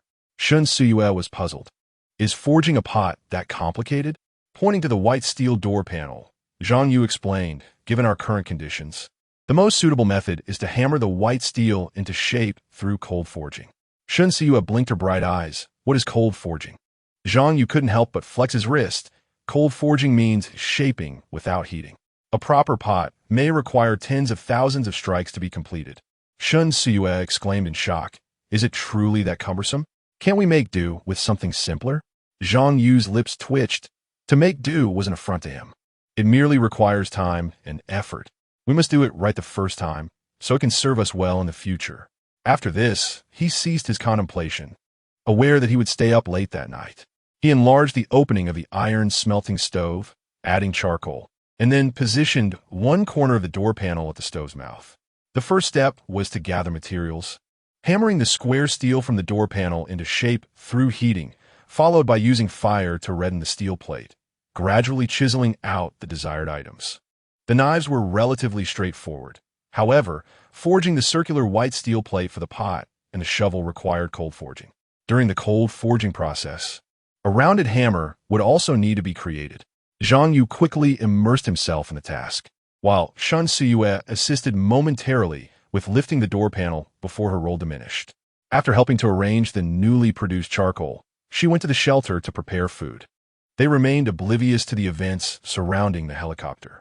Unbeknownst to them, Shi Sua's heart had ceased to beat. Fortunately, Xiao Halley was in a better condition. Restoring his body temperature and administering nutrients would suffice. The medical personnel from the production crew were primarily focused on reviving Shi Sua. The crew's helicopter arrived approximately 5 minutes after 2 individuals had collapsed, and the medical team tirelessly performed chest compressions to prevent Shi Sua from suffering brain death. Various emergency measures were employed for about 15 minutes before Shi Sua finally regained a heartbeat. The individual has been rescued. Yet it is certain that Zisilu's brain has endured significant impact. It remains uncertain whether he will be able to lead a normal life in the future. The production team will undoubtedly have to compensate to some extent, although it will not be substantial, as the insurance company will cover medical expenses and accidental compensation, with the production team providing a modest additional compensation. On that afternoon, several helicopters continued to shuttle back and forth intermittently, while a light rain persisted until evening before finally ceasing. On this day, the urban dwellers bore witness to the harshness of the wilderness. Although there have been no fatalities thus far, several individuals were snatched back from the clutches of death, despite not running amok or encountering wild beasts.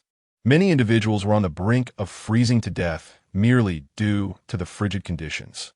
This underscores the perilous nature of the wild.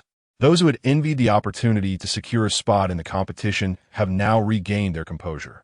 The notion of risking one's life for a mere pittance is sobering. While some may profess indifference, few possess the courage to act on such sentiments. Much like high-risk professions, which are well known for their lucrative potential, how many are truly willing to engage in them? Chapter 54. The end of the late spring chill and exploration. How much can Zhang Yu and Shun Sue consume in 3 meals? A crocodile holds the answer. On the day Zhang Yu vanquished the crocodile, he returned to the beach with a small knife, methodically removing the creature's head, claws, tail, and internal organs before dragging it back to the shelter. Conservatively estimating, the crocodile's meat and bones weighed approximately 200 pounds. On the first day, they worked while eating, unaware of how much they had consumed. By the following morning, knowing they would be busy for much of the day, Zhang Yu indulged heartily. He was unperturbed by the prospect of overindulgence, feeling as though he could digest anything swiftly, hardly visiting the restroom at all. In the morning, the family of the Falcon Mother had a modest share, yet by evening, after the two had finished their meal, only 7 pieces of crocodile meat remained, likely around 50 or 60 pounds. Who could fathom how much they had truly consumed? Upon realizing the scarcity of the remaining meat, both were taken aback. Zhang Yu, how can you eat so much? Zhang Yu leaned against the cave wall, cradling his belly, lazily dragging a young falcon chick onto his abdomen. How would I know? Perhaps it's due to the rigorous training you imparted. As you are aware, my progress in cultivation has been rapid, thus my energy expenditure must also be considerable. Shun Sue pondered, is that so? Yet I never consumed this much during my training. Gently caressing the soft feathers of the chick, Zhang Yu noted its calm demeanor, the little falcon relaxing with half-closed eyes. How long did it take you to master the art of free respiration? Shun Sue reflected, over a year, perhaps a year and a half. Exactly. I have only been at it for a few days, so there must be side effects. The ancients were right, wealth in literature, strength in martial arts. Shun Suyu chuckled lightly. If you keep eating like this, it will be challenging for us to sustain ourselves for 3 months. Zhang Yu rolled his eyes wearily, his eyelids growing heavy as the area controlled by the true heart technique remained very active, drawing energy from other parts of his body. His remarkable appetite was entirely attributed to this technique, the reasons for which eluded him. The little falcon, named Su Su, sensing Zhang Yu's stillness, glanced at the falcon mother before nestling down, treating Zhang Yu's belly as its cozy nest. Observing the scene, Shun Suyu softened her movements in cleaning up after their meal, recognizing Zhang Yu's exhaustion over the past few days. However, after merely an hour of rest, Zhang Yu sat up, returning Su Su to its nest. Noticing the falcon mother watching him, he parted the feathers at the back of her neck, revealing that the previous wound had scabbed over, seemingly on the verge of complete healing within a few days. Perhaps I should forge again tomorrow? Shun Suyu guessed Zhang Yu's intentions and gently advised against it. Zhang Yu examined the falcon mother's wings, sighing. It seems the falcon mother will soon be able to fly, and the little ones are also growing their feathers. Gently stroking the falcon mother's head, Zhang Yu remarked to Shun Suyu, "You should have a coconut and rest early. There is no need to wait for me." Understanding Zhang Yu's determination, Shun Suyu felt no irritation. After all, their survival depended largely on his decisions. Before long, the clanging sounds from outside resumed. Shun Suyu pondered for a moment and took out several sizable pieces of crocodile skin. Following Zhang Yu's instructions, she attempted to scrape the flesh off the skin with a small knife. Zhang Yu had mentioned that he would handle it himself when he had the time, and now Shun Suyu finally understood why he said so. The flesh on the crocodile skin was exceedingly difficult to remove. She was hesitant to apply too much pressure for fear of slicing through the skin itself. At that moment, Zhang Yu called from outside, saying if it's too hard to scrape, then don't bother. This piece of crocodile skin is practically useless without the right tools, and the process of leather making is quite cumbersome. My initial intention was to experiment with it when the opportunity arose, to see if it could be effectively processed. Shun Suyu promptly discarded the crocodile skin, exclaiming in annoyance, "Why didn't you say so earlier? My hands are covered in that stench now." The only response was the continued clanging from outside. Zhang Yu, preoccupied, had no time to delve into leather crafting.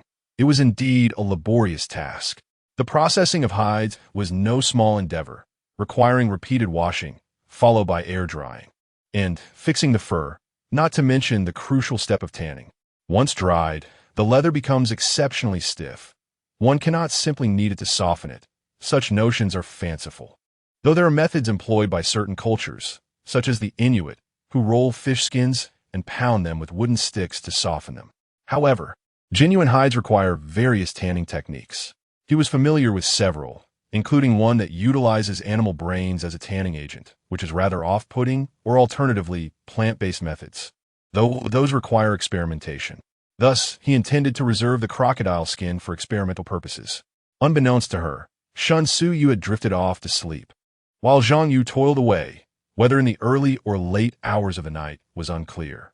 What mattered was that he had forged a pot that even he found satisfactory. Lacking modern polishing techniques, it was entirely shaped by repeated hammering, adorned with a myriad of plum blossom patterns that seemed almost deliberately inscribed. Each hammer strike left its mark. The surface felt only slightly uneven, which was already quite commendable. Besides the pot, he had also crafted a square shovel head and a pointed shovel head, both slightly smaller than the typical market size due to the materials used. The remaining task was to forge blades. Although the white steel plate was quite thick, it was insufficient for crafting long knives, leaving him only able to produce utility knives for chopping firewood or slicing fruits and meats. After extensive hammering, the edge was reasonably sharp. With the right stone for sharpening tomorrow, it would rival industrial products. To forge a defensive blade, he would need to smelt square steel first. Despite having produced only a few items, nearly half of the door plank had been consumed in the process. In fact, more than half of one of the 4 square steel bars had been used just for crafting a hammer. It proved to be remarkably inefficient. He reckoned he could manage to forge 2 more knives, but caution was warranted for the remaining materials. As for the knife he promised Shun Suyu, that would have to wait until after their move, as it required meticulous craftsmanship. Little did he know, even in the late hours of the night. Over 100,000 viewers were watching his forging process. Moreover, almost every item had been assigned a price. The pot, being the most expensive, attracted a wealthy patron willing to pay 100,000 for it. Tools such as knives and shovels are valued at thousands, primarily due to the influence of renowned figures. The intrinsic worth of the items themselves is minimal. Currently, Zhang Yu is yet to gain full recognition from the public. In due time, we shall observe. Even a single handcrafted item is priced beyond the means of the average individual. On the 5th day of the survival competition on the deserted island, Zhang Yu's arms were fatigued and swollen. The 6th day dawned clear with rising temperatures. He practiced, refreshed himself, and had breakfast. The recent rainfall meant that the wilderness outside was likely teeming with hungry wildlife, making long treks inadvisable. They would postpone their relocation until tomorrow. Today, they would explore the rainforest, gathering some chili peppers and cassava. After their meal, the head of the household, Zhang Yu, announced his decision, which Zhang Yu, who had been cooped up in the shelter for 2 days, accepted with delight. She even made an audacious request to bring along the family of the Falcon Mother. Sensing that they too seemed rather bored, Zhang Yu glanced at the Falcon Mother and noticed her earnest gaze directed at him. He smiled and replied, "Very well. A bit of movement will be beneficial for them as well." Chapter 55. Do you still want me to call you father? Zhang Yu's decision to venture outdoors was primarily a means to alleviate the fatigue in his arms. Without the assistance of the Chuanjian heart method, he feared he would struggle to lift either of his hands today. Nevertheless, after several days of intense labor, he felt as robust as stone. Although he harbored a desire to challenge Zhang Yu, he was apprehensive about facing defeat. After tidying up, Zhang Yu wielded an axe, with one arm wrapped in tree bark, upon which stood Falcon Mother, while Su and Yu flanked him on either side. Shan Yu, emulating Hersurundings, carried fish and brandished a knife and pointed shovel. Viewer comment: among the family, only Zhang Yu possesses combat prowess. The others are merely dead weight. Alas, all the live streams are out today. It's hard to decide which one to watch. Perhaps the general live stream would be best, as it promptly switches to any exciting scenes. In the main live stream, Morong Xiaoya was summarizing the recent unseasonably cold weather. Good morning, dear viewers. Welcome to the Wilderness Survival Competition. Today's highest temperature on Four Seasons Island is 14 degrees. The 2-day cold snap has finally passed. During this period, a total of 18 contestants have chosen to withdraw from the competition, with 7 groups withdrawing entirely. Currently, we have observed that 59 individuals are physically weakened, and 32 have contracted colds and other ailments. The situation is quite dire. We hope they can endure. As of now, following the judges' scoring, the team of Zhang Yu and Zhang Yu has earned 39 points, placing them in first position among all teams. The second place is held by the team from Europe, Bailey Air and Aida, with a score of 19 points. Morong Xiaoya beamed. Indeed, you heard correctly. The gap between the first and second place is remarkably vast. The leading team has successfully forged iron tools, which, upon evaluation by our professional judges, are deemed superior to our everyday implements. Furthermore, Zhang Yu and Zhang Yu's team has amassed a considerable amount of preliminary refined sea salt, along with ample provisions. With a playful wink, Morong Xiaoya added, "Let me share a little secret with you. Their team could have scored around 45 points, but due to Zhang Yu's prodigious appetite, their score was reduced." Viewer comment: I apologize. My Zhang Yu has brought shame upon our family, as he is currently practicing Annie's divine skills. Please bear with us. Laughter and tears ensued as Zhang Yu lost 6 points for his appetite. Is this score based on a 100-point scale? Of course not. Each point has its basis. As long as enough is accumulated, theoretically, the score can keep stacking indefinitely. In the rainforest, so you mused, your family background is exceptional. Yet why is your lineage not thriving? As they traversed the rainforest, the fresh air invigorated their spirits, though the dense vegetation slowed their progress. Zhang Yu followed closely behind Zhang Yu, momentarily taken aback before responding. In my grandfather's generation, there were 7 brothers. He was the youngest. All 6 of his older brothers perished on the battlefield, and my grandfather, gravely injured, retired late in life before having my father. Shen Siyue refrained from speaking further. Yet Zhang Yu could surmise that had her mother been present, she would undoubtedly wish for another child. Alas, and what of you? Why is there only you and your family? Shen Siyue did not appear overly saddened. The grief within her had already been largely expressed. Zhang Yu remarked casually, "Isn't it quite normal for our generation to have only one child?" Suddenly, the previously silent hawk mother let out a couple of calls, prompting Zhang Yu to curiously follow her gaze. There, slithering upon a tree, was a snake. It seemed to be a green tree snake. Zhang Yu pointed towards a nearby tree where a snake languidly flicked its tongue, its head broad and round, adorned with a dark green hue and densely packed diamond-shaped scales. The hawk mother, with her wings slightly spread, appeared eager to hunt, yet her wings were still in the process of maturing, rendering her flightless. Shen Siyue took a couple of steps forward, instinctively grasping Zhang Yu's clothing. A green tree snake? It possesses medicinal value. Zhang Yu nodded, well aware that this species was indeed a traditional Chinese medicinal material, known for dispelling wind and dampness, unblocking meridians, and alleviating spasms. He continued forward, methodically placing Susu, and the hawk mother down. From his pocket, he retrieved a stone, and with a leisurely swing of his arm, he hurled it with remarkable speed.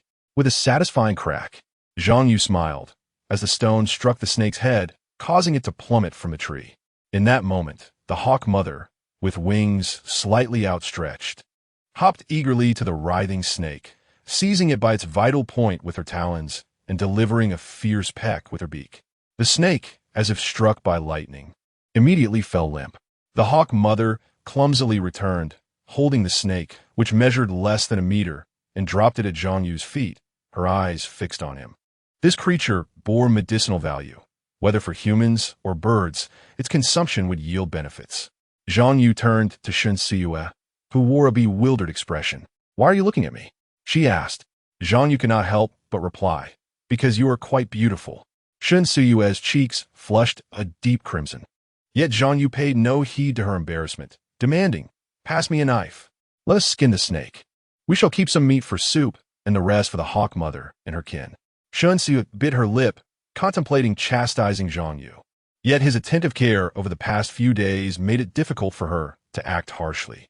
With a smile playing upon his lips, Zhang Yu sat down, took the knife from Shen Siyue's hands, and began to expertly strip the snake of its skin, a task that proved simple for serpentine creatures. "What is there to be angry about? Is it not true that you are lovely?" he mused. "Oomph." Shen Siyue huffed playfully, yet her furrowed brows quickly relaxed into a gentle arc of mirth.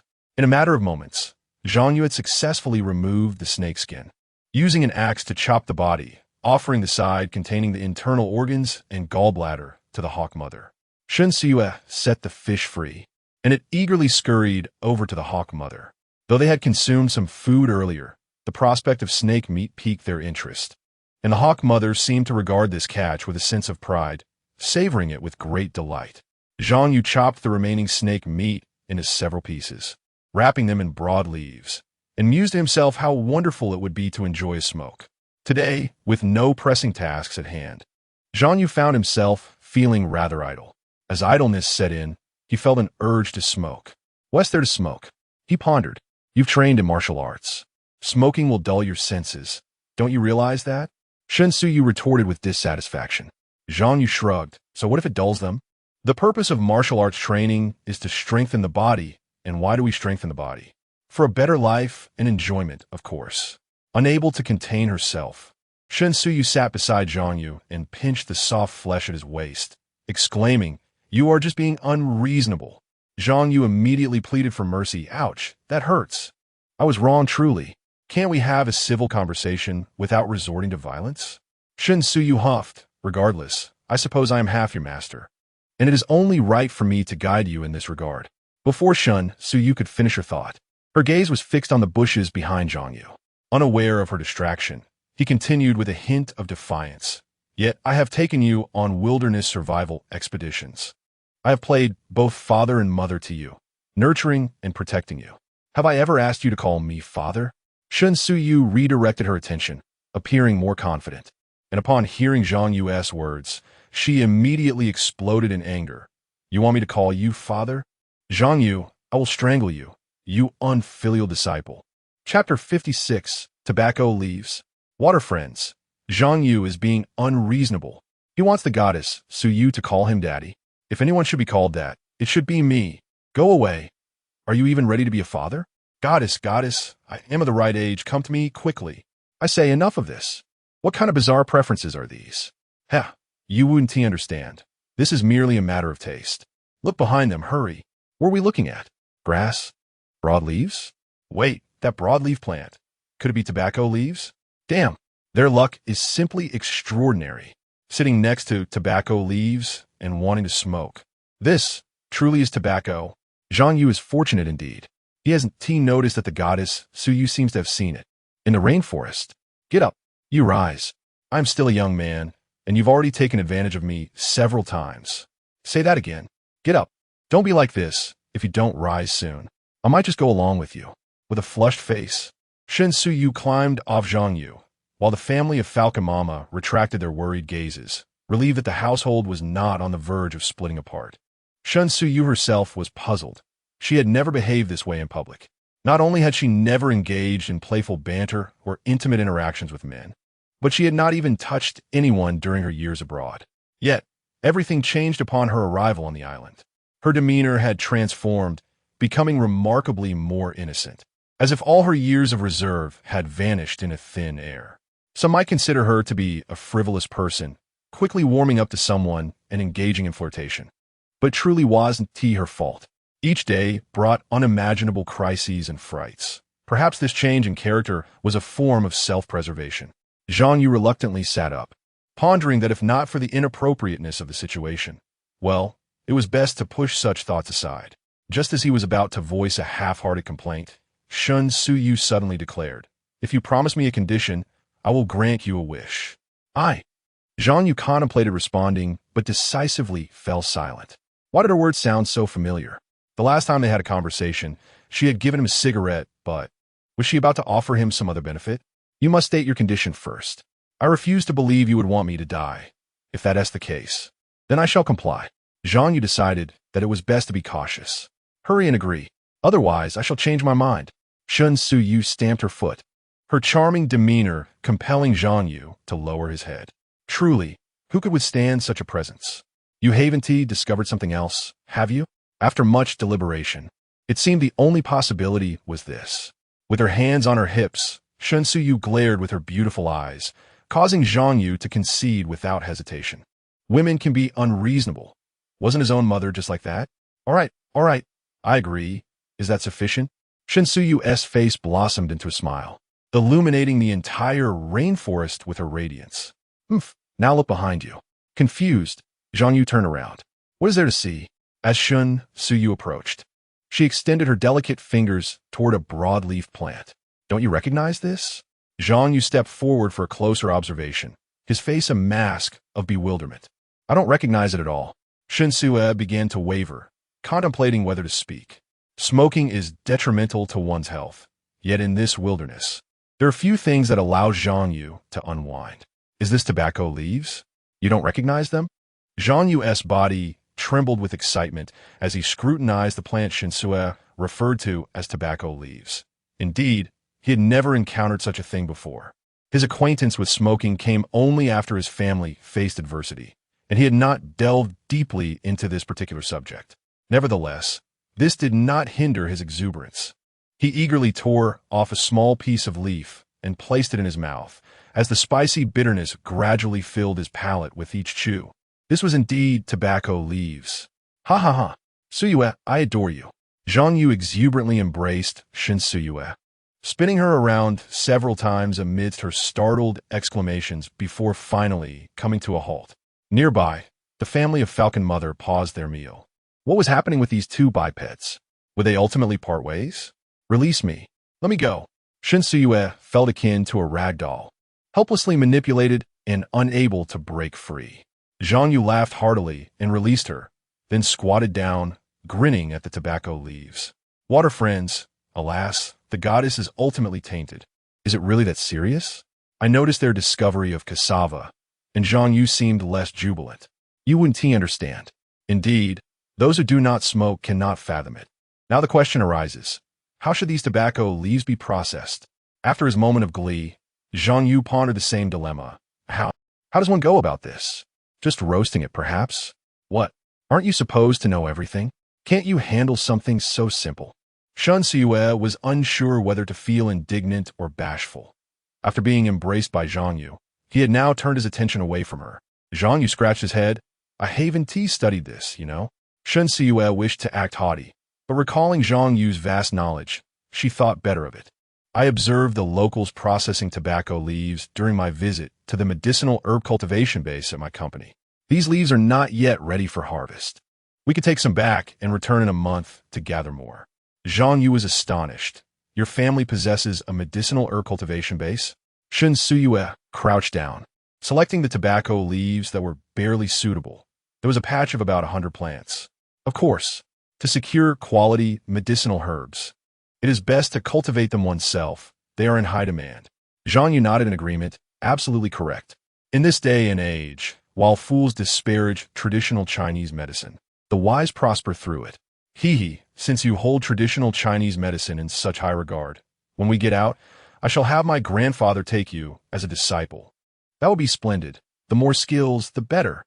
I've long desired to learn.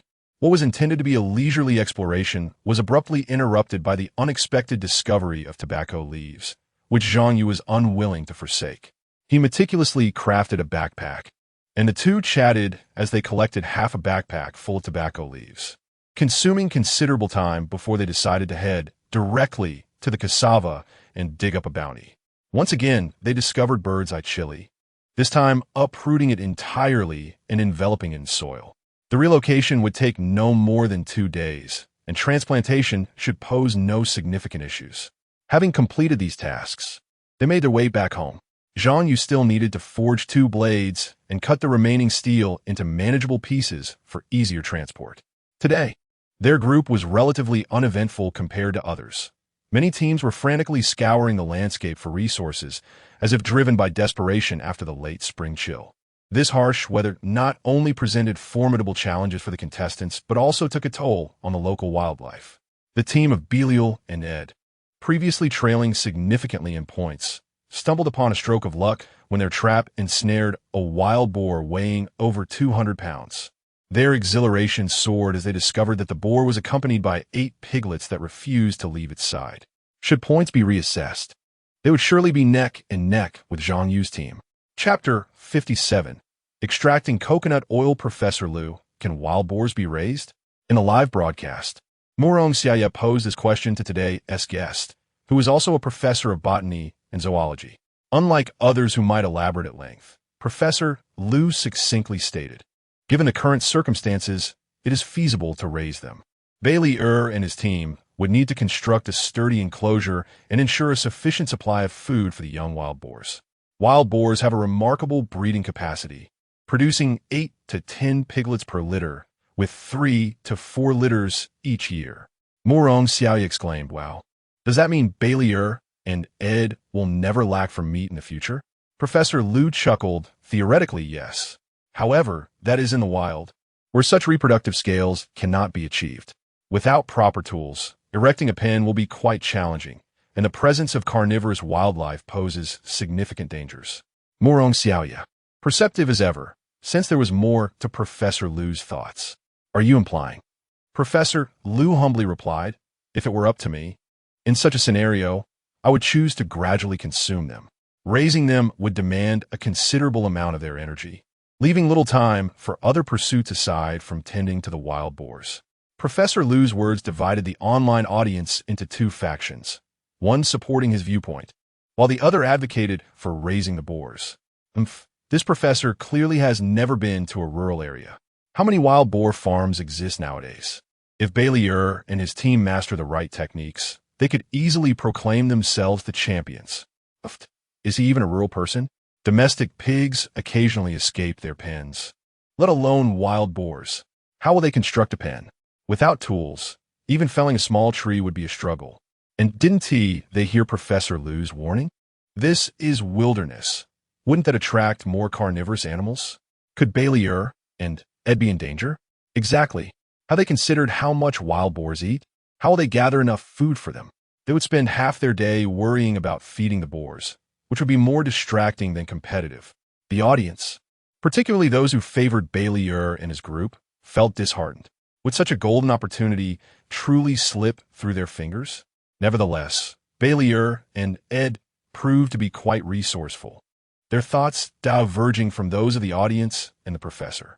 Ed, it is evident that we cannot raise young wild boars permanently. For now, we should use one as bait to hunt other prey. Bailey exclaimed excitedly as he secured the young wild boar. With the right methods, we will have a steady supply of meat for an extended period. Ed, patting the meat of the wild boar with satisfaction, chuckled heartily. Yet, a moment of concern crossed his face. But won't that put us in danger? Unfazed, Bailey replied. Have you ever heard of fighting to sustain the fight? Ed hesitated. You mean? Exactly. We cannot allow wild boars to impede our survival progress. We will temporarily manage the boars while crafting tools and hunting. Once the value of these wild boars has been fully exploited, we may find ourselves possessing everything we desire. The accolades from multiple competitions will undoubtedly belong to us. Although Ed prefers to linger in the wilderness, he harbors dreams, just like his companion. Having both served in the military, they understand the principle of sustaining oneself through conflict, which, at present, seems to be an excellent strategy, albeit one fraught with peril. Nevertheless, should they encounter insurmountable beasts, they can always retreat. Their decision has garnered considerable optimism from the majority of netizens. Currently, only 2 teams are galloping ahead, poised to enter a phase of rapid development, while the others, hindered by luck and a lack of experience, struggle to escape mere subsistence, with some still ailing and recuperating. On the beach, Zhang Yu and Shen Siyue are diligently collaborating, showing no signs of idleness compared to their fellow competitors. Shen Siyue is busy organizing and packing their belongings, while Zhang Yu is fervently engaged in iron smelting. Upon his return, he skillfully felled a cluster of coconuts, providing them with a pot to attempt the extraction of coconut oil. As he forges, he directs Shen Siyue, explaining that the extraction process can be somewhat cumbersome. She slices open the coconuts and pours the coconut water into a rudimentary container fashioned from broad leaves, which serves as their current drinking supply. Under Zhang Yu's guidance, she uses a knife and small steel plates to scoop out the coconut flesh, utilizing the shells as containers and mashing the coconut meat with stones as if grinding garlic. Using a side of Zhang Yu's shirt as a makeshift filter, they pour the crushed coconut milk into the pot. The remaining dry fragments are known as coconut pulp. Had there been starch available, they could have been fried. But the current conditions do not permit such indulgence, so they must be discarded. After pouring in the coconut milk, they allow it to sit. Given the island's temperate climate, refrigeration is unnecessary. A few hours later, a layer of white, solid forms atop the pot. This is the coconut oil, albeit still containing a fair amount of moisture. They empty the pot, transfer the solidified coconut oil back in, and place it beside the stove for gentle heating. While this method may compromise some nutritional value, expediency takes precedence.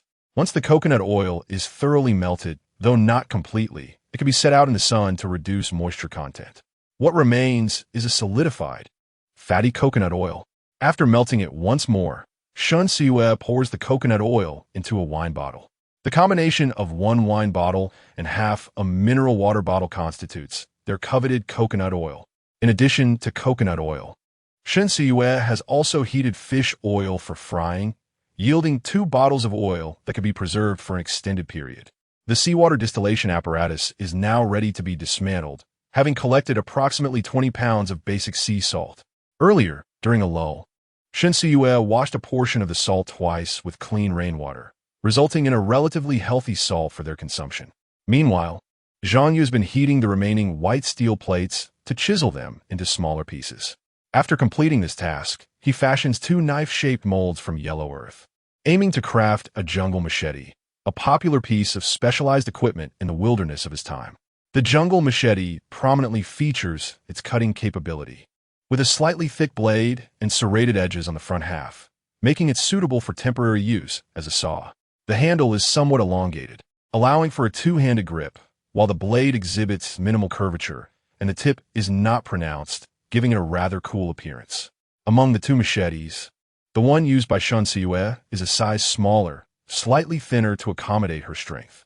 These tasks occupied him for an entire day, concluding only after 8 in the evening. Much like rural life, it may appear leisurely at times, yet during busy moments, it seems that despite the lack of significant activity, an entire day can pass in a blink. Zhang Yu wrapped the handle with tree bark, and when Zhang Yu received it, she caressed it affectionately. In the wilderness, this object provided her with immense reassurance. Zhang Yu, how sharp is this knife? Will it damage the trees if I use it to chop? Zhang Yu, seated beside her and resting his stomach after consuming a considerable amount of crocodile meat, noted that if he conserved it, it would likely last until tomorrow evening. Damage? Are you concerned about harming the trees? Zhang Yu replied, casually taking a coconut shell and, without applying excessive force, effortlessly brought the blade down with a delicate yet decisive motion. Chapter 58, Moving. As Zhang Yu's cleaver descended, the coconut shell was effortlessly split in two. With sufficient strength, even a wolf could be cleaved asunder with a single stroke, Zhang Yu remarked with a hint of pride.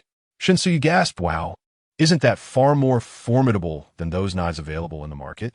Zhang Yu placed the cleaver at his feet, next to the bird's nest, blade facing the wall. Don't compare it to those factory-made tools. They often cut corners. A truly exceptional knife doesn't cost much more. It's merely the forging process that proves troublesome.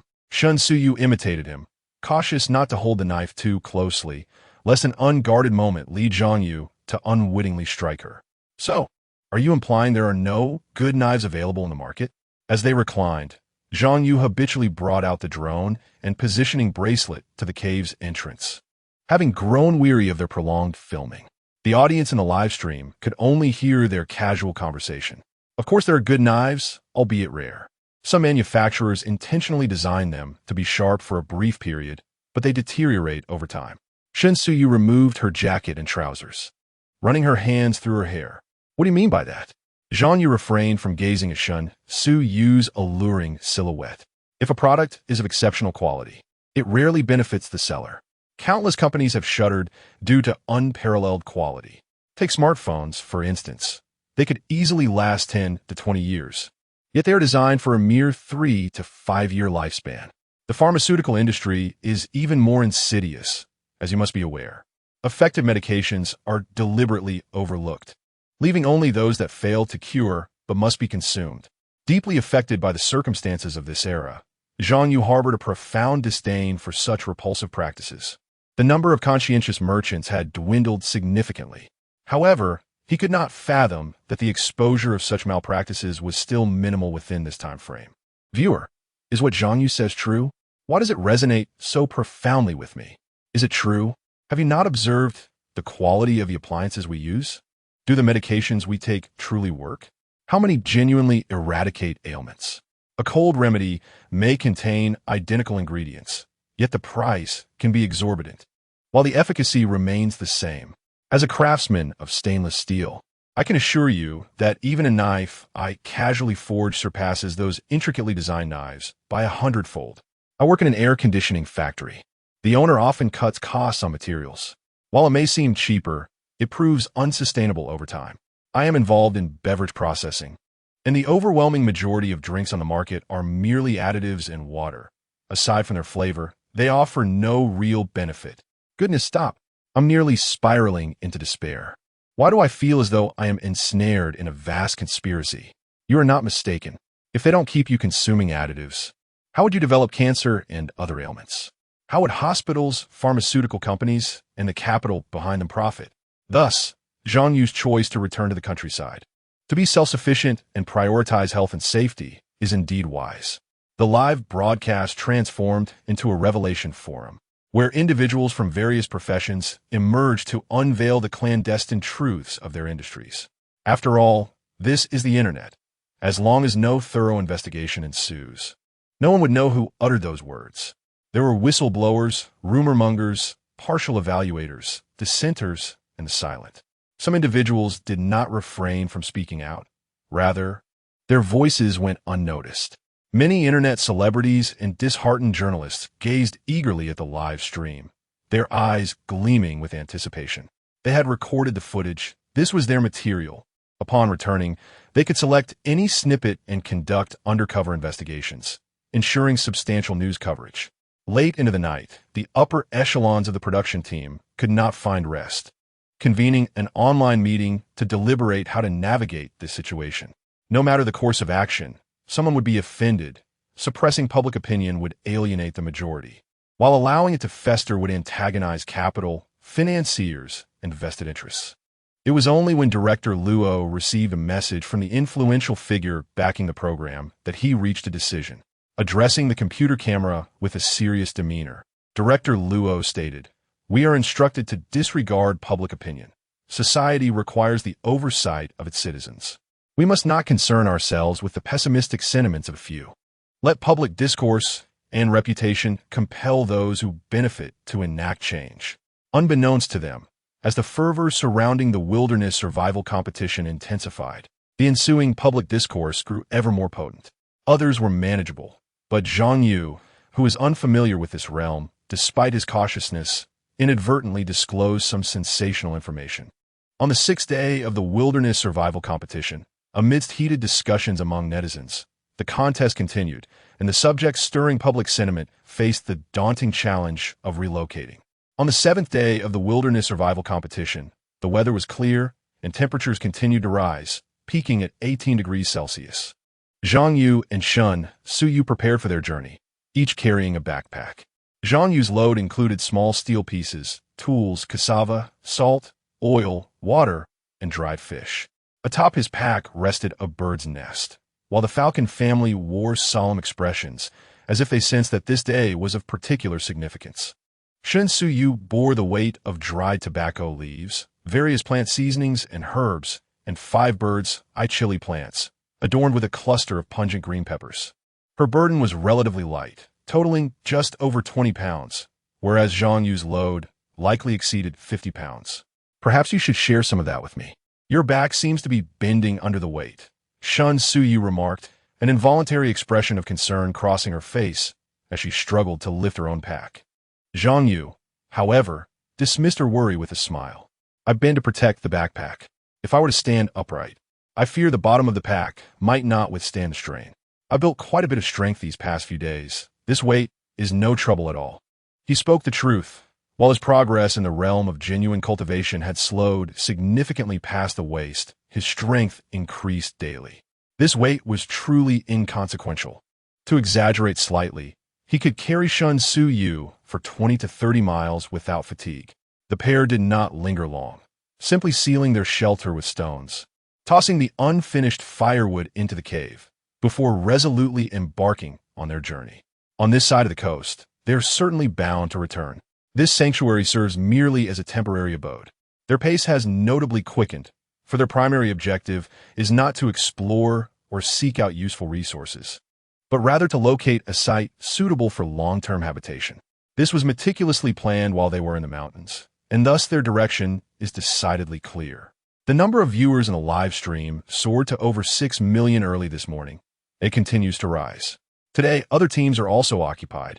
Yet none can compare to the exhilarating journey undertaken by Zhang Yu and Shun Suyu. Many individuals have even opted to take a day off, stocking up on snacks and beverages, while they indulge in watching Zhang Yu and Shun Suyu traverse the wilderness, treating it as a personal holiday.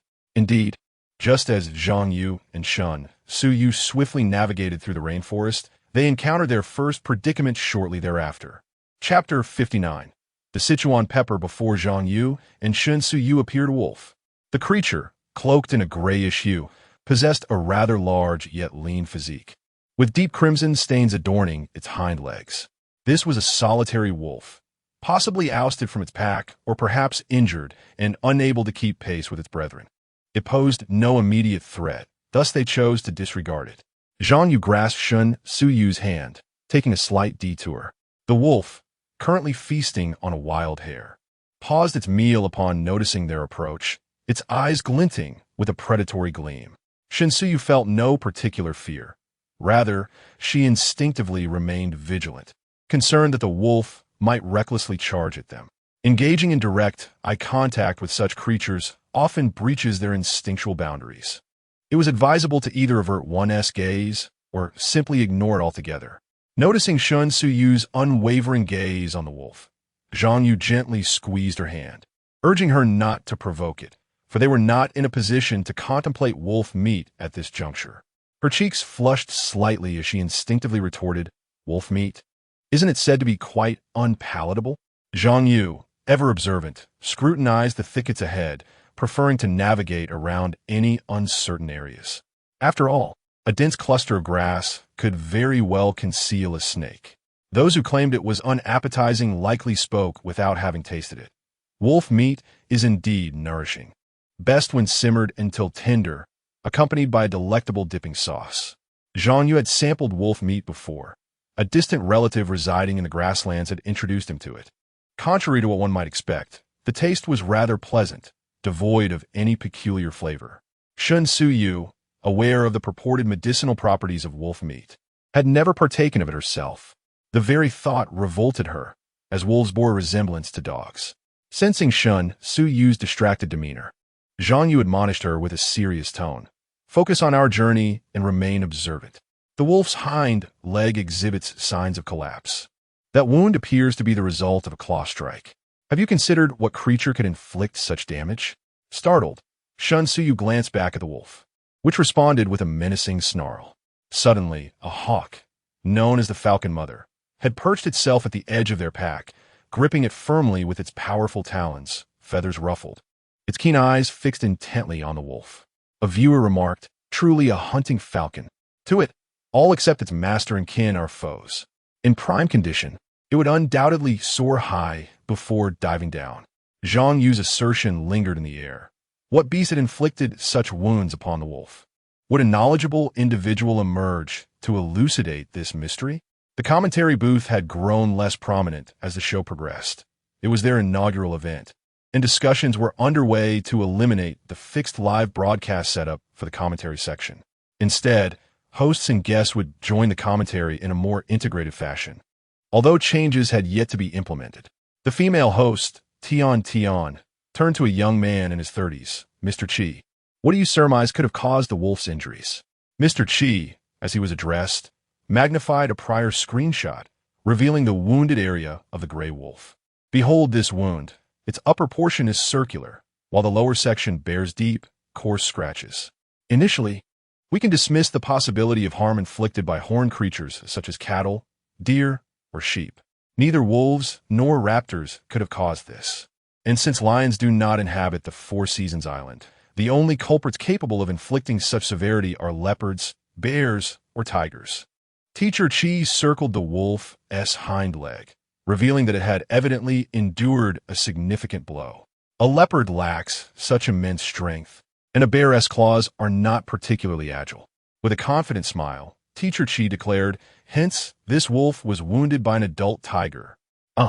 Does that imply the tiger is not far from Zhang Yu and the others?" Tian exclaimed. After a moment's contemplation, Teacher Chi reasoned that the injured wolf could not have traveled far, though the species of the tiger remained unknown, making it impossible to ascertain its territorial range. However, it is certain that they reside on Four Seasons Island, and their territory must be relatively confined. The location Zhang Yu has chosen for habitation, which I have examined, is in close proximity to the highest mountain. It is highly probable that the tiger lurks there. Viewers seated before their computers or televisions gasped in horror, knowing the mountain harbors a tiger, yet willingly marching into its territory. Unbeknownst to Zhang Yu and Shun Suyu, they were unwittingly walking into the jaws of danger. Could it be that this highly regarded team would so easily withdraw from the competition? Meanwhile, Zhang Yu and Shun Suyu were engaged in discussion. Lacking the high-definition clarity of drones, they could not discern the nature of the wolf's wounds. "We must exercise caution. It might be the result of a bison's charge or the claws of a tiger or bear." Having followed Zhang Yu for survival, Shun Suyu had almost forgotten the perilous conditions of the island. The thought of encountering a tiger sent a chill down her spine. "Perhaps we should return?" Zhang Yu, a city dweller with little wildness or murderous intent, had undergone significant change since arriving on the island, particularly after the suicide incident and the life-threatening crocodile attack. He resolutely rejected Sun Yu's suggestion, asserting that retreat was out of the question. On the coast, we can survive for at most 6 months. But the interior offers a vastly different environment. It is far more suitable for habitation. He turned to meet Sun Yu's gaze, noting her lack of readiness for the island's realities. Where there are carnivorous creatures, there are territories, regardless of what lies ahead. Claiming a piece of land is our ultimate goal. Tigers are not frightening. How many blows can they withstand from me? He brandished the machete in his hand, slicing through the air with a whistling sound. He continued, compared to tigers, I am more concerned about bears. Their tough hide and dense flesh make them formidable opponents in combat. Sun Yu, now burdened with apprehension, finally grasped the dangers of the wilderness, having nearly forgotten the multitude of fierce carnivores that inhabit the island. Remembering the other teams, her face paled as she inquired, Zhang Yu, do you think those teams that withdrew encountered wild beasts? Could they? At that moment, they could no longer see the wolf. Zhang Yu found a spot with a clear view and suggested, let us rest for a while. Why dwell on such thoughts? Why would someone so timid participate in a competition? Surely the production team has implemented protective measures, so what is there to fear? Sun Yu felt her cheeks flush at Zhang Yu's comment. Upon reflection, she realized that if one were to join such a contest, it was imperative to be mentally prepared. After all, the wild creatures encountered were nothing like those found in a zoo. These animals could indeed hunt actively, and humans were certainly included in their diet. Zhang Yu, stretching his slightly sore shoulders, scanned the surroundings with his eyes, finally resting on a tree-like plant. Suddenly, he exclaimed, no way. So you come here quickly. Is that? Could it be Sichuan pepper? Sun Yu also set down her backpack and followed Zhang Yu's gaze. They found themselves atop a small mound of earth, behind a few trees, where a small tree bore clusters of greenish fruit. Unsure, Sun Yu tugged at Zhang Yu and said, let us go closer and take a look. Chapter 60. May I ask you one thing? Zhang Yu became acquainted with the Sichuan peppercorn due to his previous online purchase of green Sichuan pepper.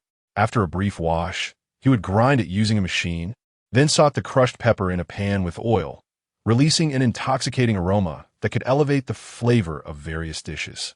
With the presence of both Sichuan pepper and chili, an array of delectable meals could be prepared, from barbecues to hot pot, rivaling any specialized seasoning. Zhang Yu and Sun Yu approached, each wielding a knife. The Sichuan pepper tree, though not large, was abundant in leaves and bore numerous peppercorns. Without needing Sun Yu's confirmation, Zhang Yu joyfully declared, this is indeed the pepper. Suddenly, a rustling sound echoed, reminiscent of something darting through the leaves or grass. Instantly alert, they turned to see a large gray rabbit leaping from behind a tree. Despite Zhang Yu's quick reflexes, he was not swift enough to act. However, there was something even quicker. The startled rabbit sprang up, and a branch above it suddenly moved, a python. In a flash, it glided past the rabbit, effortlessly coiling around it. Both Zhang Yu and Sun Yu stepped back in fright, their instinctive response to the sight of the large snake. Cold sweat trickled down Zhang Yu's forehead. Despite his earlier caution, he had failed to notice the snake merely 4 meters away, camouflaged atop the tree with its dark, cloud-like patterns. This was likely a rock python, known in Zhang Yu's original world as a Burmese python, though its name in this realm remained unknown. His knowledge was not due to extensive learning, but rather the limited varieties of Asian pythons that were easy to remember with a little study. For Sun Yu, who suffered from a fear of clusters, the sight of the snake was particularly alarming. Fear not, it is merely a python, Zhang Yu reassured, gripping his machete, contemplating whether to attack. Although he was not in dire need of food, he had set his sights on a rabbit, and the python's skin would also be valuable. Moreover, his companions had yet to have breakfast, and he intended to procure something for them along the way. Sun Yu clung tightly to Zhang Yu's arm, anxiety palpable. May I ask you one thing? Zhang Yu said, somewhat exasperated. Sun Yu cautiously observed the python tightening its grip on the rabbit, which was beginning to stiffen. What is it? She replied, in the future, could you refrain from clinging to my arm during perilous situations? If danger arises, I might need a break free to defend myself. This was something Zhang Yu had long wished to express. After all, he was training in martial arts. Yet here they were. Slightly irritated, Shen Suyu released her grip, seemingly less fearful of the python now. Who needs to cling? A bystander remarked, alas. It appears he is a man destined for solitude, despite his strength.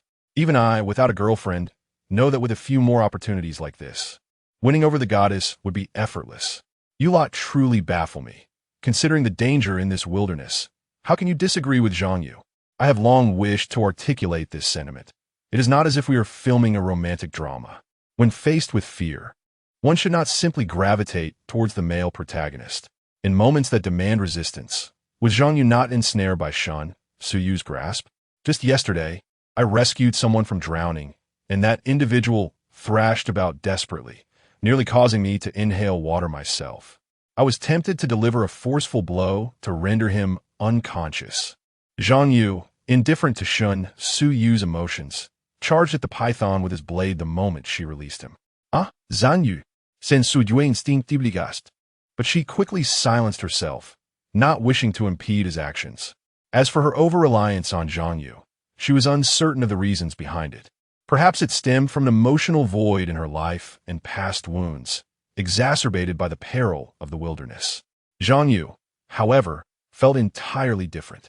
To put it somewhat imprecisely, he felt akin to a wild stallion, unbridled, brimming with boundless energy, especially in his legs, which in the past would have been fatigued by mere walking, now felt as if propelled by unseen forces. With a mere 2 steps of momentum, he leaped forward, gripping his machete tightly, and bellowed with exuberance. Bold and wicked creature, release that rabbit. Look out for my blade. Though somewhat juvenile in its exuberance, the thrill was undeniable. Aiming for the rear of the python's head, he realized that his leap was perhaps overly vigorous, inadvertently including the thick tree trunk in his trajectory. But he thought whatever the battle cry has been uttered, he would strike first and consider the consequences later. With instinctive strength, he intensified his grip as he closed the distance to the python, now less than 50 centimeters away, and swung down with force. The machete met the python with no resistance, cleaving through it effortlessly and then striking the tree. The trunk emitted a sharp sound, and though his swing was slightly altered, he pressed on with determination. A third of the tree trunk was thus severed in one stroke. Zhang Yu landed, followed by the now lifeless python, and, of course, the rabbit. Shen Suyu stood in stunned silence. This was exceedingly fierce. One stroke, he nearly felled the tree as well. The live-stream chat exploded with exclamations of disbelief. What the heck? Unbelievable. This is too far-fetched. What kind of blade is this? This is utterly wild. Zhang Yu's eyes sparkled with exhilaration. He felt as though he had unlocked a new realm of experience, discovering the sheer joy of forging in the wild. Unbeknownst to him, this moment would soon become a viral sensation across the internet. He swiftly seized the rabbit, which was merely dazed. This creature might spring to life at any moment. Ignoring the python's head, he grasped its tail and approached Shen Suyu, boasting, "What do you think? Impressive, isn't it?" His blade had been intentionally reinforced.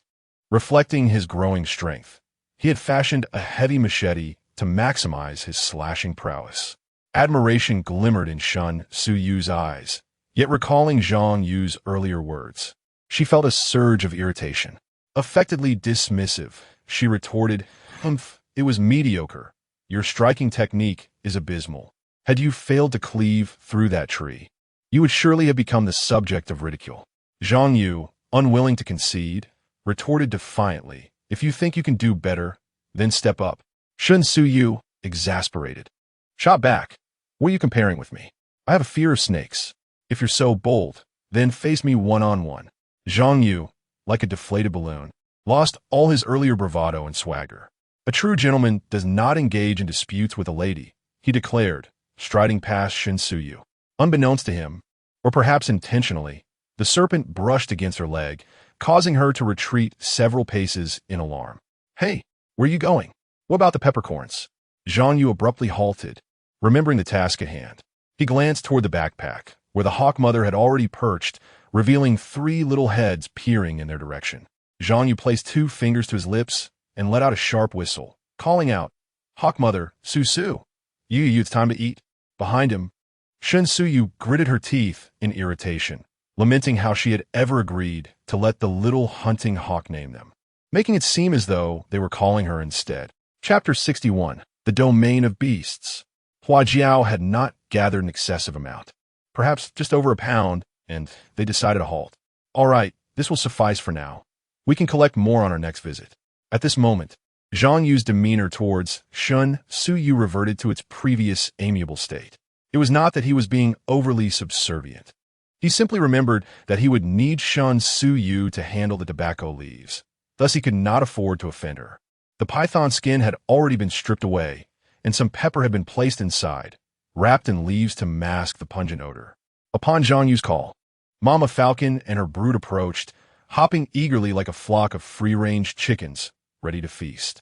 Zhang Yu observed that as Mama Falcon pecked at the python meat, the little ones began to mimic her, displaying remarkable learning abilities. He earnestly hoped for Mama Falcon's swift recovery so that she could teach them to fly and hunt at the earliest opportunity. After the two of them had a sip of water, Zhang Yu made a deliberate effort to amuse Shun Suyu, eliciting a smile from her before they resumed their journey. Of course, Mama Falcon's family had yet to finish their meal, continuing to eat from the nest in their backpack. The hunting falcons were quite capable of consuming meat. Mama Falcon's family estimated their daily intake to be around 2 pounds. Thanks to the ample food supply, Mama Falcon was recovering rapidly. Just days ago, her wings had barely moved, but now she occasionally spread them to stretch. The young ones, Su, Yu, and Yu, were growing swiftly, shedding their juvenile appearance as their down feathers became more structured.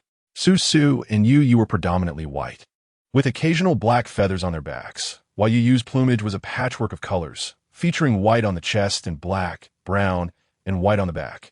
Zhang Yu felt confident that even without marking them, he would eventually be able to distinguish each one. From their vantage point on the mountain, they could survey the landscape below. However, navigating the terrain proved more challenging. Zhang Yu and his companion hastened their pace, and by noon, it seemed they had covered only half of their intended distance. Along the way, they discovered various useful items, and Zhang Yu even stumbled upon a rosewood tree. Although it wasn't particularly thick, it would suffice for furniture making. Wildlife was sparse. They could hear the calls of wild chickens, but could not locate them, though there were plenty of rabbits, one of which Zhang Yu dispatched with a willow leaf knife. "Be mindful of your footing, and notify me immediately if you come across any animal droppings." As they continued, Zhang Yu sensed an almost imperceptible aura of danger drawing nearer. "What is it?" Shun Suyu's forehead glistened with perspiration. After such a prolonged trek, fatigue had set in. Yet, she understood that in unfamiliar territory, rest could not be taken lightly, and reaching their target campsite remained paramount. "We haven't encountered any moderately sized herbivores or other carnivorous animals. Didn't the production team claim that the island is teeming with wildlife? I suspect we are traversing the territory of some formidable predator." Instinctively, Shun Suyu edged closer to Zhang Yu, this time avoiding previous missteps, merely clutching the corner of his garment. "I share your sentiments. I too feel it. But can we easily spot the droppings of such a large beast?" Zhang Yu pressed on, extending his hand to grasp Shun Suyu's small hand, using his strength to quicken their pace. "Certainly, there is no need to examine areas abundant with vegetation. One must focus on paths frequented by animals, for large predators invariably mark their territory with feces and urine. With diligent observation, one is bound to discover such signs." Zhang Yu fell silent for a moment before speaking again. "Suyu, if danger arises, step back. If I cannot handle it, we shall retreat." Shun Suyu grasped Zhang Yu's hand tightly, cautioning him, "Do not take unnecessary risks. Even the production team's aircraft may not offer complete protection." Just as Zhang Yu was about to respond, his pupils dilated, and he froze in place. "Should speak softly. I believe I have spotted something." Earlier, while discussing feces, they had just traversed a small hillock when Zhang Yu noticed a pile. His initial instinct was to cautiously survey the surroundings. After confirming there was nothing amiss, he carefully approached the excrement. However, before he could close in within 3 meters. A pungent odor assaulted his senses. The droppings were not particularly dry, likely produced within the last day or two. Coupled with the acrid stench, Zhang Yu surmised they had encroached upon the territory of a formidable predator. His composure began to waver. They were merely 10 miles from his intended destination. Had he chosen the wrong location? If they were to hastily relocate, would they encounter other wild beasts? Yet, remaining in place would lead to an inevitable confrontation. They would have to seize any opportunity for preemptive action. What sort of beast left this droppings? Shen Suyu gripped her machete tightly, glancing backward occasionally. Fearful of an ambush from behind, Zhang Yu's expression darkened. If his deductions were accurate, it could only be a tiger. The feces, foul-smelling due to its carnivorous diet, combined with its size and their peculiar journey thus far, pointed unmistakably to a tiger. Surprisingly, Shen Suyu, who should have been in a state of panic, found her calm. Whatever you decide, I will follow your lead. Those simple words seemed to imbue Zhang Yu's heart with profound strength. What to do? It seemed daunting, but perhaps it was best to refrain from action. Tigers typically possess vast territories. If they were to depart in search of a more suitable location, it would conservatively consume around 2 days. In that span, who could predict what unforeseen changes might occur? Wilderness exploration requires ample preparation, and Shen Suyu was already fatigued.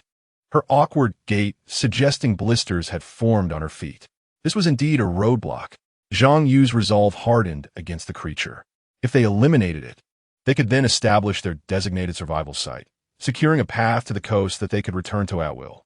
As for the courage to confront the tiger, it stemmed from his sharpened blade and machete, as well as the untapped strength within him. Without tools, he would have retreated. Yet armed, it seemed worth the gamble. Zhang Yu exhaled deeply, his gaze resolute, his tone unwavering. Let us proceed. The two of us should not fear a single beast. Are you certain it is just one? Zhang Yu kept his eyes keenly focused ahead, pulling Shen Suyu along as he replied, after a moment's thought.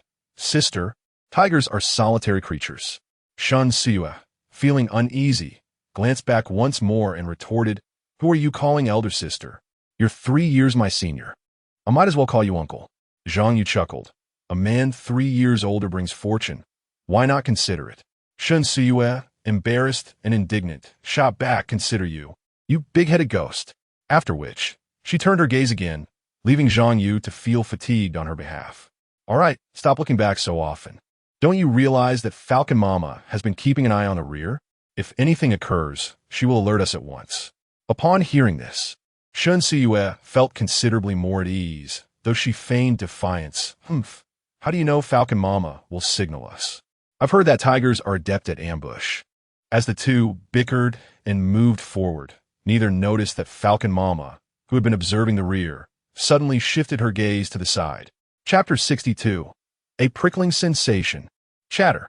Zhang Yu instinctively turned his head towards the rear, his scalp tingling. The falcon's mother had never been a loquacious creature, typically emitting only 3 or 4 urgent calls, making this moment unprecedented. Shen Suyu, like a startled bird, spun around abruptly, her backpack colliding with Zhang Yu as she turned. Yet, there was nothing behind them. Nevertheless, Zhang Yu dared not let his guard down. He swiftly set down the heavy backpack and urged, Quick, put down the backpack and be on high alert. He barely spared a thought for Shen Suyu, gripping his machete with his right hand while his left hand searched the sides of his waist, where he concealed hidden weapons, tearing through a layer of the dual fabric of his waistband to facilitate the hanging of his willow leaf knife. Of course, he did not believe that the willow leaf knife could inflict harm upon a tiger. After ensuring the readiness of his concealed weapons, he took a cautious step forward, partially shielding Shen Suyu with his body, both hands firmly grasping the hefty machete. Zhang Yu, wait a moment. YISNT there. Zhang Yu's gaze sharpened like a blade as he pointed. There, amidst a patch of yellow earth and overgrown grass, surrounded by a sea of greenery, lay a stark yellow spot. Most importantly, Zhang Yu had spotted a tiger, nearly entirely crouched on the ground. A prickling sensation coursed through him. Hair stood on end. Before encountering the tiger, Zhang Yu had harbored some confidence in his ability to slay one. But now, faced with the reality of the beast, he realized the daunting challenge ahead. Stay calm. One must remain composed. In the live broadcast room, Murong Xiaoya gazed at the majestic tiger lying prone on the ground. Merely observing through the screen sent chills down her spine, her body instinctively frozen in place. The drone offered both a god's eye view and a first-person perspective of Zhang Yu and Shun Suyu, rendering the scene all the more vivid. It was a full-grown male tiger, measuring approximately 2.5 meters in length, and with its robust tail, it extended beyond 3 meters. The male tiger's claws gripped the earth, powerful hind legs poised to pounce, exuding an aura of imminent attack. Dear viewers, the commentator announced, we currently observe Zhang Yu and Shun Suyu's team as they confront an adult tiger, identifiable as a male by its size. It appears that the tiger intended to ambush them, but the falcon they rescued alerted them to its presence. However, the situation remains dire. The tiger, the king of the forest, poses a formidable challenge, and even with machetes in hand, Zhang Yu and Shun Suyu face great difficulty in dealing with an adult tiger. In Director Luo's office, he received the news promptly. Quick, inform the drone safety officer to prepare to launch the tranquilizer darts. Assistant Xiao Ning was about to put on her earpiece when Director Luo quickly added, tell them not to launch unless Zhang Yu and Shun Suyu signal their surrender or press the abandonment button. Xiao Ning's face displayed concern, but Director, if it comes to that, our rescue might arrive too late. Director Luo frowned deeply, waving his hand dismissively. Follow my instructions. I believe Zhang Yu will not be easily defeated. If faced with a beast, we will intervene. Otherwise, what purpose does this program serve? Hurry and notify them, and send the helicopter into action. Depart immediately.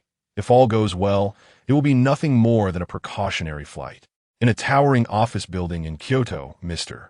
Shin was informed by his secretary in hushed tones that the young ladies were in peril, having encountered a ferocious tiger. Upon hearing this report, Shun Shou's expression darkened considerably. Today's meeting is adjourned, he declared, hastily exiting the conference room. Meanwhile, in a traditional courtyard, the audience for Zhang Yu and Shun Suyu's live broadcast had swelled to 4, consisting of Shun Suyu's grandparents. Yao Hua, Shun Suyu's grandmother, clutched her chest, her gaze fixated on the large screen displaying the unfolding drama. Shun's grandfather offered reassurances. It's all right, it's all right. I once dispatched a tiger myself in my youth. Yao Hua retorted, what did you use to slay it? A gun? And what of them? Zhang Jing, Shun's grandfather, chimed in, mother-in-law, please remain calm. Xiao Yu and the others will be fine. On the island of 4 seasons, Zhang Yu stood poised for action. Suyu stepped back. At that moment, the tiger had risen, realizing its ambush had failed, and began to advance with deliberate steps, emitting a low, menacing growl. Shun Suyu remained still. Though she harbored a natural fear of snakes and insects, the ferocity of the tiger somehow steadied her resolve. Zhang Yu's attention was entirely consumed by the tiger. His palms were slick with sweat, fully aware that this confrontation was not merely a contest of expulsion, but a struggle where death could be the outcome. He understood the potential for injury or even fatality loomed before him, and his feelings were a tumultuous blend of anxiety, trepidation, excitement, and fervor. Having faced death before, he possessed the audacity to risk it all. He forcefully cast aside distracting thoughts, reflecting on the myriad opportunities he had forsaken. Now, he had the power to choose, even if it meant facing death with steadfast determination. With a roar that seemed to assert its dominion, the male tiger sensed its authority being challenged and promptly altered its strategy. Zhang Yu felt a reverberation in his mind. The king of beasts exuding an aura of ferocity that vibrated through the air, enveloping him and Shun Suyu in a palpable pressure that momentarily clouded their thoughts. The tiger, a sovereign of carnage, meticulously observed every minute shift in their demeanor. Recognizing the effectiveness of its roar, it propelled itself off the ground with its powerful hind legs, lunging toward Zhang Yu with remarkable speed. Awakening to the imminent threat, Zhang Yu's adrenaline surged, igniting his blood to a near-boiling point, stripping him of reason. Ah, he cried, brandishing his machete and charging towards the tiger. The distance between them was merely 15 to 16 meters. With all his might, he sprinted forward, closing the gap in an instant. He swung his blade towards the tiger's head. However, the ferocious beast executed a sudden halt, its powerful paws skidding sideways, maneuvering its body in a graceful arc before Zhang Yu. Remaining calm, Zhang Yu adjusted his stance, swinging his blade horizontally at the tiger. In that moment, the tiger unleashed its own counterattack, its face contorted in ferocity, jaws agape, revealing razor-sharp fangs glistening with bloodied saliva, accompanied by a thunderous roar that echoed through the air. One of its claws swung out, revealing sharp and pointed talons. This maneuver bore a striking resemblance to a tiger capturing its prey, as both involved a powerful swipe followed by a direct strike to the throat of the adversary. True combat occurs in a fleeting moment. Zhang Yu had been significantly altered by the Chuanjian heart technique, yet at this juncture he could merely act on instinct, without a moment to ponder. The heavy blade sliced through the air with a whistling sound aimed at the tiger, which initially seemed indifferent. However, as the blade drew near, sensing its lethal intent, the tiger retracted one paw and swiftly extended the other, targeting the blade's edge with remarkable speed. Chapter 63. Dare to touch her. Upon close observation of a cat playing with a mouse or a tiger hunting, one can discern that the initial strike can be light or heavy, feigned or genuine. Although the maneuvers appear straightforward, the variations are remarkably intricate and swift. Should the first claw fail to achieve its purpose, the other claw swiftly follows to aid the assault. Zhang Yu now faces the even swifter second claw. Bang! Zhang Yu barely registered how the male tiger struck his blade. He merely felt an overwhelming force surging through him, rendering his grip on the weapon utterly insufficient. The heavy blade was thus dislodged from Zhang Yu's hand and sent flying by the tiger's strike. Those of a timid disposition screamed at the sight, some even shielding their eyes.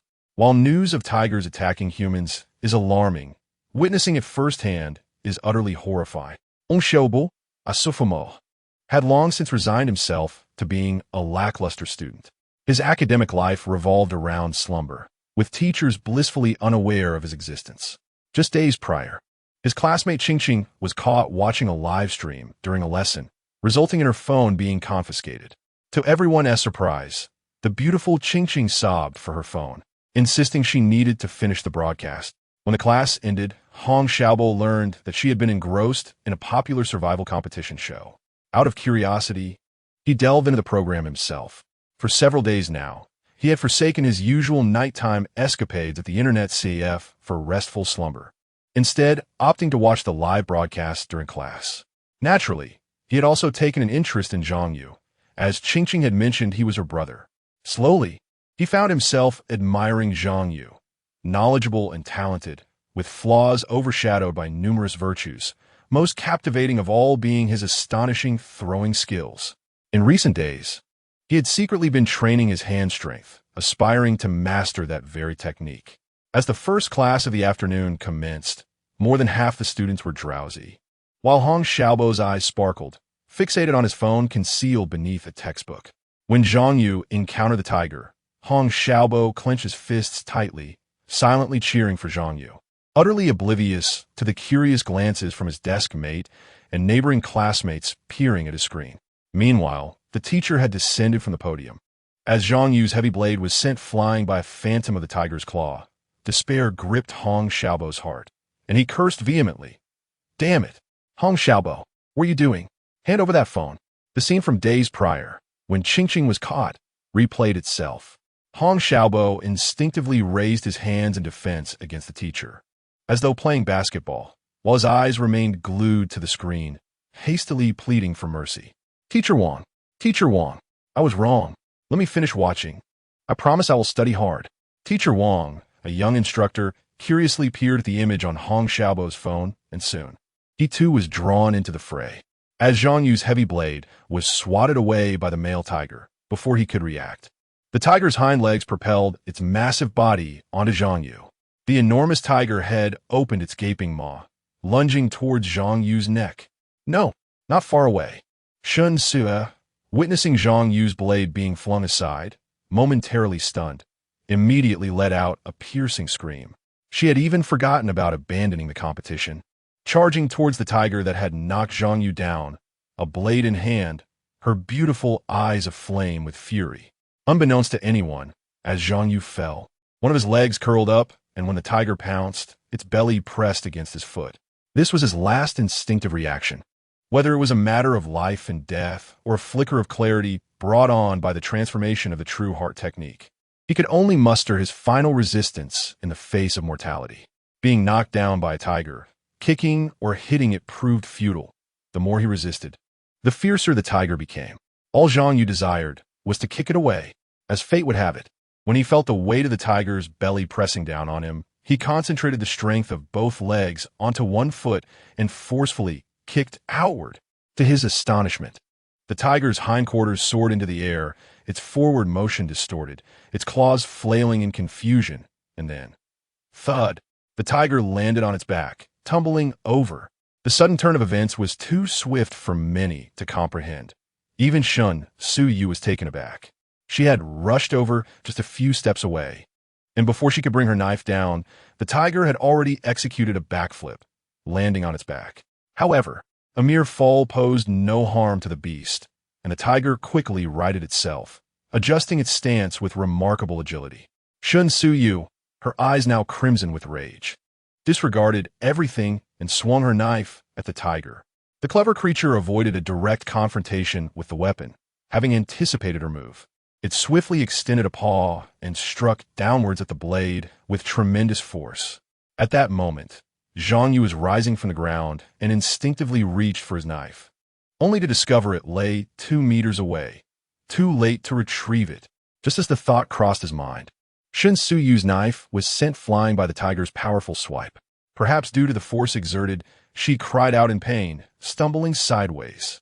Falcon Mother, having appeared by Shen Su-yu's side at some point, spread her nearly 1-meter wings, her feathers fluffed up, emitting a series of frantic shrieks. Chirp, chirp, chirp.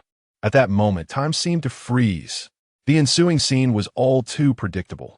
Shen Su-yu would fall, and the tiger would seize the opportunity to sink its teeth in her throat.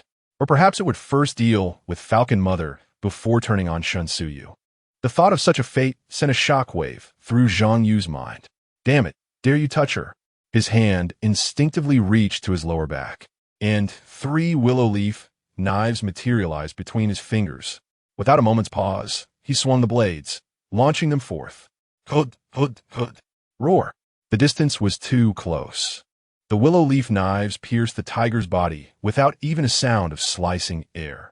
One plunged deeply into one of the tiger's eyes, leaving only a hint of the green handle visible. Another passed through the side of its mouth, the tip just emerging from its nostril. The last one, known only to Zhang Yu, vanished entirely into the tiger's throat. The tiger let out a pained roar, one eye blinded, likely injuring its brain as well. It lost its basic sense of judgment, its paws instinctively pawing at the eye, desperately trying to clear its vision. After hurling the flying knife, Zhang Yu suddenly sprang to his feet, taking 2 strides forward. With immense force concentrated in his right leg, he delivered a fierce kick to the jaw of the tiger. This was the epitome of a powerful strike. Zhang Yu's foot connected solidly with the tiger's chin, which was lowered as it pawed at its eyes. The sound of a crisp jaw snapping shut coincided with the shattering of something, and a hefty tiger, weighing perhaps over 200 kilograms, toppled backward. Its head led the fall, crashing heavily onto the ground. Remarkably, the tiger did not rise again. Instead, its limbs twitched erratically as if jolted by electricity. At this moment, Zhang Yu should have sought his knife and finished the job, but his foremost thought was the safety of Shen Su-yu. She had stumbled and fallen. Yet the tiger had not made contact with her, indicating that the tiger had struck the blade, causing the handle to jolt her away, or perhaps the butt of the handle had struck her wrist. Zhang Yu hurriedly helped Shen Su-yu to her feet. She appeared dazed, struggling to comprehend how he had summoned such strength to topple the tiger, which now lay incapacitated. As she regained her senses, this question was swiftly cast aside, and the two expressed their concern for one another in unison. Is your hand all right? Is your foot okay? Chapter 64. Escape. Zhang Yu flexed his feet, while Shen Su-yu gently moved her wrists. Then, in unison, they both declared, "I am fine. I am fine. Sen suyuismaiv." Tears of joy sparkling in her eyes. Zhang Yu also smiled, lost in thought, and suddenly embraced Shun Suyu. He was uncertain of the nature of this moment. Was it a relief after a harrowing ordeal, a comfort in each other's safety, or a joy in overcoming adversity together? None of it mattered anymore. After such extreme excitement, he wished only for a simple embrace, to hold the one he longed for. Nothing more. Alas, this embrace was abruptly interrupted by the strange sound of the tiger convulsing on the ground. He quickly released Shun Suyu, pulling her back a few steps, and retrieved his heavy blade, eyeing the male tiger, eager to pounce. Shun Suyu exhibited an unexpected calmness. Her voice softened. "What happened? I thought I saw your throwing knife pierce its eye." Zhang Yu asserted confidently. "I threw 3 knives in total. One struck its eye, likely injuring its brain. Another lodged in its mouth and nose to prevent it from biting you. The last one should have penetrated its throat, though I didn't catch that clearly." A rare glimmer of hatred flickered in Shun Suyu's eyes. "Then let us not finish it off. We can wait for it to die here and collect an intact tiger skin." In the main live broadcast room, the comments were flooded with question marks. The participants understood what had transpired, yet the spectators were utterly bewildered. Everything unfolded so swiftly. It felt as though it had all occurred in mere seconds. Including the dialogue between Zhang Yu and Shun Suyu, it barely lasted a minute. The speed was astonishing, leaving many struggling to comprehend. As the tiger lay convulsing, numerous viewers were still trying to grasp the situation. "Can someone explain what just happened? My mind is still trapped in the despair of Zhang Yu being struck by that heavy blow. Yet my eyes witnessed it all, and I still don't know what occurred. Was that tiger even real? How could Zhang Yu topple it with a single kick? And that subsequent kick left it unable to rise? Is his foot unharmed? Did the tiger have wires attached to it? Why was it so light?" The only thing echoing in my mind was Zhang Yu's shouted warning, "You dare move her? I can hardly believe it. A tiger just died like that?" You rewind. Quickly. Let's see what transpired. Indeed, it felt akin to a boxer striking their opponent, only for one to suddenly collapse. It was shocking yet seemed somewhat implausible. Without a replay, it would be impossible to accept. Murong Xiaoyu observed that the live broadcast audience had surged to 40 million, suppressing her own astonishment and disbelief, instructing the production team to replay the earlier scene. The timing was fortuitous. With both guests absent, she would have to narrate alone. "Everyone, please be patient. Let us review the replay." The footage swiftly returned to the moment Zhang Yu clashed with the tiger, showcasing the tiger's rapid movement, its tail arched like a steel whip, perfectly balancing its body as it executed a flawless arc. We witnessed Zhang Yu's swift reaction upon discovering the tiger evading his attack. He swiftly positions his blade horizontally, pivoting his body as the axis, and strikes laterally towards the beast. Alas, the tiger's counterattack is alarmingly swift, prompting us to increase the playback speed. Behold, the heavy blade is sent flying. Oh, pay attention to Zhang Yu's feet. It appears he anticipated the tiger's pounce. My goodness, this is astonishing. How does he react with such remarkable alacrity? Ah, his strength is formidable. He has managed to kick the tiger away. Shun Suyu's knife has also been dislodged. Observe. She is knocked off balance due to the force exerted in gripping the blade. As Zhang Yu, in a fit of rage, his eyes ablaze with a fearsome aura, prepares to strike, Murong Xiaoyu cannot help but capture this moment. It is simply too cool. Let us examine how Zhang Yu executes his knife throw. Good heavens! Look closely. His fingers merely graze the 3 willow leaf knives at his waist, and they seem to adhere to his hand. Notice, he secures the knives only after completing the throwing motion. Let us once more slow the footage to 128 times. My word, Murong Xiaoyu, single-handedly managing the situation as if commanding a legion, exclaims in disbelief. He had no time to aim. Indeed, it was 3 knives, one piercing an eye, another through the mouth, and the last, directly embedding itself in the tiger's throat. Zhang Yu delivers a powerful kick, and no wonder the tiger remains down. It is utterly astounding. This video is infused with suspense, fervor, and an eerie quality. Although this is not the first time witnessing Zhang Yu's throwing prowess, many remain incredulous. feeling the spectacle is somewhat fabricated. Indeed, during his initial attempt at hurling stones at coconuts, the sight seemed implausible. The coconut's root was nearly invisible, requiring several cuts to breach. Yet Zhang Yu? A mere stone toss, and one must question its authenticity. In truth, with a couple more drones, the details would be crystal clear. Zhang Yu harnessed the rotational force of the stone, utilizing its sharp edge to cleave the coconut. However, should such intricacies be revealed, it would surely baffle onlookers beyond comprehension. This time, the knife throw is even more direct, with 3 flying knives launched simultaneously, accurately striking the desired targets. Quite absurd. Those who have watched the slow-motion footage exhale deeply, akin to experiencing a breathtaking cinematic masterpiece, lingering in reflection. In a live stream, the tiger continues to convulse, though its breaths have become shallow. Zhang Yu inspects Shen Su-yu's wrist, which bears a distinct circle of bruising. She has indeed twisted it, though not severely, with no bone damage. As for Zhang Yu's foot, he alone knows the extent of his own condition. In a moment of desperation, he exerted power that even he finds astonishing. Both are left in a state of prolonged agitation, particularly since they had both drawn upon their latent potential in their earlier actions, now feeling an overwhelming fatigue. "Why don't you rest your head on my lap for a while?" suggests Shen Su-yu, glancing at the tiger, wary of the possibility of other creatures approaching. Zhang Yu reassures her, "No need to worry, sleep now. For a long while, this area will remain safe." As Shen Su nestled against Zhang Yu's legs, she swiftly fell into a peaceful slumber. Observing that there was still time to wait, Mother Falcon retreated to tend to a few fledglings nearby. Zhang Yu, seated in a meditative posture, closed his eyes as he silently recited the complete truth of his heart, allowing his body to swiftly adjust.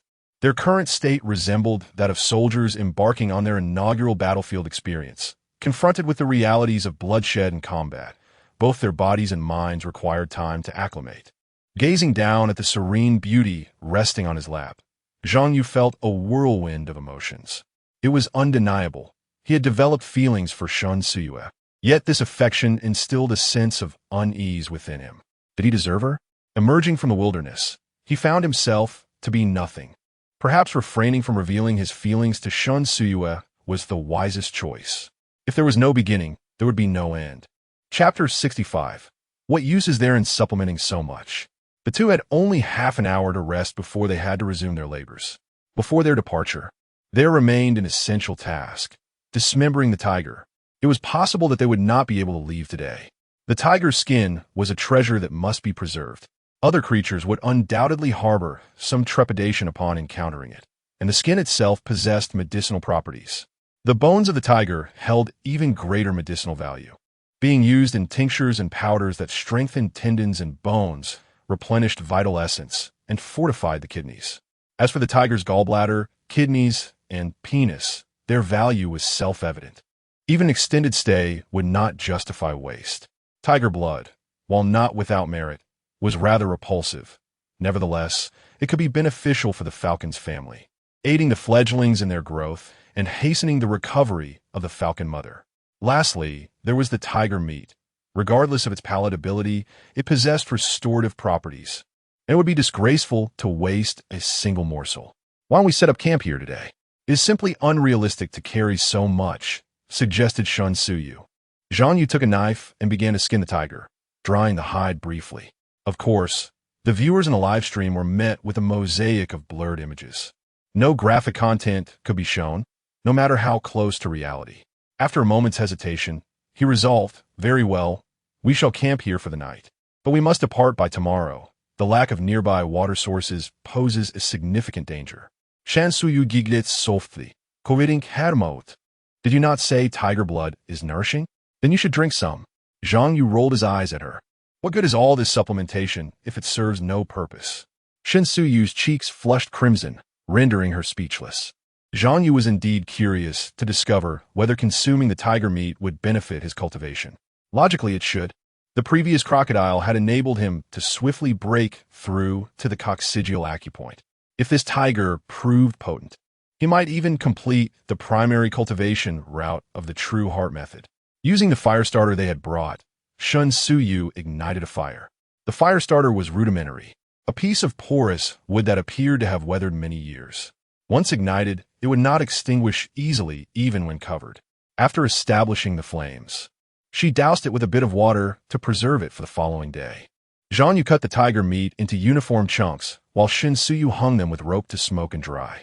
This method did not ensure a long shelf life. But once they stabilized, they would need to commence the salting process to create cured meats. With a pot and some oil, Shun Yu placed some meaty bones into the pot to boil, knowing Zhang Yu had a hearty appetite. She also skewered several pieces of meat on branches to grill by the coals. With the addition of Sichuan pepper, both the grilling and boiling would yield a more exquisite flavor. While Zhang Yu was busy, he kept an eye on the sky. After 2 hours of labor, he rose to gather branches and construct a temporary shelter. The advantages of having tools became evident. Other exploration teams would never dare to camp outdoors, as building a shelter consumed a considerable amount of time. Zhang Yu and his companions, however, were able to construct an impressive shelter within an hour. Beneath their bodies, they arranged neat wooden planks, and atop them, they spread a layer of straw, which was nearly as comfortable as the caves on the island. That evening, the two sat beside a crackling fire, indulging in succulent tiger meat. Zhang Yu, uncertain if Shun Yu felt the same, sensed a wave of energy radiating through his limbs as the meat settled in his stomach. It was akin to the warm sensation one experiences from alcohol, though not as distinct. It was palpable.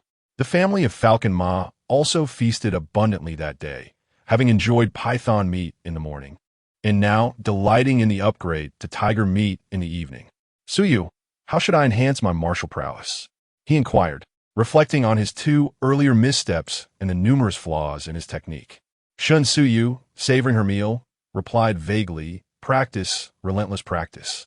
Integrate what you've learned into your instincts, so that when the time comes, you can act without overthinking, merely channeling your intent to achieve your objectives. Zhang Yu eagerly offered Shun Yu a piece of meat, grinning as he asked, "When will you teach me some formidable martial arts?" He noted that his kicks had been effective against the tiger, while the Bagua Zhang had proven ineffective, though he had hardly practiced it. Shun Yu pondered seriously for a moment, then suggested, "How about I teach you Tongbei Quan and Baji Quan by the firelight? Especially Tongbei Quan. If you master the power techniques, perhaps you could have knocked the tiger out with that final blow today." She recognized Zhang Yu's considerable strength, and if she could guide him in harnessing it, their safety would be significantly enhanced. Though she herself had not mastered these techniques, she was akin to a modern-day Wang Yuyan, knowledgeable in theory, but only marginally superior to the average person in practice. Perhaps feeling the invigorating effects of the tiger meat and bones, they both began to train after their meal. Of course, the drones filming their activities and providing defense were aimed at Falcon Ma's family, who had indulged excessively and retired early. "Let's disperse. They aren't teaching us anything." A viewer commented, "Oh, you upstairs want to learn? Then browse through the previous videos. You might catch glimpses of Zhang Yu training and Shun Yu teaching. Go learn from that." It was not a matter of unwillingness to teach. Rather, the critical techniques required perseverance, as exemplified by Zhang Yu's remarkable throwing skills. How many had practiced those themselves? "Enough already, brother. I practiced for 3 days and now have a muscle strain. Even typing is a challenge. I have wrist pain from practicing. Alas, some things are indeed dictated by talent and cannot be compared." What intrigued me was when the two would define their relationship. Their mutual sacrifice today had moved me deeply, especially when they embraced. I felt compelled to prepare a gift. It would be difficult for them to be together, given the vast disparity in their family backgrounds. It mattered little in the wilderness. But what about when they returned to the city? In the courtyard, Elder Shin suddenly turned to Yao Hua, having observed the enthusiastic discussions online about the couple's relationship. "Dear, I wish to visit Zhang Yu's parents' village tomorrow. You wish to go? Is that appropriate? Perhaps we should send Xiaoguo instead," Yao Hua suggested, understanding Elder Shin's concerns. Elder Shin scoffed. "Send him? I fear he would ruin it for me. There is nothing inappropriate. I must go to ease Zhang Yu's parents' minds. Otherwise, they might think we are being overly cautious, which would not bode well." Yao Hua took a sip of hot water and said, "All right, After searching for a successor for half a lifetime, you finally have someone suitable. Let us ensure everything is in order so that when they emerge, they can proceed with their wedding. Speaking of marriage piqued Yao Hua's interest. Hey, old man, what does it feel like to hold a great-grandson? Mr. Shen couldn't resist interjecting. It's a great-grandson. It's all the same. In Wanghai village, Zhang Kai pondered, if Xiao Yu marries that girl, how much betrothal gift should we prepare? Zhang Kai contemplated. That depends on her family's values. If they are materialistic, Xiao Yu stands no chance. However, if they are more open-minded, preparing around 10 to 18 million should suffice for Xiao Yu's wedding. Wu Shili sighed 10 to 18 million. The saddest aspect of life is that while we are alive, we may find ourselves devoid of wealth. Once upon a time, their family fortune exceeded 100 million, with several cars and a splendid villa. Now, those figures roll off the tongue easily, but in reality, the family barely possesses a mere few thousand. Chapter 66. Survival in the Wilderness, So Bitter. Zhang Yu remained oblivious to the events unfolding outside, as Sun Suyu meticulously taught him, guiding his every move until he had committed each technique to memory. He practiced relentlessly until exhaustion overcame him, finally allowing himself a moment of respite. The shelter they occupied was even more rudimentary, with cold winds occasionally sweeping in from all directions. Just as he settled down, Sun Suyu, in a drowsy stupor, entwined herself around him like an octopus. Steel and gunpowder ignited within him at the provocation, leaving Zhang Yu to distract himself with other thoughts. Alas, survival in the wilderness is indeed a harsh endeavor. The following day, the wilderness survival competition. Zhang Yu, what day is it today? Having just attended to his personal hygiene, curiosity aside, leaves and sticks are entirely usable. He responded, the 8th day. Zhang Yu picked up the remaining half bottle of water Sun Suyu had left, brushing his teeth and rinsing his mouth before splashing water on his face. Such luxuries felt extravagant in their current circumstances. It had only been 8 days, yet it felt as though several months had passed. Zhang Yu retrieved the backpack, extracting freshly cut branches to strip their bark, reinforcing the pack. Isn't this quite splendid? If we count each day as a month, we've extended our lives by many days. Sun Suyu chuckled. Who calculates time like that? By the way, are we truly taking all the tiger meat and bones with us? Zhang Yu replied matter-of-factly. Of course we must take it. Without the organs and blood, the tiger weighs considerably less. We're not far from our destination. I'll carry it regardless. This morning, he had awakened to find that the full cultivation technique had already reached his shoulders. His strength seemed to have increased significantly, and the tiger meat and bones were treasures not to be discarded. Sun Suyu seemed poised to say more, but Zhang Yu interrupted. The tiger meat you cooked isn't sufficient. Prepare some more. Let us eat a bit more to lighten our loads. Sun Suyu rolled her eyes at Zhang Yu. There is so much tiger meat. How much can we possibly consume? I can hardly fathom how to transport several hundred pounds of it. Zhang Yu swiftly provided a solution. After reinforcing the 2 backpacks, he began weaving them with branches, ensuring he could balance the weight by carrying one in front and one behind. He decided to discard the python meat and offer the tiger's innards to the falcon's family. By the way, how is your foot? Sun Suyu paused. What about my foot? How did you notice? After traversing such a distance, her feet had long since developed blisters. Fortunately, after consuming tiger meat and resting, she felt considerably better today. Zhang Yu's fingers moved deftly as he expertly wove the backpacks, though the branches were not as pliable as vines. And with no willow branches nearby, the packs could only hold lighter items. It was evident to the eye. Never mind. Let us endure a little longer. I climbed a tree to scout earlier, and we should be less than 10 miles from our destination. After more than an hour of labor, Zhang Yu bore 2 large backpacks, their contents spilling over the tops, yet he struggled to lift them. Sun Suyu's burden had also increased significantly. The weight of the tiger skin alone was decidedly heavy, which was the result of having been dried in the afternoon sun and roasted throughout the night. Yesterday, he utilized an emptied water bottle to collect the tiger's brain, as its internal organs cannot be stored for long. Upon reaching his destination, he would immediately commence the tanning of the tiger's skin. Fortunately, it was not as heavy as he had anticipated. After all, the flesh had been smoked. reducing its moisture content and, consequently, its weight. In the live broadcast room, Murong Xiaoya had prepared a stack of materials, meticulously gathered by the production team on her behalf. Good morning, dear viewers. Today, our 50th popular team is set to arrive near the highest mountain on Four Seasons Island. Thus, around this peak, I shall enlighten you about the distribution of other teams in the vicinity. The production team had never disclosed a map of Four Seasons Island, and only distant photographs could be found online, with the specific topography yet to be revealed. The island's name derives from its highest peak, aptly named Four Seasons Mountain. Murong Xiaoya pointed to the panoramic image of Four Seasons Island on the screen. From afar, Four Seasons Mountain stood out prominently, its summit perpetually blanketed in snow. The terrain beneath the mountain varied greatly, leading to its designation as Four Seasons Mountain. The island's environment is quite unique, and thus this medium-sized island came to be known as Four Seasons Island. Situated in the eastern part of Four Seasons Island, the eastern forests are dense but relatively barren in resources, whereas the west boasts flatlands adorned with forests, lakes, and small pastures, rich in produce. Murong Xiaoya smiled and reassured viewers who favored Zhang Yu and Shen Sui. Do not lose heart. Barrenness is merely relative. There is ample supply for survival. However, despite the West's abundant resources, many wild beasts congregate there, and currently, few teams have encountered them. They simply have not traveled as far as Zhang Yu and his companions. Next, they turned their attention to Four Seasons Mountain. The screen displayed an aerial view of the peak, marked with 4 small red circles. Surrounding Four Seasons Mountain were 4 groups of teams, strategically placed by the production team to enhance the participants' chances of survival, predominantly near coastal areas. To the north of Four Seasons Mountain's coastline, 2 teams from Mealy Nation and Ross Nation were stationed, while a team from Wary Nation occupied the west side, and a team from Hanbang Nation was positioned to the south.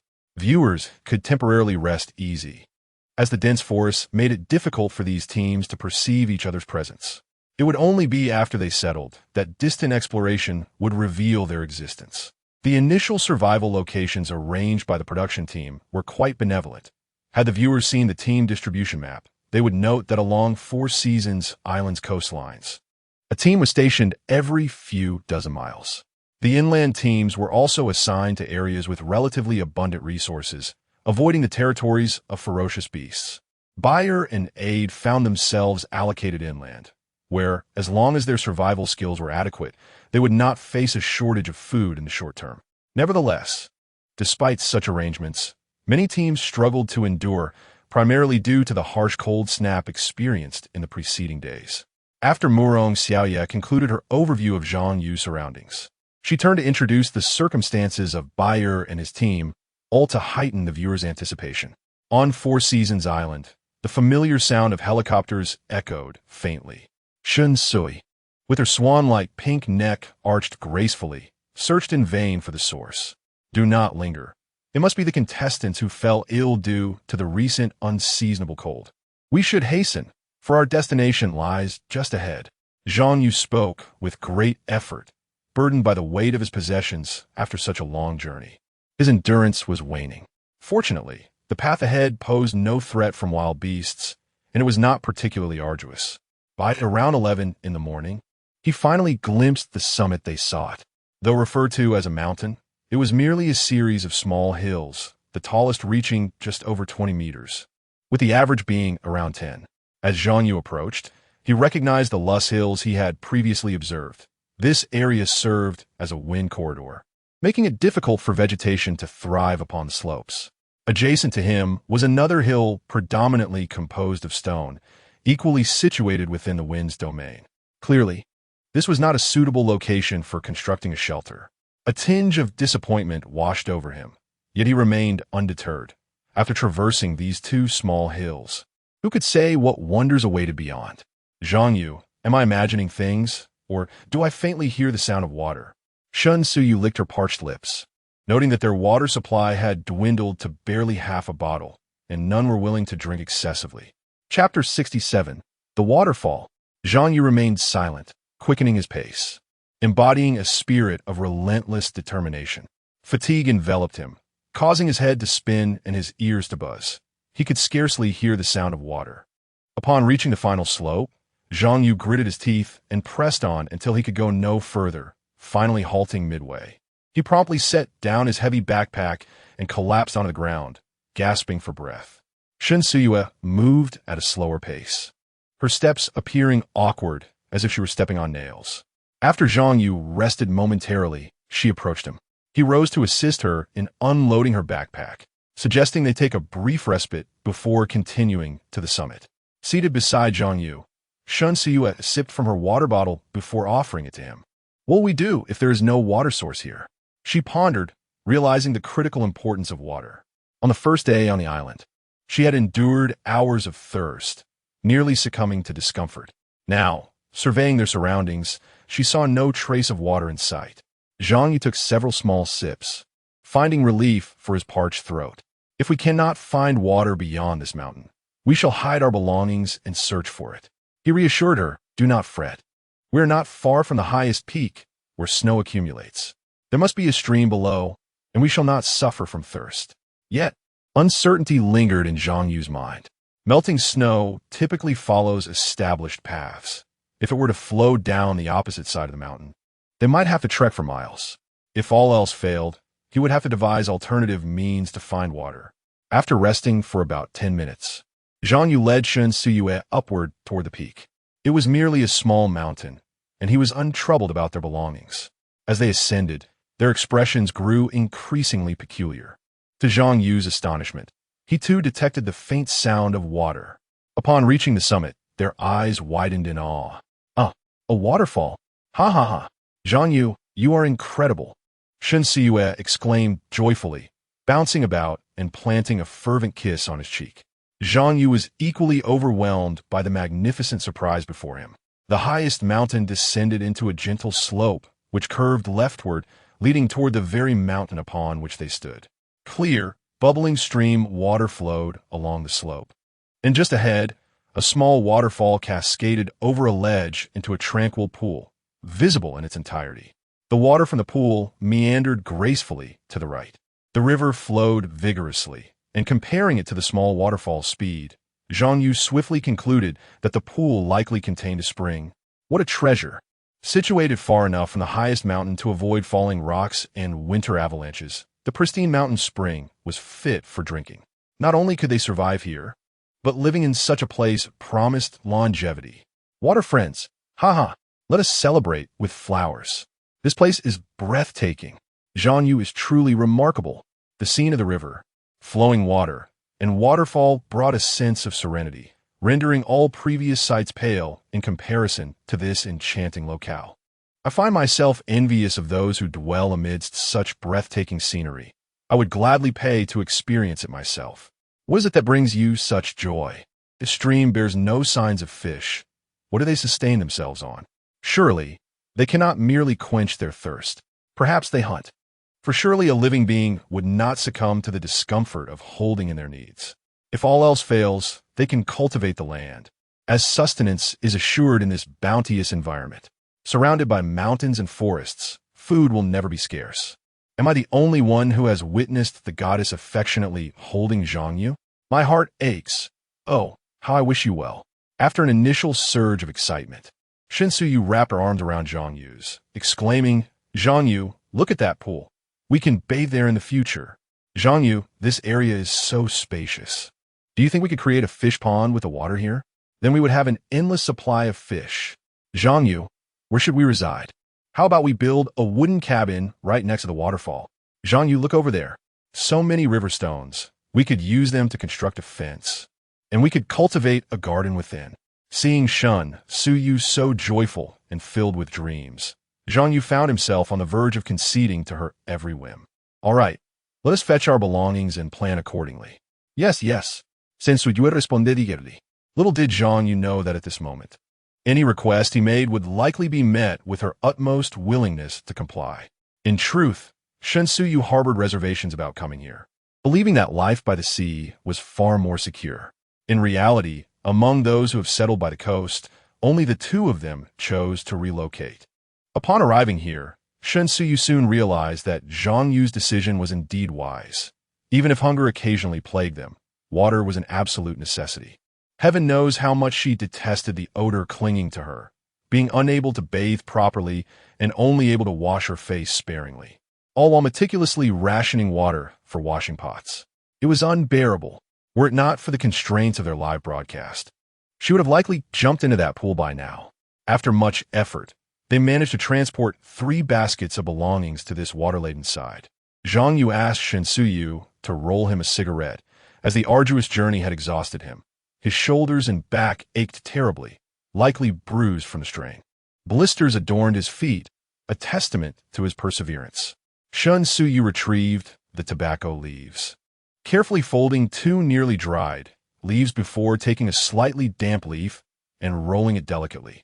Her technique resembled that of crafting a cigar, though Zhang Yu preferred it not to be as thick, as he found it uncomfortable to smoke. Once Shen Yu finished, Zhang Yu had surveyed the surroundings and envisioned a rough outline of their future home. Here, give it a try. I wonder how well it's rolled, Shen Yu said with a radiant smile as she handed him a deep brown cigarette. Viewers commented, I'll offer 100. I want that cigarette rolled by the goddess. 100 is hardly sufficient for a cigarette crafted by the goddess herself. I'll bid 500.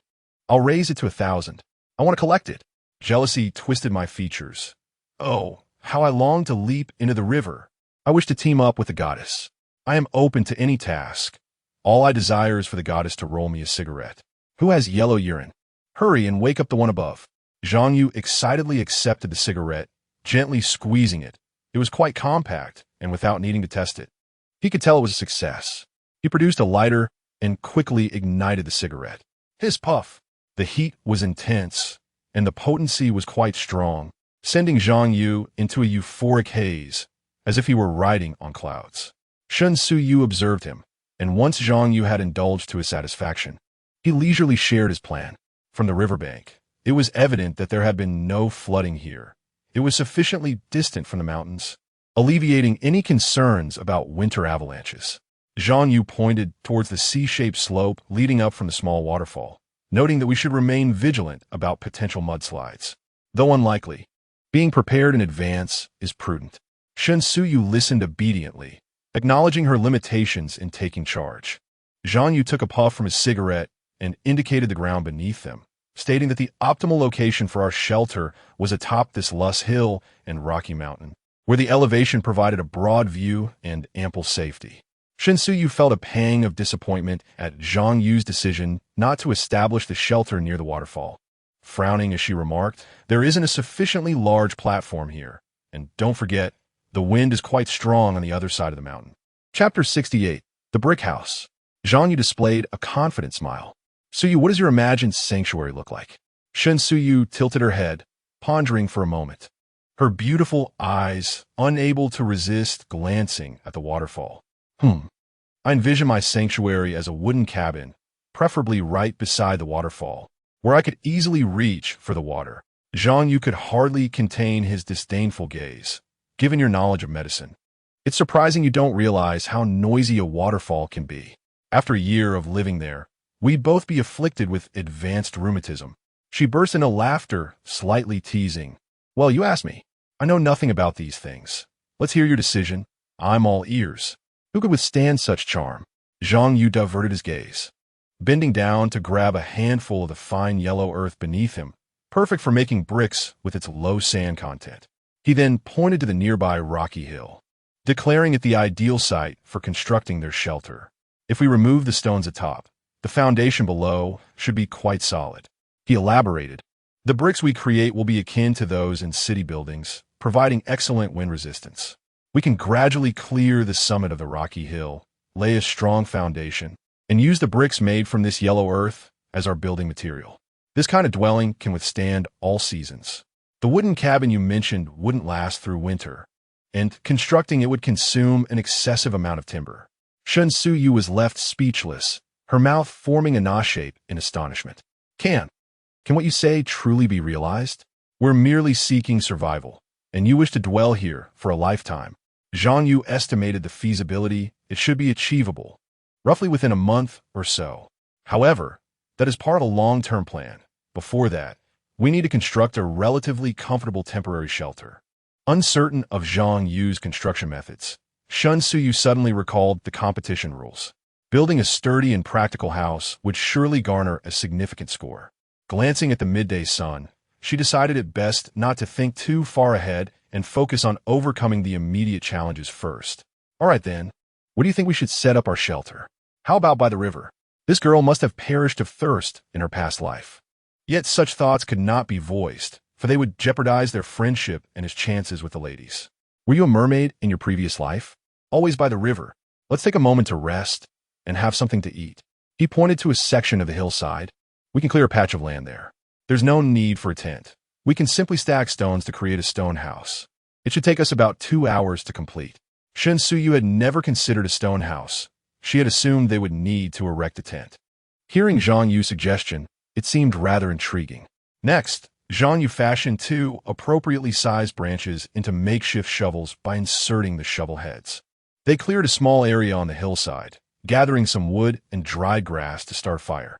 Shen Suyu took the pot and water bottle to the stream, washing the pot and filling it with the cool, sweet water.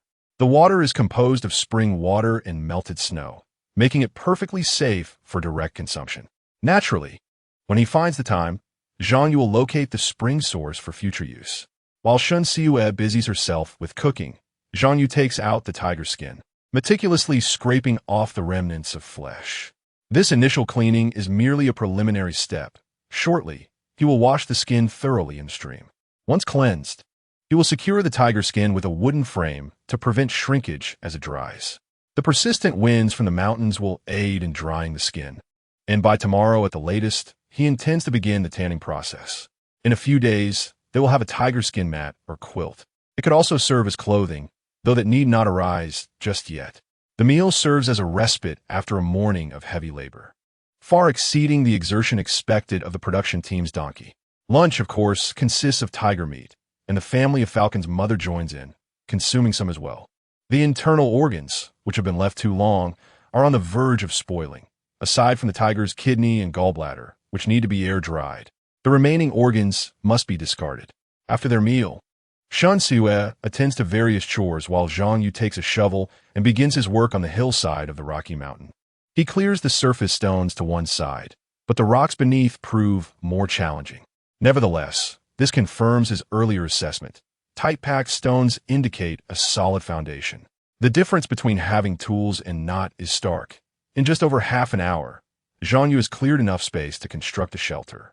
He then ascends to the mountaintop, tossing the upper stones onto the cleared area, satisfying both the material requirements for the shelter and preparing for future construction. According to his vision, the summit of the Rocky Mountain must be excavated by 2 meters to create a satisfying expanse. Building here offers numerous advantages. The elevated terrain provides a vantage point to spot any wild animals approaching, and once constructed, the house will boast a high degree of safety, impervious to wolves or bears. The rear of the house, exposed to strong winds, will have a chimney designed to facilitate efficient burning in the stove, ensuring a dry and comfortable interior. Any game caught in the future can simply be hung at the back to dry naturally in the wind. After another half hour of preparation, feeling that he has gathered sufficient materials, Zhang Yu wields a machete to cut thicker branches for the roof beams of the stone house. Both are diligently engaged in their tasks. Shinsia, not far from the stream at the mountain base, successfully transplants chili pepper plants and cleans the green Sichuan peppercorns they collected along the way, laying them out to dry in the sun. Their clothes have become quite soiled. While dust is tolerable, the pungent fishy odor is not. She washes her outer garments and pants, ensuring the inner clothes remain suitable for wearing outside. However, it must be noted that the water flowing from a mountain is refreshingly cool, bordering on icy to the touch. As the sun begins to set, their industriousness reaches its conclusion. Zhang Yu installs the roof beams and layers them with a generous amount of leaves. Their stone abode, intended for over a month of residence, is finally complete. The structure rests against the rocky mountain, its interior lined with hay for bedding and a rectangular stove positioned at the entrance, topped with a chimney crafted from stone and clay. Such an enclosed building necessitates a chimney to prevent the risk of carbon monoxide poisoning. This new home is slightly larger than the one by the seaside, with a cozy nook for Falcon's mother-s family nestled in one corner. Logically speaking, They ought to be placed in a higher position. However, exceptional circumstances call for special measures. The mother falcon lacks the ability to ensure her own safety. Thus, she must cohabit with them. This arrangement may indeed prove beneficial, fostering a bond between them. Once the house is completed, a cozy space can be created for them, allowing for a smoother transition. Both individuals are quite exhausted, and Zhang Yu has moved the basket to the doorstep of the new home. The organization of its contents is the responsibility of Zhang Yu, as he is still preoccupied with cleaning the tiger's skin. Furthermore, their basket contains 2 rabbits, which were merely gutted during the preparation of the tiger meat, without even skinning them. It was only after nightfall that they finally concluded their tasks. The pot simmered with tiger meat, accompanied by 2 cassavas atop. In the face of such a delectable feast, Zhang Yu felt no appetite at all. After much inner turmoil, she shyly leaned toward Zhang Yu, whispering softly in his ear, "Zhang Yu, could you accompany me to bathe? I am afraid alone." Chapter 69. The prolonged bathing ritual of young ladies. Is gentleman a pejorative term? This conundrum had been a persistent contemplation for Zhang Yu. As he listened to the cascading sounds of water behind him, an irresistible urge to glance back surged within him. Although darkness shrouded the scene, rendering visibility nearly impossible, it felt as though an invisible force bound him, preventing him from turning his head. To complicate matters further, he found himself holding Zhang Yu's clothing. Her delicate undergarments, presumably donned by her, or perhaps washed during her bath. The mere thought of Zhang Yu sleeping in such a state stirred an unsettling desire within Zhang Yu. He feared that if he lingered, he might succumb to temptation. Just as these tumultuous thoughts raced through his mind, Zhang Yu called his name, prompting him to clear his throat. Standing by the water's edge, he felt parched. "Ahem, what is it? Do you need your clothes?" With a teasing tone, Zhang Yu responded, "It's not that quick. Girls take their time in the bath." Little did she know the torment Zhang Yu was enduring. He resolved that regardless of the house's design, it must include a bathing area. He dreaded the day when his patience might unravel. After a moment's hesitation, Zhang Yu continued, "I believe if we spend all our time constructing this house, our live stream might not yield impressive results." Live stream results? Zhang Yu mused while stroking the stubble on his chin. Did that truly matter? Can't we simply survive for 15 months? Zhang Yu's voice took on a peculiar tone, as though she were washing her hair. "You do know the competition rules, right? Just surviving doesn't guarantee a prize.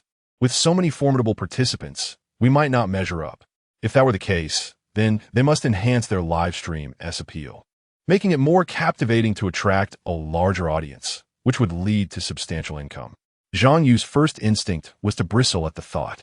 Why should they not be eligible for the prize? He had yet to showcase the majority of his skills: papermaking, ice production, furniture crafting, house building, and more. His talents remained largely untapped. Yet, his thoughts swiftly turned to Zhang Yu. Did she truly require the allure of a live stream? Did she lack financial resources? From what he knew, her family owned a real estate company and a traditional Chinese medicine farm. She was not in want of money. So for whom were these concerns expressed? This woman was indeed remarkable. He pondered who might ultimately benefit from her affections, hoping it would not be a scoundrel akin to those found in television dramas or novels. Such thoughts engulfed Zhang Yu with a suffocating frustration. They proclaimed equality. Yet what a farce that seemed. Nevertheless, he was not the type to wallow in self-pity or rage against societal injustices. Perhaps he could simply take another leap into the river.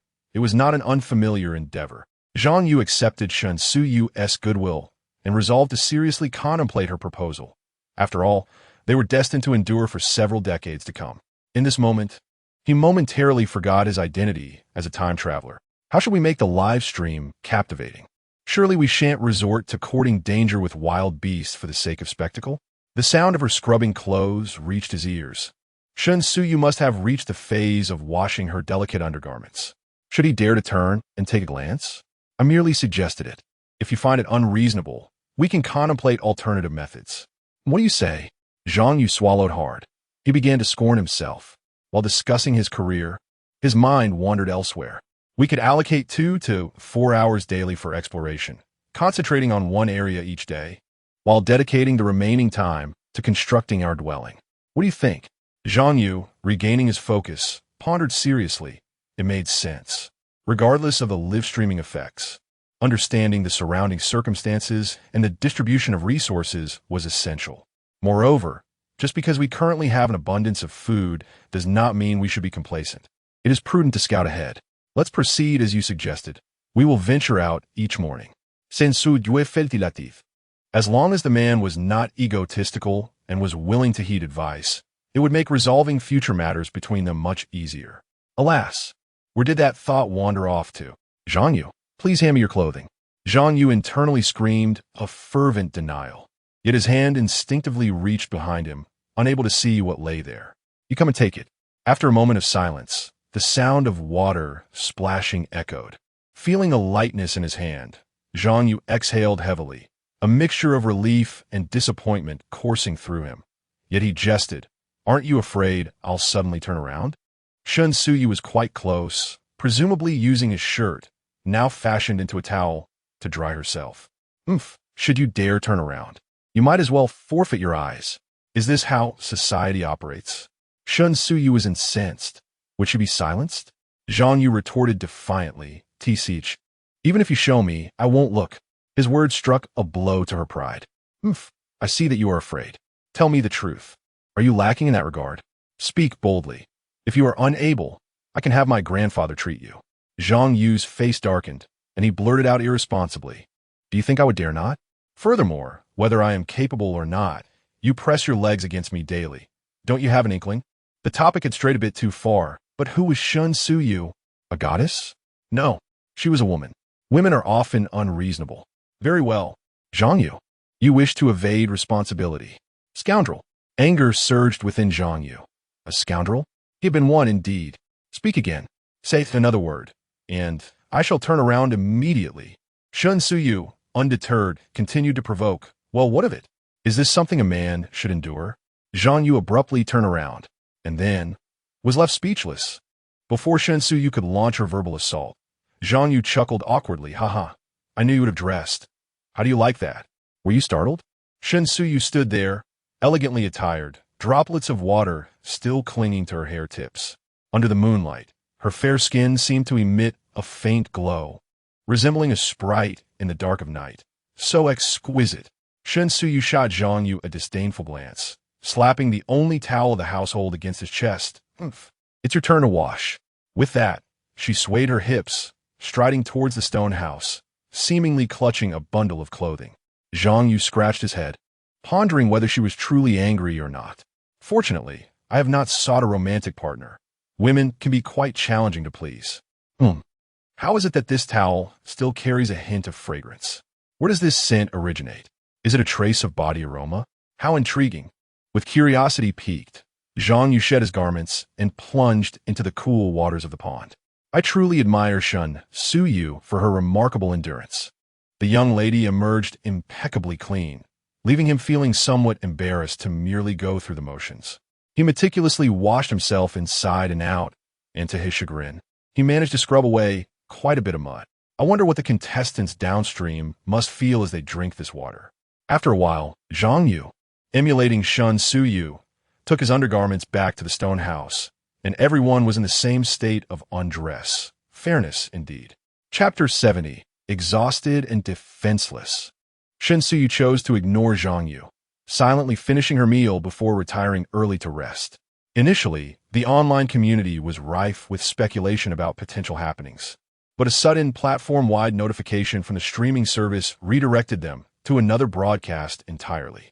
This night was destined to be sleepless. Murong Xiaoyu had already finished her shift, and after discussions with the production team, the small commentary section was scrapped in favor of a direct live-streaming mode. Tian, who had been eagerly awaiting the unfolding drama in Zhang Yu and Shen Suyu's broadcast, was abruptly ordered by the production team to serve as the temporary host for the main livestream tonight. Nervously clutching a stack of materials, Tian found herself lacking the prowess of Murong Xiaoyu, nearly reciting the script verbatim. Dear viewers, an urgent situation has arisen. Approximately 70 miles from the western flank of Four Seasons Mountain, a team of our participating contestants, the 16th group, led by Xia Yiming and Li Sheng, has been attacked by a pack of wolves during the night. They have opted to withdraw from the competition, and the production team's protective drones are currently ensuring their safety. The main broadcast screen displayed the duo's live stream, and as night fell, the online audience became increasingly active. A platform-wide notification from Duya caused the total viewership to surge to a staggering 80 million. Viewers anxiously focused on the screen as Tian's voice echoed, quickly detailing the situation. Xia Yiming is a popular and talented singer in our country. Having joined the Wilderness Survival Competition program in search of a breakthrough in his stagnant career, Li Sheng, a gifted lyricist and composer, is known for many beloved works. Their initial survival location was inland, adjacent to a flowing river. After several days of effort, they had constructed a relatively sturdy wooden shelter and amassed enough food supplies for 2 to 3 days. According to the production team's analysis, it appeared they had set traps in the afternoon and caught a goat. However, they did not slaughter it on the spot, and after transporting it back to the camp, the goat unexpectedly died, prompting them to proceed with the butchering. Unfortunately, they had forgotten that releasing a significant amount of blood would attract predators, thus leading to the arrival of the wolves. In the live stream, a tense standoff was underway. Xia Yiming wielded a torch, one arm bleeding profusely, while Li Sheng stood back to back with him, occasionally swinging their torches. Above them, a defensive drone had already fired 2 tranquilizer darts, taking down the wolves that were struck. Yet, despite this, the pack continued to inch closer, their bloodlust spurred by the scent of fresh blood. Brother Sheng, do not engage the wolves. We only need to maintain our position, Xia Yiming reassured Li Sheng, his voice trembling. Both men were terrified, surrounded by the pack, their bloodthirsty green eyes glinting ominously in the darkness. While they could not discern how many wolves had encircled them, they could see at least 15. At that moment, another wolf could no longer contain itself and lunged forward, targeting the injured Xia Yiming. Get away!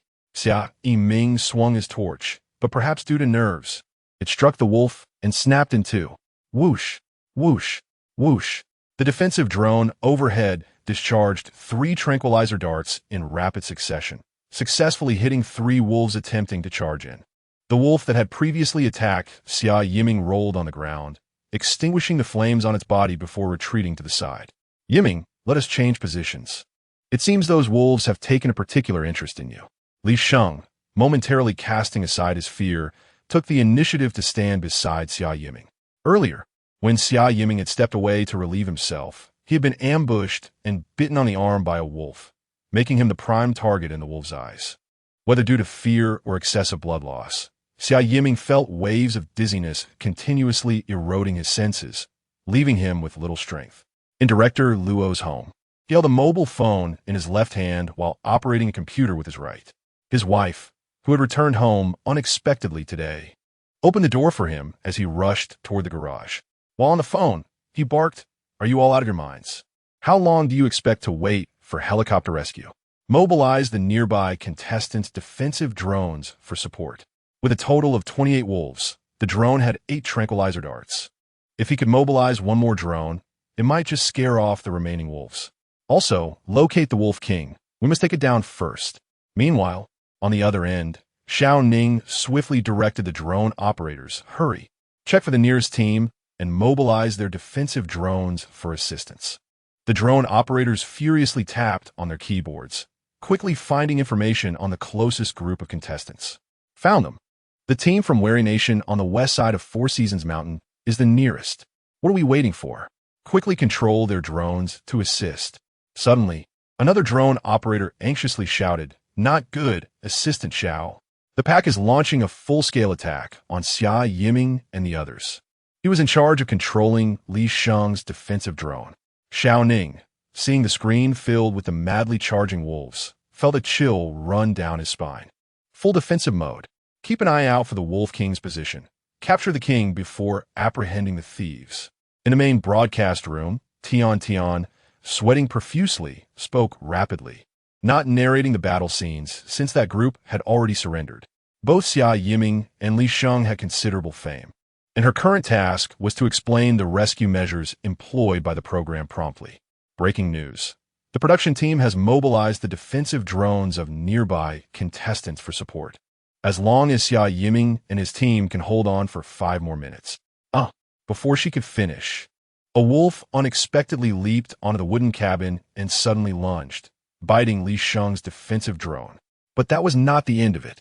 2 more wolves appeared on the roof, one targeting Xia Yiming and the other Li Sheng. The coordination of the 3 wolves was alarmingly seamless. One wolf attacked the drone, while the other 2 went for the humans, silently and stealthily, making it nearly impossible to defend against. Xia Yiming was caught off guard, a foul-smelling wolf's mouth sinking its teeth into the back of his neck. With the sudden assault, Xia Yiming could not even muster a basic instinctive defense before he was dragged down to the ground by the wolf's unyielding grip. Li Sheng, attempting to scare away the wolf lunging at him, stepped forward, inadvertently allowing the wolf behind him to leap forward in vain. When Li Sheng turned back, he was nearly paralyzed with fear. Xia Yiming lay on the ground, a wolf clamped onto the back of his neck, while 2 others pounced on him, one biting his hand and the other his leg. Li Sheng, in a frenzy, wielded 2 torches to fend off the trio of wolves. Yet he succumbed to a moment of recklessness. The torches could not withstand such force and shattered in his grip. Whoosh, whoosh, whoosh, whoosh. Only a single defensive drone remained, and disregarding the need to conserve ammunition, it unleashed a relentless barrage, downing 4 wolves that lunged towards him. At this point, every bullet had been expended. Thanks to Li Sheng's desperate efforts, the 3 wolves that had been relentlessly tearing at Xia Yiming were compelled to retreat. Nevertheless, a profound sense of despair enveloped not only the 2 individuals present, but also the over 80 million viewers in the live stream, along with the entire production team. With ammunition depleted and resources exhausted, could they possibly endure? Chapter 71. The Immortals Cannot Save Us. Amidst the chaos, 28 wolves advanced, with 9 already lifeless on the ground. Yet, rather than instilling fear in the pack, this only ignited their primal instincts for hunting. Xia Yiming found himself in a near-dazed state, the relentless wolves closing in. Even as Li Sheng grasped the torch anew, it offered no glimmer of hope for survival. He had underestimated the perilous nature of this endeavor. Perhaps he should never have succumbed to greed and the temptations of his agent. But now, it was too late for regrets. The chilling howls echoed. Who? Li Sheng swung the torch desperately, his solitary struggle merely a final act of defiance. He understood that if he could just endure for 10 more minutes, the rescue team might arrive. Yet those 10 minutes, which he had previously taken for granted, had transformed into a countdown for both his and Xia Yiming's lives. Where are you? Hurry! Li Sheng cried out hoarsely, the flame on his torch dimming, akin to their dwindling hope.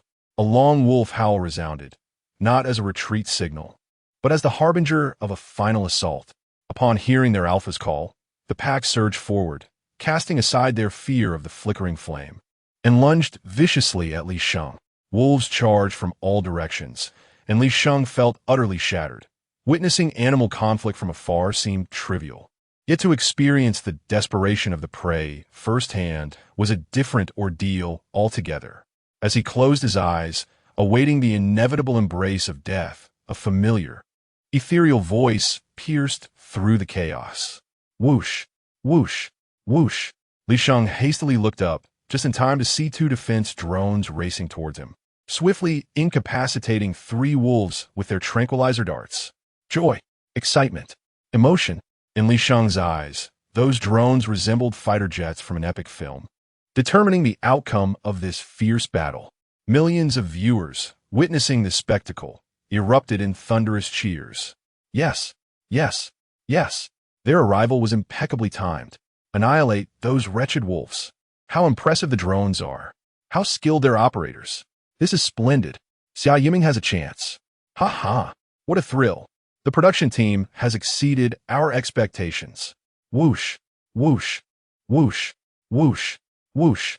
Another 5 tranquilizer darts were released, and the pack lay scattered across the battlefield.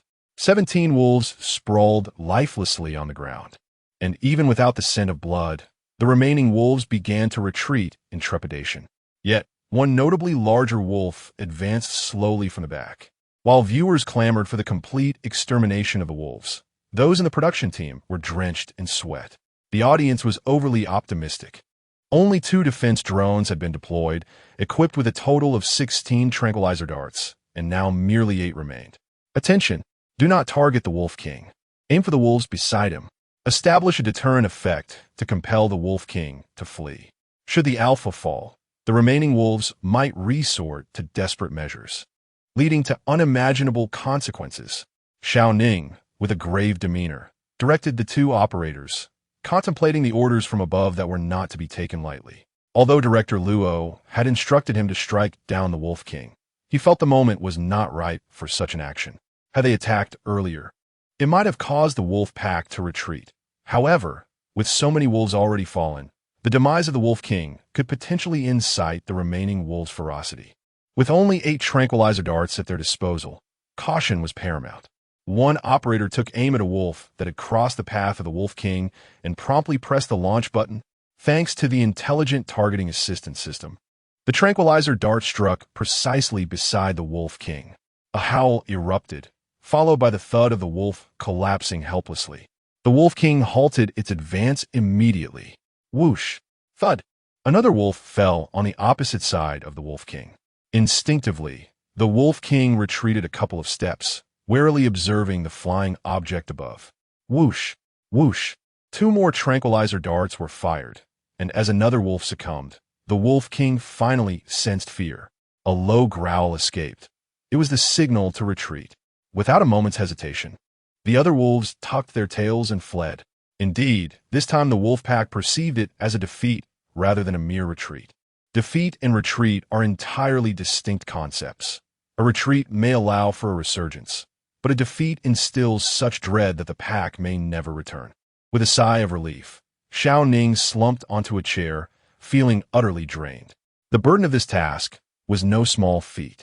Should it succeed, his direct superior, Director Luo, would naturally claim the accolades. Should it fail, all blame would fall upon him.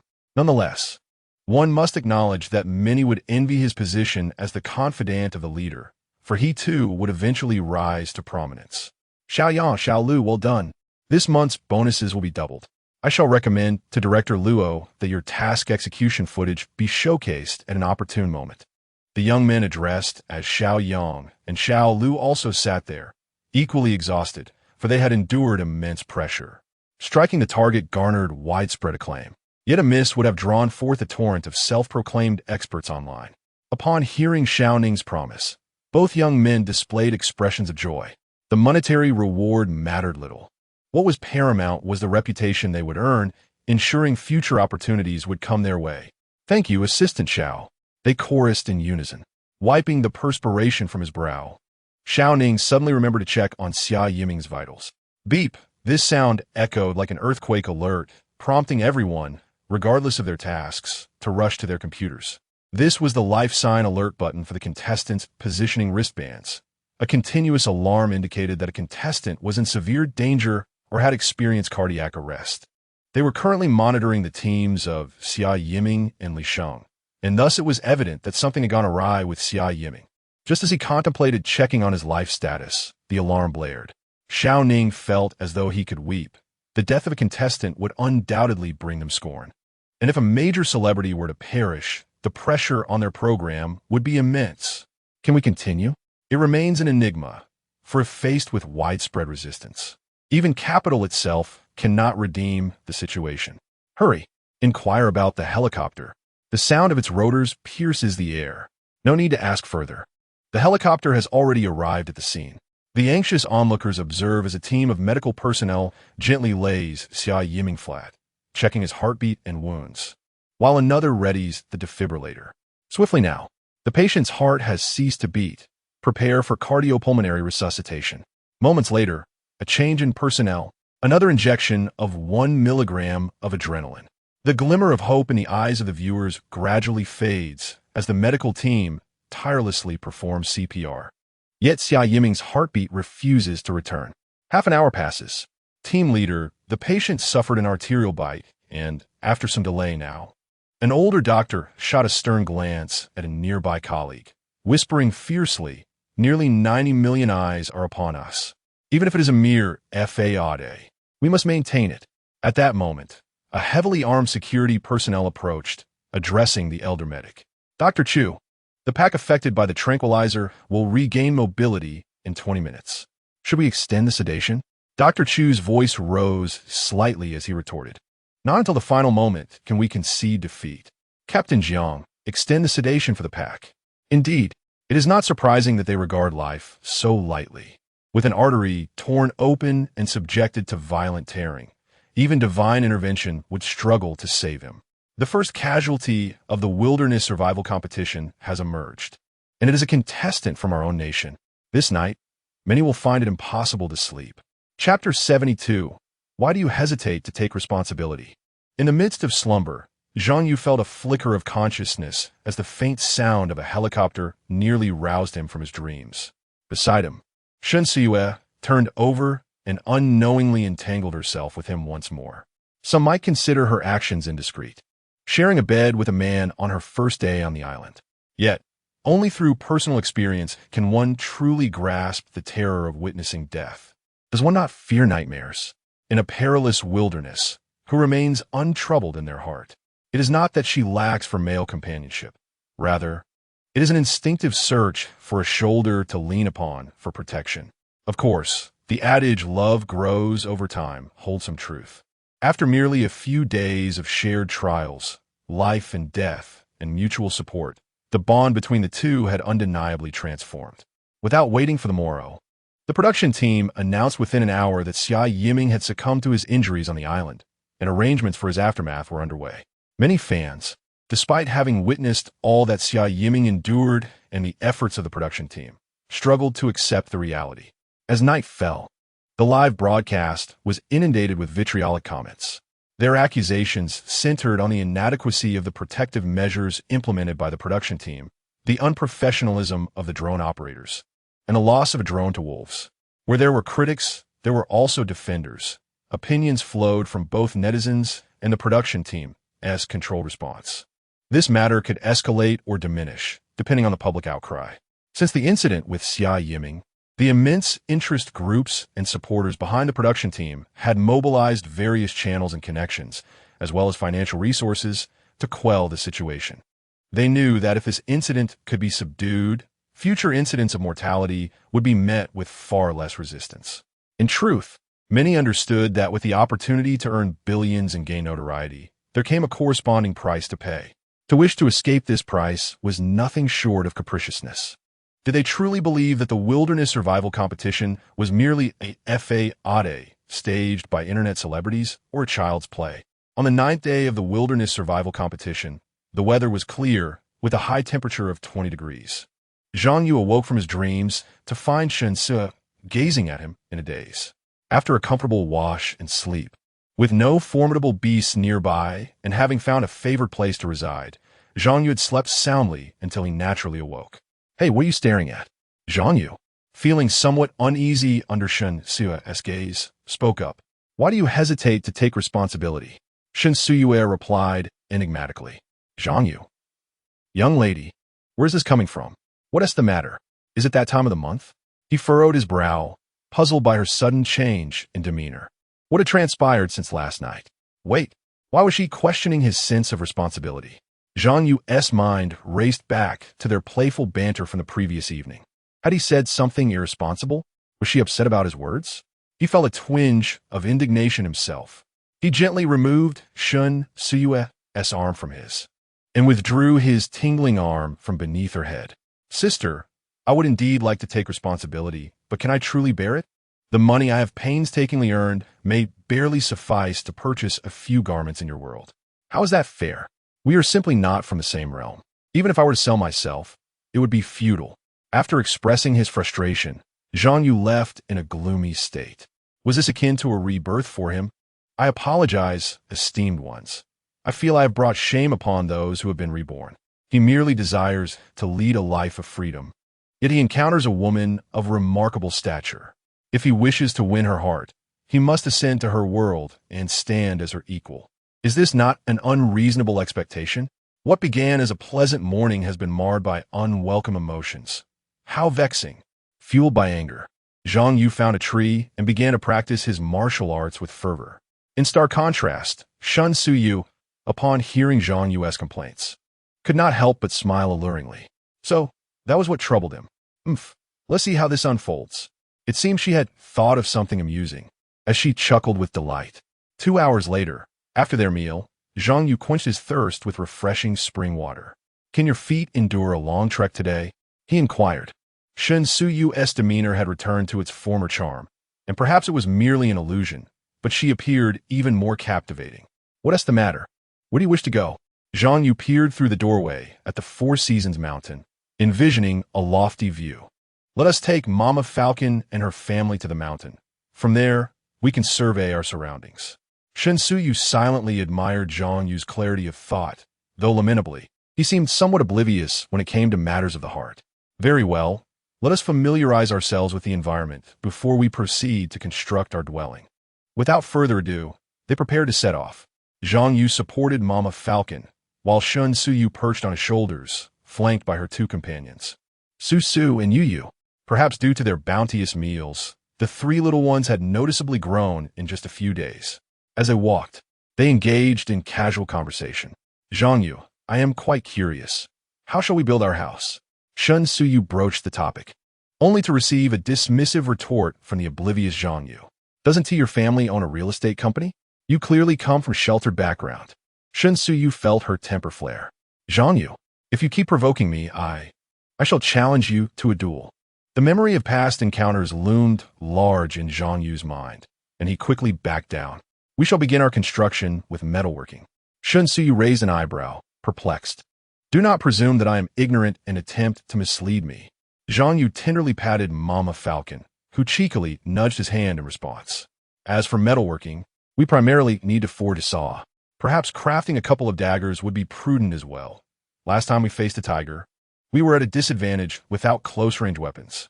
Noticing Zhang Yu had strayed from the topic, Shun Suyu brandished her petite fist in protest. Zhang Yu sighed. "A saw is, of course, essential for cutting wood. The construction of a brick and tile house involves considerable effort. I have estimated we will require several thousand bricks. Thus, we will need some auxiliary machinery." Shun Suyu grew increasingly confused. "Machinery? Don't tell me you plan to construct a blender?" With a sharp snap of his fingers, Zhang Yu exclaimed, "Correct. Have you heard of a water wheel?" Shun Suyu's eyes sparkled with a glimmer of light. "Are you contemplating harnessing the waterfall beside our home?" The phrase "our home" brought a sense of comfort to Zhang Yu, who with an animated expression elaborated, "Indeed, your intellect shines through. Constructing a water wheel is of utmost necessity. It would allow us to channel water directly into our abode, bestowing upon us the luxury of natural running water without stepping outside. During the construction of the house, we could install a wooden drive shaft, transforming it into a perpetual motion machine for grinding and mixing.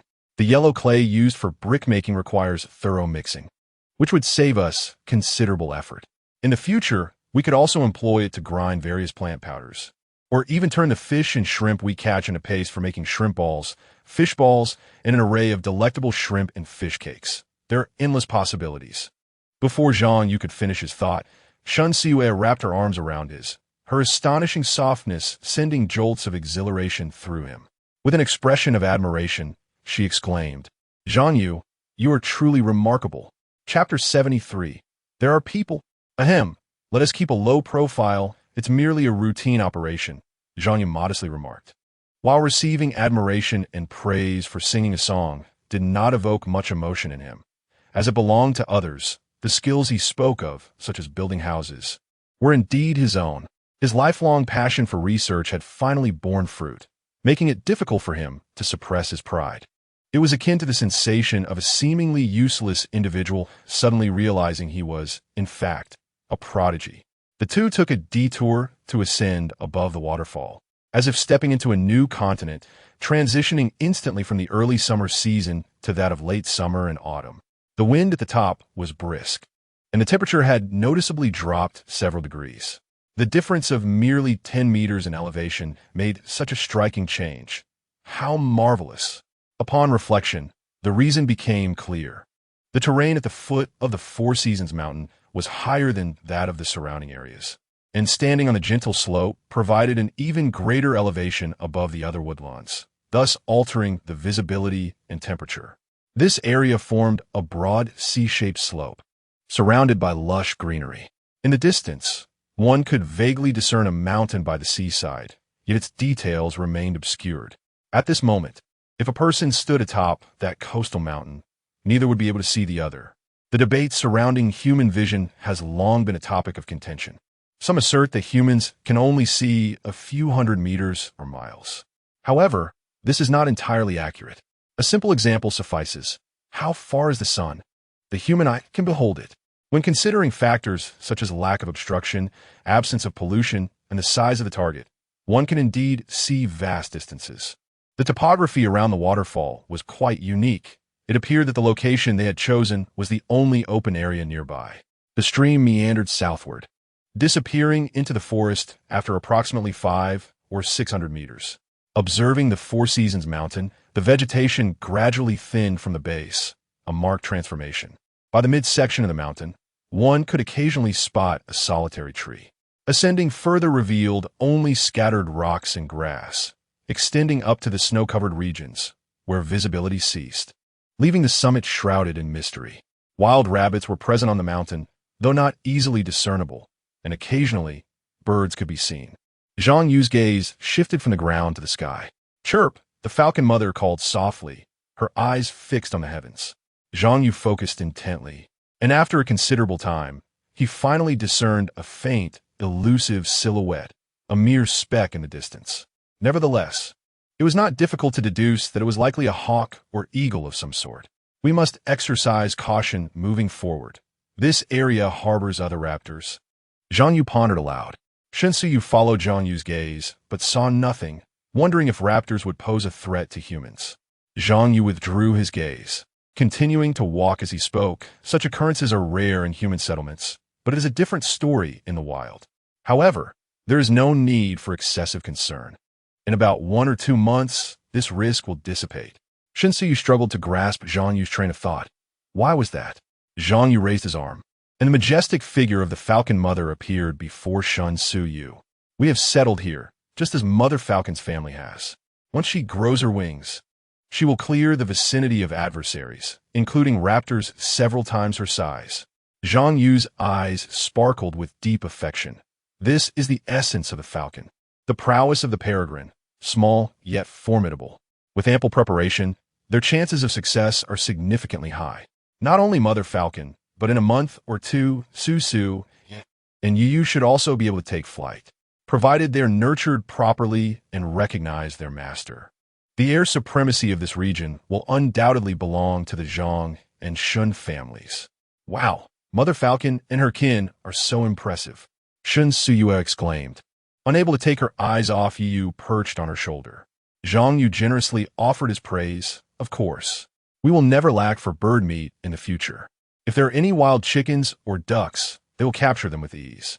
The duo continued their ascent, but the streams formed by melting snow held no fish, not even in the pools beneath the waterfall. Zhang Yu suspected that the streams might have discontinuities further along, which could explain the absence of fish swimming upstream. A concerned friend remarked, "I'm a bit worried about them. Do you think a pack of wolves might reside on Four Seasons Mountain?" It's hard to say, but there's no need for excessive worry. Didn't you see the announcement from the production team? They will dispatch surveillance drones to monitor those large beasts, significantly reducing the likelihood of an incident like what happened to Xia Yiming. Goodness, 28 wolves. How rich in resources must this island be to sustain them? You haven't even counted the wolf pups. They likely number not far fewer than the adult wolves. Alas, with such a band of wilderness rogues around, who could possibly contend with them? Let's wait and see. Isn't there a group of hunter contestants from Mealy Country? They might just manage it. Don't elevate their status too much. Without firearms, what can they accomplish? That group is currently fishing by the sea. After a strenuous half-hour climb, Zhang Yu and Shun Siyue reached the midsection of Four Seasons Mountain. From this vantage point, they had a clear view of the eastern, northeastern, and northern expanses of the mountain range. Zhang Yu looked quickly. Is that smoke over there? Shinsu pointed nervously in one direction. Zhang Yu turned his gaze, his expression growing serious. In the northeastern coastal region, A plume of smoke billowed ominously into the sky. It was a sight absent elsewhere, indicating there were people present. In an instant, Zhang Yu understood the production team's rules for arranging the contestant survival locations. They likely placed a team of participants every 30 to 50 miles. Look over there. Zhang Yu pointed to an area northeast of Four Seasons Mountain, explaining that distant group, along with ours and the one eliminated a few days ago, forms a triangle representing the approximate distances between the groups. Upon hearing this, Shen Suyue grasped the situation immediately. It meant that other teams were not particularly far from them. On foot, they could reach them in about a day or two. If they disregarded the dangers of the forest and the mountain paths remained clear, that distance could potentially be covered in half a day. Zhang Yu stroked his chin. If we follow this rule, there should be another team near the northern coastal area. In the southeast and the west, there are also teams. It is unlikely that this mountain serves as a starting survival point for competitors, but surely at the foot of the mountain on the other side, there must be a group. Within the traditional courtyard of Kyoto, Mr. Shun observed Zhang Yu with increasing approval. Indeed, he was meticulous and, with his assistance, Xiao Yu should not encounter significant issues at home.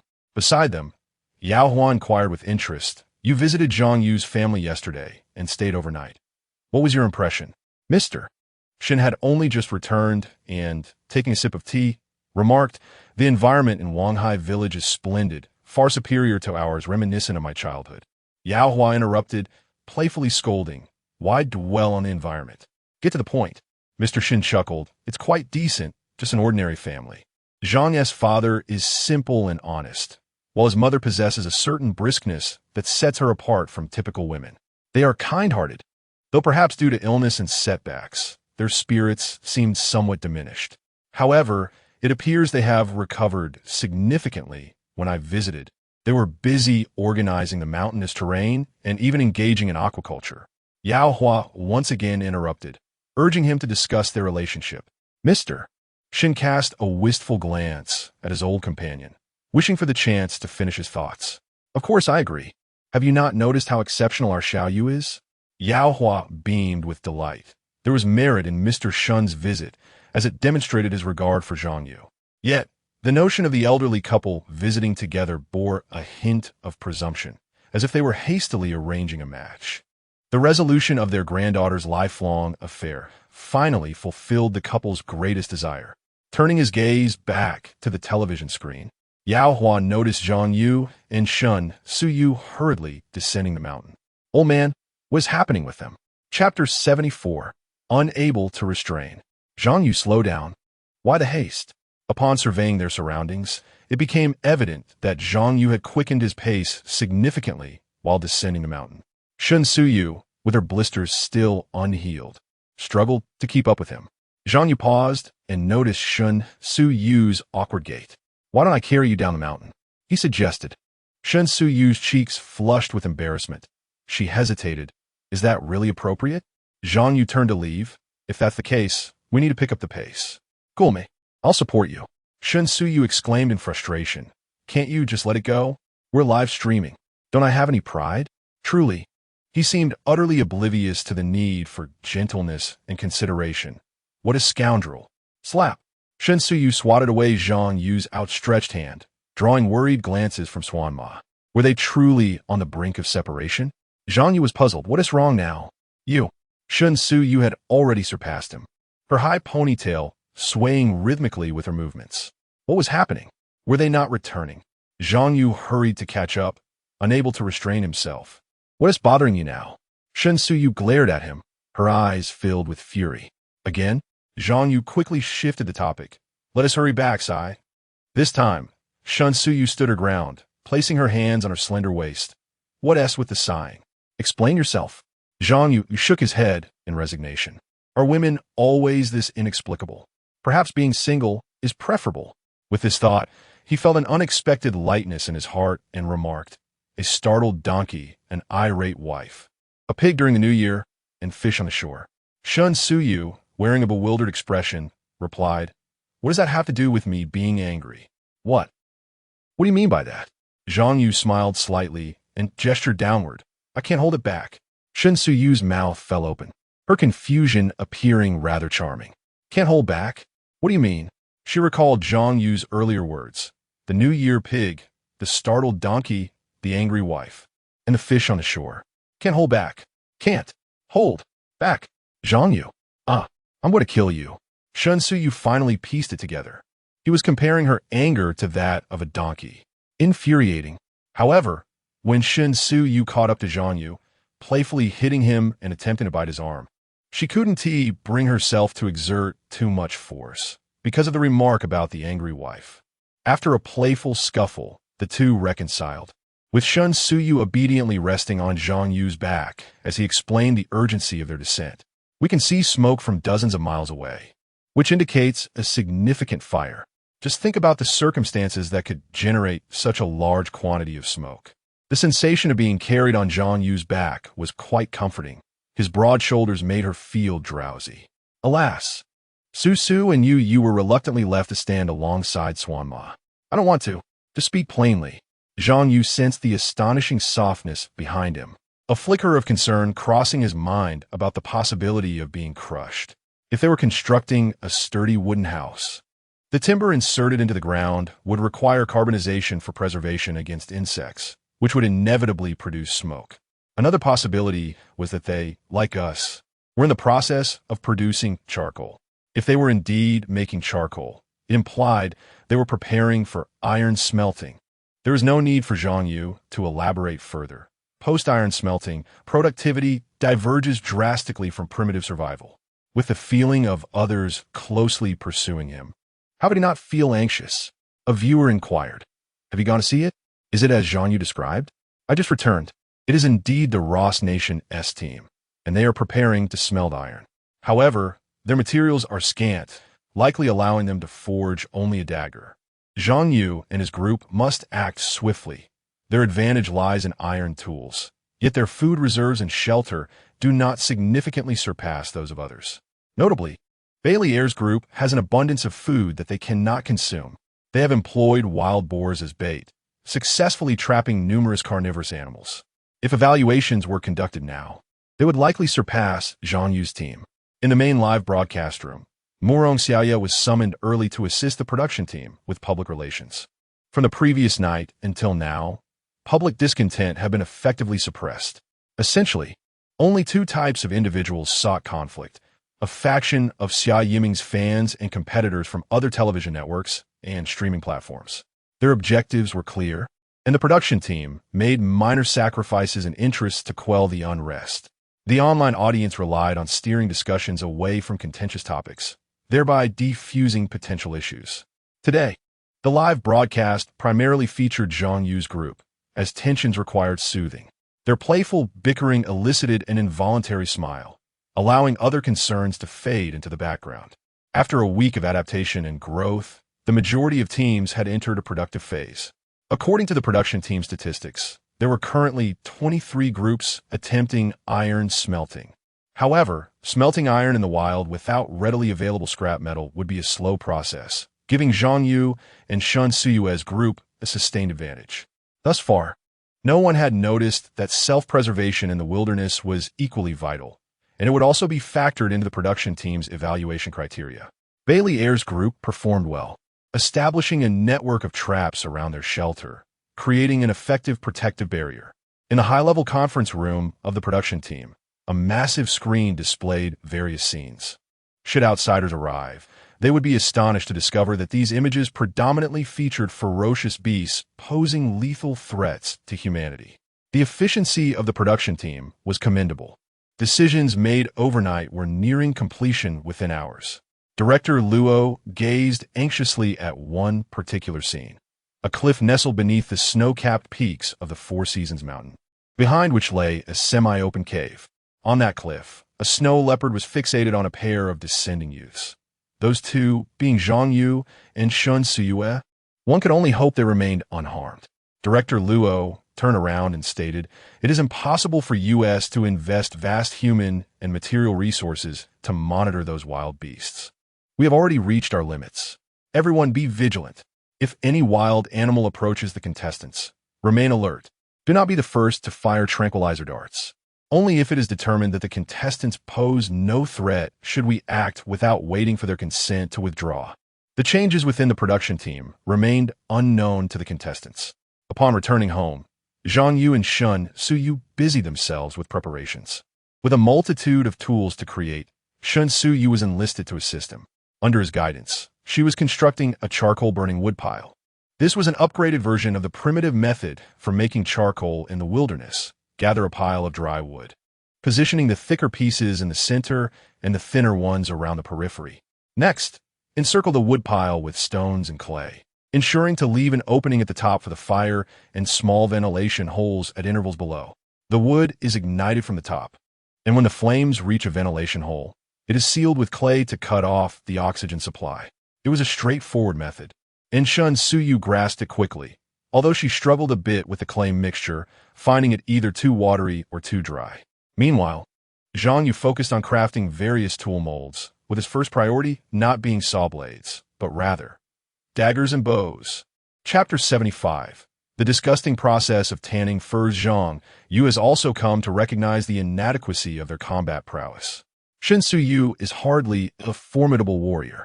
Merely not hindering their progress is an achievement in itself. As for his own capabilities, they are somewhat difficult to articulate. While one could argue that he possesses considerable strength, having even felled a tiger, it was under the element of surprise. In a genuine confrontation, he still falls short. Most competitors from other nations have prior military experience, rendering their fighting abilities indisputable. In close quarters, he is likely to be outmatched. Before honing his martial skills, his only recourse for enhancing his combat strength lies in weaponry. The first thought that crossed Zhang Yu's mind was firearms. He was not boasting. He indeed possesses the knowledge to manufacture guns, having successfully crafted one in the past. However, he had only fired a few rounds in a secluded location before choosing to destroy the weapon. Now, free from legal constraints, he is tempted to construct another. Yet, the process of gun making is laborious. While crafting the gun itself is not overly complex, the true challenge lies in producing the gunpowder for the ammunition. To this day, he has yet to come across any sulfur. Thus, the most suitable weapons for him at present are the bow and dagger, with steel as a material. Through processes of quenching and tempering, he should be able to forge a recurve bow that meets his requirements, far superior to any branch or bamboo. He is adept at crafting various types of bows, including horn bows, recurve bows, and compound bows. He has not delved into crossbows, as they are illegal, and his experiences with firearms have left him wary. The horn bow and compound bow are considerably intricate, with the energy expended on such endeavors. One could have forged a gun. The recurve bow, however, is relatively straightforward. Once completed, he merely needs to fashion a wooden grip, use animal sinew for the bowstring, and create arrowheads by cutting from a sheet of white steel. The entire set can be accomplished in less than 2 days. He intends to craft 3 daggers in total, 2 for his own use, and 1 promised to Shen Suyu as a means of self-defense. The remaining tasks involve creating tools necessary for constructing a water wheel, including 3 different types of chisels, 2 saw blades, 1 coarse and 1 fine, along with essential carpentry tools, a plane, a set of carving knives, a set of engraving tools, a hand drill, and 2 files for polishing, 1 coarse and 1 fine. All tools and weapons are projected to consume about a foot of square steel, which remains within acceptable limits. Having skipped lunch, the monotony of consuming tiger meat has begun to wear on him. The truth is, he finds it somewhat unappetizing, and the meat seems to stoke a sense of heat within him. Yet, in the wilderness, there are few choices, and hunger renders anything palatable. The two were not solely engrossed in their tasks. Throughout the day, Shen Suyu intermittently imparted her musical knowledge to him. The scene was rather peculiar, one molding clay while the other tended to charcoal, occasionally harmonizing as they explored various pronunciation techniques and musical notations. Zhang Yu's mind now resembled a blank canvas, capable of retaining all that Shen Suyu taught him. However, he struggled with the assimilation of this information. Akin to mastering martial arts, it necessitates time for proper absorption. By evening, Zhang Yu recalled the tanning of tiger, rabbit, python, and crocodile skins. Fortunately, with the presence of a file, he could easily scrape away the remaining flesh and fat from the pelts. Moreover, in a dry state, he only needed to peel away a layer of fascia from the skins. If modern tools were available, there would be no need to air-dry the pelts. A high-pressure water gun could efficiently cleanse them before tanning. Once completed, Zhang Yu would extract the brain fluid from the deteriorating tiger brain, which emitted a peculiar and unpleasant odor, and apply it to the tiger's skin and several other pelts. Beside him, Shen Siyue retched violently, exclaiming, "Zhang Yu, you should use these pelts yourself. It's utterly revolting." Zhang Yu, wearing a look of dismay, replied, "Do you think I want to? Although there are numerous methods for tanning, the only one suitable for us at this moment is this. Rest assured, once the tanning process is finished and the properties of the pelts have been altered to transform them into leather, they can be washed with clean water and dried before we utilize them." Ugh, Shen Siyue retched again. The odor of the spoiled brain fluid resembled rancid grease left for an extended period, mingled with the stench of decaying flesh, a truly nauseating combination. No, the pelts must have absorbed those odors. Clean water won't wash them away. It's too disgusting. Zhang Yu wore a pained expression. He only had a rough understanding of the method and had yet to attempt it himself. This is a common tanning technique used by hunters. How about this? You go nearby to collect some petals and uniquely fragrant plants, return and crush them, then boil them in water to create a liquid. After I finish the tanning process and wash the pelts, we can use that fragrant liquid for a second round of tanning, which should be effective. Shen Siyue was eager to depart from this place, declaring, "That better be the case. If there is any lingering odor, you shall not bring those pelts inside." Zhang Yu murmured, "All right, go find something with a strong fragrance." The act of gathering plants could hardly be considered tanning. It was more akin to infusing fragrance. Zhang Yu believed this approach might work. Water friend, haha, I finally discovered something that Zhang Yu cannot do. I don't understand tanning. Is there a master here who can evaluate this? Step aside, I am the expert. Zhang Yu's initial step in the tanning process was flawed. While he had scraped away the flesh and grease, he needed to roast it over charcoal. You should step aside. Fool. Roasting is essential to allow the oils in the brain fluid to penetrate the collagen fibers beneath the skin and alter its properties. After applying the brain fluid, it can be roasted or smoked. If we follow Zhang Yu's suggestion to wash it after tanning, it would likely result in a wasted effort. It cannot be entirely counted as a wasted effort. The resulting pelts would be relatively rigid and would require a second tanning. I believe the outcome is still uncertain. It depends on how Zhang Yu proceeds.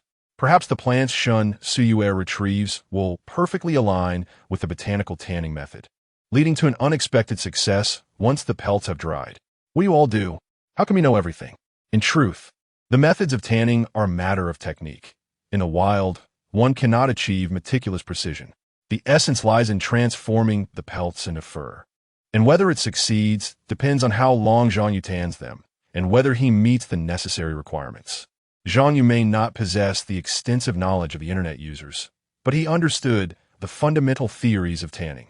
After repeatedly applying the brain fluid, ensuring the dried pelts were thoroughly moistened inside, he applied another layer for good measure. Amid the astonished gazes of onlookers, he carried the pelts to the side of a tree as thick as a thigh, wrapped the hide around the tree trunk, grasping one end firmly with one hand, and then applied gradual force to tug and rub it. The pulling action serves to create gaps in the fibers, while the friction allows the brain fluid to seep into these spaces, thereby effortlessly altering the properties of the hide. A fellow enthusiast interjects, "Pardon the interruption. This individual actually knows this technique. I had completely forgotten about it. Indeed, it is a rapid method for hunters to tan hides. Astonishingly, he has stumbled upon it by mere chance. Once he completes the tanning process and cleanses it, followed by applying the fragrant agent retrieved by Shen Siyue, the intricate procedure might very well yield success. How envious I am of his tiger skin. I wonder how much one could fetch for it. Acquiring it is indeed a possibility, albeit one must reside there for several years." Chapter 76. The notion of firing pottery, the process of tanning hides, may seem straightforward, yet requires considerable effort and skill. Whether it involves scraping away flesh and fat or stretching the material with force, all while ensuring not to damage the hide. Given that the pelts had already dried to about 80 or 90%, Zhang Yu dared not rush. He engaged in a gradual, tugging motion akin to a tug of war. Shen Yu, perhaps genuinely repulsed, refrained from inquiring about his peculiar actions. Instead, she retrieved a vast array of flowers and some leaves, crushing them all together in a pot, subsequently adding water and placing it over the fire to boil. Zhang Yu, you ought to craft some containers. One pot is hardly sufficient, Shen Yu exclaimed, clearly wishing to avoid that unpleasant odor once more. Understood. Zhang Yu gritted his teeth in response. As he continued to exert himself with the hides, an unmanned drone faithfully captured his efforts nearby. Honestly, crafting containers is no easy feat. Zhang Yu suddenly addressed the drone. Do you know how to fire clay pots? The viewers paused momentarily, taken aback by such a mode of communication, which was indeed quite unconventional. Isn't it merely a matter of turning earth into mud and shaping it as desired? One mused. It can't be that simple. The craft is quite intricate, another interjected. But I've seen those wilderness videos where they effortlessly produce a pot. Isn't it quite simple? Zhang Yu contemplated for a moment before replying. Merely using soil to fire is insufficient. It likely shatters before completion. To produce quality pottery, both the selection and treatment of the clay are paramount. At present, yellow clay is the most suitable, but here it contains a considerable amount of sand, which must be sifted out to achieve the desired pottery. The viewers listened intently. So, how does one sift the soil? Where can we find a sieve? Would using clothing suffice? Perhaps we should ask the goddess Shen Yu if she is wearing stockings. We could use them as sift. Can't you all be a bit more serious? Quality yellow clay can not only be used for pottery, but also for bricks. A method for mass production is essential, or else the bricks will merely possess average strength. Zhang Yu seemed to anticipate the viewer's thoughts, and as he continued to stretch the hides, he added, many techniques have ancient methods. For instance, the file I crafted during the day was shaped using chisels and hammers, painstakingly chiseled out. Sifting soil is not difficult. You are familiar with rural markets, right? They utilize different densities and weights to distinguish materials naturally. And this method can be applied for sifting soil, though is limited to dry earth. Zhang Yu casually shared some of the techniques he knew. Firing pottery is not overly complex. To create aesthetically pleasing pottery, one must also construct a manual potter's wheel. This can be achieved using the principle of a pressurized drill, similar to what was used when making the blower, only on a larger scale. Furthermore, to use pottery as containers, especially for bowls and plates, glazing is an essential step. Now, here lies the question. How do we create this glaze? Come, engage your minds and ponder. Upon concluding his remarks, Zhang Yu resumed his focus on stretching the hides. Tian, accompanied by a guest she had invited, connected through a live stream in Zhang Yu's studio. With a smile, she inquired of the star guest, Brother Feng, do you have any expertise in ceramics? The individual referred to as Brother Feng was a second-tier film star, and today's guest list included several notable celebrities, all of whom had coordinated beforehand to divert the attention of netizens, thereby diminishing the impact of the Xia Yiming incident. Brother Feng replied with a wry smile, of course. I've attempted to craft ceramics myself, but that was merely in shaping the forms. Who would delve into the origins of clay or the processes of glaze making? Tian nodded in agreement, expressing her bewilderment at Zhang Yu's fascination with such matters. Is there a master among us who could elucidate this? However, before the netizens could respond, Zhang Yu began to speak to himself again. He had already managed the tiger skin and found the subsequent leather easier to handle. Glaze is a type of silicate, typically composed of quartz, feldspar, and clay, mixed with water in specific proportions. Yet, these materials are quite elusive in the wild. Better quality clay can be sourced, but feldspar can only be substituted with differently colored crystalline glass stones, which requires a bit of luck at the stone mountain. As for quartz, fine sand from the river can be burned to extract glass crystals, which can then be crushed and ground to serve as a substitute. Zhang Yu, how do you know so much? Shen Yu had somehow appeared behind him. Zhang Yu, with commendable composure, merely jumped slightly in surprise. Don't you know? People can scare others to death. He retorted. Shen Yu, undeterred, replied, aren't you the one here muttering as if possessed? Zhang Yu defended. I was merely conversing with the netizens. Shun Suyu responded with a hint of resignation. All right, you win. Does chatting without a response count as chatting? I suppose it does. Zhang Yu, feeling triumphant, winked at the drone. I have a penchant for experimenting with various creations. Naturally, I've acquired some knowledge. Shinsuyu could not help but cover her nose. The smell of spoiled brain fluid still lingers. Why don't you study more advanced topics? Zhang Yu rolled his eyes. How do you know I haven tea? Given the right conditions, I could probably construct an engine, believe it or not. Besides, lacking funds limits my pursuits to cost-effective projects. I would love to attempt creating mechas and flying vehicles, but alas, those endeavors are too financially demanding. Mechas? What are those? Zhang Yu felt a jolt of surprise. Surely, this world couldn't be devoid of films and anime featuring mechas? You don't know what mechas are? Shinsuyu pondered briefly. Are they the exoskeletons for robots? The kind that can house a person inside? Zhang Yu exhaled. Almost yes, there is a significant market for such things. Shinsuyu nodded in comprehension. So, when will you fire your ceramics? Things must proceed one step at a time.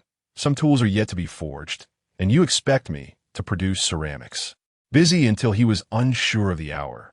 Likely around 9 or 10 o'clock, Zhang Yu finally concluded his work under the stringent supervision of Shinsuyu. The previously treated hides now lacked any unpleasant odor. Instead, they were imbued with the fragrant essence of flowers and herbs. To prevent the pelts from shrinking, Zhang Yu and Shinsuyu secured them once more with wooden frames.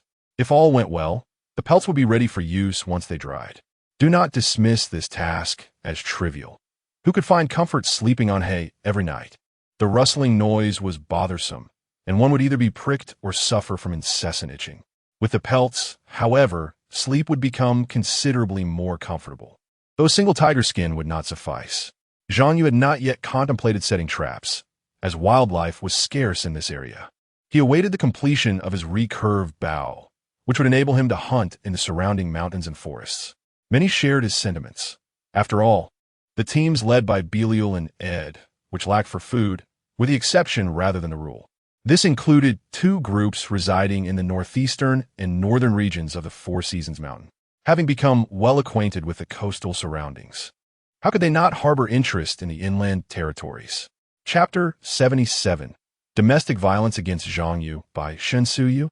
On the 10th day of survival in the wilderness, the weather transitioned from sunny to overcast, with wind speeds reaching 4 to 5 levels and a maximum temperature of 19 degrees. Upon awakening, the contestants on the island seemed to have coordinated their efforts, as they all set out to explore areas of interest after breakfast. Even those without a specific exploration plan busied themselves. The cloudy weather was somewhat intimidating, having left them wary after the recent spring chill. No one wished to endure such discomfort again. Zhang Yu and Shinsuyu, however, chose to remain indoors. This morning, as Zhang Yu practiced his technique, he coughed up blood again. The influence of the Chuanjin heart method had reached the Feng Fu acupoint, located near the back of his head. He was close. Only a short distance remained to the final acupoint, the Niden Palace. He pondered what changes might occur at that time. Presently, he felt an unusual itch in his neck and throat, reminiscent of the soothing effect of throat lozenges. Yet, this was not the most pronounced change. Upon reaching the Feng Fu acupoint, Zhang Yu experienced an extraordinary clarity of mind. Whether it was in breathing exercises, bodily control, or harnessing strength through breath, he had made significant strides. It was as if a sudden enlightenment had dawned upon him. This was no mere illusion. It was tangible, and, though it might sound fantastical, he felt capable of channeling power from his feet to the back of his head. If only the Chuanjin heart method could establish a complete circulation, he mused. At that point, he could effortlessly summon his entire strength, potentially striking down a bull with a single blow. Surely, that would not be a formidable challenge. You, why are you coughing up blood again? Shinsuyu inquired, returning with some spring water, her gaze immediately drawn to Zhang Yu, who was gasping for breath with blood at the corners of his mouth, appearing dazed. Cough, cough, it's nothing. I feel great. Almost ready to take you on in a duel, Zhang Yu replied, clenching his fists. Although transmitting power to his hands was still somewhat taxing, he could now unleash strength comparable to that of seasoned boxers, even without employing proper technique. Spare me your bravado. I wouldn't need more than 3 moves to defeat you. Take care of yourself. Coughing up blood consistently indicates something is amiss. Don't joke around with your health. Do you understand? Zhang Yu mimicked a downward, slicing motion with his hand, suddenly curious. Yu, is it true what they portray on television? That people can be knocked unconscious so easily? Yu's smile took on a more profound significance. Oh, who do you wish to knock out? Zhang Yu misinterpreted her underlying meaning, scratching his head in confusion. I'm just curious. It looks rather impressive. With that, he demonstrated a few more slicing motions, even generating a bit of gust. Yu's expression shifted slightly. The sound of the gust was notable. She hadn't anticipated that Zhang Yu had gained such strength. How had he accomplished this? I must tell you, do not recklessly experiment. Even a normal strike can pose a life-threatening risk if it renders someone unconscious. However, if one understands the techniques for delivering force and targets specific acupoints with hidden strength, it is indeed possible to knock someone out. Zhang Yu suspected that this self-proclaimed master was trying to deceive him, yet he had no evidence to support his doubt. Hidden strength, as if you possess such skill, he muttered under his breath. The wind picked up considerably today, and to Zhang Yu's surprise, she heard his quiet remark. Zhang Yu delicately arched her elegant brows. What? Do you wish to give it a try? Zhang Yu, having just undergone a breakthrough, felt invigorated and ready for a challenge. Let us see if you're merely boasting. Zhang, holding her water bottle with one hand, approached Zhang Yu with an air of nonchalance. Very well then. As soon as the words left her lips, her petite hand swiftly struck a vital point on the nape of Zhang Yu's neck. Her speed was astonishing, and the force was undeniably formidable. Zhang Yu felt a sudden darkness envelop him, followed by a thud as he collapsed. Oh dear, Zhang Yu exclaimed, hastily relinquishing the bottle to assist Zhang Yu. But it was too late. She could only watch helplessly as he succumbed to unconsciousness. This technique, which she had only heard about from old Master Shun, had never been tested by her before, and she herself hardly believed in its efficacy. How could she possibly react in time to catch Zhang Yu?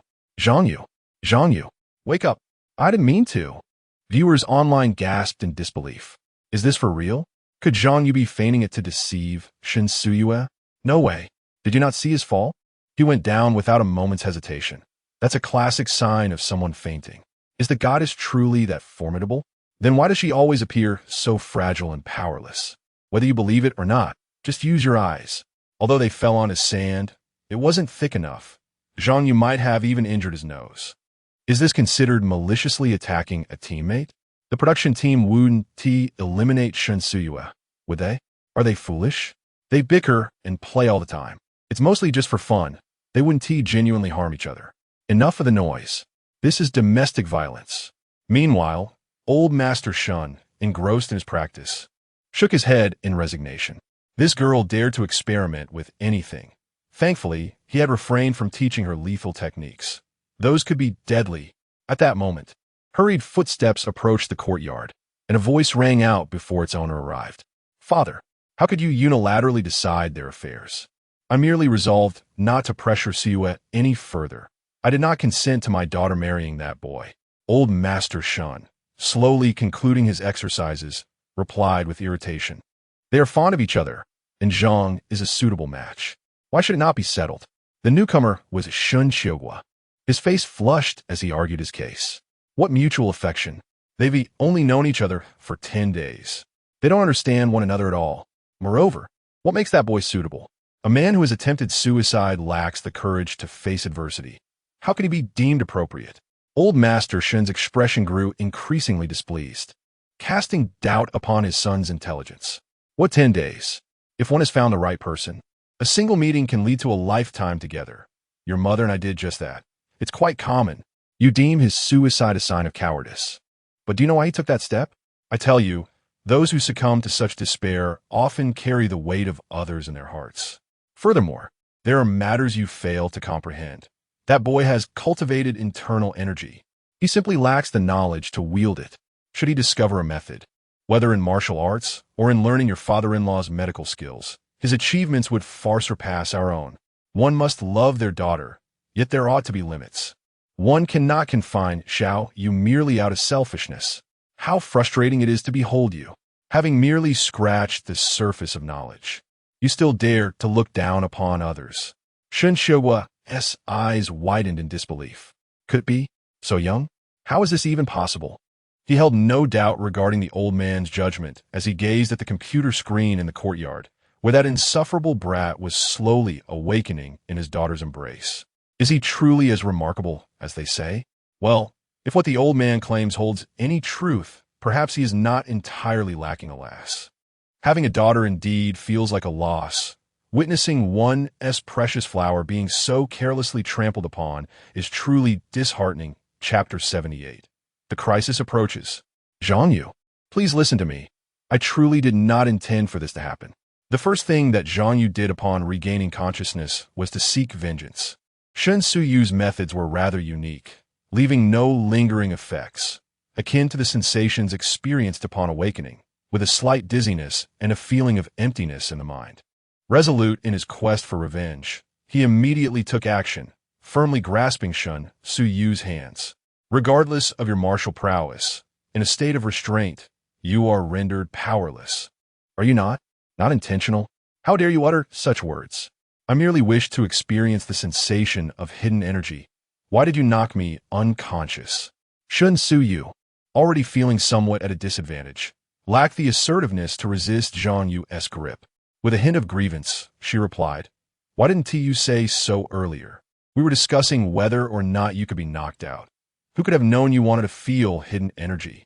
Zhang Yu struggled for words, momentarily at a loss. Finally exclaiming, "I don't care. You have harmed me. What do you propose we do about it?" Following this, Zhang Yu could not help but scrutinize Shen Suyu. With both her hands held, her defenses were wide open, yet he found himself at a loss as well. Shen Suyu adjusted her posture, eyeing him cautiously. "What do you intend to do? We are still live streaming. If I call out, you will surely be struck by a tranquilizer dart." Zhang Yu retorted defiantly. "What the production team? Are they not reasonable? You were the one who struck me first." Shen Suyu countered, "That was because you asked me to." Zhang Yu was left speechless.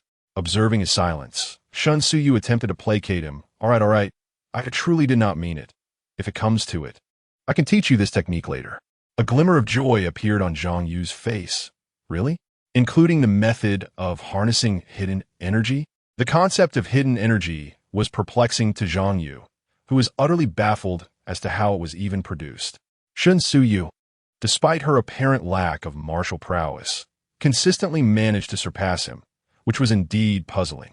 Shen Suyu nodded earnestly. "Yes, indeed. Now, may I be released?" Zhang Yu promptly let go of her. Then it settled. "Please go prepare dinner. Today, I aim to complete the crafting of tools and weapons, as well as begin preliminary work on the water wheel." Unbeknownst to Zhang Yu, Shen Suyu's eyes sparkled with cunning. Hidden energy? Despite her intermittent training over the years, she held little confidence in her ability to wield it. How could Zhang Yu possibly learn? As the two busied themselves crafting and preparing for the water wheel, their actions offered little spectacle, leaving only hundreds of thousands of viewers in the live stream captivated by their endeavors. Most of those who exited their stream gravitated toward the broadcasts of the two teams in the northeastern region, the Mealy Nation and the Northern Ross Nation. Upon familiarizing themselves with the general layout of the map, netizens discovered an intriguing coincidence.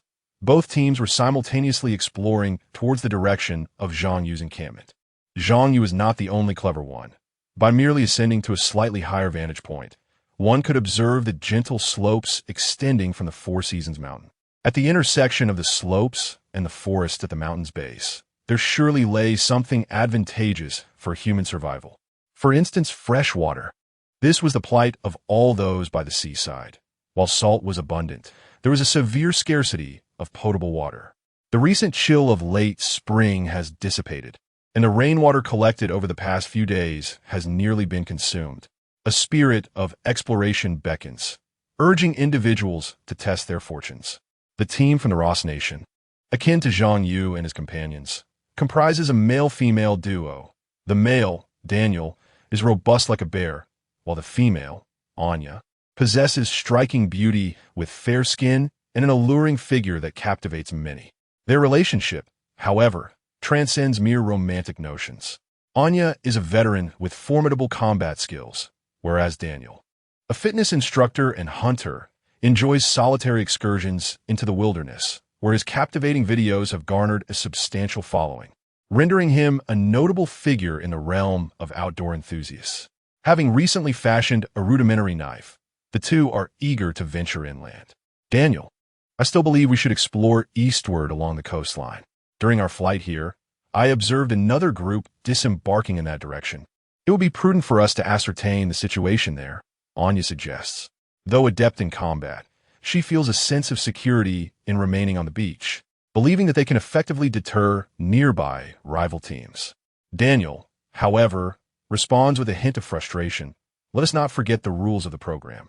If we do not progress, our survival, no matter how prolonged, will yield no reward.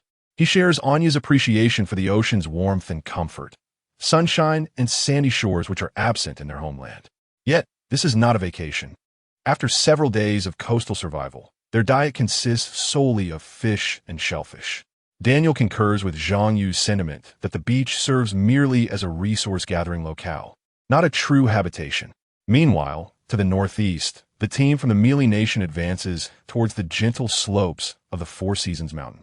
Assuming no unforeseen circumstances arise, it is inevitable that the three groups will converge at the mountainous base.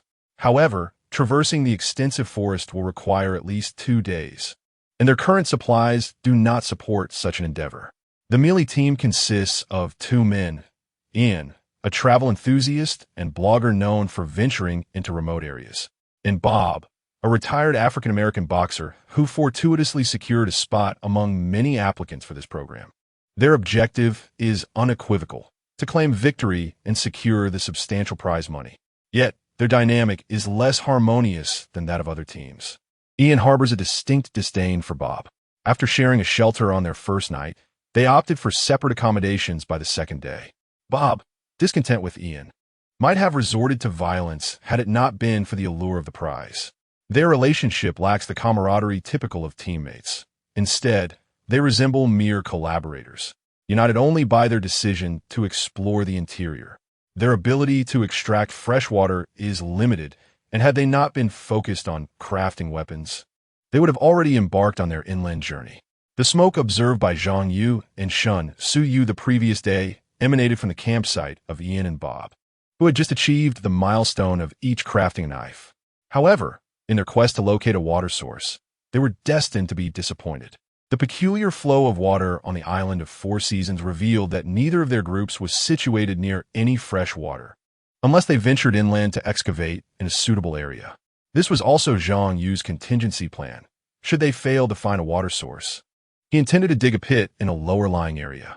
Armed with a shovel, he believed that digging several meters deep could yield some fresh water. Exploration is invariably fraught with surprises and perils. Unbeknownst to them, half a day had slipped by, and neither team could ascertain how far they had traveled. What they could confirm was that they could not proceed any further. Otherwise, if they did not return to camp before nightfall, they would be in grave danger. Online observers were anxiously concerned for Zhang Yu and Shun Su Yu. They had not prepared charcoal that day. The two had merely returned to the stone house at noon for a brief rest before resuming their labors. If they were to ignite charcoal and produce a thick plume of smoke, it would surely attract the attention of the two approaching teams. Coincidentally, both groups simultaneously kindled fires, eagerly roasting the inland game they had caught along the way. From an aerial perspective, the distance between the two teams was no more than 10 miles. Ever vigilant, Anya was the first to spot the smoke rising several miles away. Daniel, look quickly. There are other teams over there. Chapter 79. Uncertainty surrounds the first victim.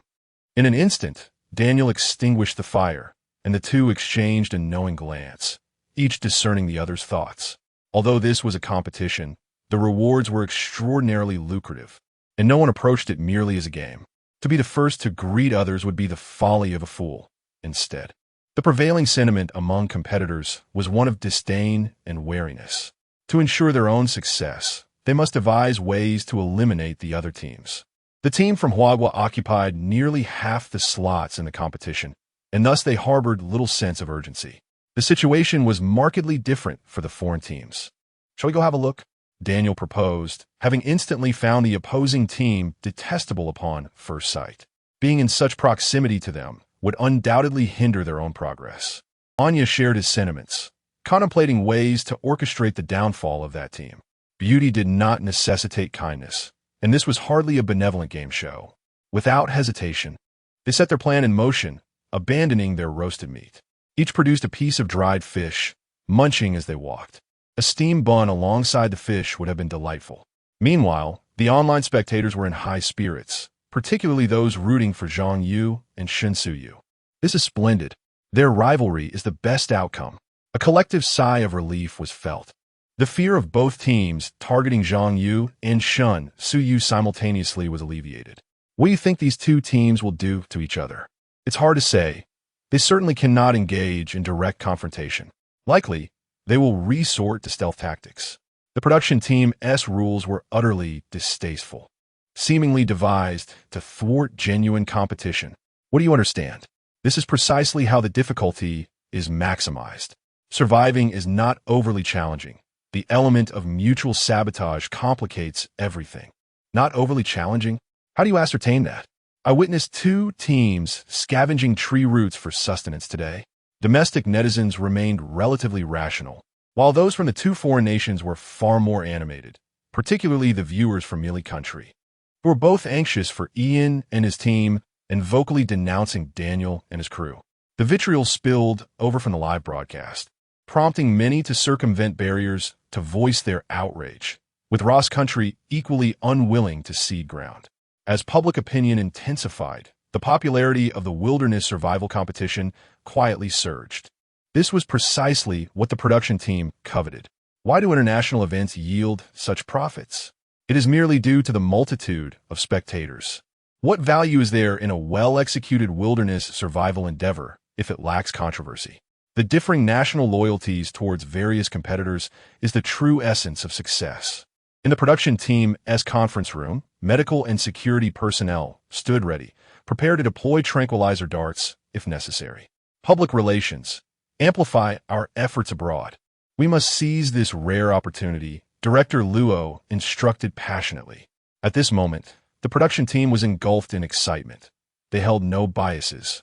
The more fervent the competition became, the greater the profits for all. Even if their favored team, Zhang Yu's, were to be eliminated, they would only express a fleeting sense of regret. Director Luo, the last team from the Kingdom of Burrow, has discovered the teams of Bailey and Aida. They are currently deliberating whether to approach. The leader, who had been closely monitoring the other teams, suddenly received news and displayed a look of delight. Director Luo was taken aback for a moment before bursting into hearty laughter. Excellent, excellent. Maintain close surveillance on them, and subtly include them in our publicity. A group of onlookers reveled in the unfolding drama, which was quite understandable given that the prize money was nearing 10 billion. If they failed to produce a program with significant global impact, the losses would be catastrophic. Meanwhile, Zhang Yu and Zhang Yu had made progress. Zhang Yu completed the forging of tools and shaped the recurved bow, now gradually tempering it. Behind the Stone Mountain and Lust Mountain lay a natural drying area. Zhang Yu picked up a tiger skin and inhaled its scent. The floral aroma was intermingled with the distinct fragrance of plant leaves. The inner side of the hide was somewhat unappealing, displaying a brown hue, a result of the final application of plant juices. After spending a night and most of the day exposed to the wind, the tiger skin was thoroughly dried. Upon touch, it was only slightly softer than before. However, Zhang Yu remained unperturbed. He grasped a portion and kneaded it a few times, causing that section of the hide to soften instantly. Haha, success! Zhang Yu exclaimed joyfully. If this method proved effective, they would use it for tanning hides in the future. Did it work? Did it work? Zhang Yu, covered in dirt, rushed over. Zhang Yu assigned her a new task, sifting soil. With a gentle sweep, a breeze would separate the soil into different grades, accumulating enough to eventually craft pottery. Success! Tonight we won't have to sleep on hay, he declared. Zhang Yu leaned closer to the tiger skin, cautiously inhaling its scent, and her face lit up with joy. Zhang Yu, you are so Huh? What are you looking at?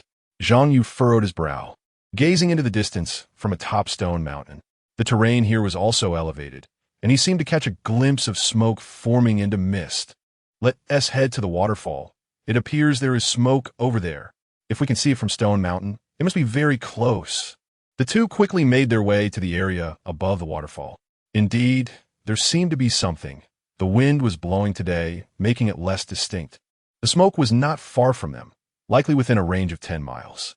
This was merely an estimation, but the fact that it was visible to the naked eye indicated proximity. Zhang Yu fell silent, pondering whether the other party had discovered their camp. If the team from the northeast were the ones in question, it appeared they would arrive by tomorrow. Were they also in search of fresh water? What should we do? Shen Suyu also fell silent for a moment, fully aware that they needed to prepare for some defenses. Zhang Yu contemplated the situation. Logically, they should investigate. Knowledge of the enemy would ensure victory in battle. However, they had numerous tasks to complete and no time to linger. Their position was too conspicuous. Preparations were essential. Shen Suyu felt somewhat exasperated. Could they not simply focus on survival in this competition? Then Zhang Yu uttered 2 words, traps. Noting the confusion on Shen Suyu's face, it was evident that she had no experience in trap making. Zhang Yu smiled gently and reassured, do not worry. I may not have extensively studied ordinary hunting traps, but I possess considerable knowledge about those sinister mechanisms designed to ensnare the unwary. Cool, me. Let us prepare a surprise for our impending guests. A spectator remarked, alas, this is the disparity of information at play. The other party is retreating, and 2 teams are about to engage in conflict. You need not concern yourselves with this matter. From Zhang Yu's perspective, however, that team's objective was indeed this location. A timid inquiry arose. If the traps they set cause harm to others, would they bear any responsibility? Responsibility? Nonsense. If they perish, they bring it upon themselves. They claim it is merely for the sake of their prey. Who can they blame? I found myself no longer envious of the competitors. It is entirely possible that some might truly lose their lives. Zhang Yu and Shen Suyu were unlikely to devise exceptionally formidable traps. For now, the pitfall trap was the most pragmatic choice. By placing sharp spikes within, should anyone fall in, their ascent would rely solely upon the rescue team of the production crew. I wonder who the first victim will be. Chapter 80. The Test Arrow on the 10th Night of Survival in the Wilderness. The number of viewers continued to swell, and even the official live broadcast room ceased to feign ignorance, opting instead to open 2 simultaneous streams to showcase the contestants' fierce competition. With a newfound purpose, Daniel and Anya advanced swiftly, soon arriving at the location where they had previously spotted smoke. At that moment, Ian and Bob were preparing to set off, leaving Daniel and Anya to grit their teeth and follow at a distance. Prior to the competition, the contestants had met one another, and Daniel and Anya recognized their rivals at once. Had they been facing a team from Huagua, they might not have pursued so tenaciously. But given that their opponents hailed from Mealy, the course of action was clear.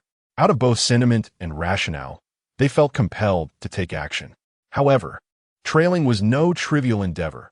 Unlike Zhang Yu's team, which bore heavy loads, the 2 groups navigated the forest with remarkable agility.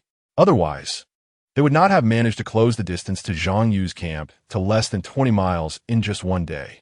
After a long day's journey, Ian and Bob returned to their camp utterly exhausted, a state that Daniel and Anya could only imagine as they continued to follow.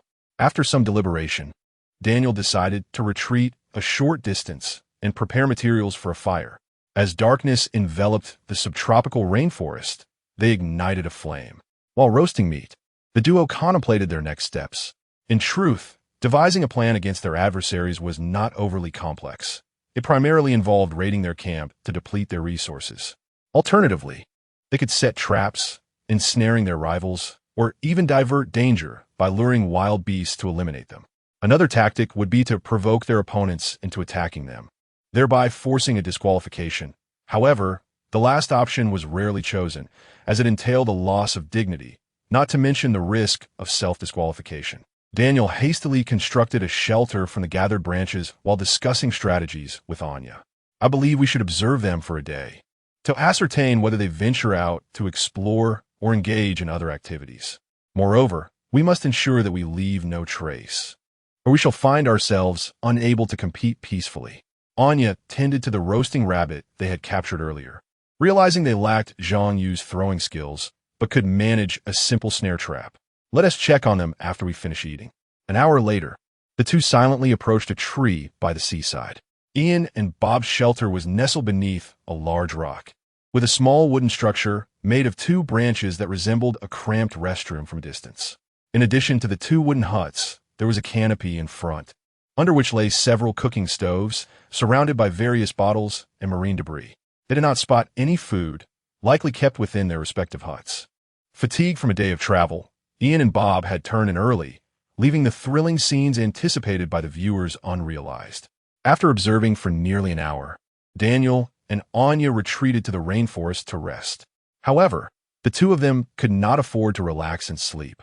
One remained outside, while the other rested in the makeshift shelter, taking turns to keep watch. It must be said that one could not help but admire the resilience of the locals, for they possessed an audacity towards animals that humans typically lacked. The following day, Ian and Bob rose early. Bob, let's take a day to rest and prepare more provisions. On our next journey, we may need to stay out overnight, and if we cannot find a suitable spot, we shall return.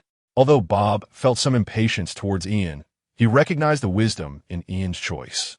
Food was of utmost importance in the wild, and the absence of it could spell danger.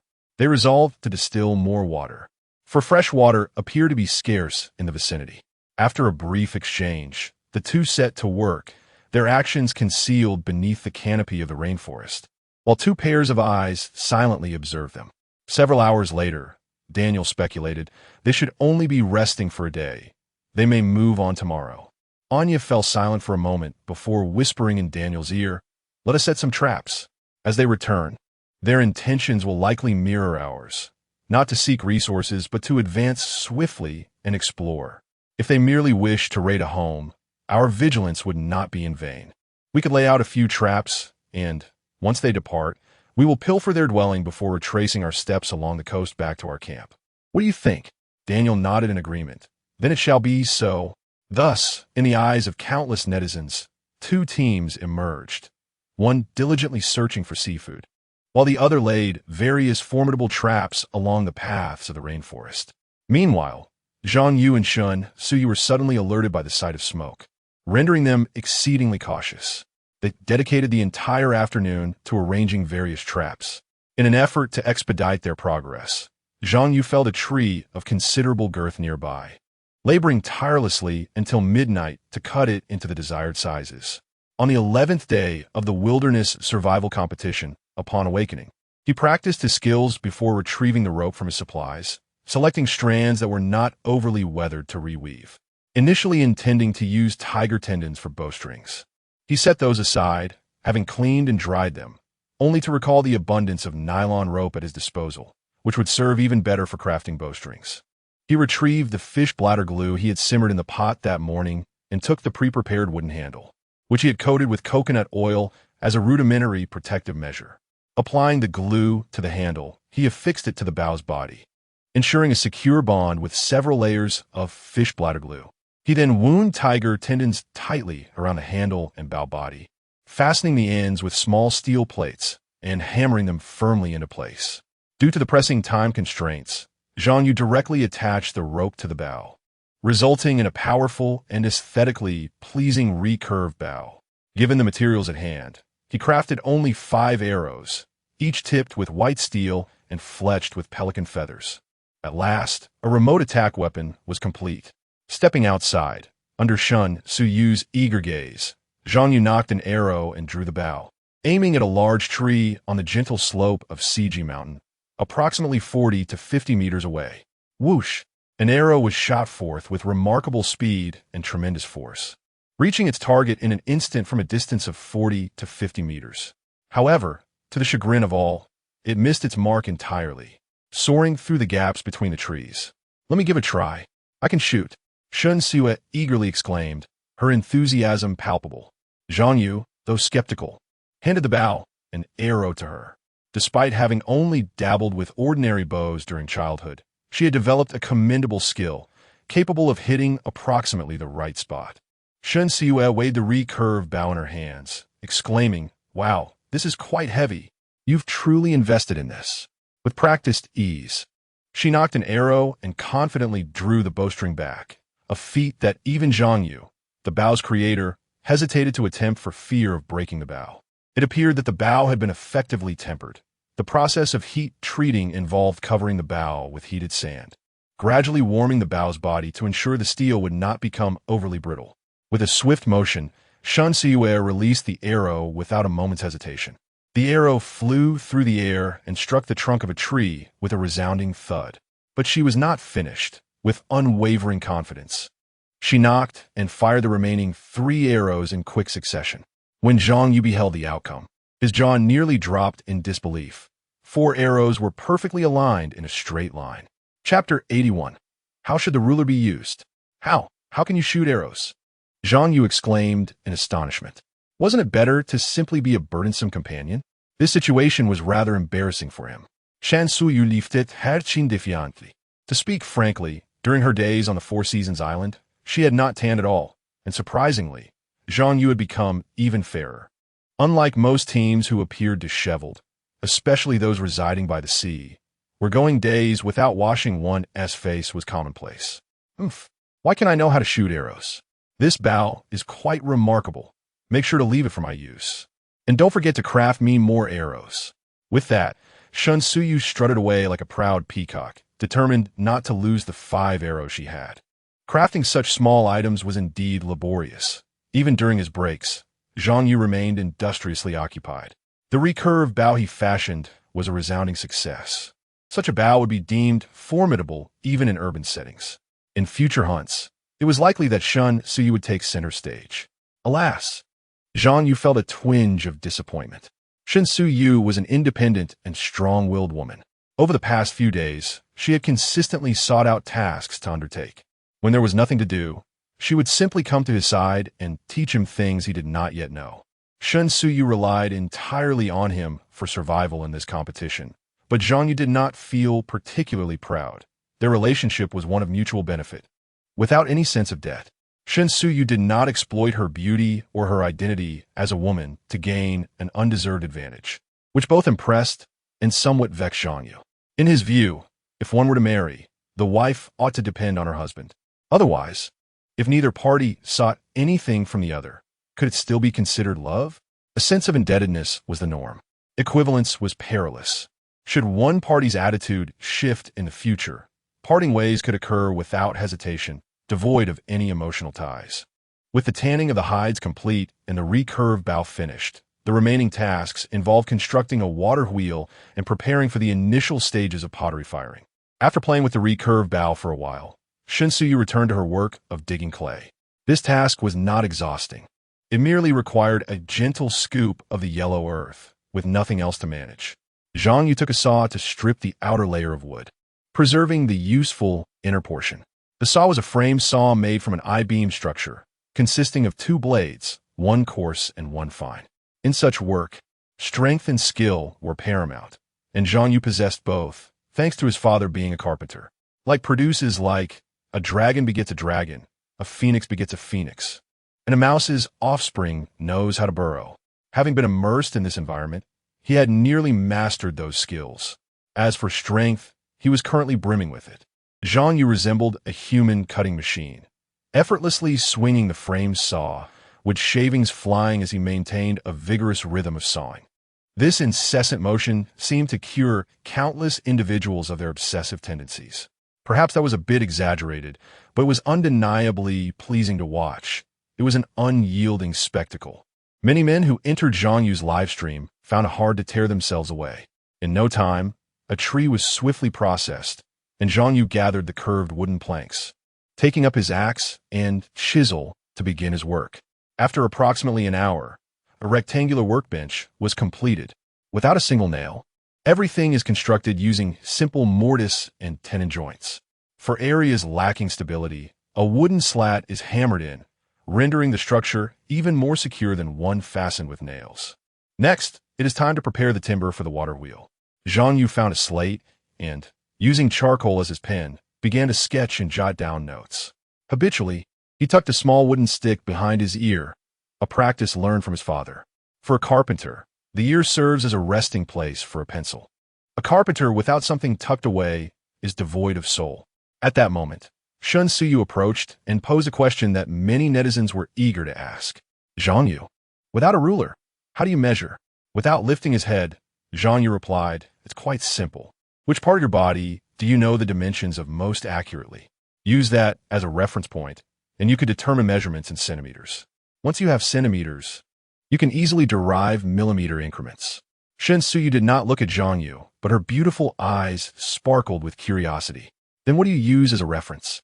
Zhang Yu extended his pinky finger. The nail of my pinky, excluding the newly grown white part, is exactly 1 centimeter. Thus, we are not lacking a ruler at all. Shun Suyu absent-mindedly brushed her hair, her gaze flickering as if lost in thought. The enthusiastic spectators were already exhilarated, speeding beyond the limits and making various comparisons, though most were likely just boasting. Zhang Yu, however, remained focused, continuing to share peculiar bits of knowledge. The simplest way to obtain precise measurements was actually from one's own feet, as everyone knows their shoe size. Creating a water wheel is no simple task.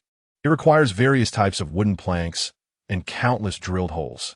Without nails, one must rely solely on mortise and tenon joints, ensuring they fit together tightly. After a while, Shun Suyu turned her attention elsewhere. Her progress was not slow either. After several hours of Zhang Yu's guidance, she had collected dozens of pounds of high-purity yellow clay. The collected clay looked distinctly different, being fine and smooth to the touch without any roughness. Following Zhang Yu's instructions, Shun Suyu sprinkled some water onto it, much like kneading dough, gradually forming 3 spheres the size of footballs, which she then hammered into rectangular blocks. This was merely the first step. Zhang Yu himself was uncertain about the next phase. Creating pottery is not as simple as just firing clay. The clay must undergo an essential step known as aging, akin to allowing dough to rise. This process ensures that the clay and slurry blend seamlessly, absorbing moisture adequately and allowing for a more even distribution of components. In ancient times, aging could take several months, whereas modern techniques utilize vacuum and pressure methods to achieve similar effects. Given their location on a deserted island, Zhang Yu could only think of combining the 2 elements. Whether this would be effective remained uncertain. In truth, firing the clay immediately was also a possibility, but in pursuit of superior quality, even if merely for show, they needed to complete the aging step. Zhang Yu instructed Shun Suyu to construct a square stone trough, just the right size to accommodate the 3 blocks of clay. After sealing the trough with yellow clay, they placed charcoal inside to dry. Once dried, they submerged the 3 blocks of clay in water within the trough. Next, find a stone of just the right size to place atop the clay mixture, then stack other stones upon it to exert maximum pressure on the clay beneath. After that, it is merely a matter of waiting. At present, there is no kiln for firing the pottery, so the clay is left to mature, with regular additions of water to maintain its moisture. Such simple tasks kept Shun Suyu occupied throughout the morning. After a midday respite, she took up a shovel and began to excavate a hole at the base of the Lus Hill in preparation for constructing the kiln. They remained vigilant, keeping a watchful eye on their surroundings. Atop the Lus Hill, Zhang Yu had even erected a stone shelter to shield from the sun, where the Falcon Mother and her family were stationed for vigilance. Unfortunately, as the day drew to a close, there was not a trace of activity. Could it be that the adversary intended to approach under the cover of night? Chapter 82. The Wolf Has Come? The anticipation was excruciating. Zhang Yu worked tirelessly until late into the evening, when Shun Suyu was nearly asleep. After bringing Swan Ma and her family back to the stone house, the once bustling campsite, alive with activity for over 10 hours, fell into a profound silence. Most of the online viewers had long since logged off to seek rest, leaving only a multitude of dormant accounts in the live stream. Some viewers might have dozed off with the stream running, while others were likely engrossed in movies or video games. Naturally, there were also those engaged in conversation within the chat. Over the course of a dozen days, many devoted fans had become acquainted with some even suggesting the establishment of a fan group, which would require official approval from the production team, who would oversee its management until the contestants emerged, at which point the authority would be returned to them. The stone house where Zhang Yu and his companions resided featured a rudimentary wooden door equipped with two small mechanisms to provide a modicum of protection against wild beasts. In the worst-case scenario, there was always Swan Ma's warning system. Hence, they slept quite soundly. Time slipped away, and suddenly, a loud crash emanated from the side of the stone house, reminiscent of the earth collapsing, accompanied by the sound of heavy objects hitting the ground. The livestream audience heard distinctly. What was that sound? I don't know. I was listening to music. Are you sure you're not imagining things? I heard it too. Could the stone house have collapsed? That seems quite plausible. Why haven't those two made any noise? Is it possible they were so raucous that they brought the house down? That notion made sense. The sound was unmistakably clear. Yet Zhang Yu and Shun Suyue continued to slumber peacefully.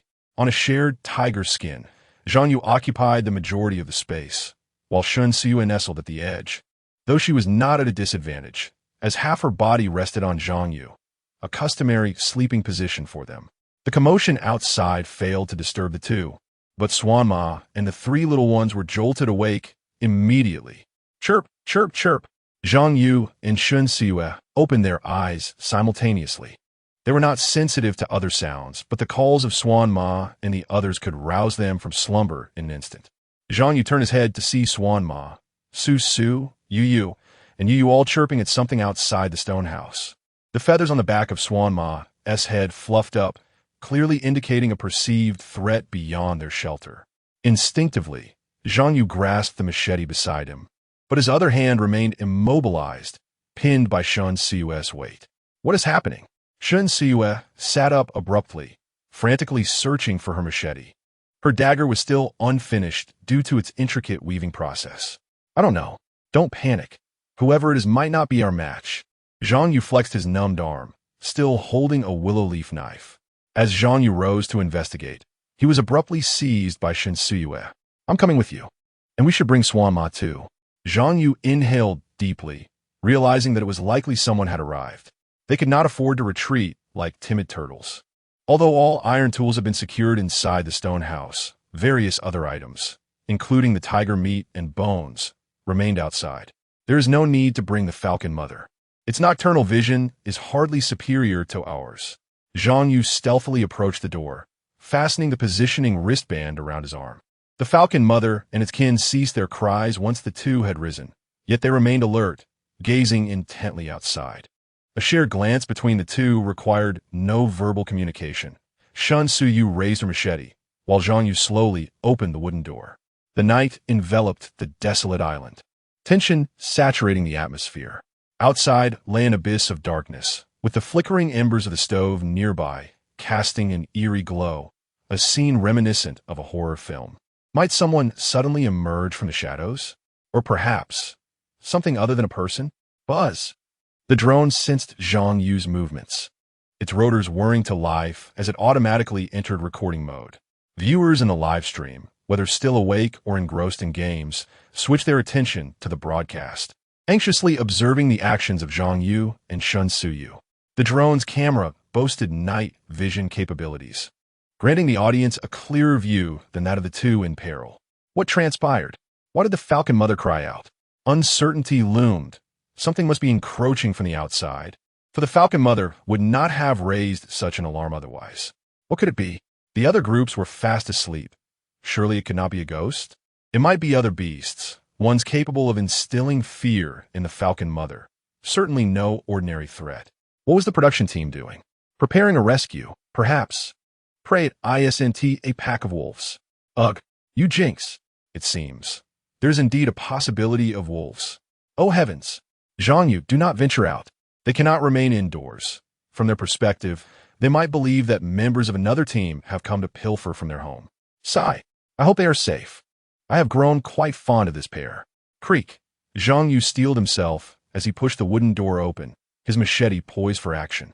Shun Suyue was equally tense. Even the slightest shadow would prompt her to strike. Yet, after a suffocating silence, no sound pierced the night. Just as their hearts began to settle, A chilling scream suddenly echoed through the darkness.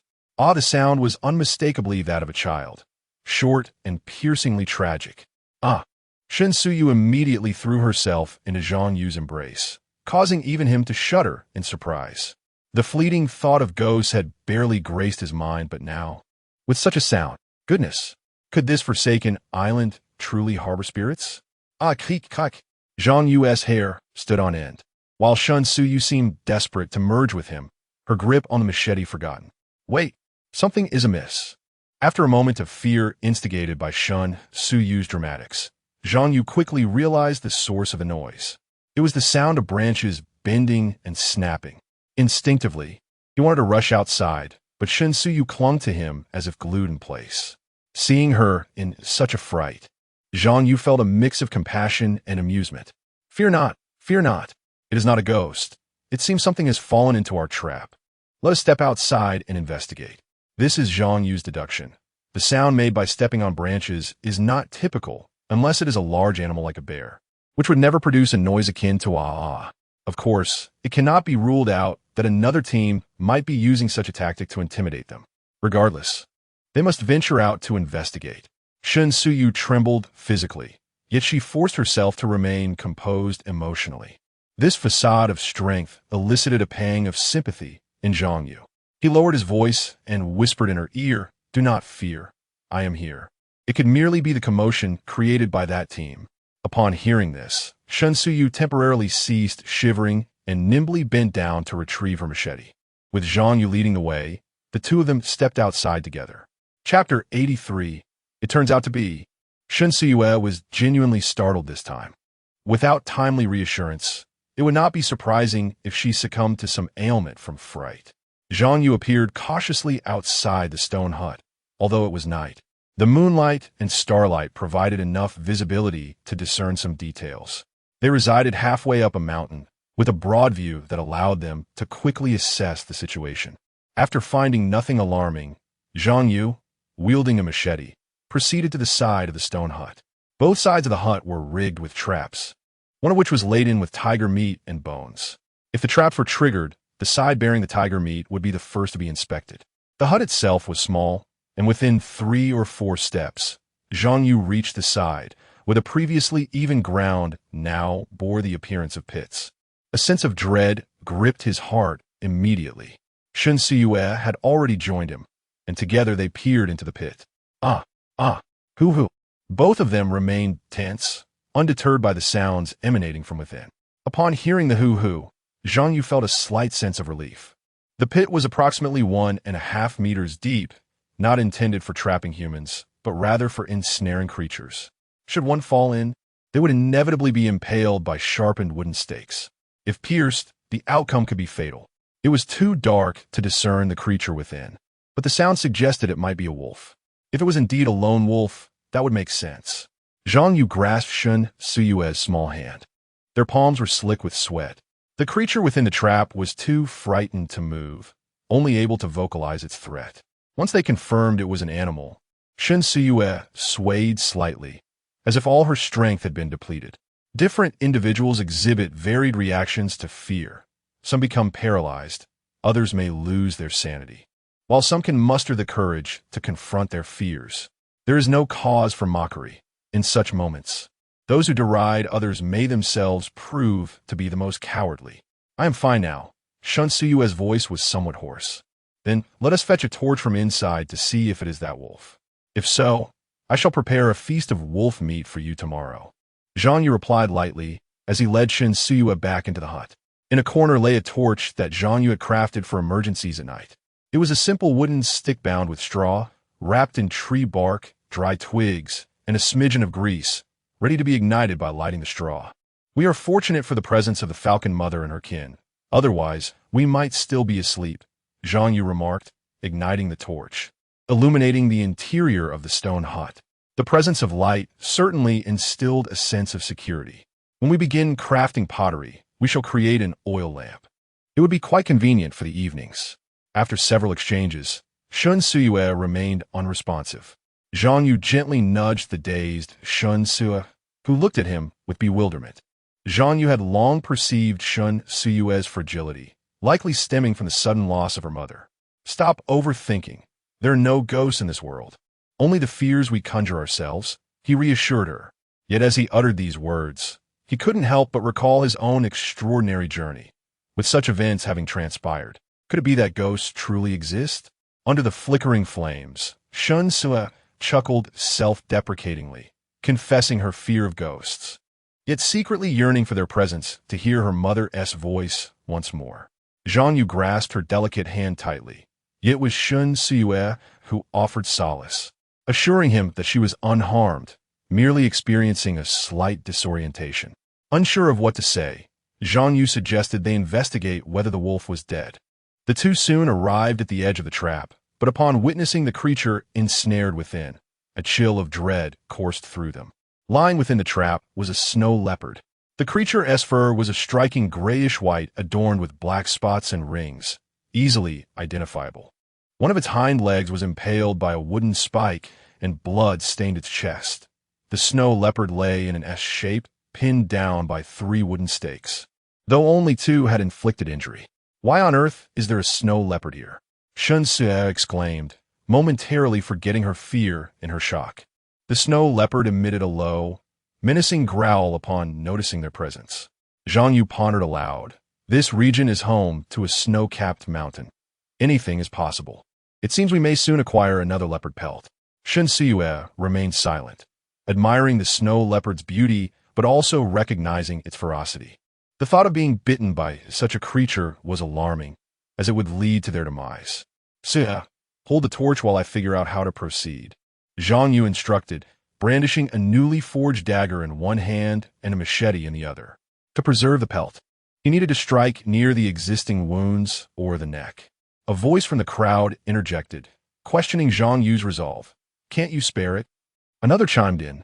This snow leopard fell into the trap while attempting to steal tiger meat. What if it returns to ambush us in the shelter? Someone else retorted, for heaven's sake. Do you want Shun Sue to perish in Zhang Yu's place? Dear Saint, the animals in the park are starving. Perhaps you should jump in and feed them. They are so adorable. Your sacrifice would be worthwhile. Another voice chimed in, recalling how Xia Yiming had met his demise at the jaws of wolves. If not for the drone, those wolves would have devoured him. Why don't you volunteer for such a fate? I assure you, I am no saint. Is it possible to tame a snow leopard? One could pet it while it aids in hunting, someone proposed. Difficult, nearly impossible. The term wildness is hard to tame is not without merit. It's far easier when they are young, another countered. Let us not be so absolute. How would Falcon Mother explain that? I believe all beings possess a spirit. I am not a saint. I support finding ways to tame the snow leopard. Zhang Yu, unable to reach the wooden spikes at the bottom of the pit with his knife, retrieved a shovel to clear the remaining stakes. The snow leopard continued to emit plaintive sounds that seemed to be both a warning and a plea. Its cries lacked the ferocity of a beast, causing Zhang Yu to hesitate. Nonetheless, hesitation was not an option. In this wilderness, it was a matter of survival. Uncertain if anyone had fallen victim to the wild beasts, he knew that over the past 15 months, there surely had been casualties. Taking care not to stumble into the pit, Zhang Yu's gaze sharpened, and he slightly raised the dagger in preparation. Above, Shun Sue could not bear to witness the scene and instinctively averted her gaze, causing the flickering torchlight to shift as well. Yet, just as Zhang Yu was about to take action, he hesitated.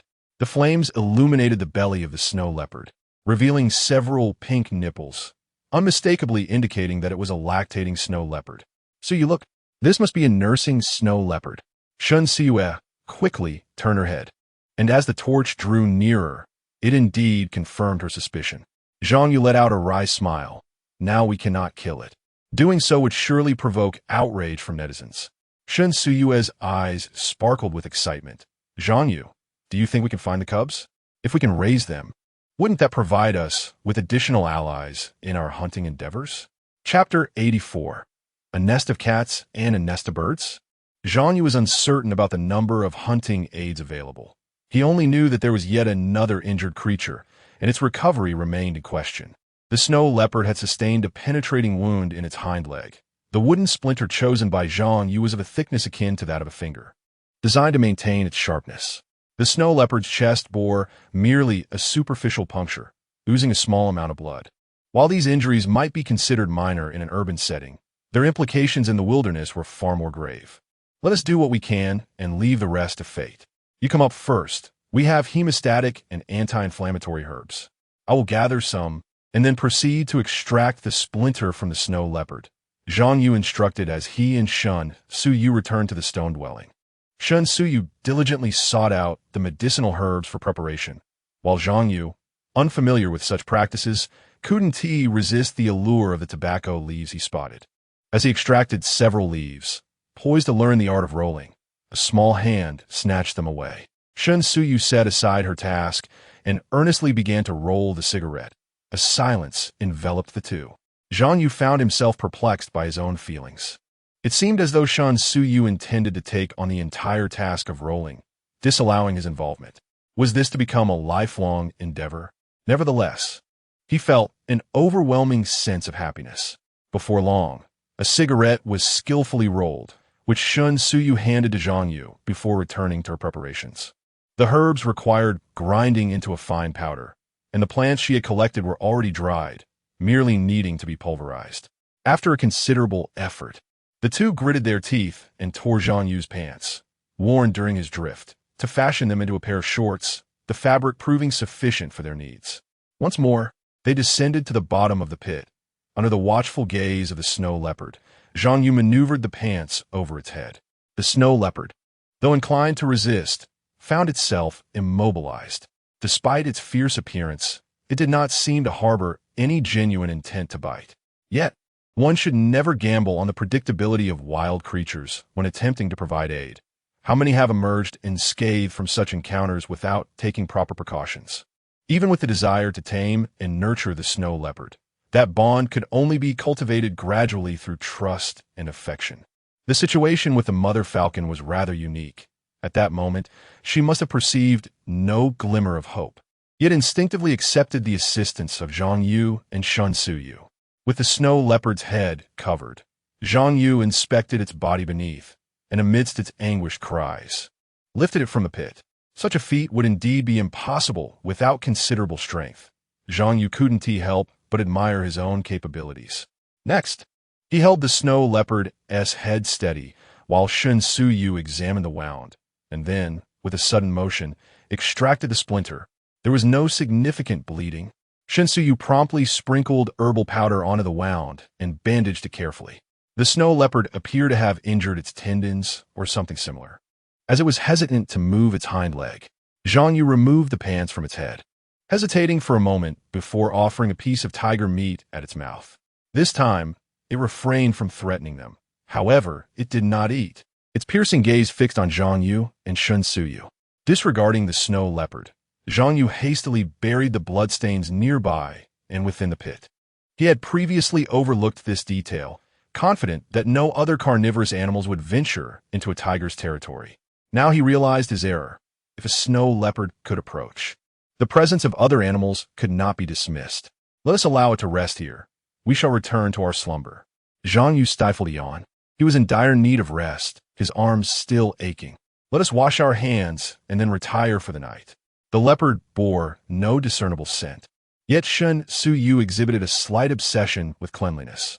In the conference room of the production team, the senior executives, including Director Luo, exhaled deeply. They were aware that the snow leopard had descended from the mountains and had approached the vicinity of Zhang Yu's camp. The drone operators had reported in layers, ultimately alarming all the higher-ups. However, what left them both amused and bewildered was that one of the traps prepared by Zhang Yu for the team from Milik Nation had been triggered by the snow leopard. Such luck was truly beyond words. It was Small Yang in charge of monitoring this time, right? Quite commendable. He had performed admirably last time. Keep up the good work. I have great expectations for you. After praising the drone operator from afar, Director Luo turned to the head of the technical department, urging, hasten the enhancement of the intelligent tracking system. It will alleviate our staff's burden, allowing just one team to be on duty at night. Noticing that Director Luo intended to adjourn the meeting, someone hastily inquired, Director Luo, the team from Milik Nation departs tomorrow. What if they fall into the trap? Luo waved dismissively. Let it be. the medical and security personnel are prepared. Honestly, I am more concerned that the two from Milik Nation might not trigger the trap. On the 12th day of wilderness survival, the weather was overcast with a maximum temperature of 20 degrees Celsius. Zhang Yu exhibited no abnormalities that night, merely clutching Zhang Yu a bit tighter in her sleep. Upon awakening, Zhang Yu acted as if nothing had transpired, engaging in martial practice, washing up, and dining. The snow leopard remained sprawled nearby, the piece of tiger meat long gone. Upon Zhang Yu's approach, the snow leopard merely regarded him with calmness, baring its teeth only when he drew closer. Zhang Yu, look at that snow leopard. It keeps gazing toward the mountain. Could it be that the little snow leopard is up there? Should we go fetch it? Zhang Yu felt a pang of headache. Climbing the mountain was no simple task. The snow leopard's den must be at a higher elevation, and the arrival of that particular team was uncertain. Zhang Yu's gaze dimmed slightly. These were undeniable truths. What if their home were invaded? Zhang Yu chuckled ruefully. In truth, that is not the main concern.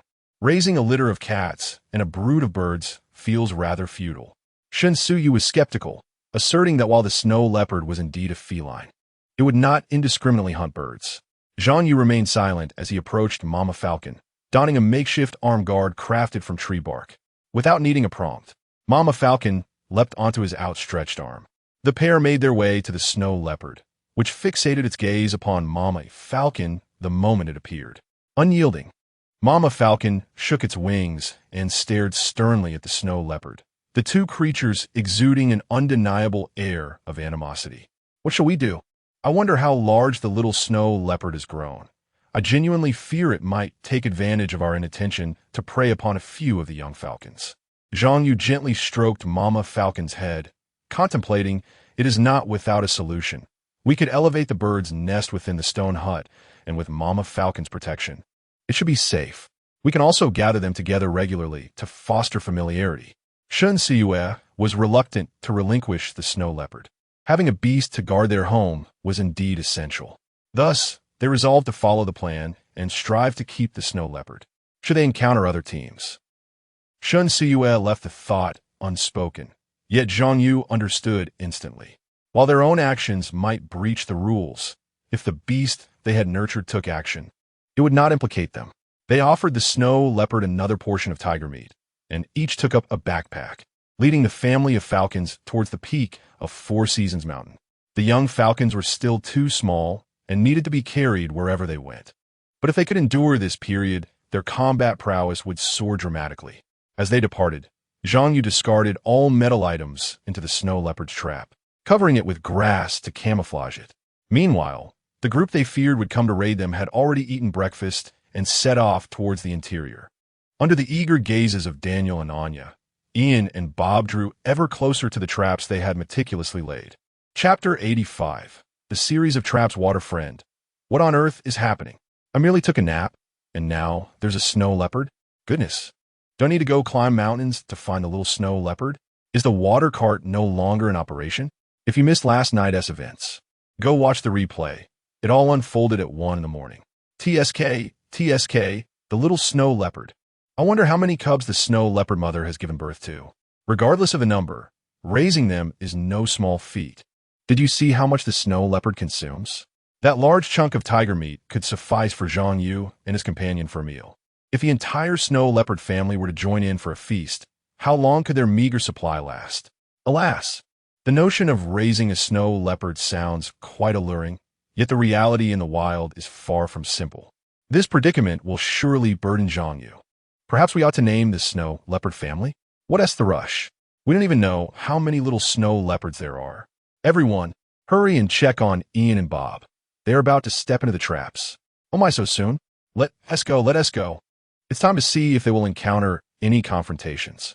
Today marks the shining moment for Ian and Bob, as global attention on this program has drawn the majority of viewers to their live broadcast room, both domestically and internationally.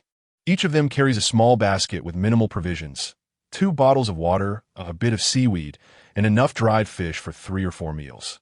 The seafood they gathered yesterday remains at the campsite, and in truth, there wasn't much. Beachcombing is not as straightforward as one might envision, merely picking up seafood everywhere. Their objective is clear: to reach the foot of the Four Seasons Mountain in search of fresh water and a suitable new campsite. Ian leads the way, with Bob trailing behind, which is one of Ian's greatest frustrations. Bob's sluggishness makes him feel as if he would fare better alone in survival. In fact, Ian has long harbored the desire to break free of Bob, should he find a suitable place. However, venturing alone on this desolate island remains perilous. Lost in his thoughts, Ian pays little heed to the ground beneath him.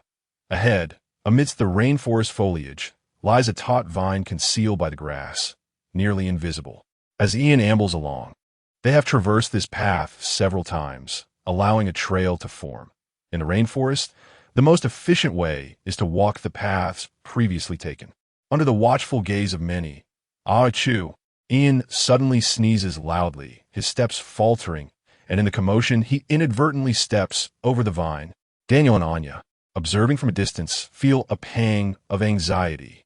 How infuriating! It was narrowly avoided. However, the next trap is surely unavoidable. This is a series of traps. Daniel and the others have set up 3 in total, one on each of the 2 paths and another after traversing the rainforest. Bob, following closely behind Ian, glances at him, feeling an overwhelming urge to deliver a punch to the back of his head. With his skills, a single blow could undoubtedly send Ian to meet his maker. Why should he endure such disdain? Lacking his own strength, would Ian dare to navigate the rainforest and mountains? Those who discriminate against his skin color are truly deserving of retribution. If this were outside, in a secluded spot, he would have acted long ago, cursing Ian inwardly. Bob stepped directly over the vine. Buzz! Bob vaguely heard a sound, yet he paid it no mind, while Ian in front suddenly changed his expression. It was the sound of a bowstring being drawn. Instinctively, Ian sprinted forward, convinced they had triggered a trap. Meanwhile, Bob remained oblivious, and 4 wooden arrows shot toward his legs in a crisscross pattern. As he felt the sting of pain, both legs were pierced by the arrows. Ah, damn it! Bob cried out in agony. Just as he bent down to pull out the arrows, a sudden crash echoed ahead. Bob instinctively glanced up, and his mouth fell agape. Ah, a trap! Ian screamed as he stepped into nothingness, the ground beneath him collapsing entirely. In that critical moment, Ian extended his hands. In a typical pitfall trap, one could not allow their feet to touch the ground first, for who knew what awaited at the bottom? Based on Ian's experience, he would leverage his hands. If the trap were small, he might not even fall, or he could brace himself on the ground to avoid landing at the pit's base. His reaction was indeed prompt. However, it was unknown which wicked individual was responsible, but the entire trap was exceptionally wide and long. There was simply no place to gain leverage. Bang! Crack! Ah! Bob, watching from behind, was almost dumbfounded, struggling to comprehend why a massive pit had suddenly appeared ahead. He could see the dense spikes at the bottom. Just then, Bob felt something approaching from both sides. In an instinctive reaction, being a boxer, he stepped back abruptly. Bang! 2 spiked boards made of wooden thorns and branches collided right before him. Startled, Bob retreated several more steps. Who was so ruthless? Did they want to impale him? A surge of unbridled fury followed. Who? Show yourself. Bob's furious roar was met with Ian's curses. Damn it. Bob, pull me out quickly. Bob was taken aback, then cautiously moved forward. Upon seeing Ian's dire state, even he couldn't help but gasp in horror. Ian lay in the pit, his hands covered in blood, one hand clutching a wooden spike, while another had been pierced through by it. Bob could only observe this much, unsure if there was further injury elsewhere, but he realized that Ian was likely out of the game. Despite his disdain for Ian, he knew he had to help him now. Bob cautiously advanced. The pit was actually not deep, merely about half a meter, but it was particularly vast, making it deceptively perilous. Stepping on it would inevitably lead one to fall into the pit. Within the pit, wooden spikes were planted at intervals. What should I do? Ian managed to calm himself somewhat, but still felt exasperated. He had distinctly heard the sound of a bow being drawn from behind. Yet it was he who had been struck. Who wouldn't he be driven to despair? A wooden spike had pierced my thigh. You should simply lift me up and lay me flat on the ground. Upon the mention of the wooden splinter, Bob momentarily froze. only to recall that he too had a splinter lodged in his leg. He hastily crouched down, tearing open his trousers to reveal his furry, gorilla-like thigh. The pointed tip of the splinter had penetrated his flesh, approximately 2 centimeters deep, resulting in 2 bloody wounds from the arrows that had struck him. This injury, he could not ascertain whether he would recover in the wilderness. The thought ignited a surge of fury within Bob. He vowed that should he encounter the individual who set the trap, he would undoubtedly smash their skull with a single punch. "Oh, for heaven's sake, Bob, what are you dawdling about?" Ian's voice had turned sharp, exclaiming, why was there utter silence on that end? This procrastination was driving him to the brink of madness. His greatest ire was not directed at the trapper, but rather at Bob himself. Bob, equally furious, retorted, "You bastard, be quiet. I'm injured too." Chapter 86. What a tragedy. Daniel and Anya, hiding at a distance, observed Ian and Bob embroiled in a heated argument. Witnessing Bob's anguished cries as he yanked the wooden arrow from his leg and subsequently brought Ian crashing to the ground, the two quietly slipped away. What a tragedy. Ian had been pierced in the leg by a splinter, and when Bob lifted him, the splinter remained lodged in his flesh. "Daniel, your trap is truly impressive," Anya marveled. Daniel beamed with pride. "This is a bear trap of my own design. If I had just dug a bit deeper, a bear would find it impossible to escape unscathed." He was indeed justified in his pride. The intricate series of traps were his own creation, meticulously accounting for the reactions of both men. So far, only 2 traps had been triggered, yet 4 more snares surrounded Ian and Bob, poised to unleash wooden arrows and spikes upon activation. In total, 3 interconnected trap systems had consumed an entire day of labor for Daniel and his companion. Anya chuckled. "I suppose they will both have to withdraw from the competition?" Daniel pondered for a moment. "The Black might not necessarily withdraw. If we act quickly to sabotage their camp, we should make a hasty exit." Meanwhile, Ian faced the grim realization that he could no longer compete. The wounds were considerable, particularly the penetrating injury to his hand. Should it become infected, complications would ensue. The substantial prize money slipped away from him, leaving him with mere days of survival and nothing to show for it.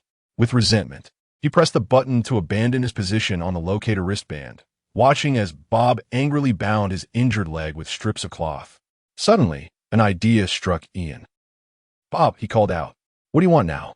Bob retorted, his demeanor hostile, as if ready to pummel Ian at any moment. Yet Ian felt no anger. He struggled to remove his jacket. "Bob, I can no longer compete. You may take this jacket, along with my pants and shoes. Tear them apart. They may be of use to you later." Bob was taken aback. What had caused this change in Ian? What was his motive? It seemed Ian could read his thoughts. As he spoke weakly, "Buddy, don't look at me like that. I saw you were injured too, yet you still saved me. Thank you. I have given up. This is all I can do to help you now. Good luck." Bob felt a pang of embarrassment.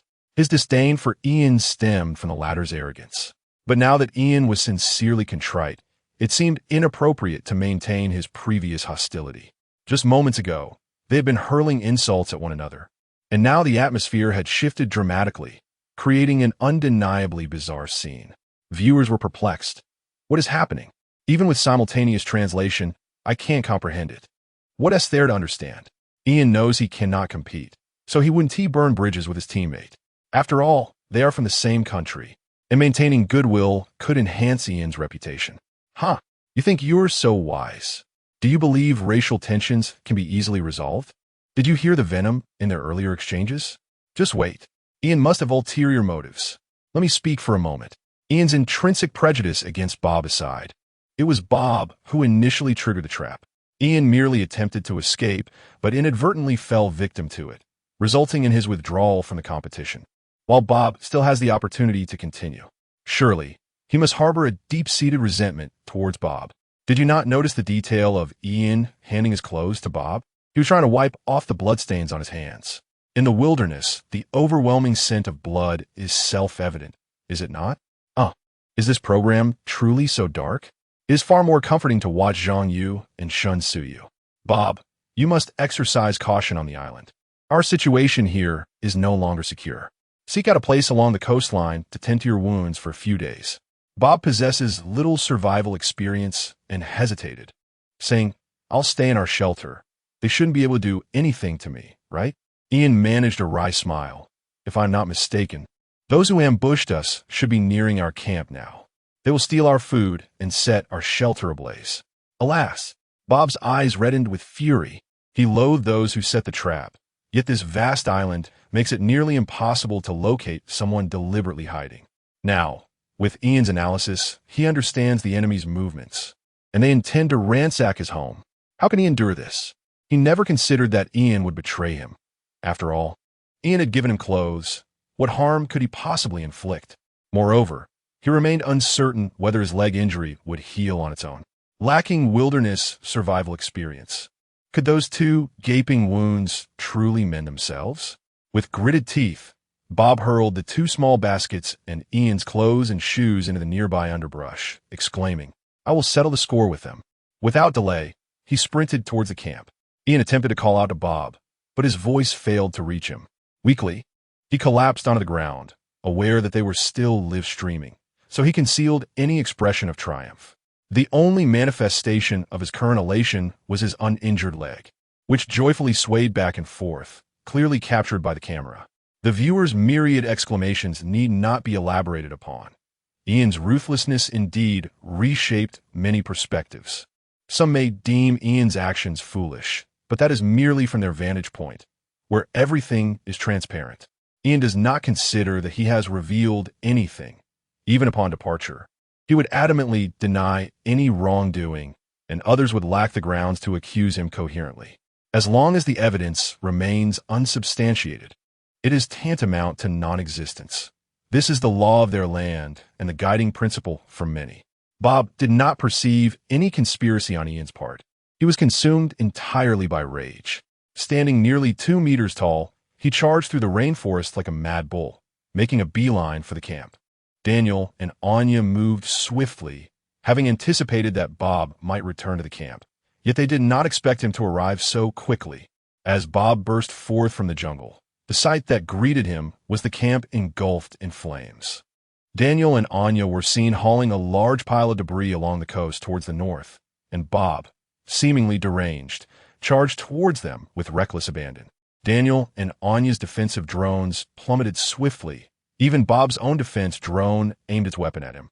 Daniel and Anya soon detected Bob closing in behind them, prompting the duo to immediately set aside their burdens and adopt a vigilant stance.